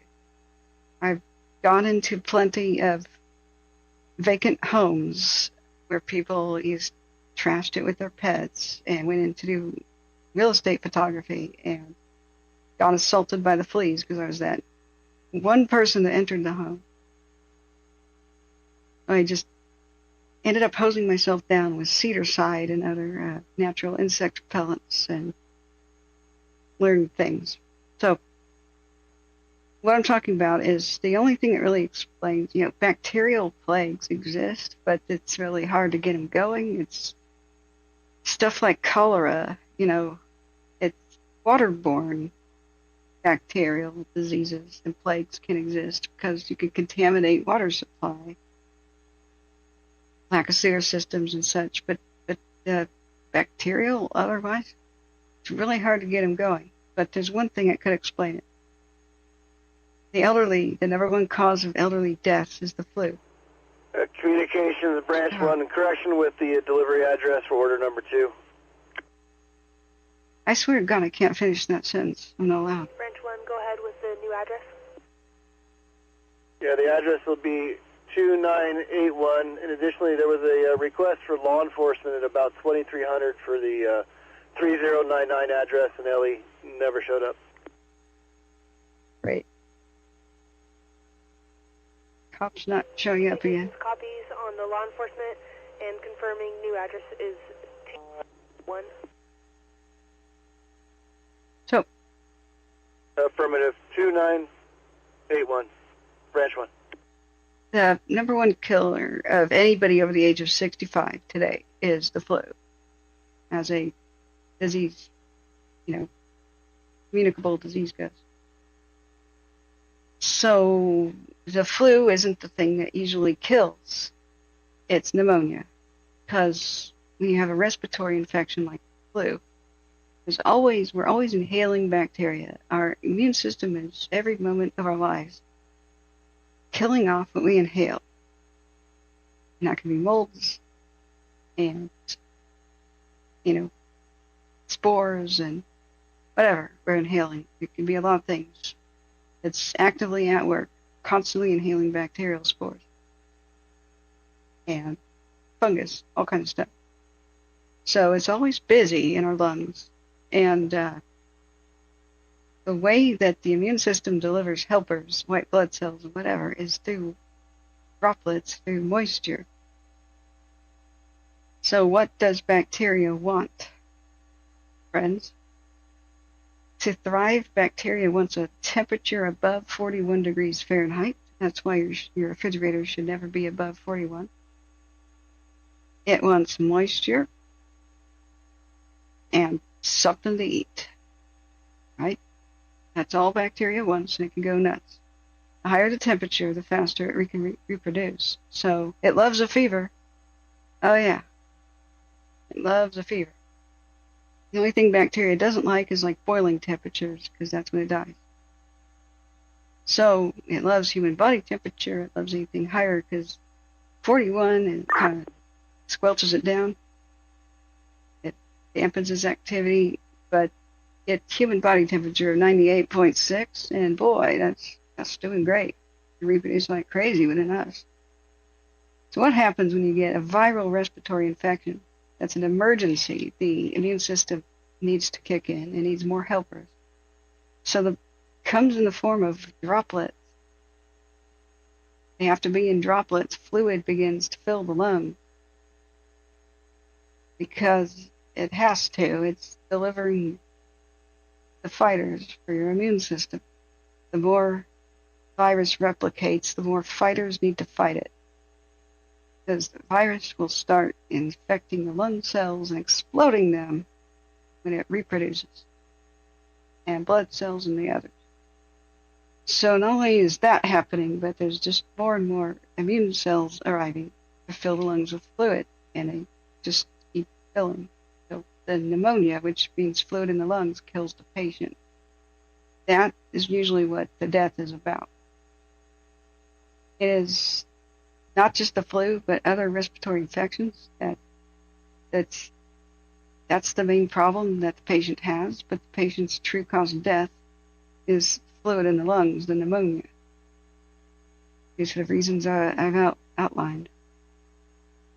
So mostly it's opportunistic bacteria going insane. Once the battle with the virus is engaged in the lungs, the bacteria go to town because they're not the main target, so they start reproducing out of control. What does that mean?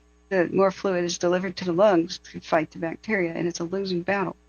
The more fluid in the lungs, the more fluid the bacteria has, which is all it needs to reproduce exponentially. So the only thing that explains true crazy pandemics that would kill something like 1/3 of all Europeans is something that is airborne, something viral, something that reproduces really quickly and mutates so rapidly that people that survived it once can die again. And that's the only thing that would explain like 1/2 to 2/3 of Europe's population dying in a couple of decades. Branch 5, Branch 40, command. That is most people of Europe dying. That is why most Europeans today have super immune systems. Branch 40, Branch 5 training. Go. Branch 5 trainee, Branch 40. Wanted to ascertain if you would be comfortable if we pumped in some Alpha and Charlie strike team leaders into that Canyon Crest and Rising Hill area to just start getting some situational awareness and do some triage.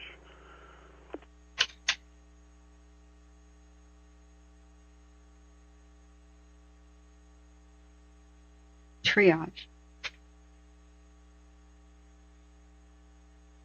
That's a sad word.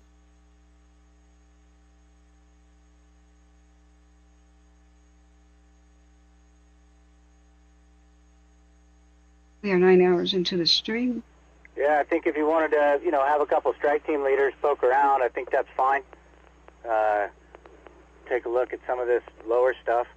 A lot of this stuff died down. A lot of this stuff over here on the other side's, working its way back into black. But, yeah, if they want to just have some situational awareness, I'm fine with that. Good. Okay, copy. Yeah, that's what we're looking to do now, just come up with a plan, kind of a worst case. Thank you. Wow. Yeah, and if we could, just strike team leaders and have them kind of take a look at it. I just don't want to get a bunch of stuff jammed up in here yet. I copy. Yeah, we're not committing any engines at this time.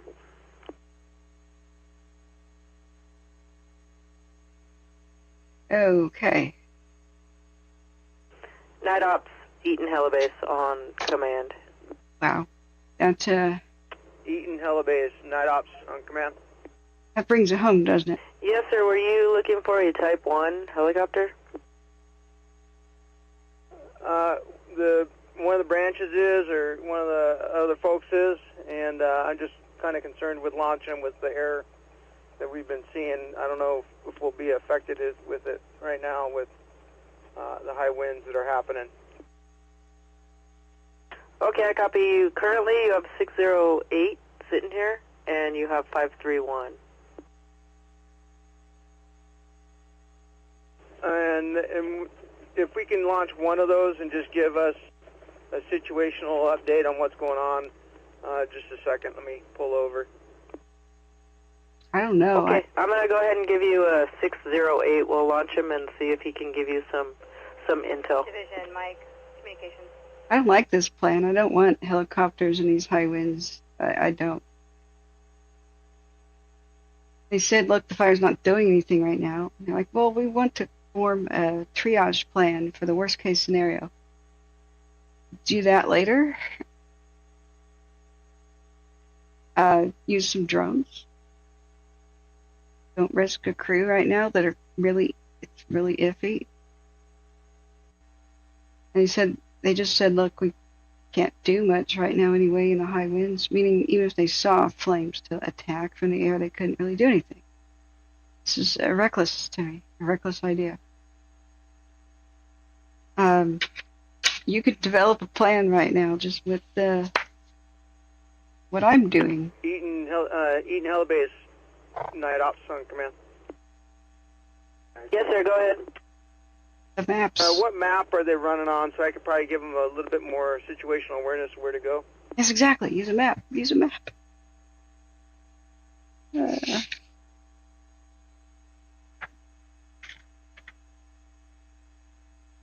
Standby one. Oh, dear God, they're going to launch. Okay. Also, if you use a pilot now, they can only fly so many hours per day, or they can't work the next day, so don't use them up. Keep them in your back pocket for the worst case scenario. Have more pilots available, rested up. Communications Division Mike Trainee. They should just launch a drone. Ask the government. Ask the Air Force. Division Mike Trainee for LAPD. They have an updated location. A spot fire is actually going to be at Villa Santa Inez and Donna Inez. Night Ops, Eaton Alabase. Night operations. Division Mike Trainee, copies. Yes, sir. They're using the Air Ops map that was in the IAP. Me too. Okay, give me a minute and I'll call you back on the radio, and that way I can set some stuff up. Oh, God. Okay, sounds good. And you're going to have Copter 608. Copy that.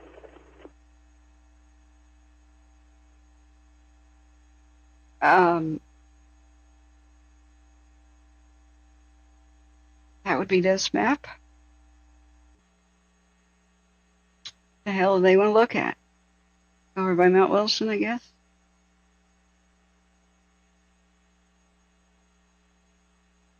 It'd be nice if those cameras were operational. Able as the tunnel. Eaton Alabase, Night Ops. Yes, sir. Go ahead. Okay, just for a heads up, they're going to be working in by drop point 34 where there's high power tension lines in the area. Great. Drop point 34, high power tension line. Yeah, copy that. At night, where you can't see them. Wait a couple hours. Oh, he said the fire was mostly burning back towards the black. I mean, back towards where it already burned itself up, so it's not a threat right now. This is like, okay, so what's going on now is the mapping plane went over around midnight. Around 1 in the morning, they started producing these maps like this one. 3 in the morning to 3:30, the chiefs, start looking at things, the planners, the big boys, head honchos. They begin looking at these maps, and they want to plan for the day. Monday is going to have some difficulties, but the day is not that big of a deal. It's supposed to be a bit of a lull in between more strong Santa Anas. But I guess they want to know some things right now. Plan for Monday or later today, I guess. I don't know. So they want to know something right now. And just wait. In my opinion, just wait. Just get a couple of contingency plans, and as you wait for it to be a safer time to fly, daytime, when pilots can actually see power lines, have that happen, because right now it's one of the very few pilots that can use the night vision going to be used right now. So you've used up one of your potential firefighters. I mean, a drone could have done this crap. Oh, I don't get it. I don't get it. Oh, I don't get it. Oh, Ben, sorry, I didn't look at the chat. Thank you. Thank you for your kind donation. Thank you for keeping us ad-free and on the air. Thank you so much. So what I was talking about with the plague, basically a respiratory virus is what explains it in almost all situations. When you have a respiratory virus that spins around, you have people mostly dying from the pneumonia part, because what happens is opportunistic bacteria take over and start taking over the lungs while the immune system is busy with the virus. As the more immune system, white blood cells and stuff have to be delivered to the lungs, you get even more lung fluid build up. So as bacteria takes over and the immune system responds to bacteria, it makes it worse by delivering even more helpers to the lungs via droplets. So Yersinia pestis a couple of times became pneumonic, and whenever there was a crazy new respiratory virus that was airborne, It opportunistically hitched a ride, and people coughed out the virus and the bacteria at the exact same time. It was an absolute double whammy of two very, very serious illnesses. That is the only thing that explains a death toll like one half of Europe, or 2/3. Bacteria is just not that contagious, unless it's like a waterborne thing like cholera. And then again, it's not that contagious. Boiling water fixes it. People run away from where plagues are. Division Mike, Elko on command. They find clean water, it fixes it. I mean, there are some carriers of cholera, but hey, you know. Elko, Division Mike trainee, go ahead. Did they ever find the source of Ebola? I mean, you mean ultimately? Or just the recent outbreaks? The hemorrhagic fevers I know a little bit about. Elko, Division Mike trainee. They did a lot of work on reverse. Division Mike trainee, can I meet you over on air to ground command? They studied the genetic code of pandemic flu. They finally found a sample. A brilliant person realized that people died in Alaska of pandemic flu. So they dug up their still frozen bodies in the permafrost. And so finally, you know, it's funny how the pandemic flu was very, very much intriguing to virologists, you know, when it happened in World War I. None of the samples ever got preserved. What the beep, you know? You would think that'd be important. Duh. Preserve a sample of it. Nobody did. Okay.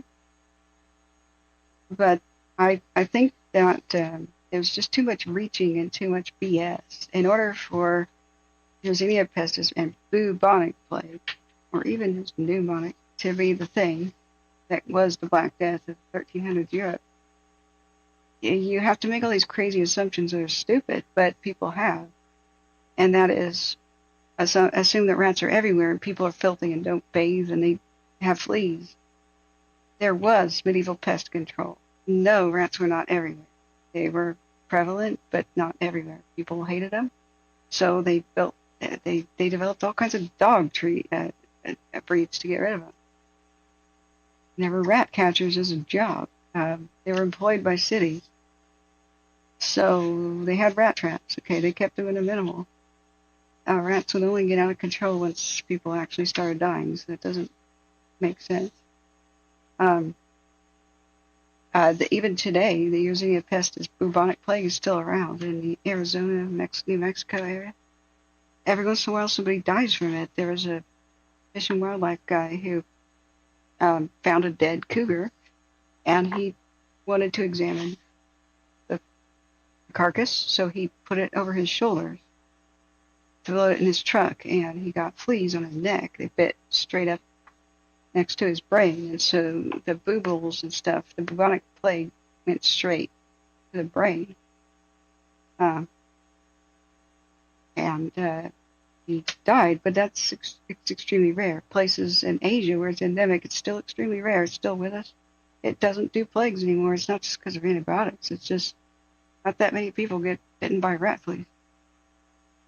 Ben Stabiles, thank you so much for your kind donation. I was just teasing before. All right, you can stay. Because you paid, you can stay. Okay. Oh, thank you.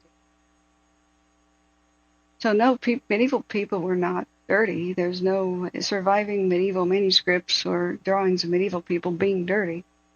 The supposition of, oh, we think it was bubonic plague, therefore we think there were a lot of rats, and therefore we think people were unclean. There's easy ways to get fleas off of you so that they don't come back and they don't come back into your house. Really easy. You bathe and you put essential oils on your hair because rat fleas hate essential oils. It's insecticide. Essential oils are the concentrated oils of plants. And the oils of plants is a plant's immune system. Plants don't like insects, so they have natural insecticide in their sap. Today, bug begone, ortho bug begone, is synthetic chrysanthemum something in the chrysanthemum plant is anti-insect. Because insects eat plants. Aphids and stuff, so plants try to defend themselves. So if you concentrate the saps and oils of different plants, insects avoid them. Plague doctors put essential oils all over their wrists and their ankles and everywhere in their neck, because that's where the gaps in their outfit was. They were wearing waxed leather that kept flea bites away, but they had a hood, they had a coat, and gloves, so they put it at those strategic locations so the insects wouldn't get under there, or the bad air, or whatever. There are a whole bunch of theories in the time about bad air being the cause of disease, because, well, whatever stinks is usually putrid and rotten and nasty, and you can get disease. So medieval people, like the ancient people, were terrified of bad smells. If somebody walked by with body odor, everybody shrank away from you and said, go bathe, goddammit. You are spreading disease. Nobody knew exactly the mechanisms of disease, but bad smells are one indication of them. Rotting food, bad. Don't eat it. Smells bad. Humans have pretty developed sense of smells, much better than birds, for example, except for vultures. Partly because it keeps us alive. We can't eat rotten food and live, so we have to detect it. We have to think that crap smells bad, so we don't sit in it all day, Whatever generally causes disease smells bad to us. You don't have to be told that. So in ancient times, as well as medieval and through the Renaissance, people thought bad smells caused disease, so they were terrified of them, and they bathed all the freaking time. They were more obsessive about bathing than modern people, except the Japanese, who are super obsessive about that. The thing that people thought that they didn't bathe was the church, and the church mostly did writing at the time. Most literate people were involved with being a monk or something. The reason people thought that people didn't bathe in medieval times was because they kept writing about full body bathing being a pleasure of the flesh. So they didn't want to have, Constantinople still had Roman bathing, bathhouses where the public got together and lounged in heated swimming pools. That's what the Roman baths were. And Romans bathed 2 to 3 times a day. It was a way to cool off from the extreme Mediterranean heat as well. So they had cold pools and then they had hot pools. So the Romans were also very homosexual, the pagan ones. So it was a place where hookups happened between all the sexes. They had segregation of the male bathing over here, the female bathing over there. However, it was a place to hook up because you got to see naked people around you and, hey, you good looking. So medieval people in the church frowned upon that. They didn't want Roman baths to be made, and they tried to scold the rich people who tried to have them by saying it was a pleasure of the flesh. It's a sin. Having your body feel good by feasting, lounging in baths and having sex, that's a pleasure of the flesh. It's a sin.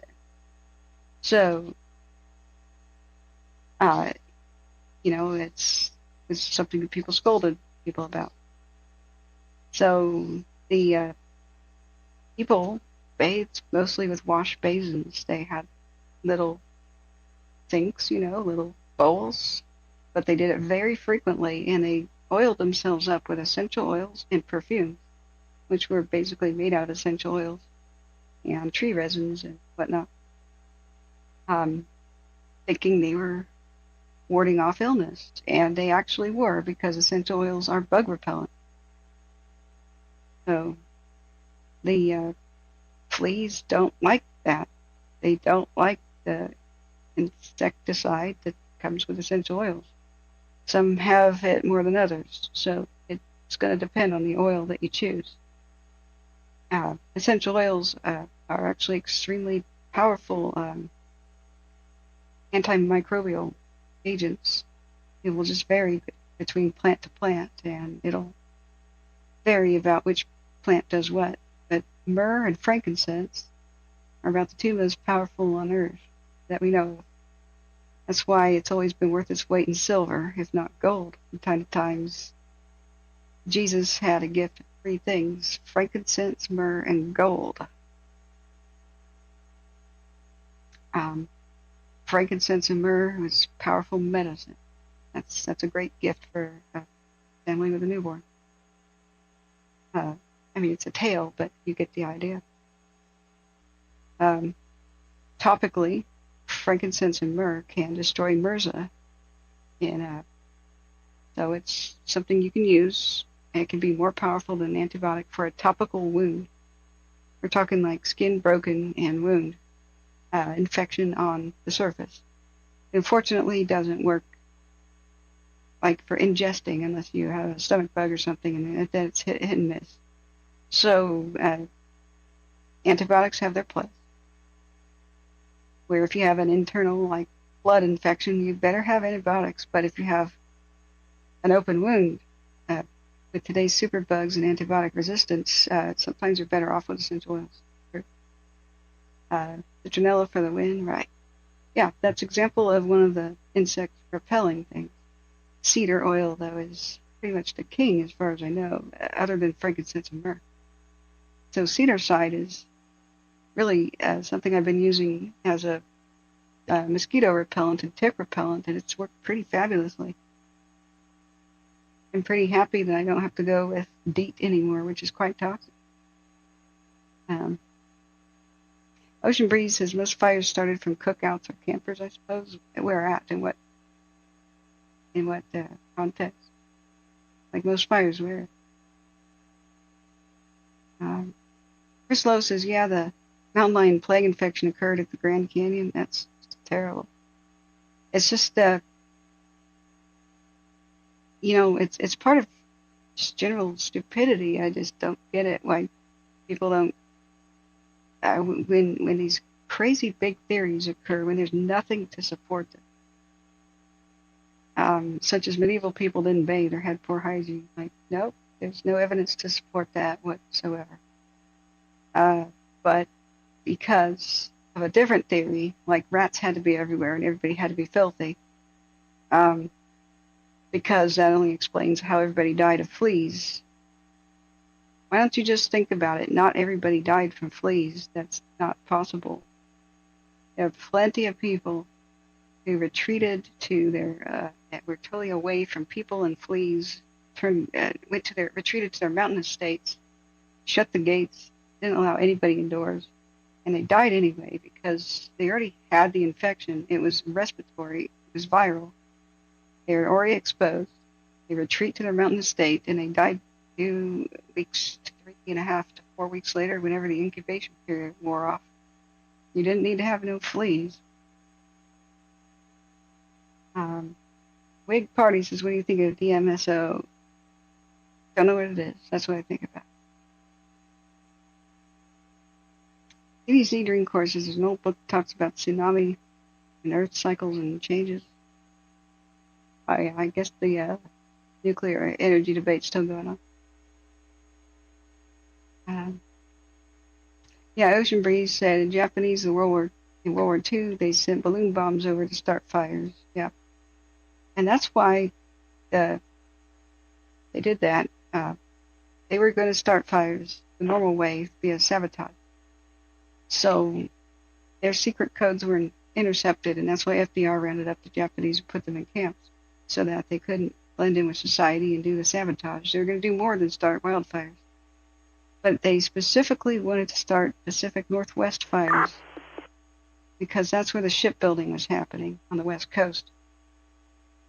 And the last of the old-growth forests were being mowed down at that point. They did want to save them. They did want to preserve the old growth. It's just World War II put all those conservation dreams out the window for many places. That's why we don't have the ivory-billed woodpecker anymore. Its habitat in the Ozarks, they were going to save it until the war. And then they said, screw it, we need the wood. We need to build ships. So we need to build big scaffolding things, giant apparatus to build the ships. Juliet, communications. Okay.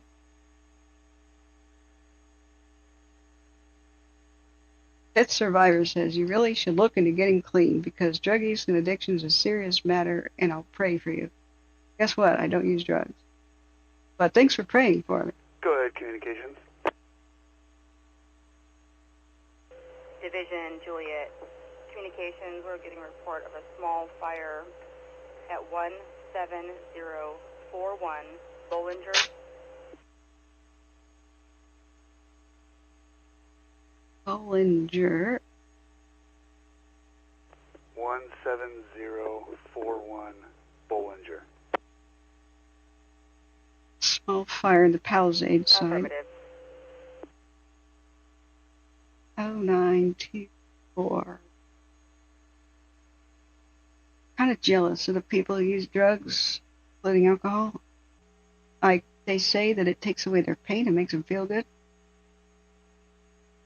As people can light up a cigarette and feel good. Division Juliet, Division Mike training on command. I'll take care of the address on Bollinger. It never happened to me. Cigarettes make me ill and alcohol makes me feel like crap.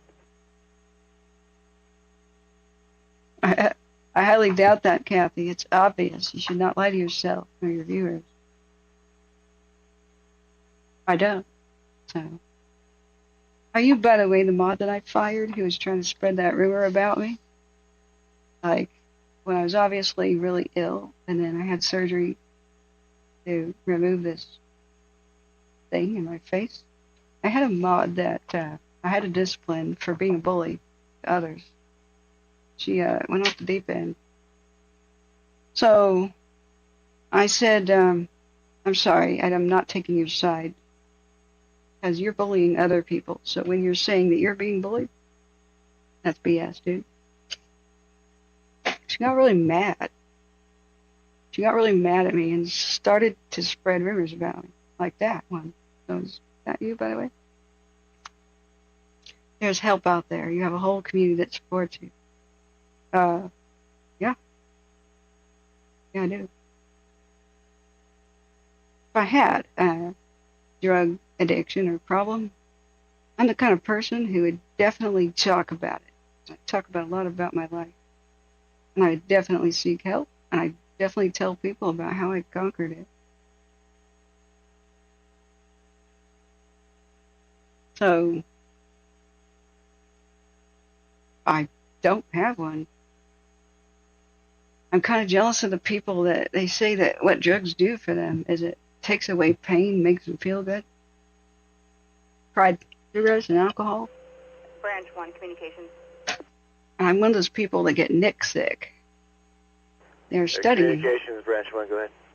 They're studying people like me to Branch 1, are you able to place a call to communications? try to find a nicotine Affirmative. cure because it makes us really ill. Just even one puff. It's like, ugh. It makes you dizzy, head spins. No, you don't wish me the best. You wish to spread rumors about me and controversy. So you really need to quit lying. You narcissistic, whatever the hell you are. But see, the people that attack me just end up making themselves look like a horse's ass. So I don't mind it. I really don't mind it. No, definitely you're not a mod, but you probably once were. The people that I've had to discipline are the ones that go back and trash talk. There's some things you don't do. You don't bully others, and you don't bully me, for one thing. And I've had a couple of them just go rogue, and it's hard to pick good people. I've not met most of my mods. Sometimes in a crisis, we just have to do mass recruiting. And unfortunately, some of them end up to be pretty wrong people for the job. David Quesadilla being a big funny example. But it's something that has to happen. We can't do it alone. So occasionally, I'll find out that I made the wrong choice, and I have to remedy that. Sometimes people don't really want to help the public. They want glory for themselves. They want admiration. They want appreciation, but admiration. They don't really give a damn about the situation or the victims, and it becomes clear the more you talk to them. They want to be acknowledged as heroic. That is the wrong motivation for my team. It really is. And so, while the mods deserve all the praise in the world, they really do. If that's what you're after, don't come around here volunteering. That's the wrong place for you. If you want to come around here talking to me about myself, accusing me of stuff, don't come around here no more. You guys forget that I can find out a lot about you. I can go to your channel. I can investigate you. I can sue you for libel and slander. I'm looking at your channel right now, Fed Survivor, and you're now on my radar. There's something called libel and slander, and that is if you interfere with somebody's livelihood by saying, say, for example, somebody has a drug addiction, and you cause somebody to lose, say something like donation money, which supports their livelihood, lose viewers, because all the viewers who are paying Amazon YouTube Premium are also contributing to my revenue in a small way, who are subscribed to me. If you cause any of that to happen, you will face a lawsuit. It's called libel and slander. You can't tell somebody they have a drug addiction or tell somebody that they're lying. I won't ban you right now because I need right now the evidence of what you just said in chat. It's great evidence for a libel and slander suit. That's why the word lie isn't used by the news media. They never say the word lying. They say untruth, or they say falsehood or something. Because when you say lying, it's an accusation of falsehood. It's a really serious one. And since you don't know me, I don't know who the hell you are, I'm giving you a warning right now. And I'm dead serious. I don't care what people say about me. If somebody does something to make people unsubscribe from my channel, then they are unsubscribing from the best source of evacuation information that's available on the West Coast whenever I'm able to go live. This is potentially life-saving information, so I take this quite seriously. I will file lawsuits of libel and slander, and they are winnable if you can prove that you have lost. You've taken financial hit through somebody's rumor spreading. Free speech is saying I think, I assume, or I wonder about somebody else. That's freedom of speech. Libel and slander is when you lie about somebody or say you know in an effort to hurt them. You came here in a public sphere to do so. That is your motivation. This is the first, last, and only warning I'm ever going to give you. You are being watched now. I'm going to find out a lot about you, and you're going to regret ever saying that if you persist. I will make sure of it. So you have a nice day, and I'll pray for you. But I know that narcissism is something that cannot be cured. I won't really get my hopes up about you. But all of this is being recorded. All of this, what you're doing, is all out there for the public record. And it's not going to make you look good. I'm just saying. You little Resident Evil player, you. Oh yes, we'll find out a lot about you. Because I'm really sick of the behavior of some people. And you can't appeal to somebody's ethics that they don't have. But you can hurt them in the pocketbook. You can publicly shame them. Once you engage with me in the public sphere, you are fair game. You are absolutely fair game. So, let's go on to the next subject. Cave Dweller says, yeah, I was going to donate, but I'm going to hold off till I find more about this drug addiction. No, Cave Dweller is joking. But that is the sort of thing that definitely can hurt somebody. You start rumors about people, somebody, some percentage is going to believe them. No, I am not. I don't support drugs or drug addicts. Well, okay. I don't do drugs and I'm not a drug addict. In fact, I'm a teetotaler. And I don't even drink. So there's that. But if you want to persist in that, you can go too. That's fine. Wig Party says, calm down. I have calm. This is where I slam my fist. I am calm. Okay. See here, what were we talking about? Fun topics like the Black Death. Let's get one better. Let's see. Chris Lowe's did a documentary for 20 years ago claimed the reason that common flu originates from China is culturally pigs and geese share the same pet, and it's either swine or avian in origin. The CDC picks the most virulent. I don't know. Yeah, the origins of the pandemic flu. That's what we were talking about, right? That's what we were talking about. They engineered the heck out of that one. Yeah. Like I said, if I did drugs, I would just say that. I've done CBDs, and some of the CBDs have had some percentage of the THC in their creams and topical things I put on my knees. I wonder if that could make me fail a drug test. I don't know.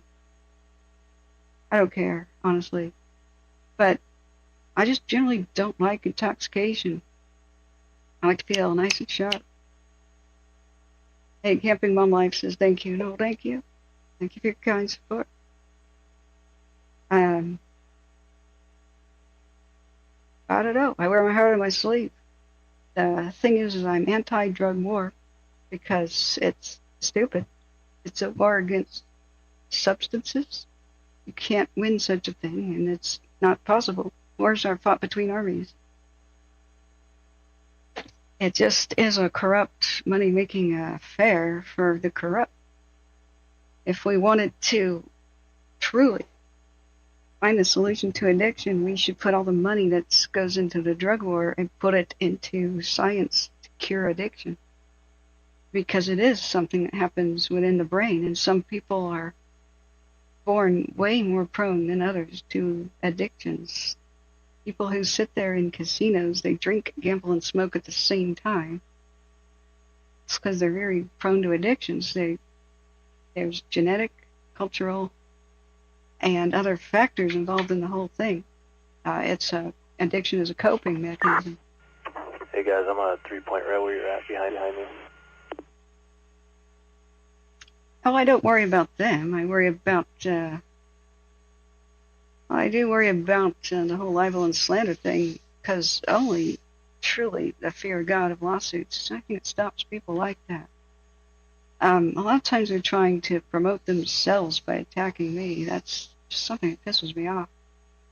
Once had a guy make a video attacking me just because his own stream was about, like, dirt, you know? So he was using my name as my channel got more popular to be something that people searched for to find his bullcrap channel. That was about just making weird accusations about different YouTubers. Let's talk about fire? Okay. What do you want me to talk about? I frankly don't care if you donate or not, Cave Dweller. It's irrelevant to me. So, I'll talk about fire for free. What do you want to know about it? Chris Lowe says, is that a plane visible on the flight map? Nope. The earlier plane icon was a mystery craft. On Flight Radar 24, more and more, if you want to remain anonymous, you can pay to have your aircraft like hidden from Flight Radar 24 viewers, the make and model of the aircraft or the nature of it. So for some, that's granted by proxy, like automatically, like military stuff. Dang it, the tab with YouTube crashed again with the chat. I have plenty of memory, so these out-of-memory errors just have to be a bug with Edge browser. Yeah, there's tonight's a very blessed night where the Santa Ana winds came back, but they're less fierce than anticipated across the Palisades fire. So it's been a glorious night of almost nothing happening. And I could have gone to sleep or played video games or read a book or gone to the midnight gym. Instead, I'm hanging out with you guys because I find conversations fascinating. You guys,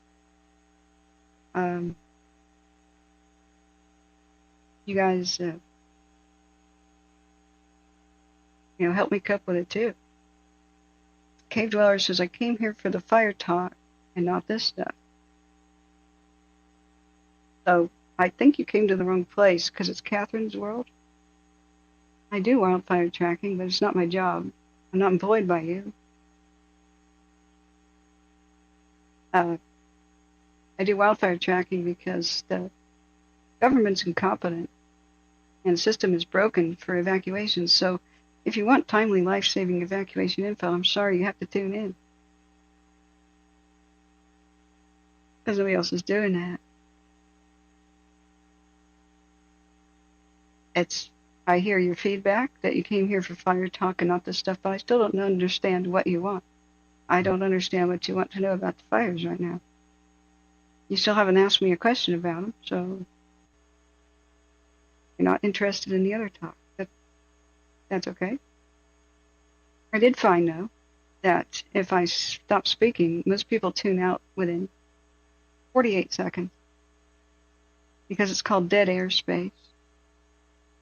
So if you ever tuned into a radio station and it stopped, most people turn to another station within 45 seconds. So you have to talk to fill the space. There's not that much to talk about the fires. We don't have any new information. That's okay as feedback. If it's not rude, I accept feedback, but you must understand the realities. There is no way to 100% only talk about fire. For one, it's too hard on me emotionally. News reporters have breaks and they have coworkers, and they don't stream for, say, 27 hours in a row like I do. Okay. They'll come back and see us when you actually have a question about fires, and we'll answer that at that time.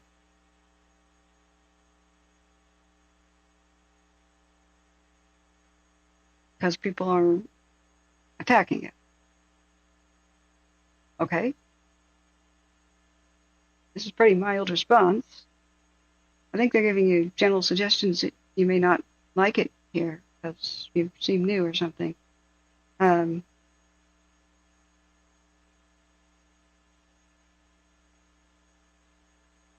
Okay, sorry you feel attacked. We didn't want to do that. I'm just saying as a matter of fact thing that expecting me to 100% talk about the fires is not going to happen because I do need to take a mental break for them and spend a lot of time not talking about them. When you do this, and I do this most of the days, most summers, much of the autumn, and now into the winters too, there are times when I'm live for 5 weeks in a row and don't have a day off. I'm live every single day, 5 weeks in a row. I'm doing more time than the actual fire crews are. I streamed for 97 days in a row during the Dixie and the Caldor with only 5 or 6 days off, period. 96 days in a row. I saw California Cal Fire teams come and go. I was on duty longer than they were. And that's completely exhausting. And so will I slur my speech sometimes, and will I look drunk or something? That's because fatigue is as good as intoxication. It is intoxication.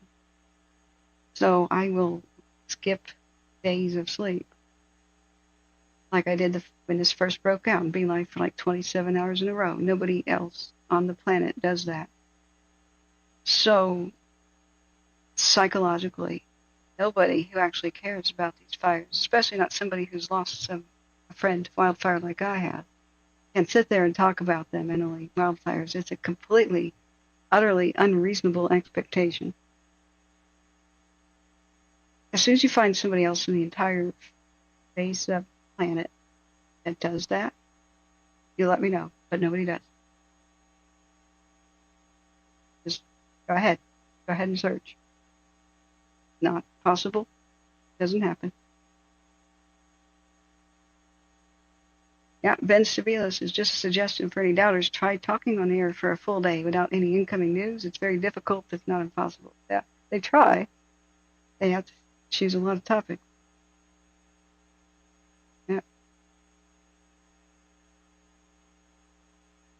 I'm proud of you guys for not truly attacking naysayers, because I don't wish that. Let me handle it best I can. We want to be very inclusive. There's people of all varieties and walks of life. I am fully aware there's a lot of people that don't like me that listen anyway.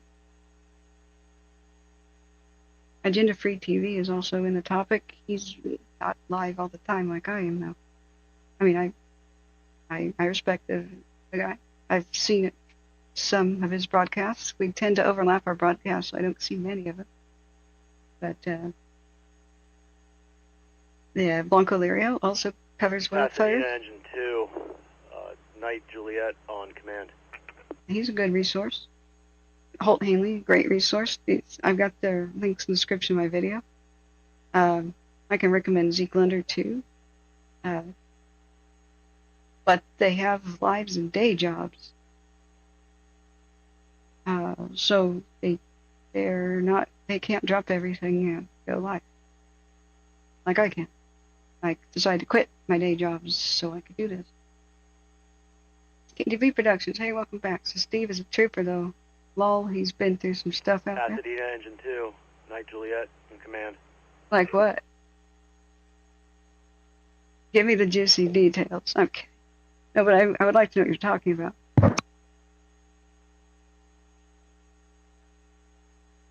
I thought he had heard of me, and I went in there and said hi a few times. He goes, "Oh, that was it." LA 1 November Charlie on command. That was about it.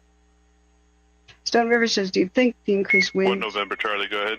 will ramp up the fires? Very possible. 1 November Charlie is transition with copter 7676 will be assuming Palisades Elko. 1 November Charlie is inbound for Camarillo. 1 November Charlie, copy. Branch 40, night operations. 1 November Charlie. Okay, it looks like the copter Night operations, branch 40. may be going to Eaton right now. Hey, I know you got a lot of people trying to make access into where this is, but there is from the housing project across the way from the drainage there, all the way up here to drop point 33, there is line and it's black and it's been mopped up all the way back to those houses and those water tanks. So this area is pretty secure.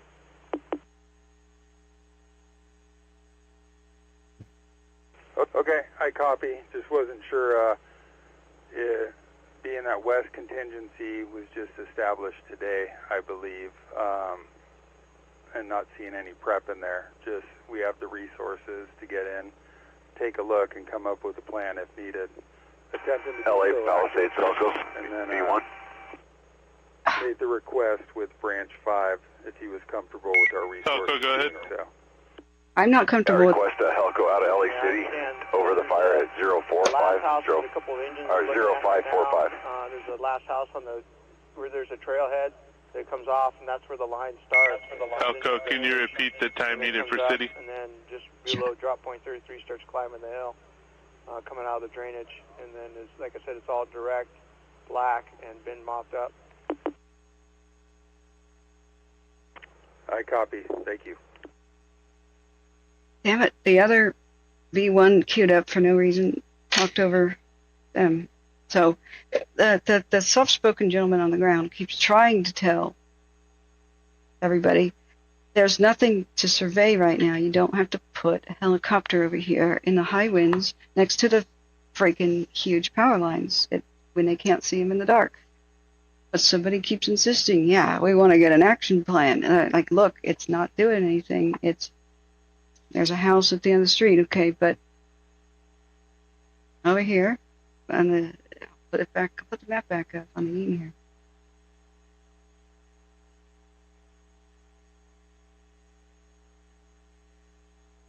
Where is it? There, right here. Pasadena, engine 37, night Juliet Lima on command. That's exactly what he's talking about. This spot by Cheney Truck Trail. El Prieto Canyon. Look at the huge.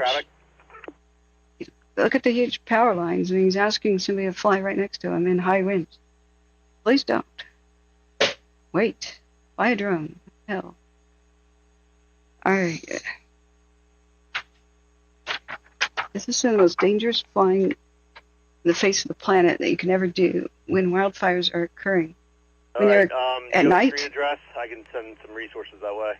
Night is even more dangerous, like tenfold, so they shouldn't be asking anything unless it's really freaking necessary.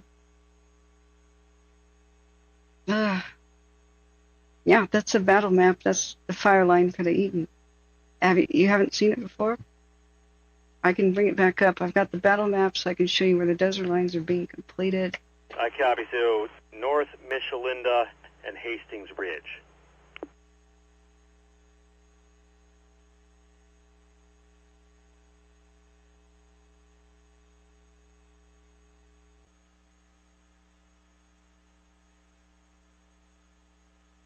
Okay.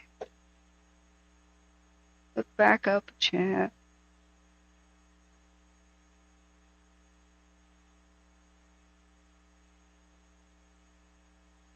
Task Force 4101, night Juliet Lima, command.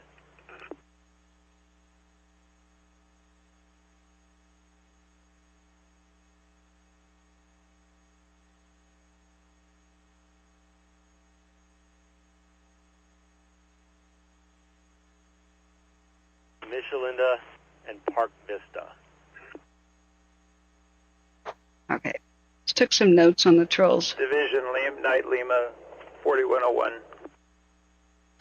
You know those national... Hey, Pasadena 37, engine 37 is reporting a couple multiple spots, hot spots visible up North Michelinda and Park Vista. You have a resource in the area that can get some eyes in there.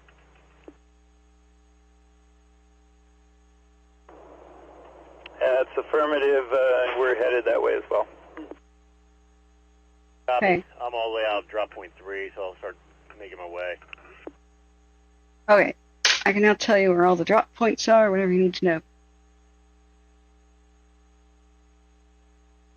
You haven't seen that one? Okay. Well, if you want me to show you again, I will.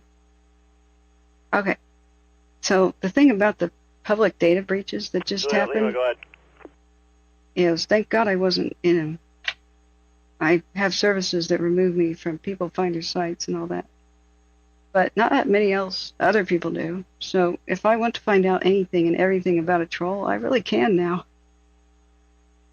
Okay, so it's sounding like they're in the black, significantly above the neighborhood. Okay. Is that good?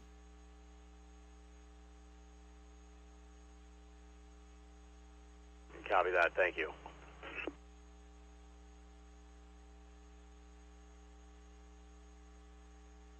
I think he means it's an island of fuel surrounded by black. It's not going to do nothing. Tyranny 1987, still not fixed, I believe. Too much money to restore it years ago. No news on it for years. Oh, the what? Restore the what?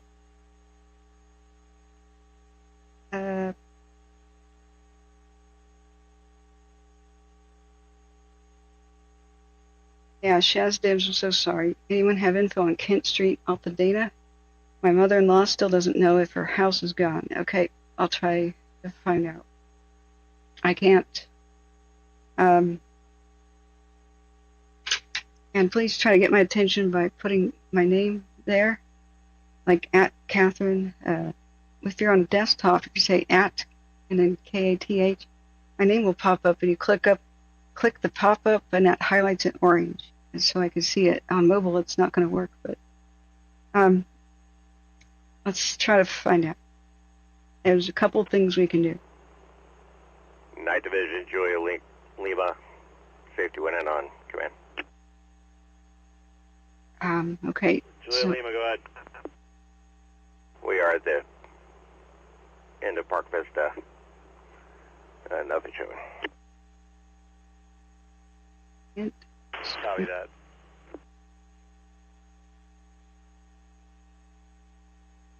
Okay. So does she want to know? Does she want to know if it's gone?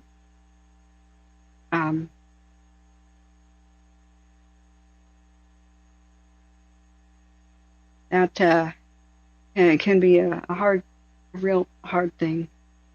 When finding out, you should be surrounded by people you love, and I actually don't recommend that people go and see their own ruined house. I recommend people to not go see it, especially don't bring children. I don't think the elderly should do that either. It seems to be a shock to them the most. If you can, go check out the properties for people when you're allowed to, and let them know whether or not there's any reason to come back and see anything, and then just don't. It's also very hazardous to your health to be in the ruins. All of the air you breathe is toxic if you can't see it. There's asbestos, heavy metals, dioxins, burned up plastic, toxic waste. You have to throw away your shoes. It's a good idea to immediately shower, launder all your clothing. You have to shampoo your car and or replace the upholstery of your car if you contaminate your clothing and then get in your car, because these are forever chemicals. KTB, I'll one-up you. All money is fake and has no value. It's imaginary. It's just people get together and agree that something has value or not. It's all fake. All currency is fake. The only true currency that human beings have that never changes: clean water, healthy food, and medicine. That is true currency, and it never changes. I'll tell you something real quick before we investigate this as best we can. The world's longest surviving empire, longest surviving country, and most stable government ever in the history of mankind, as far as civilizations go, was Egypt. And they knew all about money and currency, and they saw the other civilizations adopting coinage, and official currency and the like, and they saw other nations, like the Celts and stuff, make necklaces and jewelry that you could segment and whatever, and had standardized weights. So rings, necklaces, and bracelets had little grooves in them, and you could cut little pieces off. You had that to pay for something. And Egypt said, nah, we ain't doing this. So that's unstable. Your currency it becomes absolutely worthless, too crazy expensive, and it vacillates based on whether or not wars with other countries are happening, the availability of precious metals, for example, and the stability of your own government, if it's something like paper. They said that all this is too unstable. We don't produce enough gold or silver to stabilize this.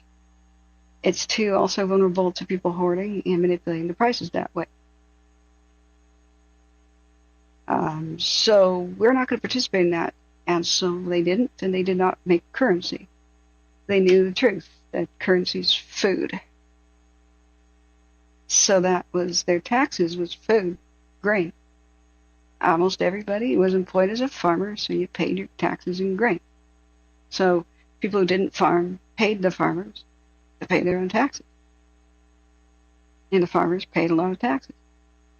And it made sense because Egypt benefited the farmers by making canal systems and irrigation systems work fabulously.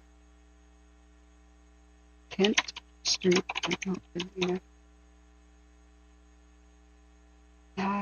Is it in Pasadena? Or near? Yeah, I'm not in the right spot. What is the other? Is the cross street Altadena, East Altadena Drive? So let me see, East Altadena Drive and Kenneth. I'm thinking the Eaton Fire, right? I just don't see where there's those two streets that she has dibs. So what was the brilliance of Egypt is they had like a 85% of people were agricultural workers of some sort, farmers, laborers, or somebody involved in the periphery, like, somebody making plows for farming. And that was the basis of most economies until the industrial era, as agriculture. So Egypt had the same problem as anybody else. That during the off-season, when all the planting is done, all the harvesting is done, what do people do? You have 85% unemployment. How do you make your economy keep functional? You got to give somebody something to do, and you got to pay them to do it. So Egypt said, hey guys, would you like to be a painter? Would you like to be a mason? Would you like to be a sailor? Would you like to be a boat driver down the Nile? Would you like to be a carver? Would you like to make beer for the people who are doing all this labor? Would you like to, do labor? We will pay you back a percentage of your taxes. If you want to get a job, you can carve statues, you can make temples, and the main thing that Egypt needed when they weren't doing stuff like that was, it's off Windsor? Okay. Kent and Windsor. North Kent and West Windsor. Is that the general region?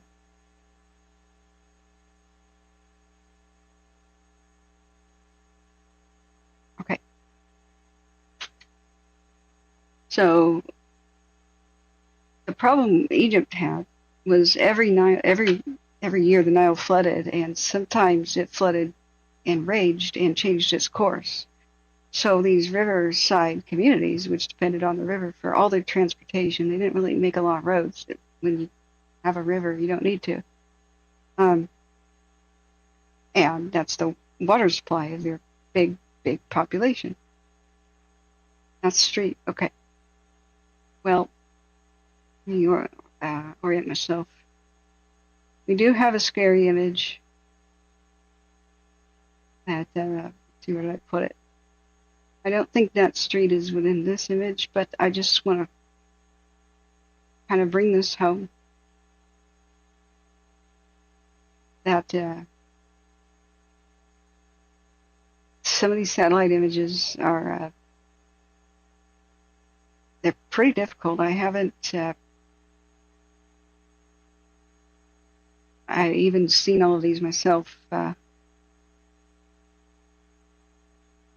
Oh, I know about the DuPage, College of DuPage satellite images, but I don't know what the SMACs are. This is sort of cut off to the side there. Let's put it over by the map. It's also kind of tilted. So I'm trying to see if that's Loma Alta Park in this image.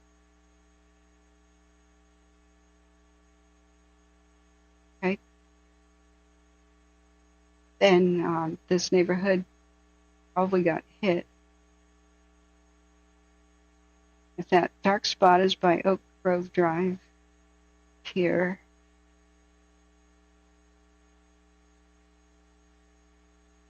Can we make this bigger? Not really. The rest of the page is bigger. Okay, I'm going to save the image and make it bigger.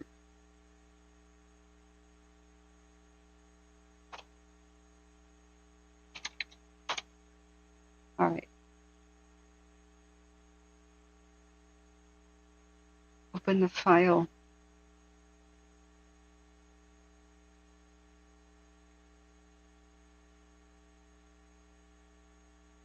All right, now let's see. Let's open the other image. Look at it for myself for a second. I don't think this is the exact same spot. No. I don't think I was correct.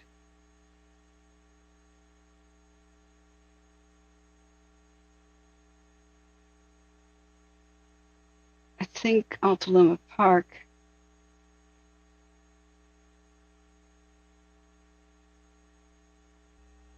see how this triangle of streets go almost due north and then kind of diagonal? So I think the neighborhood is not showing in this particular one. This doesn't go over to the left far enough. It cuts off right around here. So it's not down here we're seeing, it's up here in this map image. Okay. So it's off map.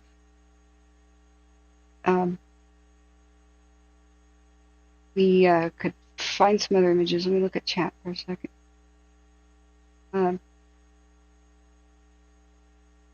Yeah. So notice the street. Things will pick up again. The fires may travel, they may break through lines when the stronger Santa Anas pick up Monday. So even something like today could happen. Winds could suddenly pick up for only 2 hours and be fierce and then die back down. But what happens, they rampage in that 2 hours. So that's Chaz Div says, thanks. We looked at that image so much, so hard to tell, not knowing till I tell her back. Thanks for what you've been doing. I've been watching you for days. Anything I could do? It's off screen in this image, so we can, there's been others. Let me off screen so I don't accidentally show a bunch of traumatic stuff. Look for you right now. Find the missing pieces. Wish we had better images in general of anything. All of the radio is still on, friend. Did you guys find it interesting that the person that said they wanted to just hear about fires and nothing else didn't have a question about the fires? Then again, good trolls never really like say, I was just trolling. They always keep you guessing. Could have been a truthful statement or not. Okay.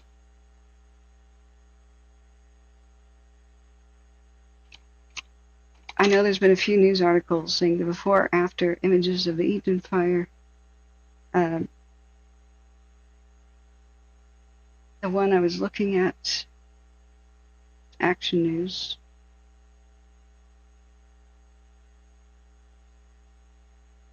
Okay. They also have NBC Bay Area has Just a traumatic looking video of homes burning down. Okay. I wish they'd just go ahead and show this to the public, like the whole 9 yards, everything. They're showing the excuse me, frankly, pussy news media, the wussies here. Like, we don't want people to find out their home burned down on our channel. Like, okay, just say warning, don't look if you don't want to see. That's all you gotta do. A lot of people, the healing begins once they find out. It's torturous to not know this many days in a row. So I don't see why the news media has a problem. So they're not identifying these streets, unfortunately. I can recognize a few. I've never even been to this region, but I can recognize a few by doing the maps. See the California destructive force via satellite. Before and after, east Pasadena. Yep. What about west? Near Marathon Road. That isn't where we want to look, is it? I can't even see a single house that's still intact in this image from Marathon Road. Every single house is destroyed. Okay, I'll bring this over so you guys can see it. This says near Marathon Road. You see what I'm saying? I can't even. This is so much like Paradise, but it's even worse, really. In Paradise, it was a smaller town. They got to save more structures by running around. The firefighters did it. It was. Just look at this.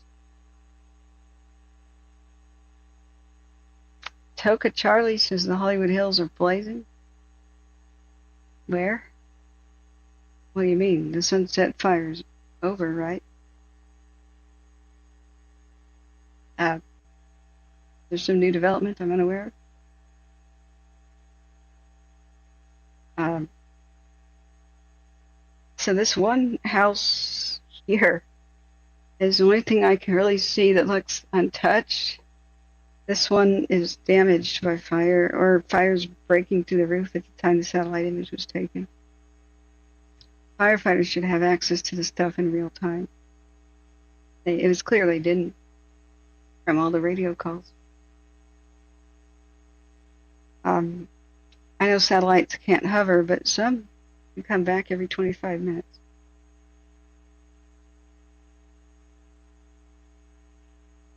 So they have another,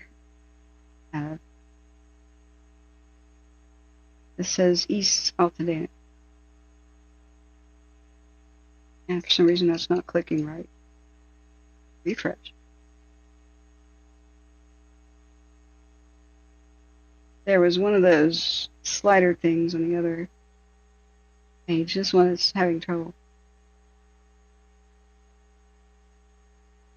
Chazdiv says, what? I thought that one was good. God help California. I know. This is why I had to walk away from stream and just cried. And went over to C-Pro's house, said, I need to come over right now.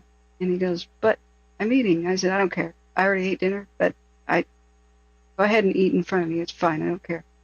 So I brought over cookie dough, and he baked cookies for us. And then I just collapsed, and I was feeding his fish. It's a nice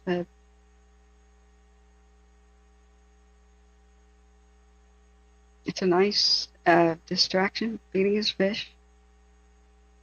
Even though baby disappeared, one of his fish ate their young, and that just made me really sad. It's got mollies, and they're live birth fish, but they eat their own young if you don't separate them out. We learned that the hard way, or I did. ATV Production says, if the map I'm looking at is correct, Kent Street is right outside the burn zone. Outside. What map are you looking at? Can we,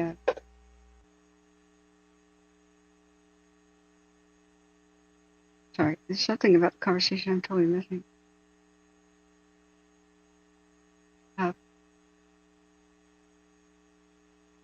Ben Stabilis says, I have 15 years left to live. I'm a realist. Why would I risk my wealth given the ridiculous valuations and speculations?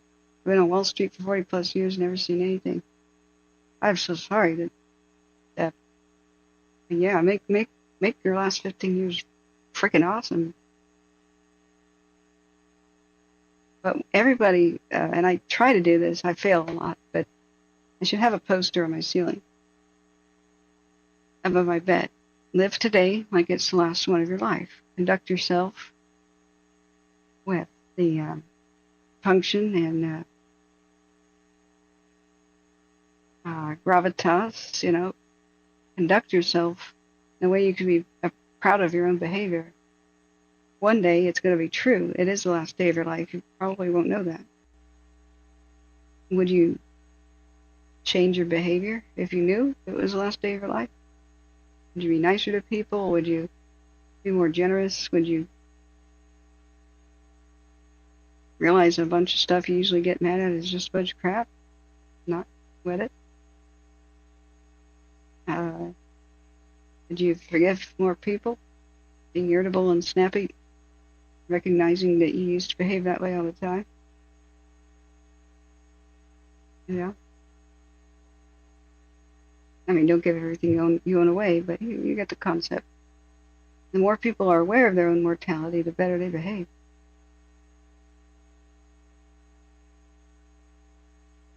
And the more meaningful their lives are. Some of the best Hollywood movies that ever were produced were in the 30s by a very special producer who's famous. He produced Mutiny on the Bounty. Let me just look up his name. Mutiny on the Bounty, 1935 producer, was a legend. Irving Thalberg. He had a heart condition. And you'll only find young pictures of him because he died quite young. So he knew about it. He knew he was going to die young. So he died at the age of 37 or so. So he was a dynamo. He just didn't take no for an answer. He let everybody around him know he had limited time. So don't waste mine, thanks. But with a smile. And he got a tremendous amount of incredible masterpieces produced in Hollywood because he didn't have time to make crap. So if you got in with Irving Thalberg, you were in on a blockbuster, and everybody clamored to work with it. You just said no to crap. Any time-wasting crap, or any low-quality stuff, he said no, thanks, bye. And there's an element of people knowing that you have limited time with this genius, you know. So everybody around him worked harder and did their best too. And so you should see Mutiny on the Bounty, 1935. It's one of the best films ever made. It's just incredible. Yasdiv says, thanks, I'm over in Australia, so it's been hard to help from here. They have no transportation at the moment, even if they were allowed in. I'm so sorry about that. Which map are you looking at?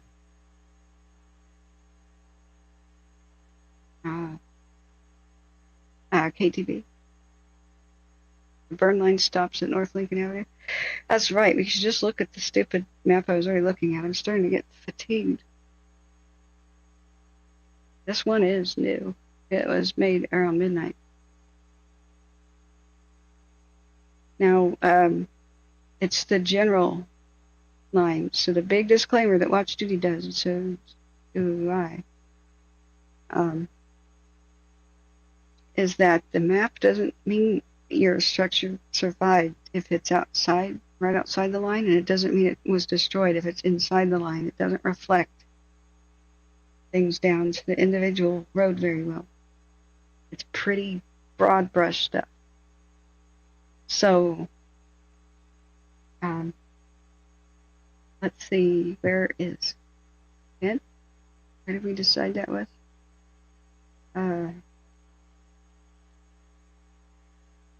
That's Oak Grove, right? Look back at IMAP.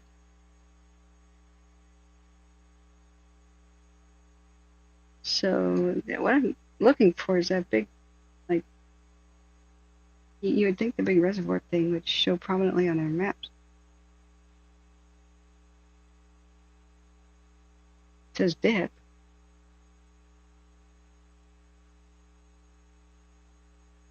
What's this? Arroyo Seco Road, Oak Grove. Okay, we are somewhat by Oak Grove. It might be in the clear, like you were saying. I forgot that we had this map up and getting goldfish memory right now. You might be in the clear. This is Oak Grove Drive. According to this map, Lincoln Avenue and Sunset Ridge Road, where the fire line battleground was. So where's Lincoln Avenue and Sunset Ridge?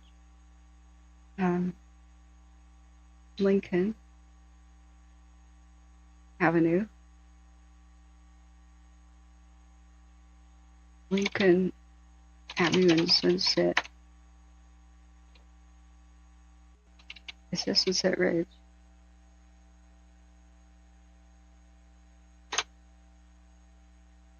I don't think that's correct. Where do we go? We went to Yakima, Washington. Bless the map's little heart. Ahem. All right, now let me check. I'm correct. Lincoln Avenue, Sunset Ridge Road. Lincoln. Branch 40, LA. LA Branch 40. I don't see a there it is. Branch 40, we're getting reports of fire behind 271 Starlight Crest.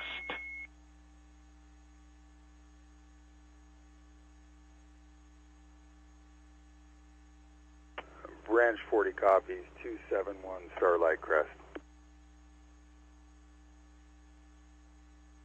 All right, when the maps come out, and they will eventually, I hope sometime soon, they'll start making them of what burned. There will be a bunch of, there'll be a map that's interactive and you can click on things. But yeah, this is where the fire line kind of area stopped. I guess Lincoln Avenue was a great... LA Branch 40, do you have an RP contact number? Sorry. Ah. Branch 40, it's going to be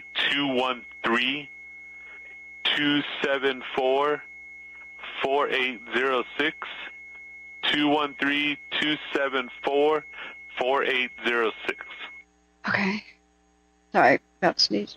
Branch 40 copies. Goody. Hey, welcome. This is Anita Larger, SWIR imagery. I don't know if there's any others available. SoCal Squatchers this morning. That's where Oak Grove is, the world's first disc golf course. Try West Kent Street in Windsor. Yeah, I know what it is. I think you're right. I think you're probably in the clear. Goody says, lurking, going back to bed. Hi. Yeah.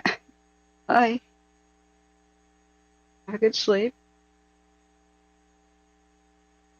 Okay.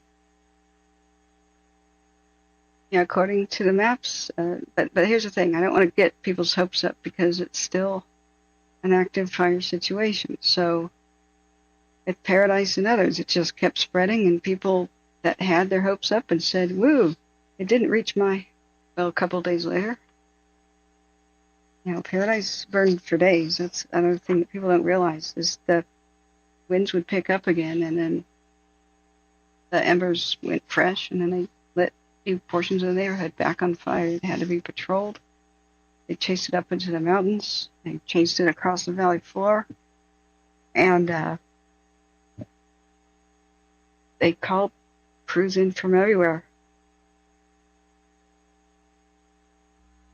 Sorry, guys, but they can't be everywhere at once. What scares me the most about the Eaton is it's very probable that SoCal Edison caused the Eaton Fire. They're not sure if they did or not. And we heard the other night live that power lines that were down already and turned off, turned back on, and started lighting new fires in the neighborhoods. So the alarmed firefighters are like, hey, tell SoCal Edison, stop that, please. They almost electrocuted a bunch of firefighters, too. The first thing they said was SoCal Edison is not doing it. It's probably people with private people with generators, which didn't make a lot of sense because it was well behind the lines where people are not allowed. That's a lot of power. That would need a lot of people with generators. But they said that. They said, it's people with generators. We have to get the word out to the public. Don't use generators behind the lines.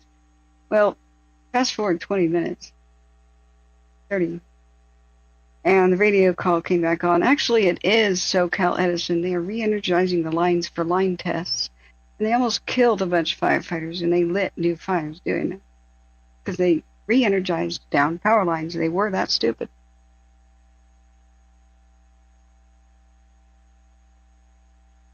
And that we just heard that live. You can rewind my tapes.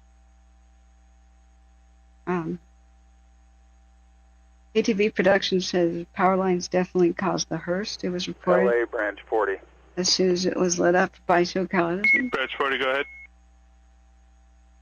Spoke to the RP at the 271 address, and we've confirmed what he's seeing is the fire in Branch 5. Branch 40, copy.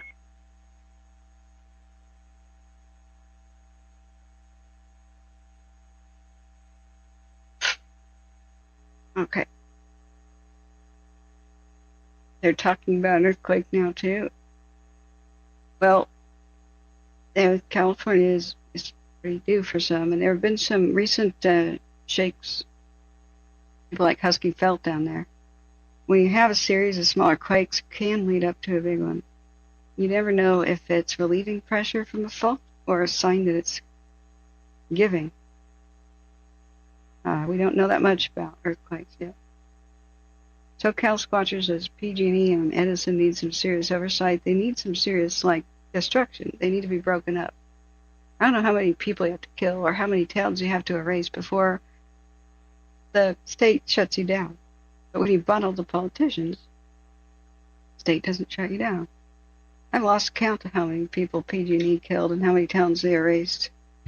They caused something like 12,000 fires, though. A crazy amount. And then that was a news article that came out in 2016. So, not all of them got big and got deadly, but so many did. Chaz Dib says, didn't the CEO that left PG&E, where is she at now? The latest one? They've cycled through several, I believe. I was not happy with one of them, because Shasta County, a district attorney wanted to prosecute PG&E for manslaughter and or reckless homicide for violating the judge's order and keeping the power on when they were ordered to turn it off in Shasta County, and they caused a Zog fire during obvious high winds, Diablo and north winds. So live on my stream, I'm covering the glass fire already, which California already was strapped, was down so many firefighters due to Newsom's stupid idea that he should fire most firefighters during COVID so that, COVID didn't spread, and shut down a lot of firefighter training programs. Great idea. We were already hurting for personnel, and PG&E goes ahead, violates that court order, and the rickety power lines they have in Shasta failed because dead trees fell on them, amongst other things. And so, for the first time, they really directly killed a child by fire. They'd killed some 16 and 17-year-olds, but this was a younger child. She and her mom got in a pickup truck and failed to make it out alive. They died in their car. And other people died too. And over the radio, we heard about all this stuff. We heard about finding burned people crawling on the road next to burned animals, like the bobcat with its paws burned off and all that. I have to hear all that live. When I say this is not a damn easy job, I freaking mean it. That's why I don't take any crap from anybody. Just talk about the fires, please. For you and the horse you rode in on, please. I will go ahead and deviate to whatever topic gets my mind off stuff. Anytime I freaking want to, thanks. But, yeah, how many times does that have to happen before a company gets broken up? They should have been broken up a long time ago, straight up monopoly, but hey. Capitalism dies when it's monopoly. It's supposed to be about.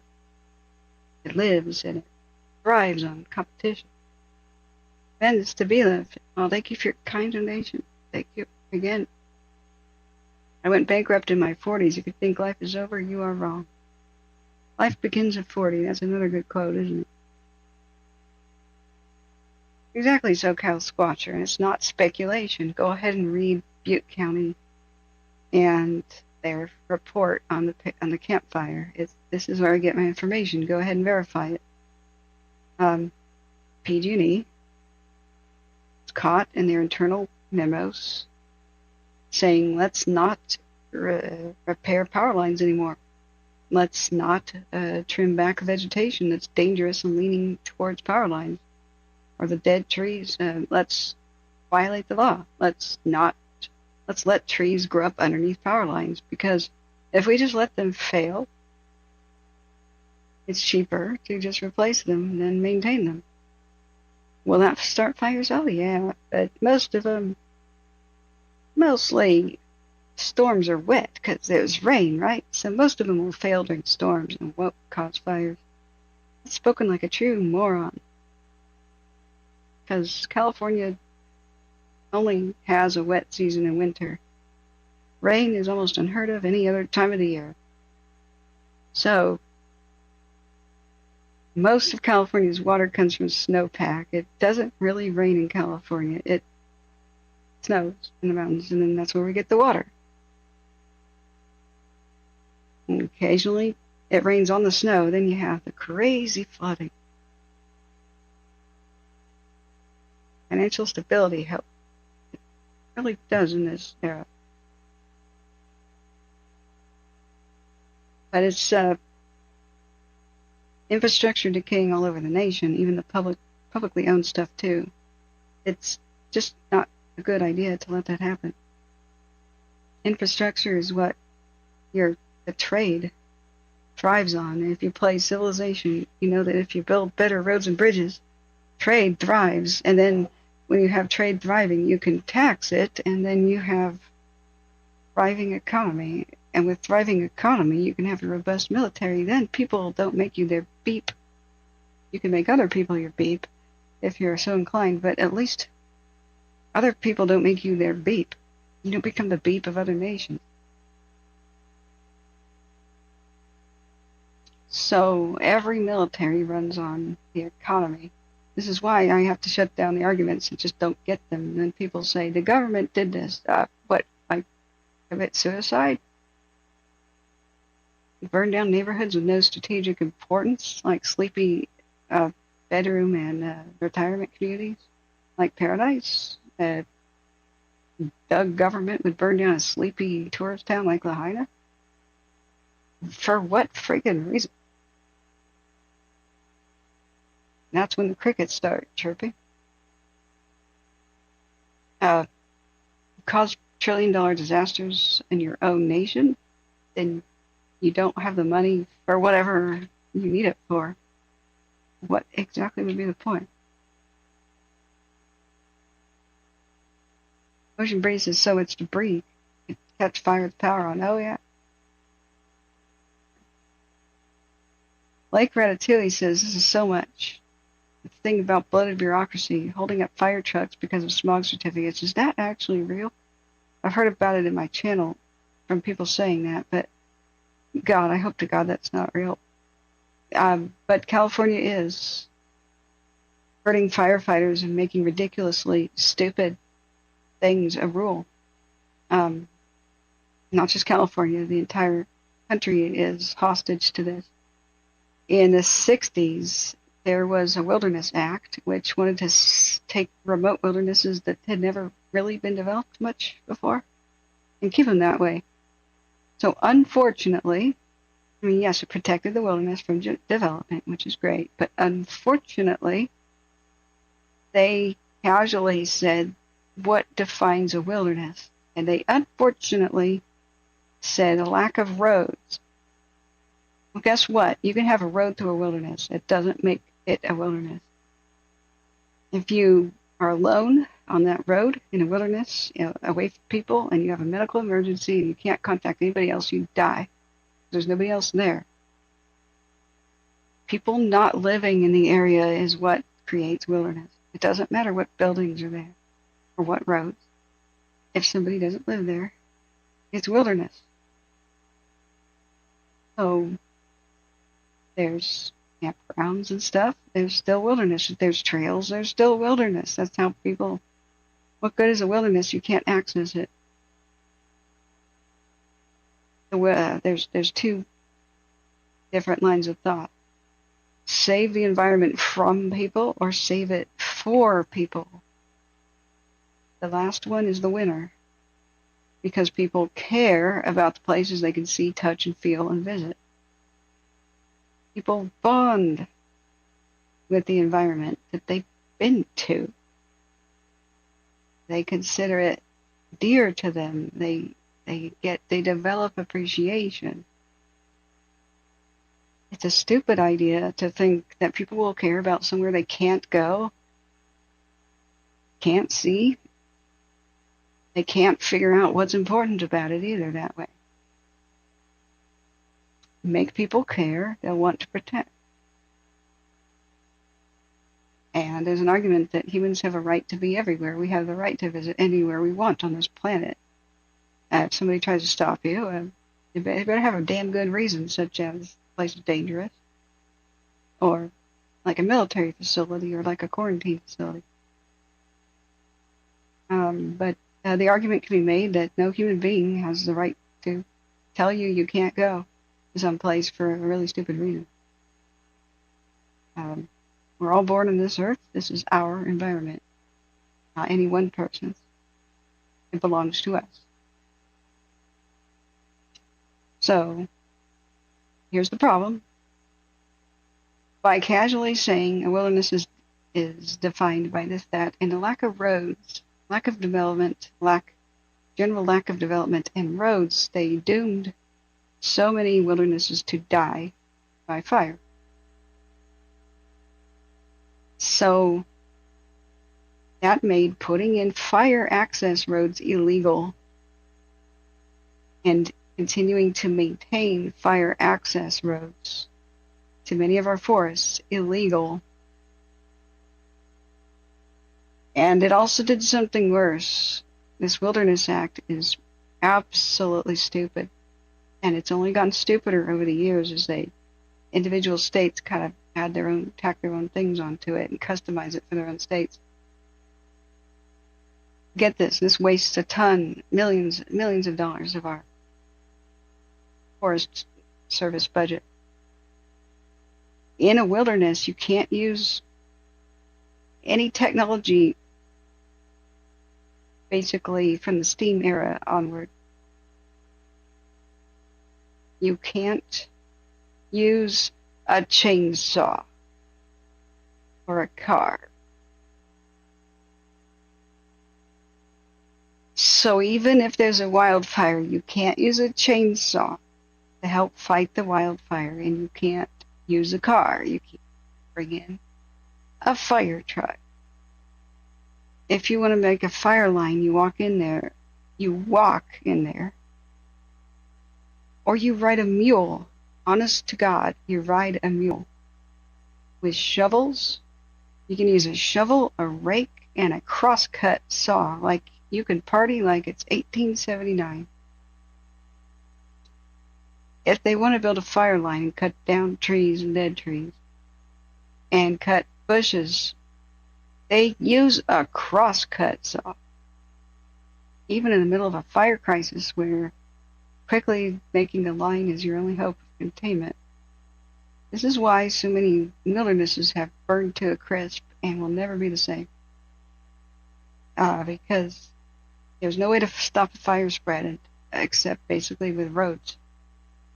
So even if the wilderness has a small fire in the center of it, roads are at the edges of wildernesses, so they basically watch the whole thing burn until it reaches a road, and that's the only place they can stop it. So if you want to look up the Biscuit Fire, one of Oregon's worst that ever happened, because it started in a wilderness and even spilled over into the California border, became one of the biggest that Oregon ever had, and it burned up pristine, untouched wilderness. And because it's wilderness, you can't replant. You have to keep it wild. So it never grew back. All the forest is still a wasteland of dead trees, and it became a desert in much of it. Now get this, even when a forest fire is not happening in a wilderness, to make a trail, the Forest Service still can't use a chainsaw or a bulldozer or any mechanized equipment. They still take workers out there with crosscut saws and shovels, and it's manual hard labor, and they use mules, draft horses, to make trails. Isn't the birth, though, good for regeneration or soil health?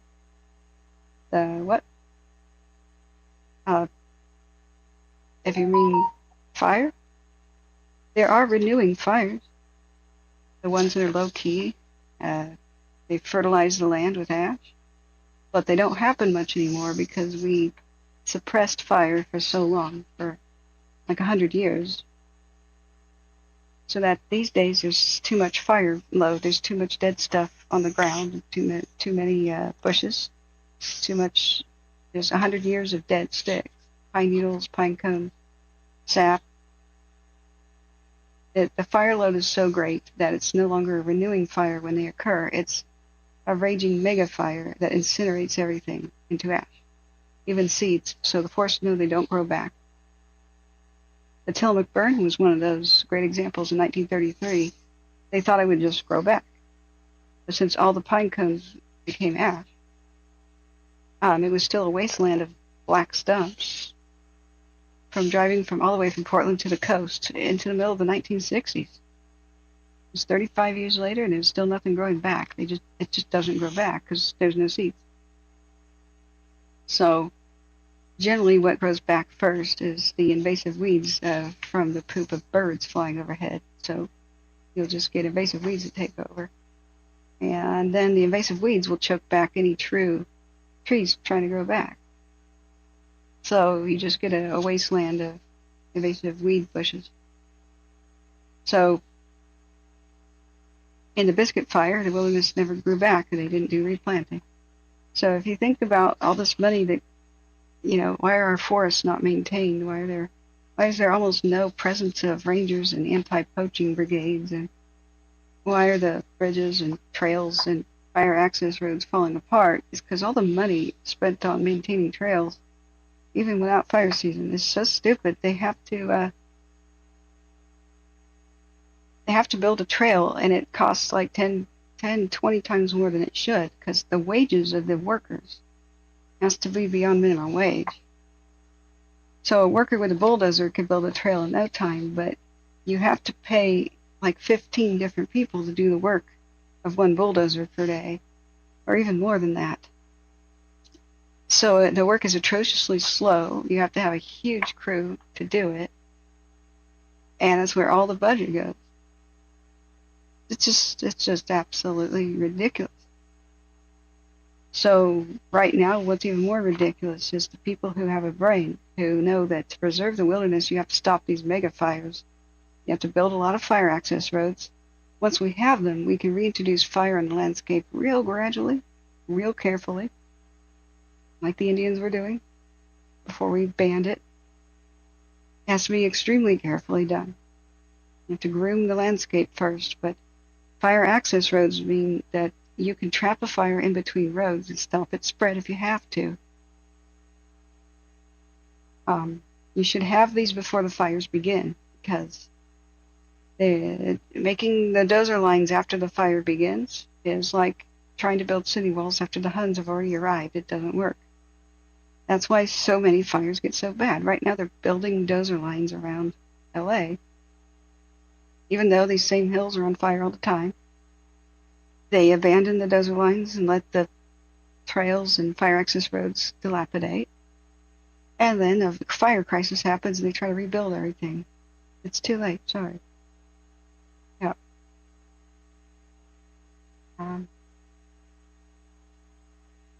Yeah. Sometimes, Jason, though, you replant and nothing happens, though. It doesn't take because shade of the little seedlings is very important for many species and to keep the soil and the temperature right, because baking soil in the hot desert sun, it's hard to get seedlings and saplings to survive.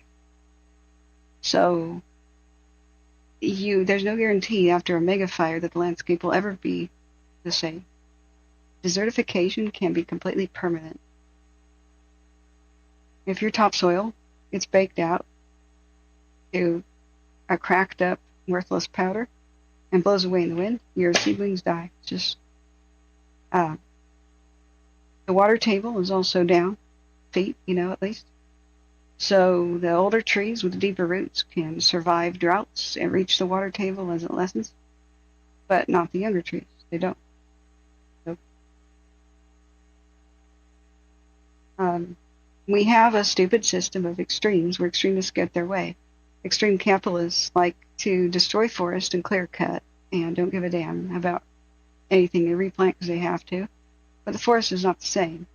A clear cut is stupid in most situations because just like with replanting, if you don't have shade over the seedlings, they just don't thrive.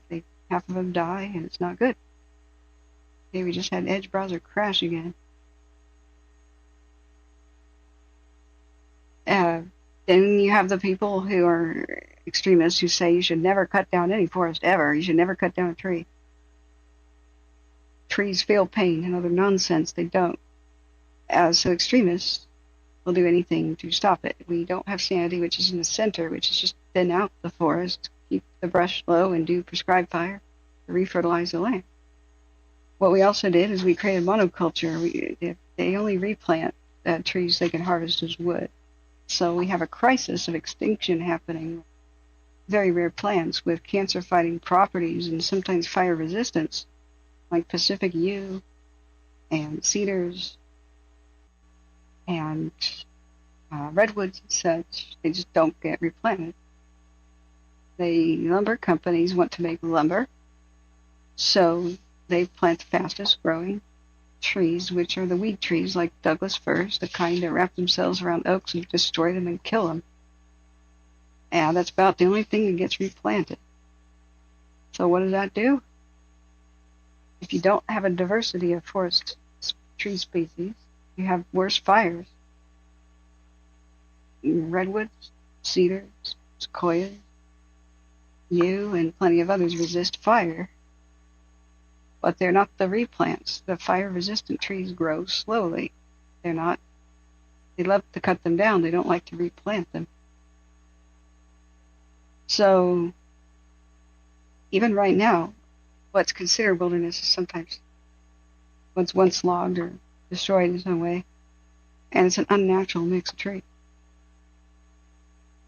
So the idiocy is instead of recognizing that to protect the wilderness, as mega fires definitely destroy them, just incinerate them so that they're never the same. In order to protect the wilderness, you need fire access roads. It's just no ifs, ands, or buts about it. But because the 1963 or 67 Wilderness Act casually said they defined wilderness and they put roads in there, that caused a terrible result. Environmental extremist groups started to sue the government every time they wanted to put a road in a wilderness for any reason, including fire protection. And then they started this propaganda movement that roads are bad everywhere. They'll definitely cause development to happen. Nope. If it's illegal in a wilderness, it won't happen. Sorry. There's plenty of roads into the middle of nowhere in Oregon where development does not happen. Oregon is mostly wilderness, pretty much. It's a very low population state. A cluster of population centers, and then you get 50 square miles with fewer than 15 people in it across much of the state. There's plenty of roads and nobody uses them. Except once in a blue moon. And no, roads do not mean instant development. It's just a dumb argument. But what should happen is they should remove from the bill, stop defining roads as wilderness, because there is a legit concern by the environmental groups that is legit, that if you define a wilderness by roads, then some earth-raping corporation can buy the land on the cheap from the federal government. They want to strip mine it or whatever they want to do, frack it, crack it, mine it, plow it, whatever, destroy it. They worry that they'll argue in court that if a place has roads, it's no longer a wilderness, and so it'll be delisted as a wilderness. Yes, that is legitimate as a concern, because our legal system is crap.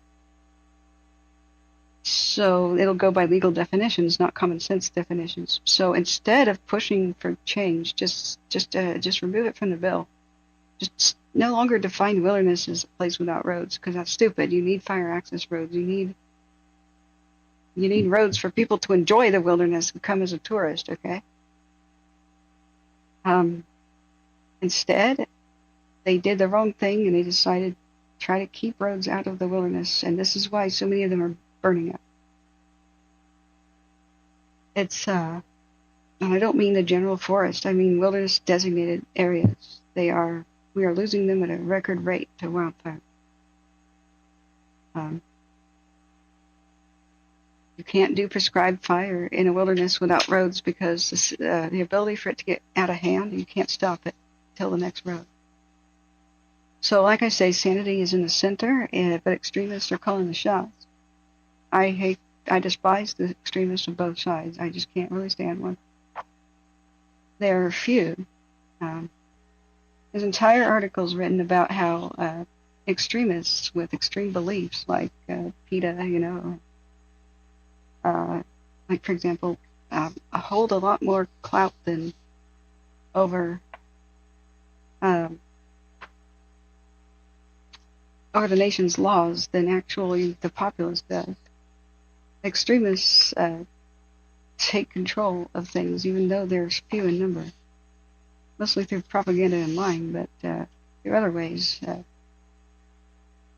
there should be rules that prevent extremists from taking over and deciding what the rest of us have to deal with and live with.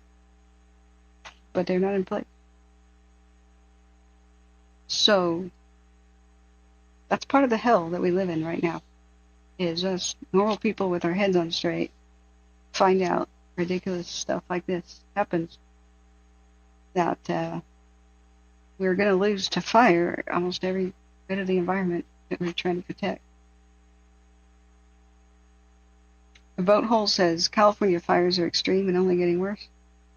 No, that's not exactly the case. It's not our destiny. They could be getting a lot less worse if we changed a lot of things, a lot of rules. There have been really bad fires in the past. People just forget about. And before a lot of these cities and towns existed, they would have said that these are gigantic ones. No. But the recent ones have been quite bad, mostly because of power outage, power company.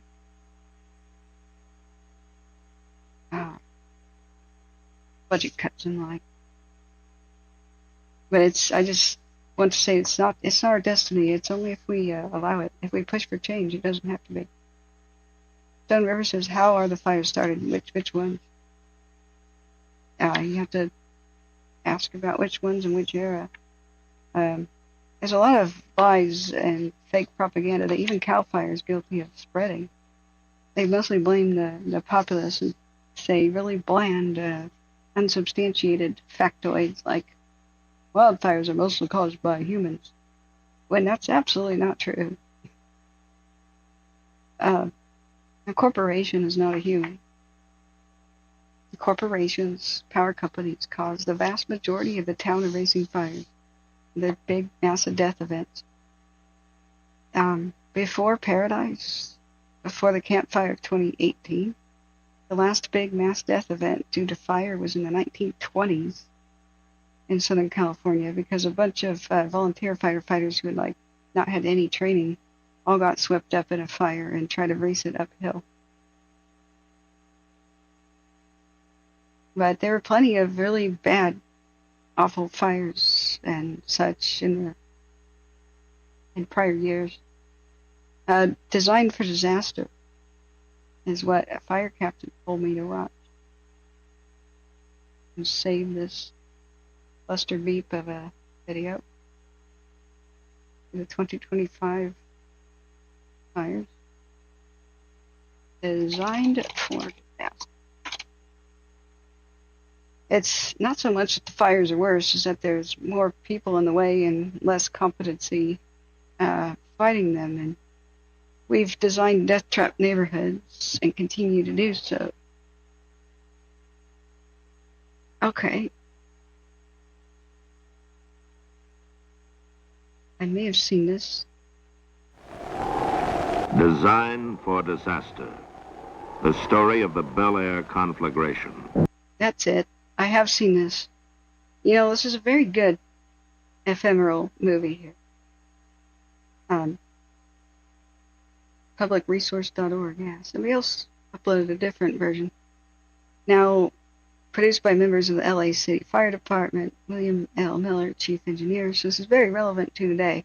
The only thing that destroys this for me, where I start getting irritated, is the wind sound effect just has to go. I would program some AI to just delete it from this awesome video. They got it. It's obviously like Arctic polar blizzard wind sound effect, and they're using it all the time for the fires near LA. Let's see. Oh, that's right. I was going to look up a fact, though, to see if it was true. Did smog check take fire engines offline? Let's see if that's so true.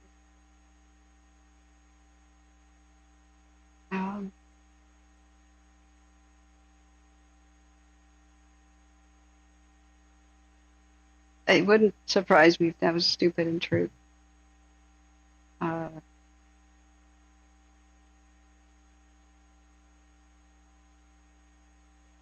Let's see, there's a really old rumor.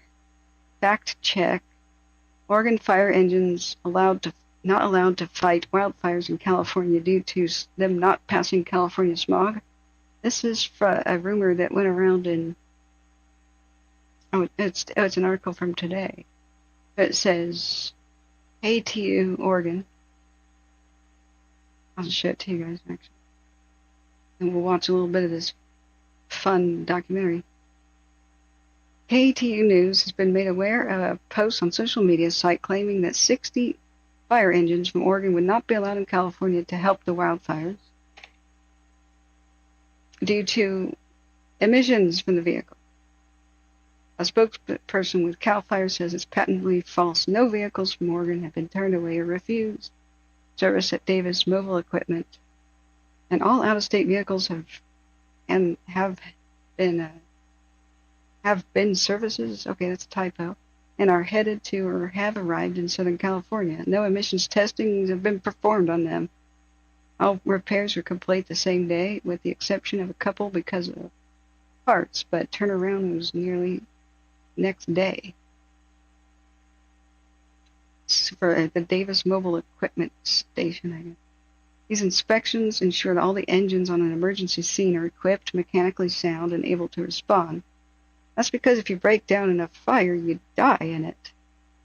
In a neighborhood like this.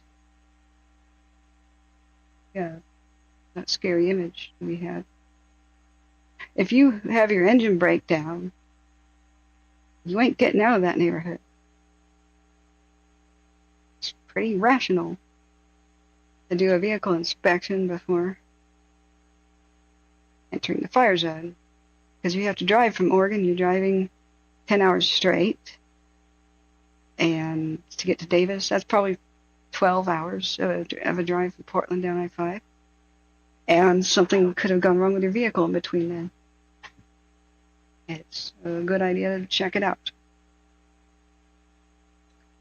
So, let's see, where's this news article? Where did I put it?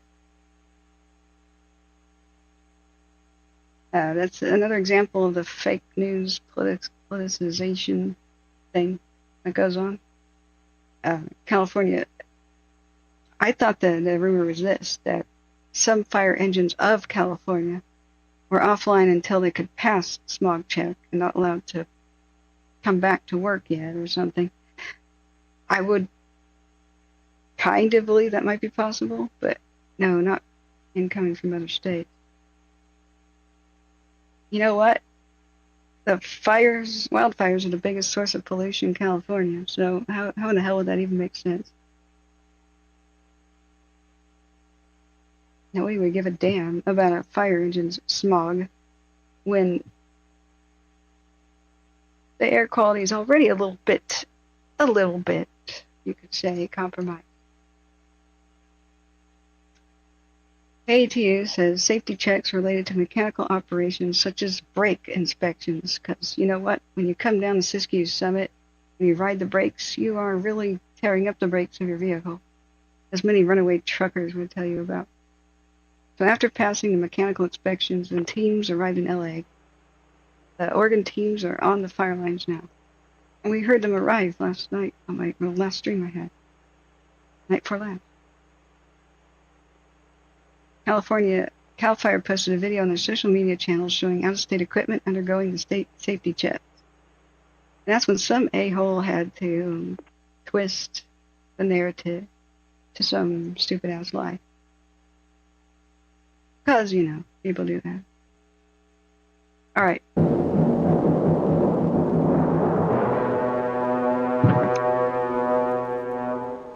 Santa Ana. Indians named it Santana, the devil wind. When it blows, plants wither, trees and brush become crackling dry, atmosphere grows tense, oppressive. People tire easily, argue more. Even the suicide rate rises during the months of the Santa Ana. Warm, dry. This climate plays an important part in attracting over 3,000 people a month to the city of Los Angeles to become permanent residents. To settle into hotels, apartments, homes along the coast, inland throughout the central residential sections to the far reaches of the valley areas. And some move up to the scenic, secluded hill areas, where lush California vegetation softens the ridges and valleys for miles in every direction, and breezes blow clean through native growth. And increasingly strong during the late fall months of the Santa Ana, and dangerously dry when there has been no rain. It is during this unstable period that firemen most fear the potential. I just want to point out, this is, if you don't believe me now that people have known about the fire danger in this region for a really long time, this was unprecedented. I just want to point out how old this video is. It's not unprecedented, it's routine to have disasters in this region to fire. The potential of 134 square miles of thick, dry chaparral and oak, all within the city boundaries of Los Angeles, classed by experts as the fastest burning ground cover in the Western Hemisphere. And nestled in that cover, one of the greatest concentrations of high-value homes in America. A serious problem in fire protection under even the best of conditions. On the morning of November 6, 1961, fire department dispatchers find conditions far from the best. Santa Ana winds are strong, gusty. Humidity and moisture content of the brush rock bottom. Fire danger extreme. At 8:03 a.m., a condition of high hazard is declared throughout the department. Standby companies are moved up to stations near brush areas to strengthen the circle of protection. Oh my God, look at these classical vehicles and the vacuum pumps. Oh, the 1940s truck in the background. Ah, just so cool. Just everything is so damn cool. Just look how damn cool that is. In the 60s, every single thing was cool. I mean, the word had to be developed in the 60s because before the 60s, I'm sorry, nothing was cool. 60s epitomized cool daddy-o. To stations near brush areas to strengthen the circle of protection. But even... Okay, I also want to point out, damn, that's a cool microphone. I own that one. That's the Shure Super 55. Wow. Wow. Too bad I can't make it work. It may be defective. So William Conrad, the narrator, yeah, his voice is off. Oh, awesome. Switchboards, dude. Rotary phone at the top, dude. I want to point out too that this is also nothing new. It's routine that when there's red flag that they call in extra help and pre-station units. So the people taking credit for doing that now, whatever. It's tradition. It's not your clever freaking idea. Brush areas to strengthen the circle of protection. But even as they move, trouble strikes. At 8:15, an alert of fire is relayed to the officer in command of mountain firefighting units. Mountain Patrol and all units concerned. They reported brush fire in the mountain area, 3600 block Stone Canyon. The division chief responds immediately. Clouds of brush smoke are already visible on the ridge. Okay, so 3600 block of Stone Canyon. We can find that. 3600 Stone Canyon Avenue, Sherman Oaks, right? Would that be Sherman Oaks? Or Chino Hills? Now, this was above Bel Air. Okay, so it's right there. 3600 Stone Canyon Avenue. Deja vu, huh? Here is where the Palisades fire is. The west side of 405 is just over on the east side. Deja vu. Immediately, clouds of brush smoke are already visible on the ridge. Wait a second. Is the ocean to the left? Because Santa Ana's come from the north, which is the right. Is this the Chino Hills then? The division chief responds immediately. 600 block Stone Canyon. Fire in the mountain area, 3600 block Stone Canyon. The division... Okay, I want to make sure we're in the right spot.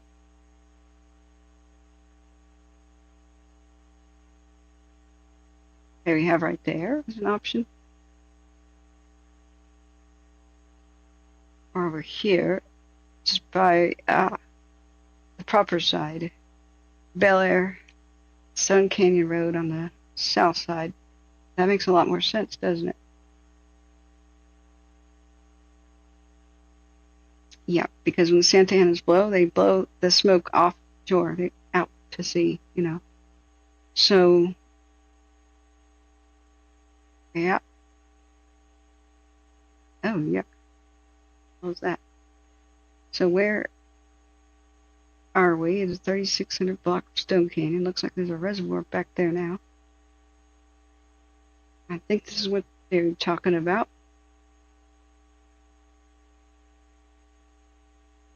Like a park or something now? Well, probably it's going up to a reservoir. Who knows if they totally rebuilt everything.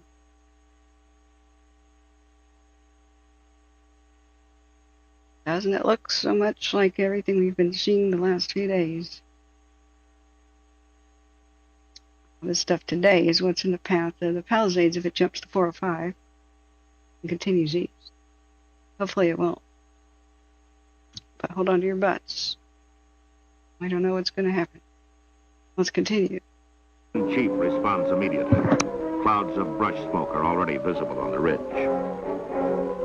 The chief calls for additional companies. The fire, starting from its point of origin north of Mulholland on Stone Canyon, spreads out along canyon walls in 3 directions. Or I could have waited 2 seconds and they would show us exactly where it begins. Okay. But today there's like a reservoir right there. Stone Canyon north of Mulholland. Okay, locals, help me out with this. North of Mulholland. Division Juliet, Branch 20 training command. Was it truly the other side then? Because Mulholland Drive is like on Branch the 20. top. Night Juliet, go ahead.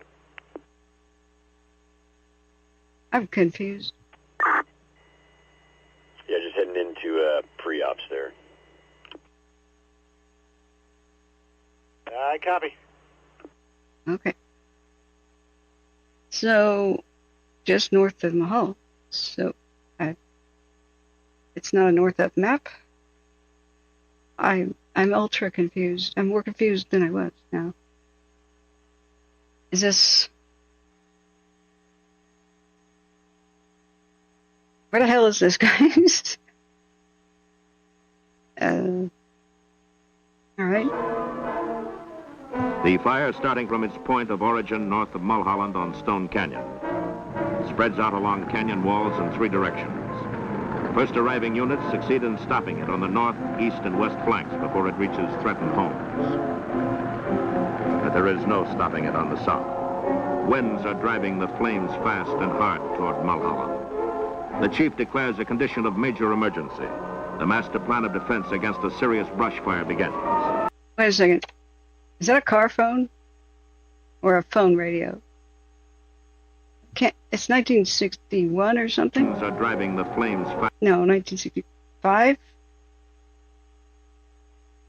Is it 1965? Is that a car phone? Fast and hard toward Mulholland. The chief declares a condition of major emergency. The master plan of defense against a serious brush fire begins. I just want to pause that. That is one beautiful, cool image. God, I wish everything still looked like that. God, some of it did until a couple days ago.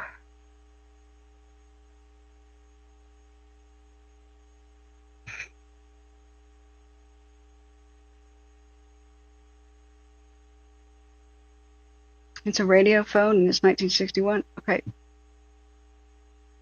Okay. Support from air tankers is requested.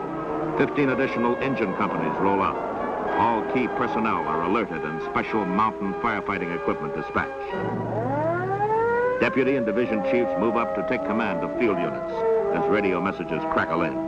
The fire is over the top. It's heading straight down Stone Canyon. Engine 31, 45, 46, and 67 move directly into the fire. Fire has jumped Mulholland at the crest of the Santa Monicas, headed toward Bel Air. To these men, brush fires are routine, but this one is pushing them hard. The flames take a run along the canyon slopes, heading uphill toward the ridges.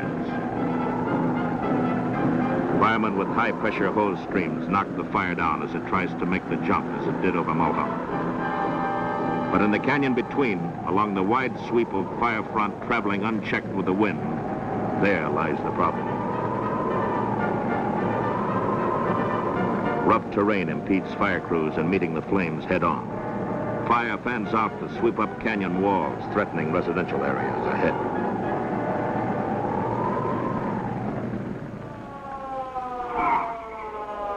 Chief?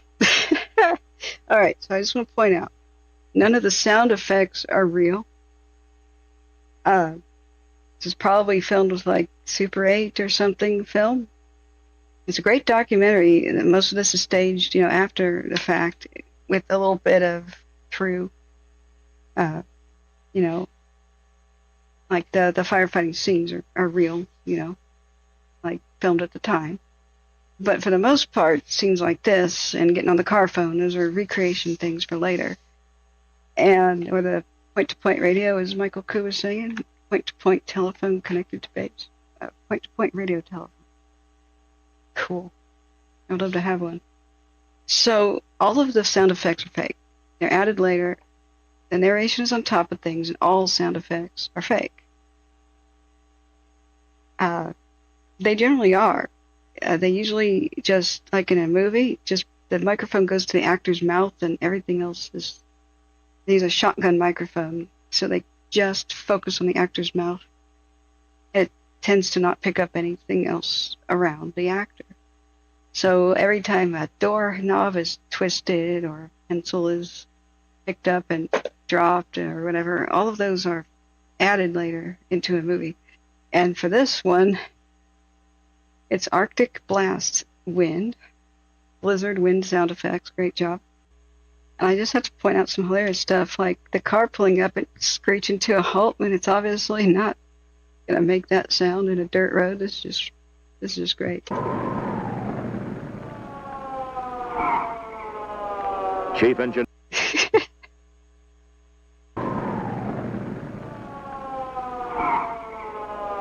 Chief Engineer William Miller arrives at Command Post Headquarters to take charge of fire operations. A quick size-up of conditions prompts him to order everything available into the fire.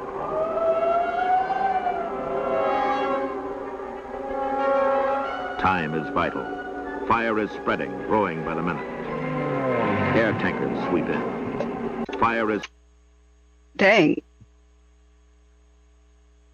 What kind of plane is that? Spreading. They sometimes took old torpedo bombers and stuff, turned them into tankers. Well, that could be a crop duster. What do you think that is, guys?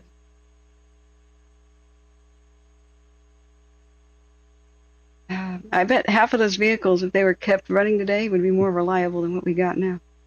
Anyway. Growing by the minute. Air tankers sweep in. Fire danger is compounded by ground winds, the Santa Ana, driving through at 50 miles an hour to hurl burning brands ahead of the main front. 100, 200, 300 feet ahead, other blazes are starting, spot fires that appear from nowhere.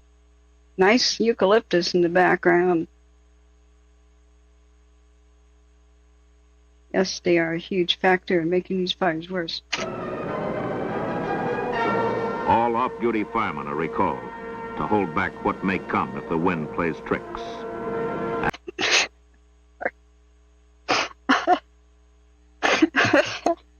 Oh God, I love this. This is campy as hell. If the wind plays tricks. It's just, I need a voice like this, guys. I'm jealous. I would make so many cool, dramatic things. Maybe I could program AI to recreate his voice, and I would narrate everything with this. I already want to restore this. I would take AI, make his voice isolated, delete all sound effects and do my own so it's not cheesy, and upscale this to 4K. Get rid of the dust and scratches. This would look beautiful when I restored it, but okay, it's a dream.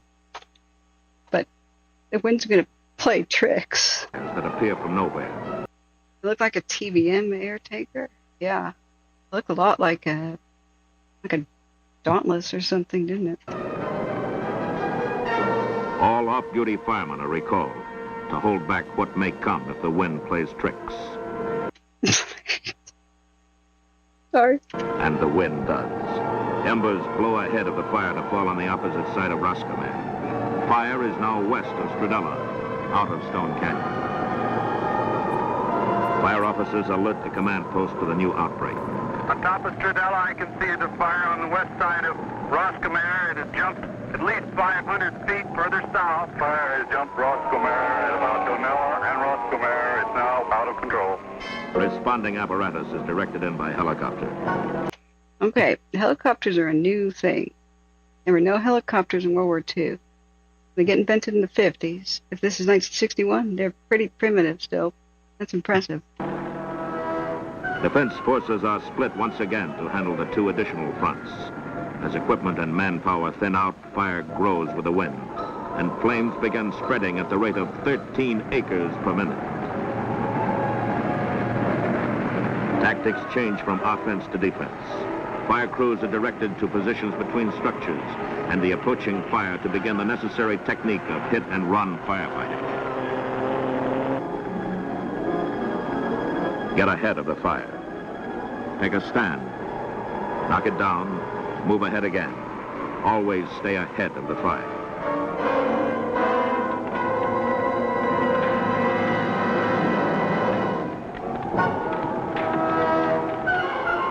Firemen, almost in the dark, fight to keep flames confined to single homes. But now fire is below them, sweeping south, coming up on both sides of the ridges they stand on, going overhead with the wind, jumping ahead of the men. The firemen are no longer ahead of the fire. Field commanders request more and more help as the flames spread. Unless we have companies that can lay into these individual houses, we are going to begin losing more houses on Roscommare. It has already jumped Brenda Flora going towards Sepulveda. There's houses going on both sides of the street in the 1700 block Roscommare. There are about 15 houses involved at the corner of Anzio Road and Roscommare. We're dispatching everything we have. But everything is not enough. Badly needed help has come from county firefighting units. 22 of their engine companies and patrol rigs are at the fire. 10 more are on the way. CAT operators work directly ahead of the flames to stop their advance. 23 surrounding municipalities roll out to fill vacated Los Angeles stations, to cover for city companies that have moved into the fire. Fire officials decide where residents may remain, where they may not. Decisions are based on the prime consideration in any fire, safety to human life. Ahead of the fire, police officers are hard-pressed to control the evacuation of residents. While they work, radios blare out messages of trouble. In Gator Canyon, we need police assistance here to evacuate these people. We are going to lose some civilians if we don't get them out of here. There's a lady here having difficulty breathing. She's been sick and trapped in this fire. We have a school bus trapped 2425 Roscommare Road. The children are out, the driver and the bus are trapped. We've got a report of 4 people trapped on foot between Chelan and Roscommare. We need help from the police department. Send an ambulance to 2025 Stradella Road, an injured fireman. 850 Linda Flora, the house is on fire and there's a lady trapped. Congestion blocks fire trucks. Everyone must use the same narrow streets. No crossroads connect the steep canyons. Where fire easily jumps the ridges, firefighters must drive miles to go around them. All very valid points. And still the same way, even after disasters, they still design death trap neighborhoods. They didn't widen the roads. They didn't connect bridges between them. Same situation, you get the same result. Sightseers add to the problems. Police are forced to arrest many who move in to get a ringside view of disaster. And disaster it is. In the canyons, along the hillsides, on the ridges, houses are burning. Smoke blacks out the sun. Firemen work in close as firebrands blow against the sides of houses, drive into crevices of wooden roofs, through windows, into ventilators, and bunch under the eaves of houses in glowing masses, held there by hot blasts of fire wind. Wind that bends high-pressure hose streams into worthless spray. Wind that whips roof fires into billows of stubborn flame.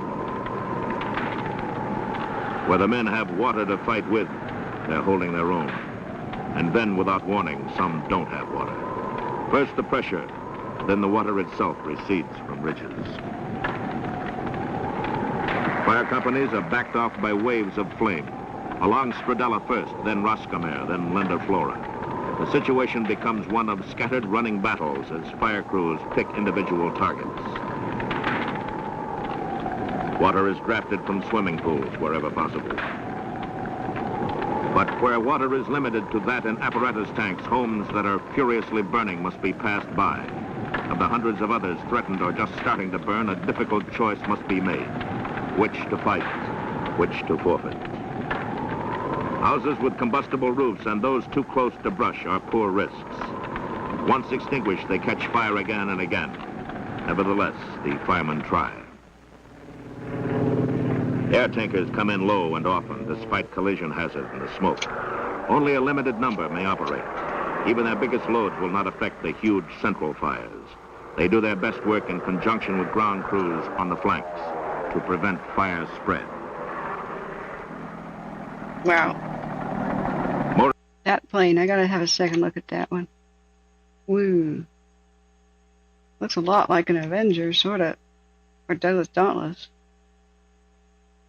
Or one of the TBM trainers. Torpedo bombers got turned into fireplanes. Only a limited number may operate.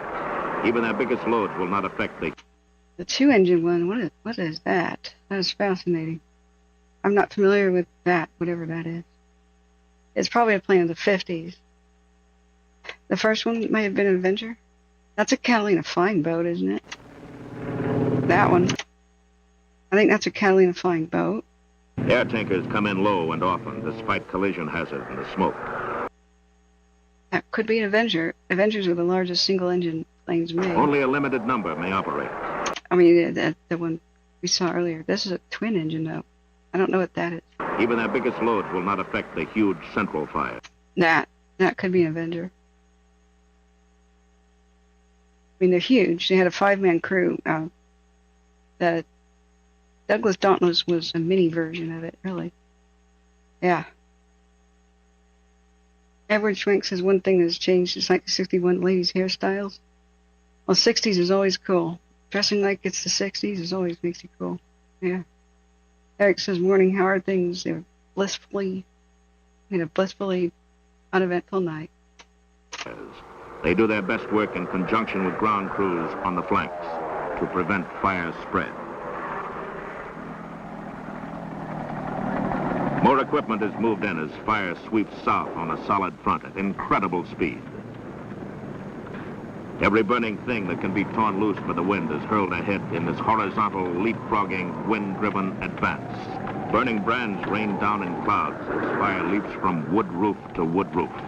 Spot fires appear everywhere, spread, fuse together to feed the parent blaze. A blaze which is no longer just a major brush fire, just a group of burning buildings. It is now a full-scale conflagration. On the move, headed for the thickly populated areas of every residential section north and south of Sunset Boulevard.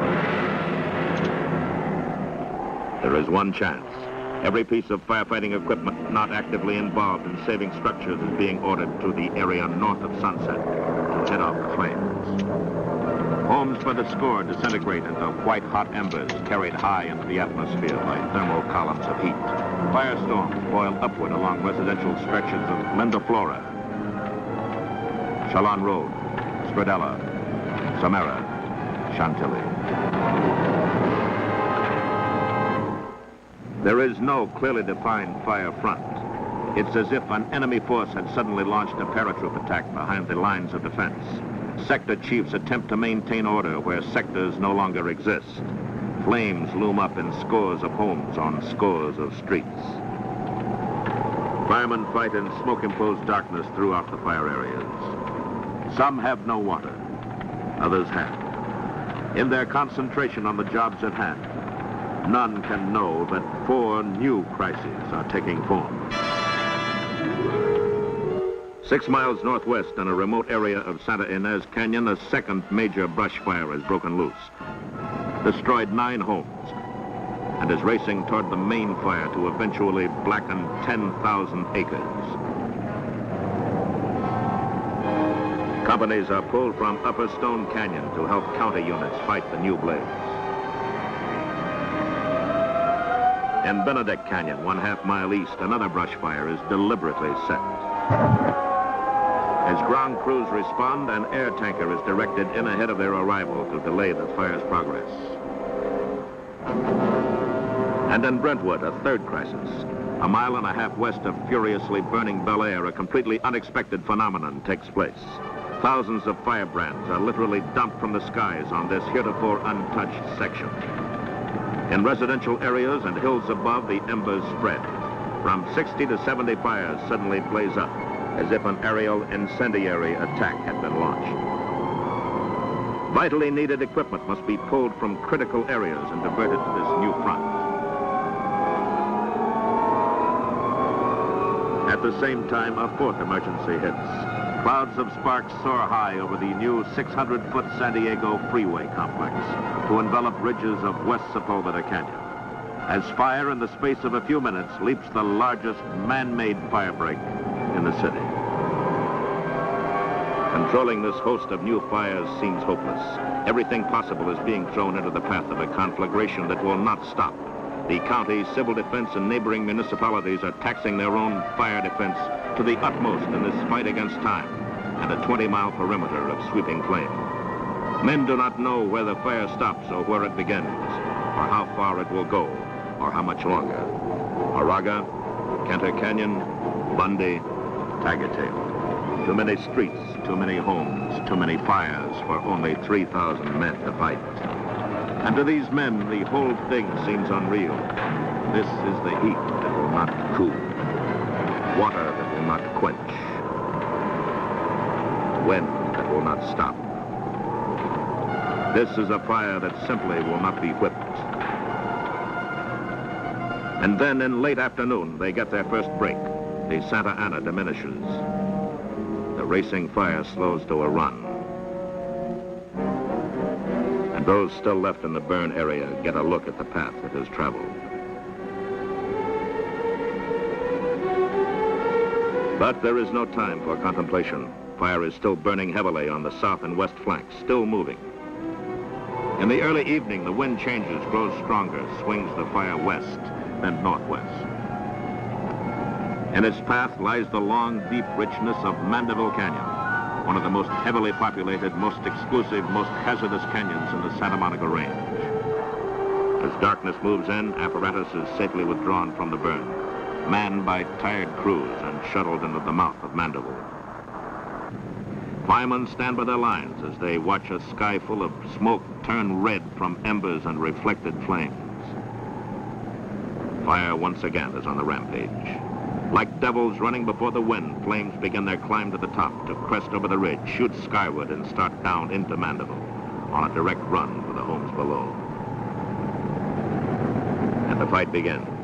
Firemen battle to keep their positions between homes in the first waves of fire as flames boil overhead to sweep the West Canyon wall. Within minutes, the canyon is smothered in a maelstrom of smoke, cinders, and fire. And below, as more equipment moves in, firefighters again take beatings in their stand between homes and fire. Paint blisters, hose lines char, fire coats are scorched and endurance tested, but the lines hold, and the men hold, and the homes still stand after flames have blackened the canyon walls. As the fire swings northward in a dying night wind, a great concentration of ground forces moves against its line of advance. And the city's most disastrous fire is finally beaten down to slow, smoldering containment.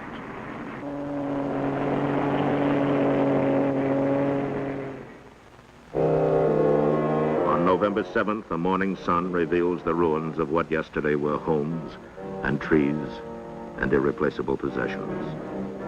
Now fireplaces stand as tombstones over row upon row of dead homes on dead streets. 484 times, fire proved its deadly efficiency by incinerating in a few roaring minutes what families had taken years to acquire. 6,090 acres of blackened hills, canyons, and neighborhoods. Over 3,000 men, 240 fire vehicles, and 16 aircraft tried to stop it.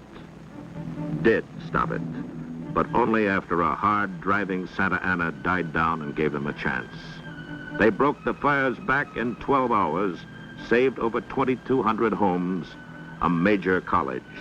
Not one single life was lost. Not one critical burn case reported.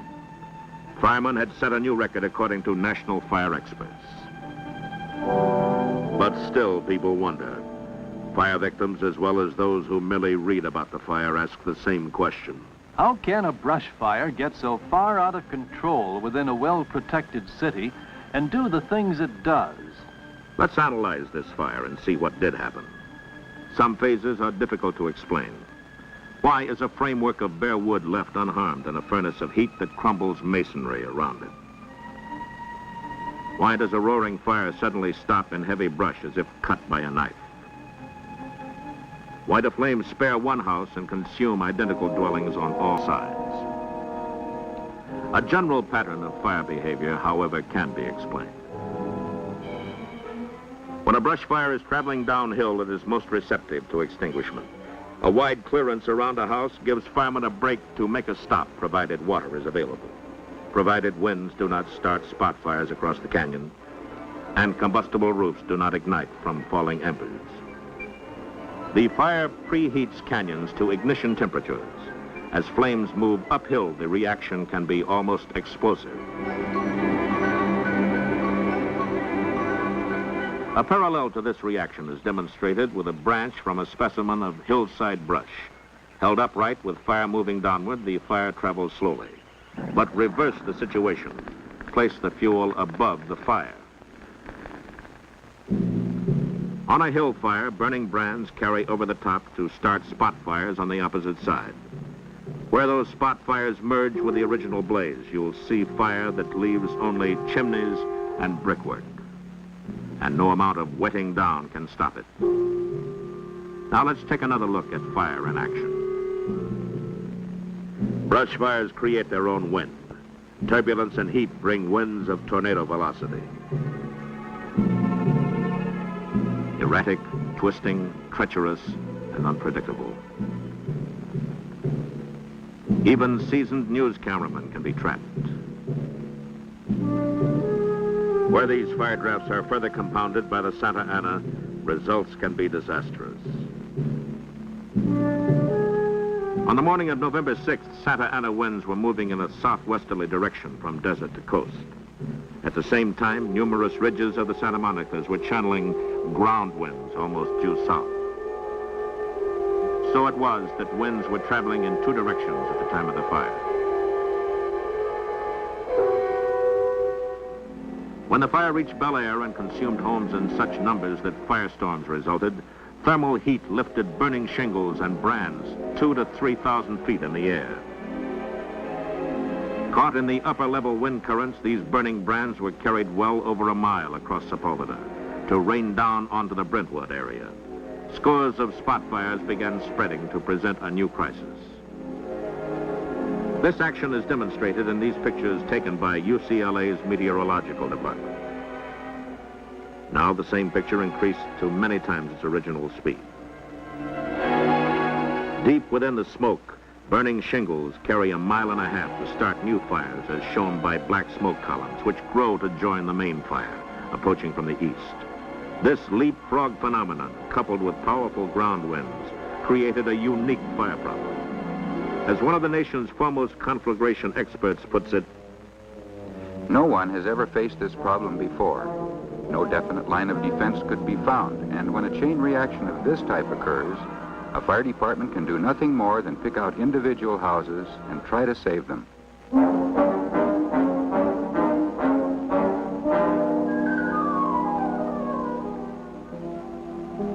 But even in such attempts to save individual homes, firemen are further thwarted by the loss of water.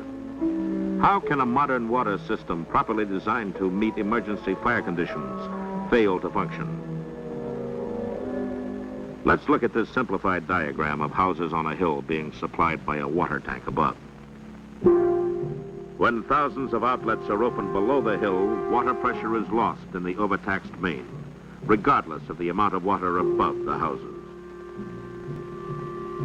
Where the water supply comes from a distant location and supply pipes dead end on the hill, unnecessary use of too many outlets below the fire area simply drains the water out of the upper system. We have considered water, wind, and weather. Now there's the very real problem of how a house is constructed. Wait a second. I want to see the water diagram again. I was pretty shocked that of the smallness of the, even today, of the water tanks that supply the gravity-fed system for water pressure. They need to be huge. There needs to be a lot of them. You need to have extra water for a fire. It's a very fire-prone area. It's a very bad earthquake area. I was just astonished at how tiny these tanks are. Some of them are not even wide enough, like you park 2 pickups back to back, and they wouldn't be able to fit on top.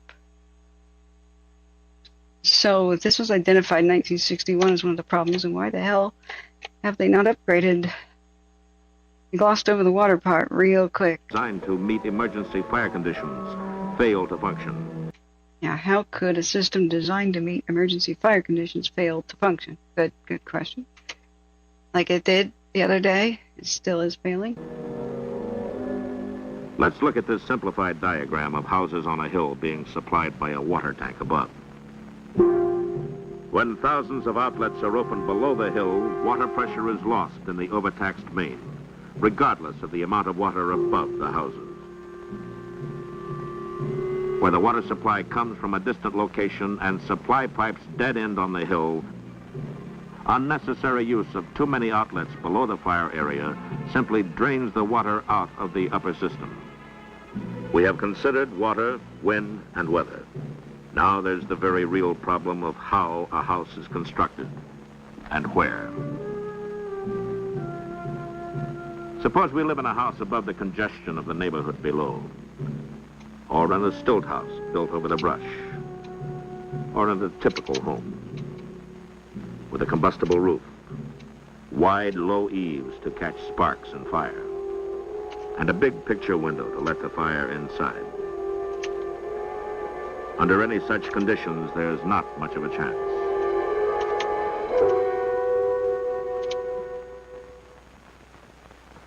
In 1959, experts from the National Fire Protection Association surveyed portions of Los Angeles. They found a mountain range within the city, combustible roofed houses closely spaced in brush-covered canyons and ridges, serviced by narrow roads. They called it a design for disaster. They predicted the Bel Air fire, plus others which are sure to come, unless citizens and city officials work together on a definite plan of fire defense. The prediction was nothing new to firemen. They have their own ideas about people who don't like water pumping stations or fire stations in their neighborhood because they feel that they're unsightly. Or homeowners who refuse to cut brush away from homes because it mars the natural beauty of the hills. And those groups who maintain to the last glowing ember that combustible roofs are not hazardous in fire areas, despite the fact that over 600 cities have outlawed them. Firefighters are thankful that such is not the thinking of the majority of citizens. But it does not take a majority to start a fire or to feed a conflagration that burns out the careful along with the careless. You are only as safe as your neighbor. When you live in a hazardous area, you're gambling that fire won't start from hot ashes, a cigarette, children with matches, a faulty chimney, auto accidents, a firebug, fallen wires, or lightning.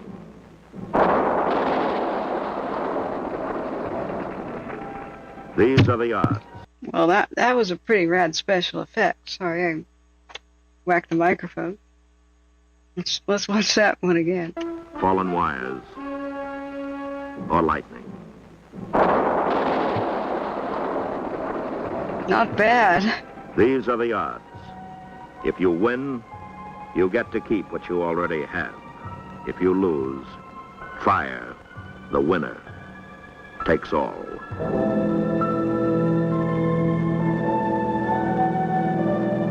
William Conrad. Yes, William Conrad was the narrator. Okay.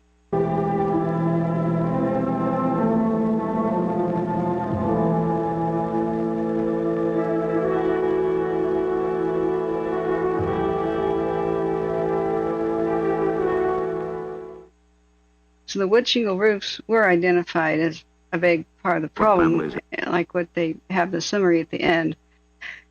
But there's also things that are not quite mentioned here that were bizarre and had been occurring since the 30s. And that was fire crews would go to a house and wet it down completely and come back and it would still be burned down. So that was a really puzzling thing. Like, why does the one house survive, for example? I can answer some of the questions at the end.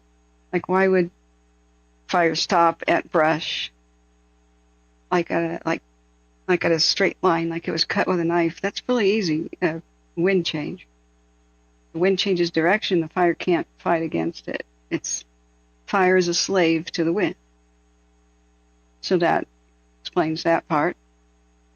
And if the wind blows it strongly back on itself and it was something that burns really fast like grass, then the wind put it out. Because there's nothing to burn behind it. It already burned up everything. So if the wind fiercely blows it back on itself, it can extinguish. Because grass burns up just like that. There's nothing behind the fire. And if the fire has gone for quite a long ways and then it meets opposing wind, what does it do? It can't go forward to burn more things, and behind it is no more fuel, so it's out. So, Wayne the Pain says, "Thank you. Glad I woke in time to watch this. I want to go ahead and share the link again, so more people can watch it. I have half a mind to turn it back on again and rewatch the beginning just because it's amazing. Every time I watch this, I see something new. I've only seen it twice. So, yeah, Dinesh Kumar is sad. Your government doesn't do anything to help you guys out. I know, but we'll help each other. Why do we have fire during winter? Because October through January is Santa Ana wind season. So what they do is they blow hot, dry desert winds. That's not the right Wikipedia article. Out of the deserts of Nevada. Where is my little explainer video thing? Let's see. Heck, I'll just go back already to the wiki. If you look up Diablo winds in Santa Ana, actually have a better graphic than the Santa Ana wind phenomenon. They're called Diablo winds in the north. They're called Santa Anas in the south, but they usually blow at the same time and are almost the same thing. So during the winter time, the jet stream will change, and if, like this portion of it shows, high pressure is over this part of Nevada and Oregon, then the jet stream bounces off of it. And you see how it's like, you can think of high pressure as a shield. Any storm that tries to go there will bounce off. So the jet stream goes straight south. At some parts, sometimes of the year it can do that, October through January. So the wet season of California only arrives in November. That's when it's supposed to start snowing and raining. Mostly it's snow that California gets its water from, snow melt. That's why we have so many bad floods, is if it rains on the snow, we flood really, really hard. It doesn't rain much at all in the entire state in most counties. But there is a wet season.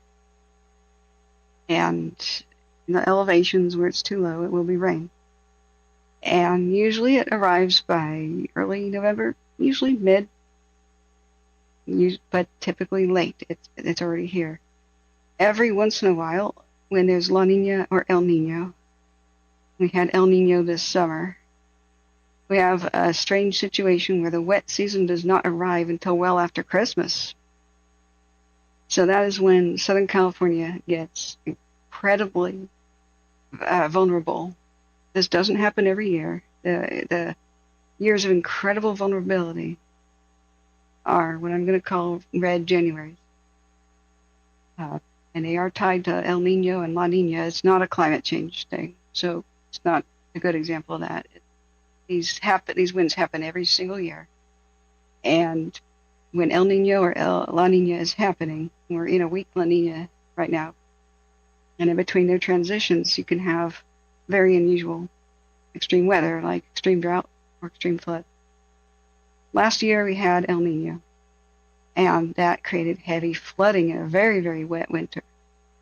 But we still had fires in Ventura County last year until December 15th, and then the very next week it flooded in Ventura County. And it was one of the wettest winters for a long time. So Chris Lowe says I should do forest fire prevention and history movie nights, and we'll do the popcorn. Heck yeah, do that. If most of them weren't copyrighted, we could do that, of course. So the extra vulnerability is one of these freak years like this year where the wet season did not arrive and it's past Christmas. So every single month that goes by is another month where everything is even drier. Most of the vegetation is dead. The bushes grow in spring and they die in the heat of summer. So even if there was some rain, like a week or two ago, it wouldn't matter that much because they're dead. So by the time these hot, dry desert winds blow with hurricane force, they ride over the mountain and they accelerate down the other side. They have almost no humidity because they're from the desert. And it makes it pretty warm. It's not hot, but most days you won't need a coat. It's like 78 degrees down there. It's like a very hot hairdryer on things. It's 55 miles an hour sustained and 70 mile an hour wind gusts, and you can have even stronger ones with 100 miles an hour wind gusts like on the 8th. Yeah. So these are seasonal. They run October through January, and they've been going on a long time since the Ice Age ended. So they're not a good example of climate change, but the media is kind of stupid and keeps saying that. In generalized, the West is drier right now because of climate change, but most climate change is happening in the far north and the far south, the Arctic and the Antarctic. That's where the best example of that. Go take pictures of missing glaciers and stuff. But California's freak weather is because of the El Nino and La Nina cycle, which is not going to change, period. Unless the mountains go away. These are winds based on geography. So we just watched a 1961 video about how this exact same scenario happened in almost some of the exact same places. They said Mandeville Canyon got hit hard.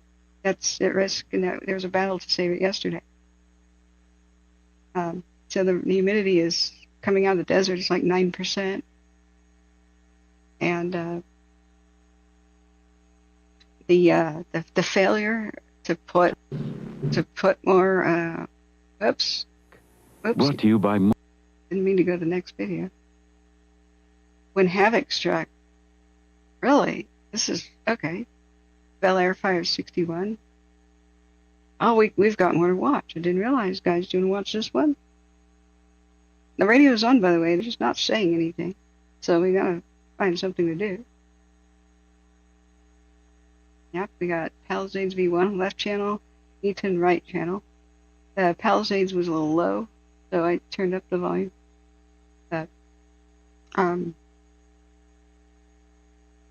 We don't allow climate change debates on the channel because they go nowhere. It really is not relevant to what we're talking about with fires. I mean, sure, climate is changing. It always is. Whether or not it's man-made or not is a relevant debate for country leaders and the United Nations to talk about and experts. If we create a destructive, divisive argument here where people are divided, I'm not going to do that. It's like arguing, why is the mule in the ditch? Shut up and help the mule out of the ditch. Work together.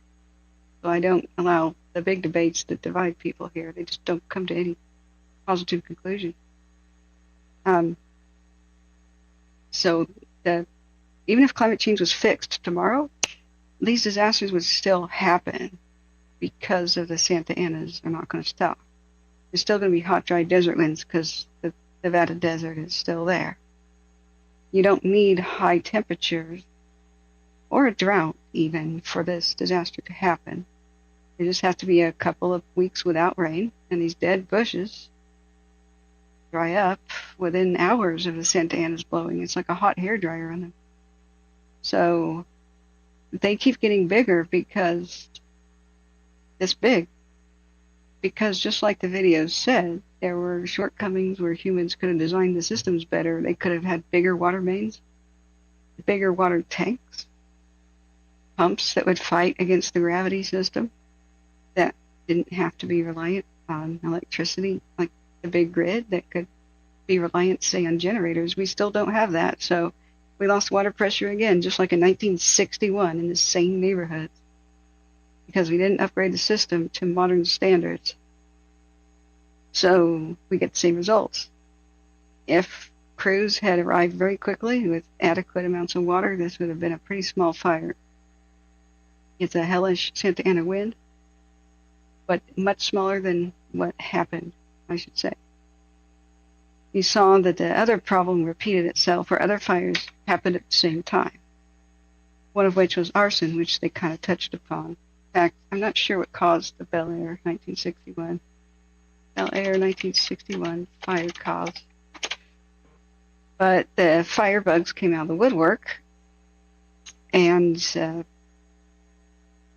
started to get inspired by how much mayhem they could cause, and they went around starting others. So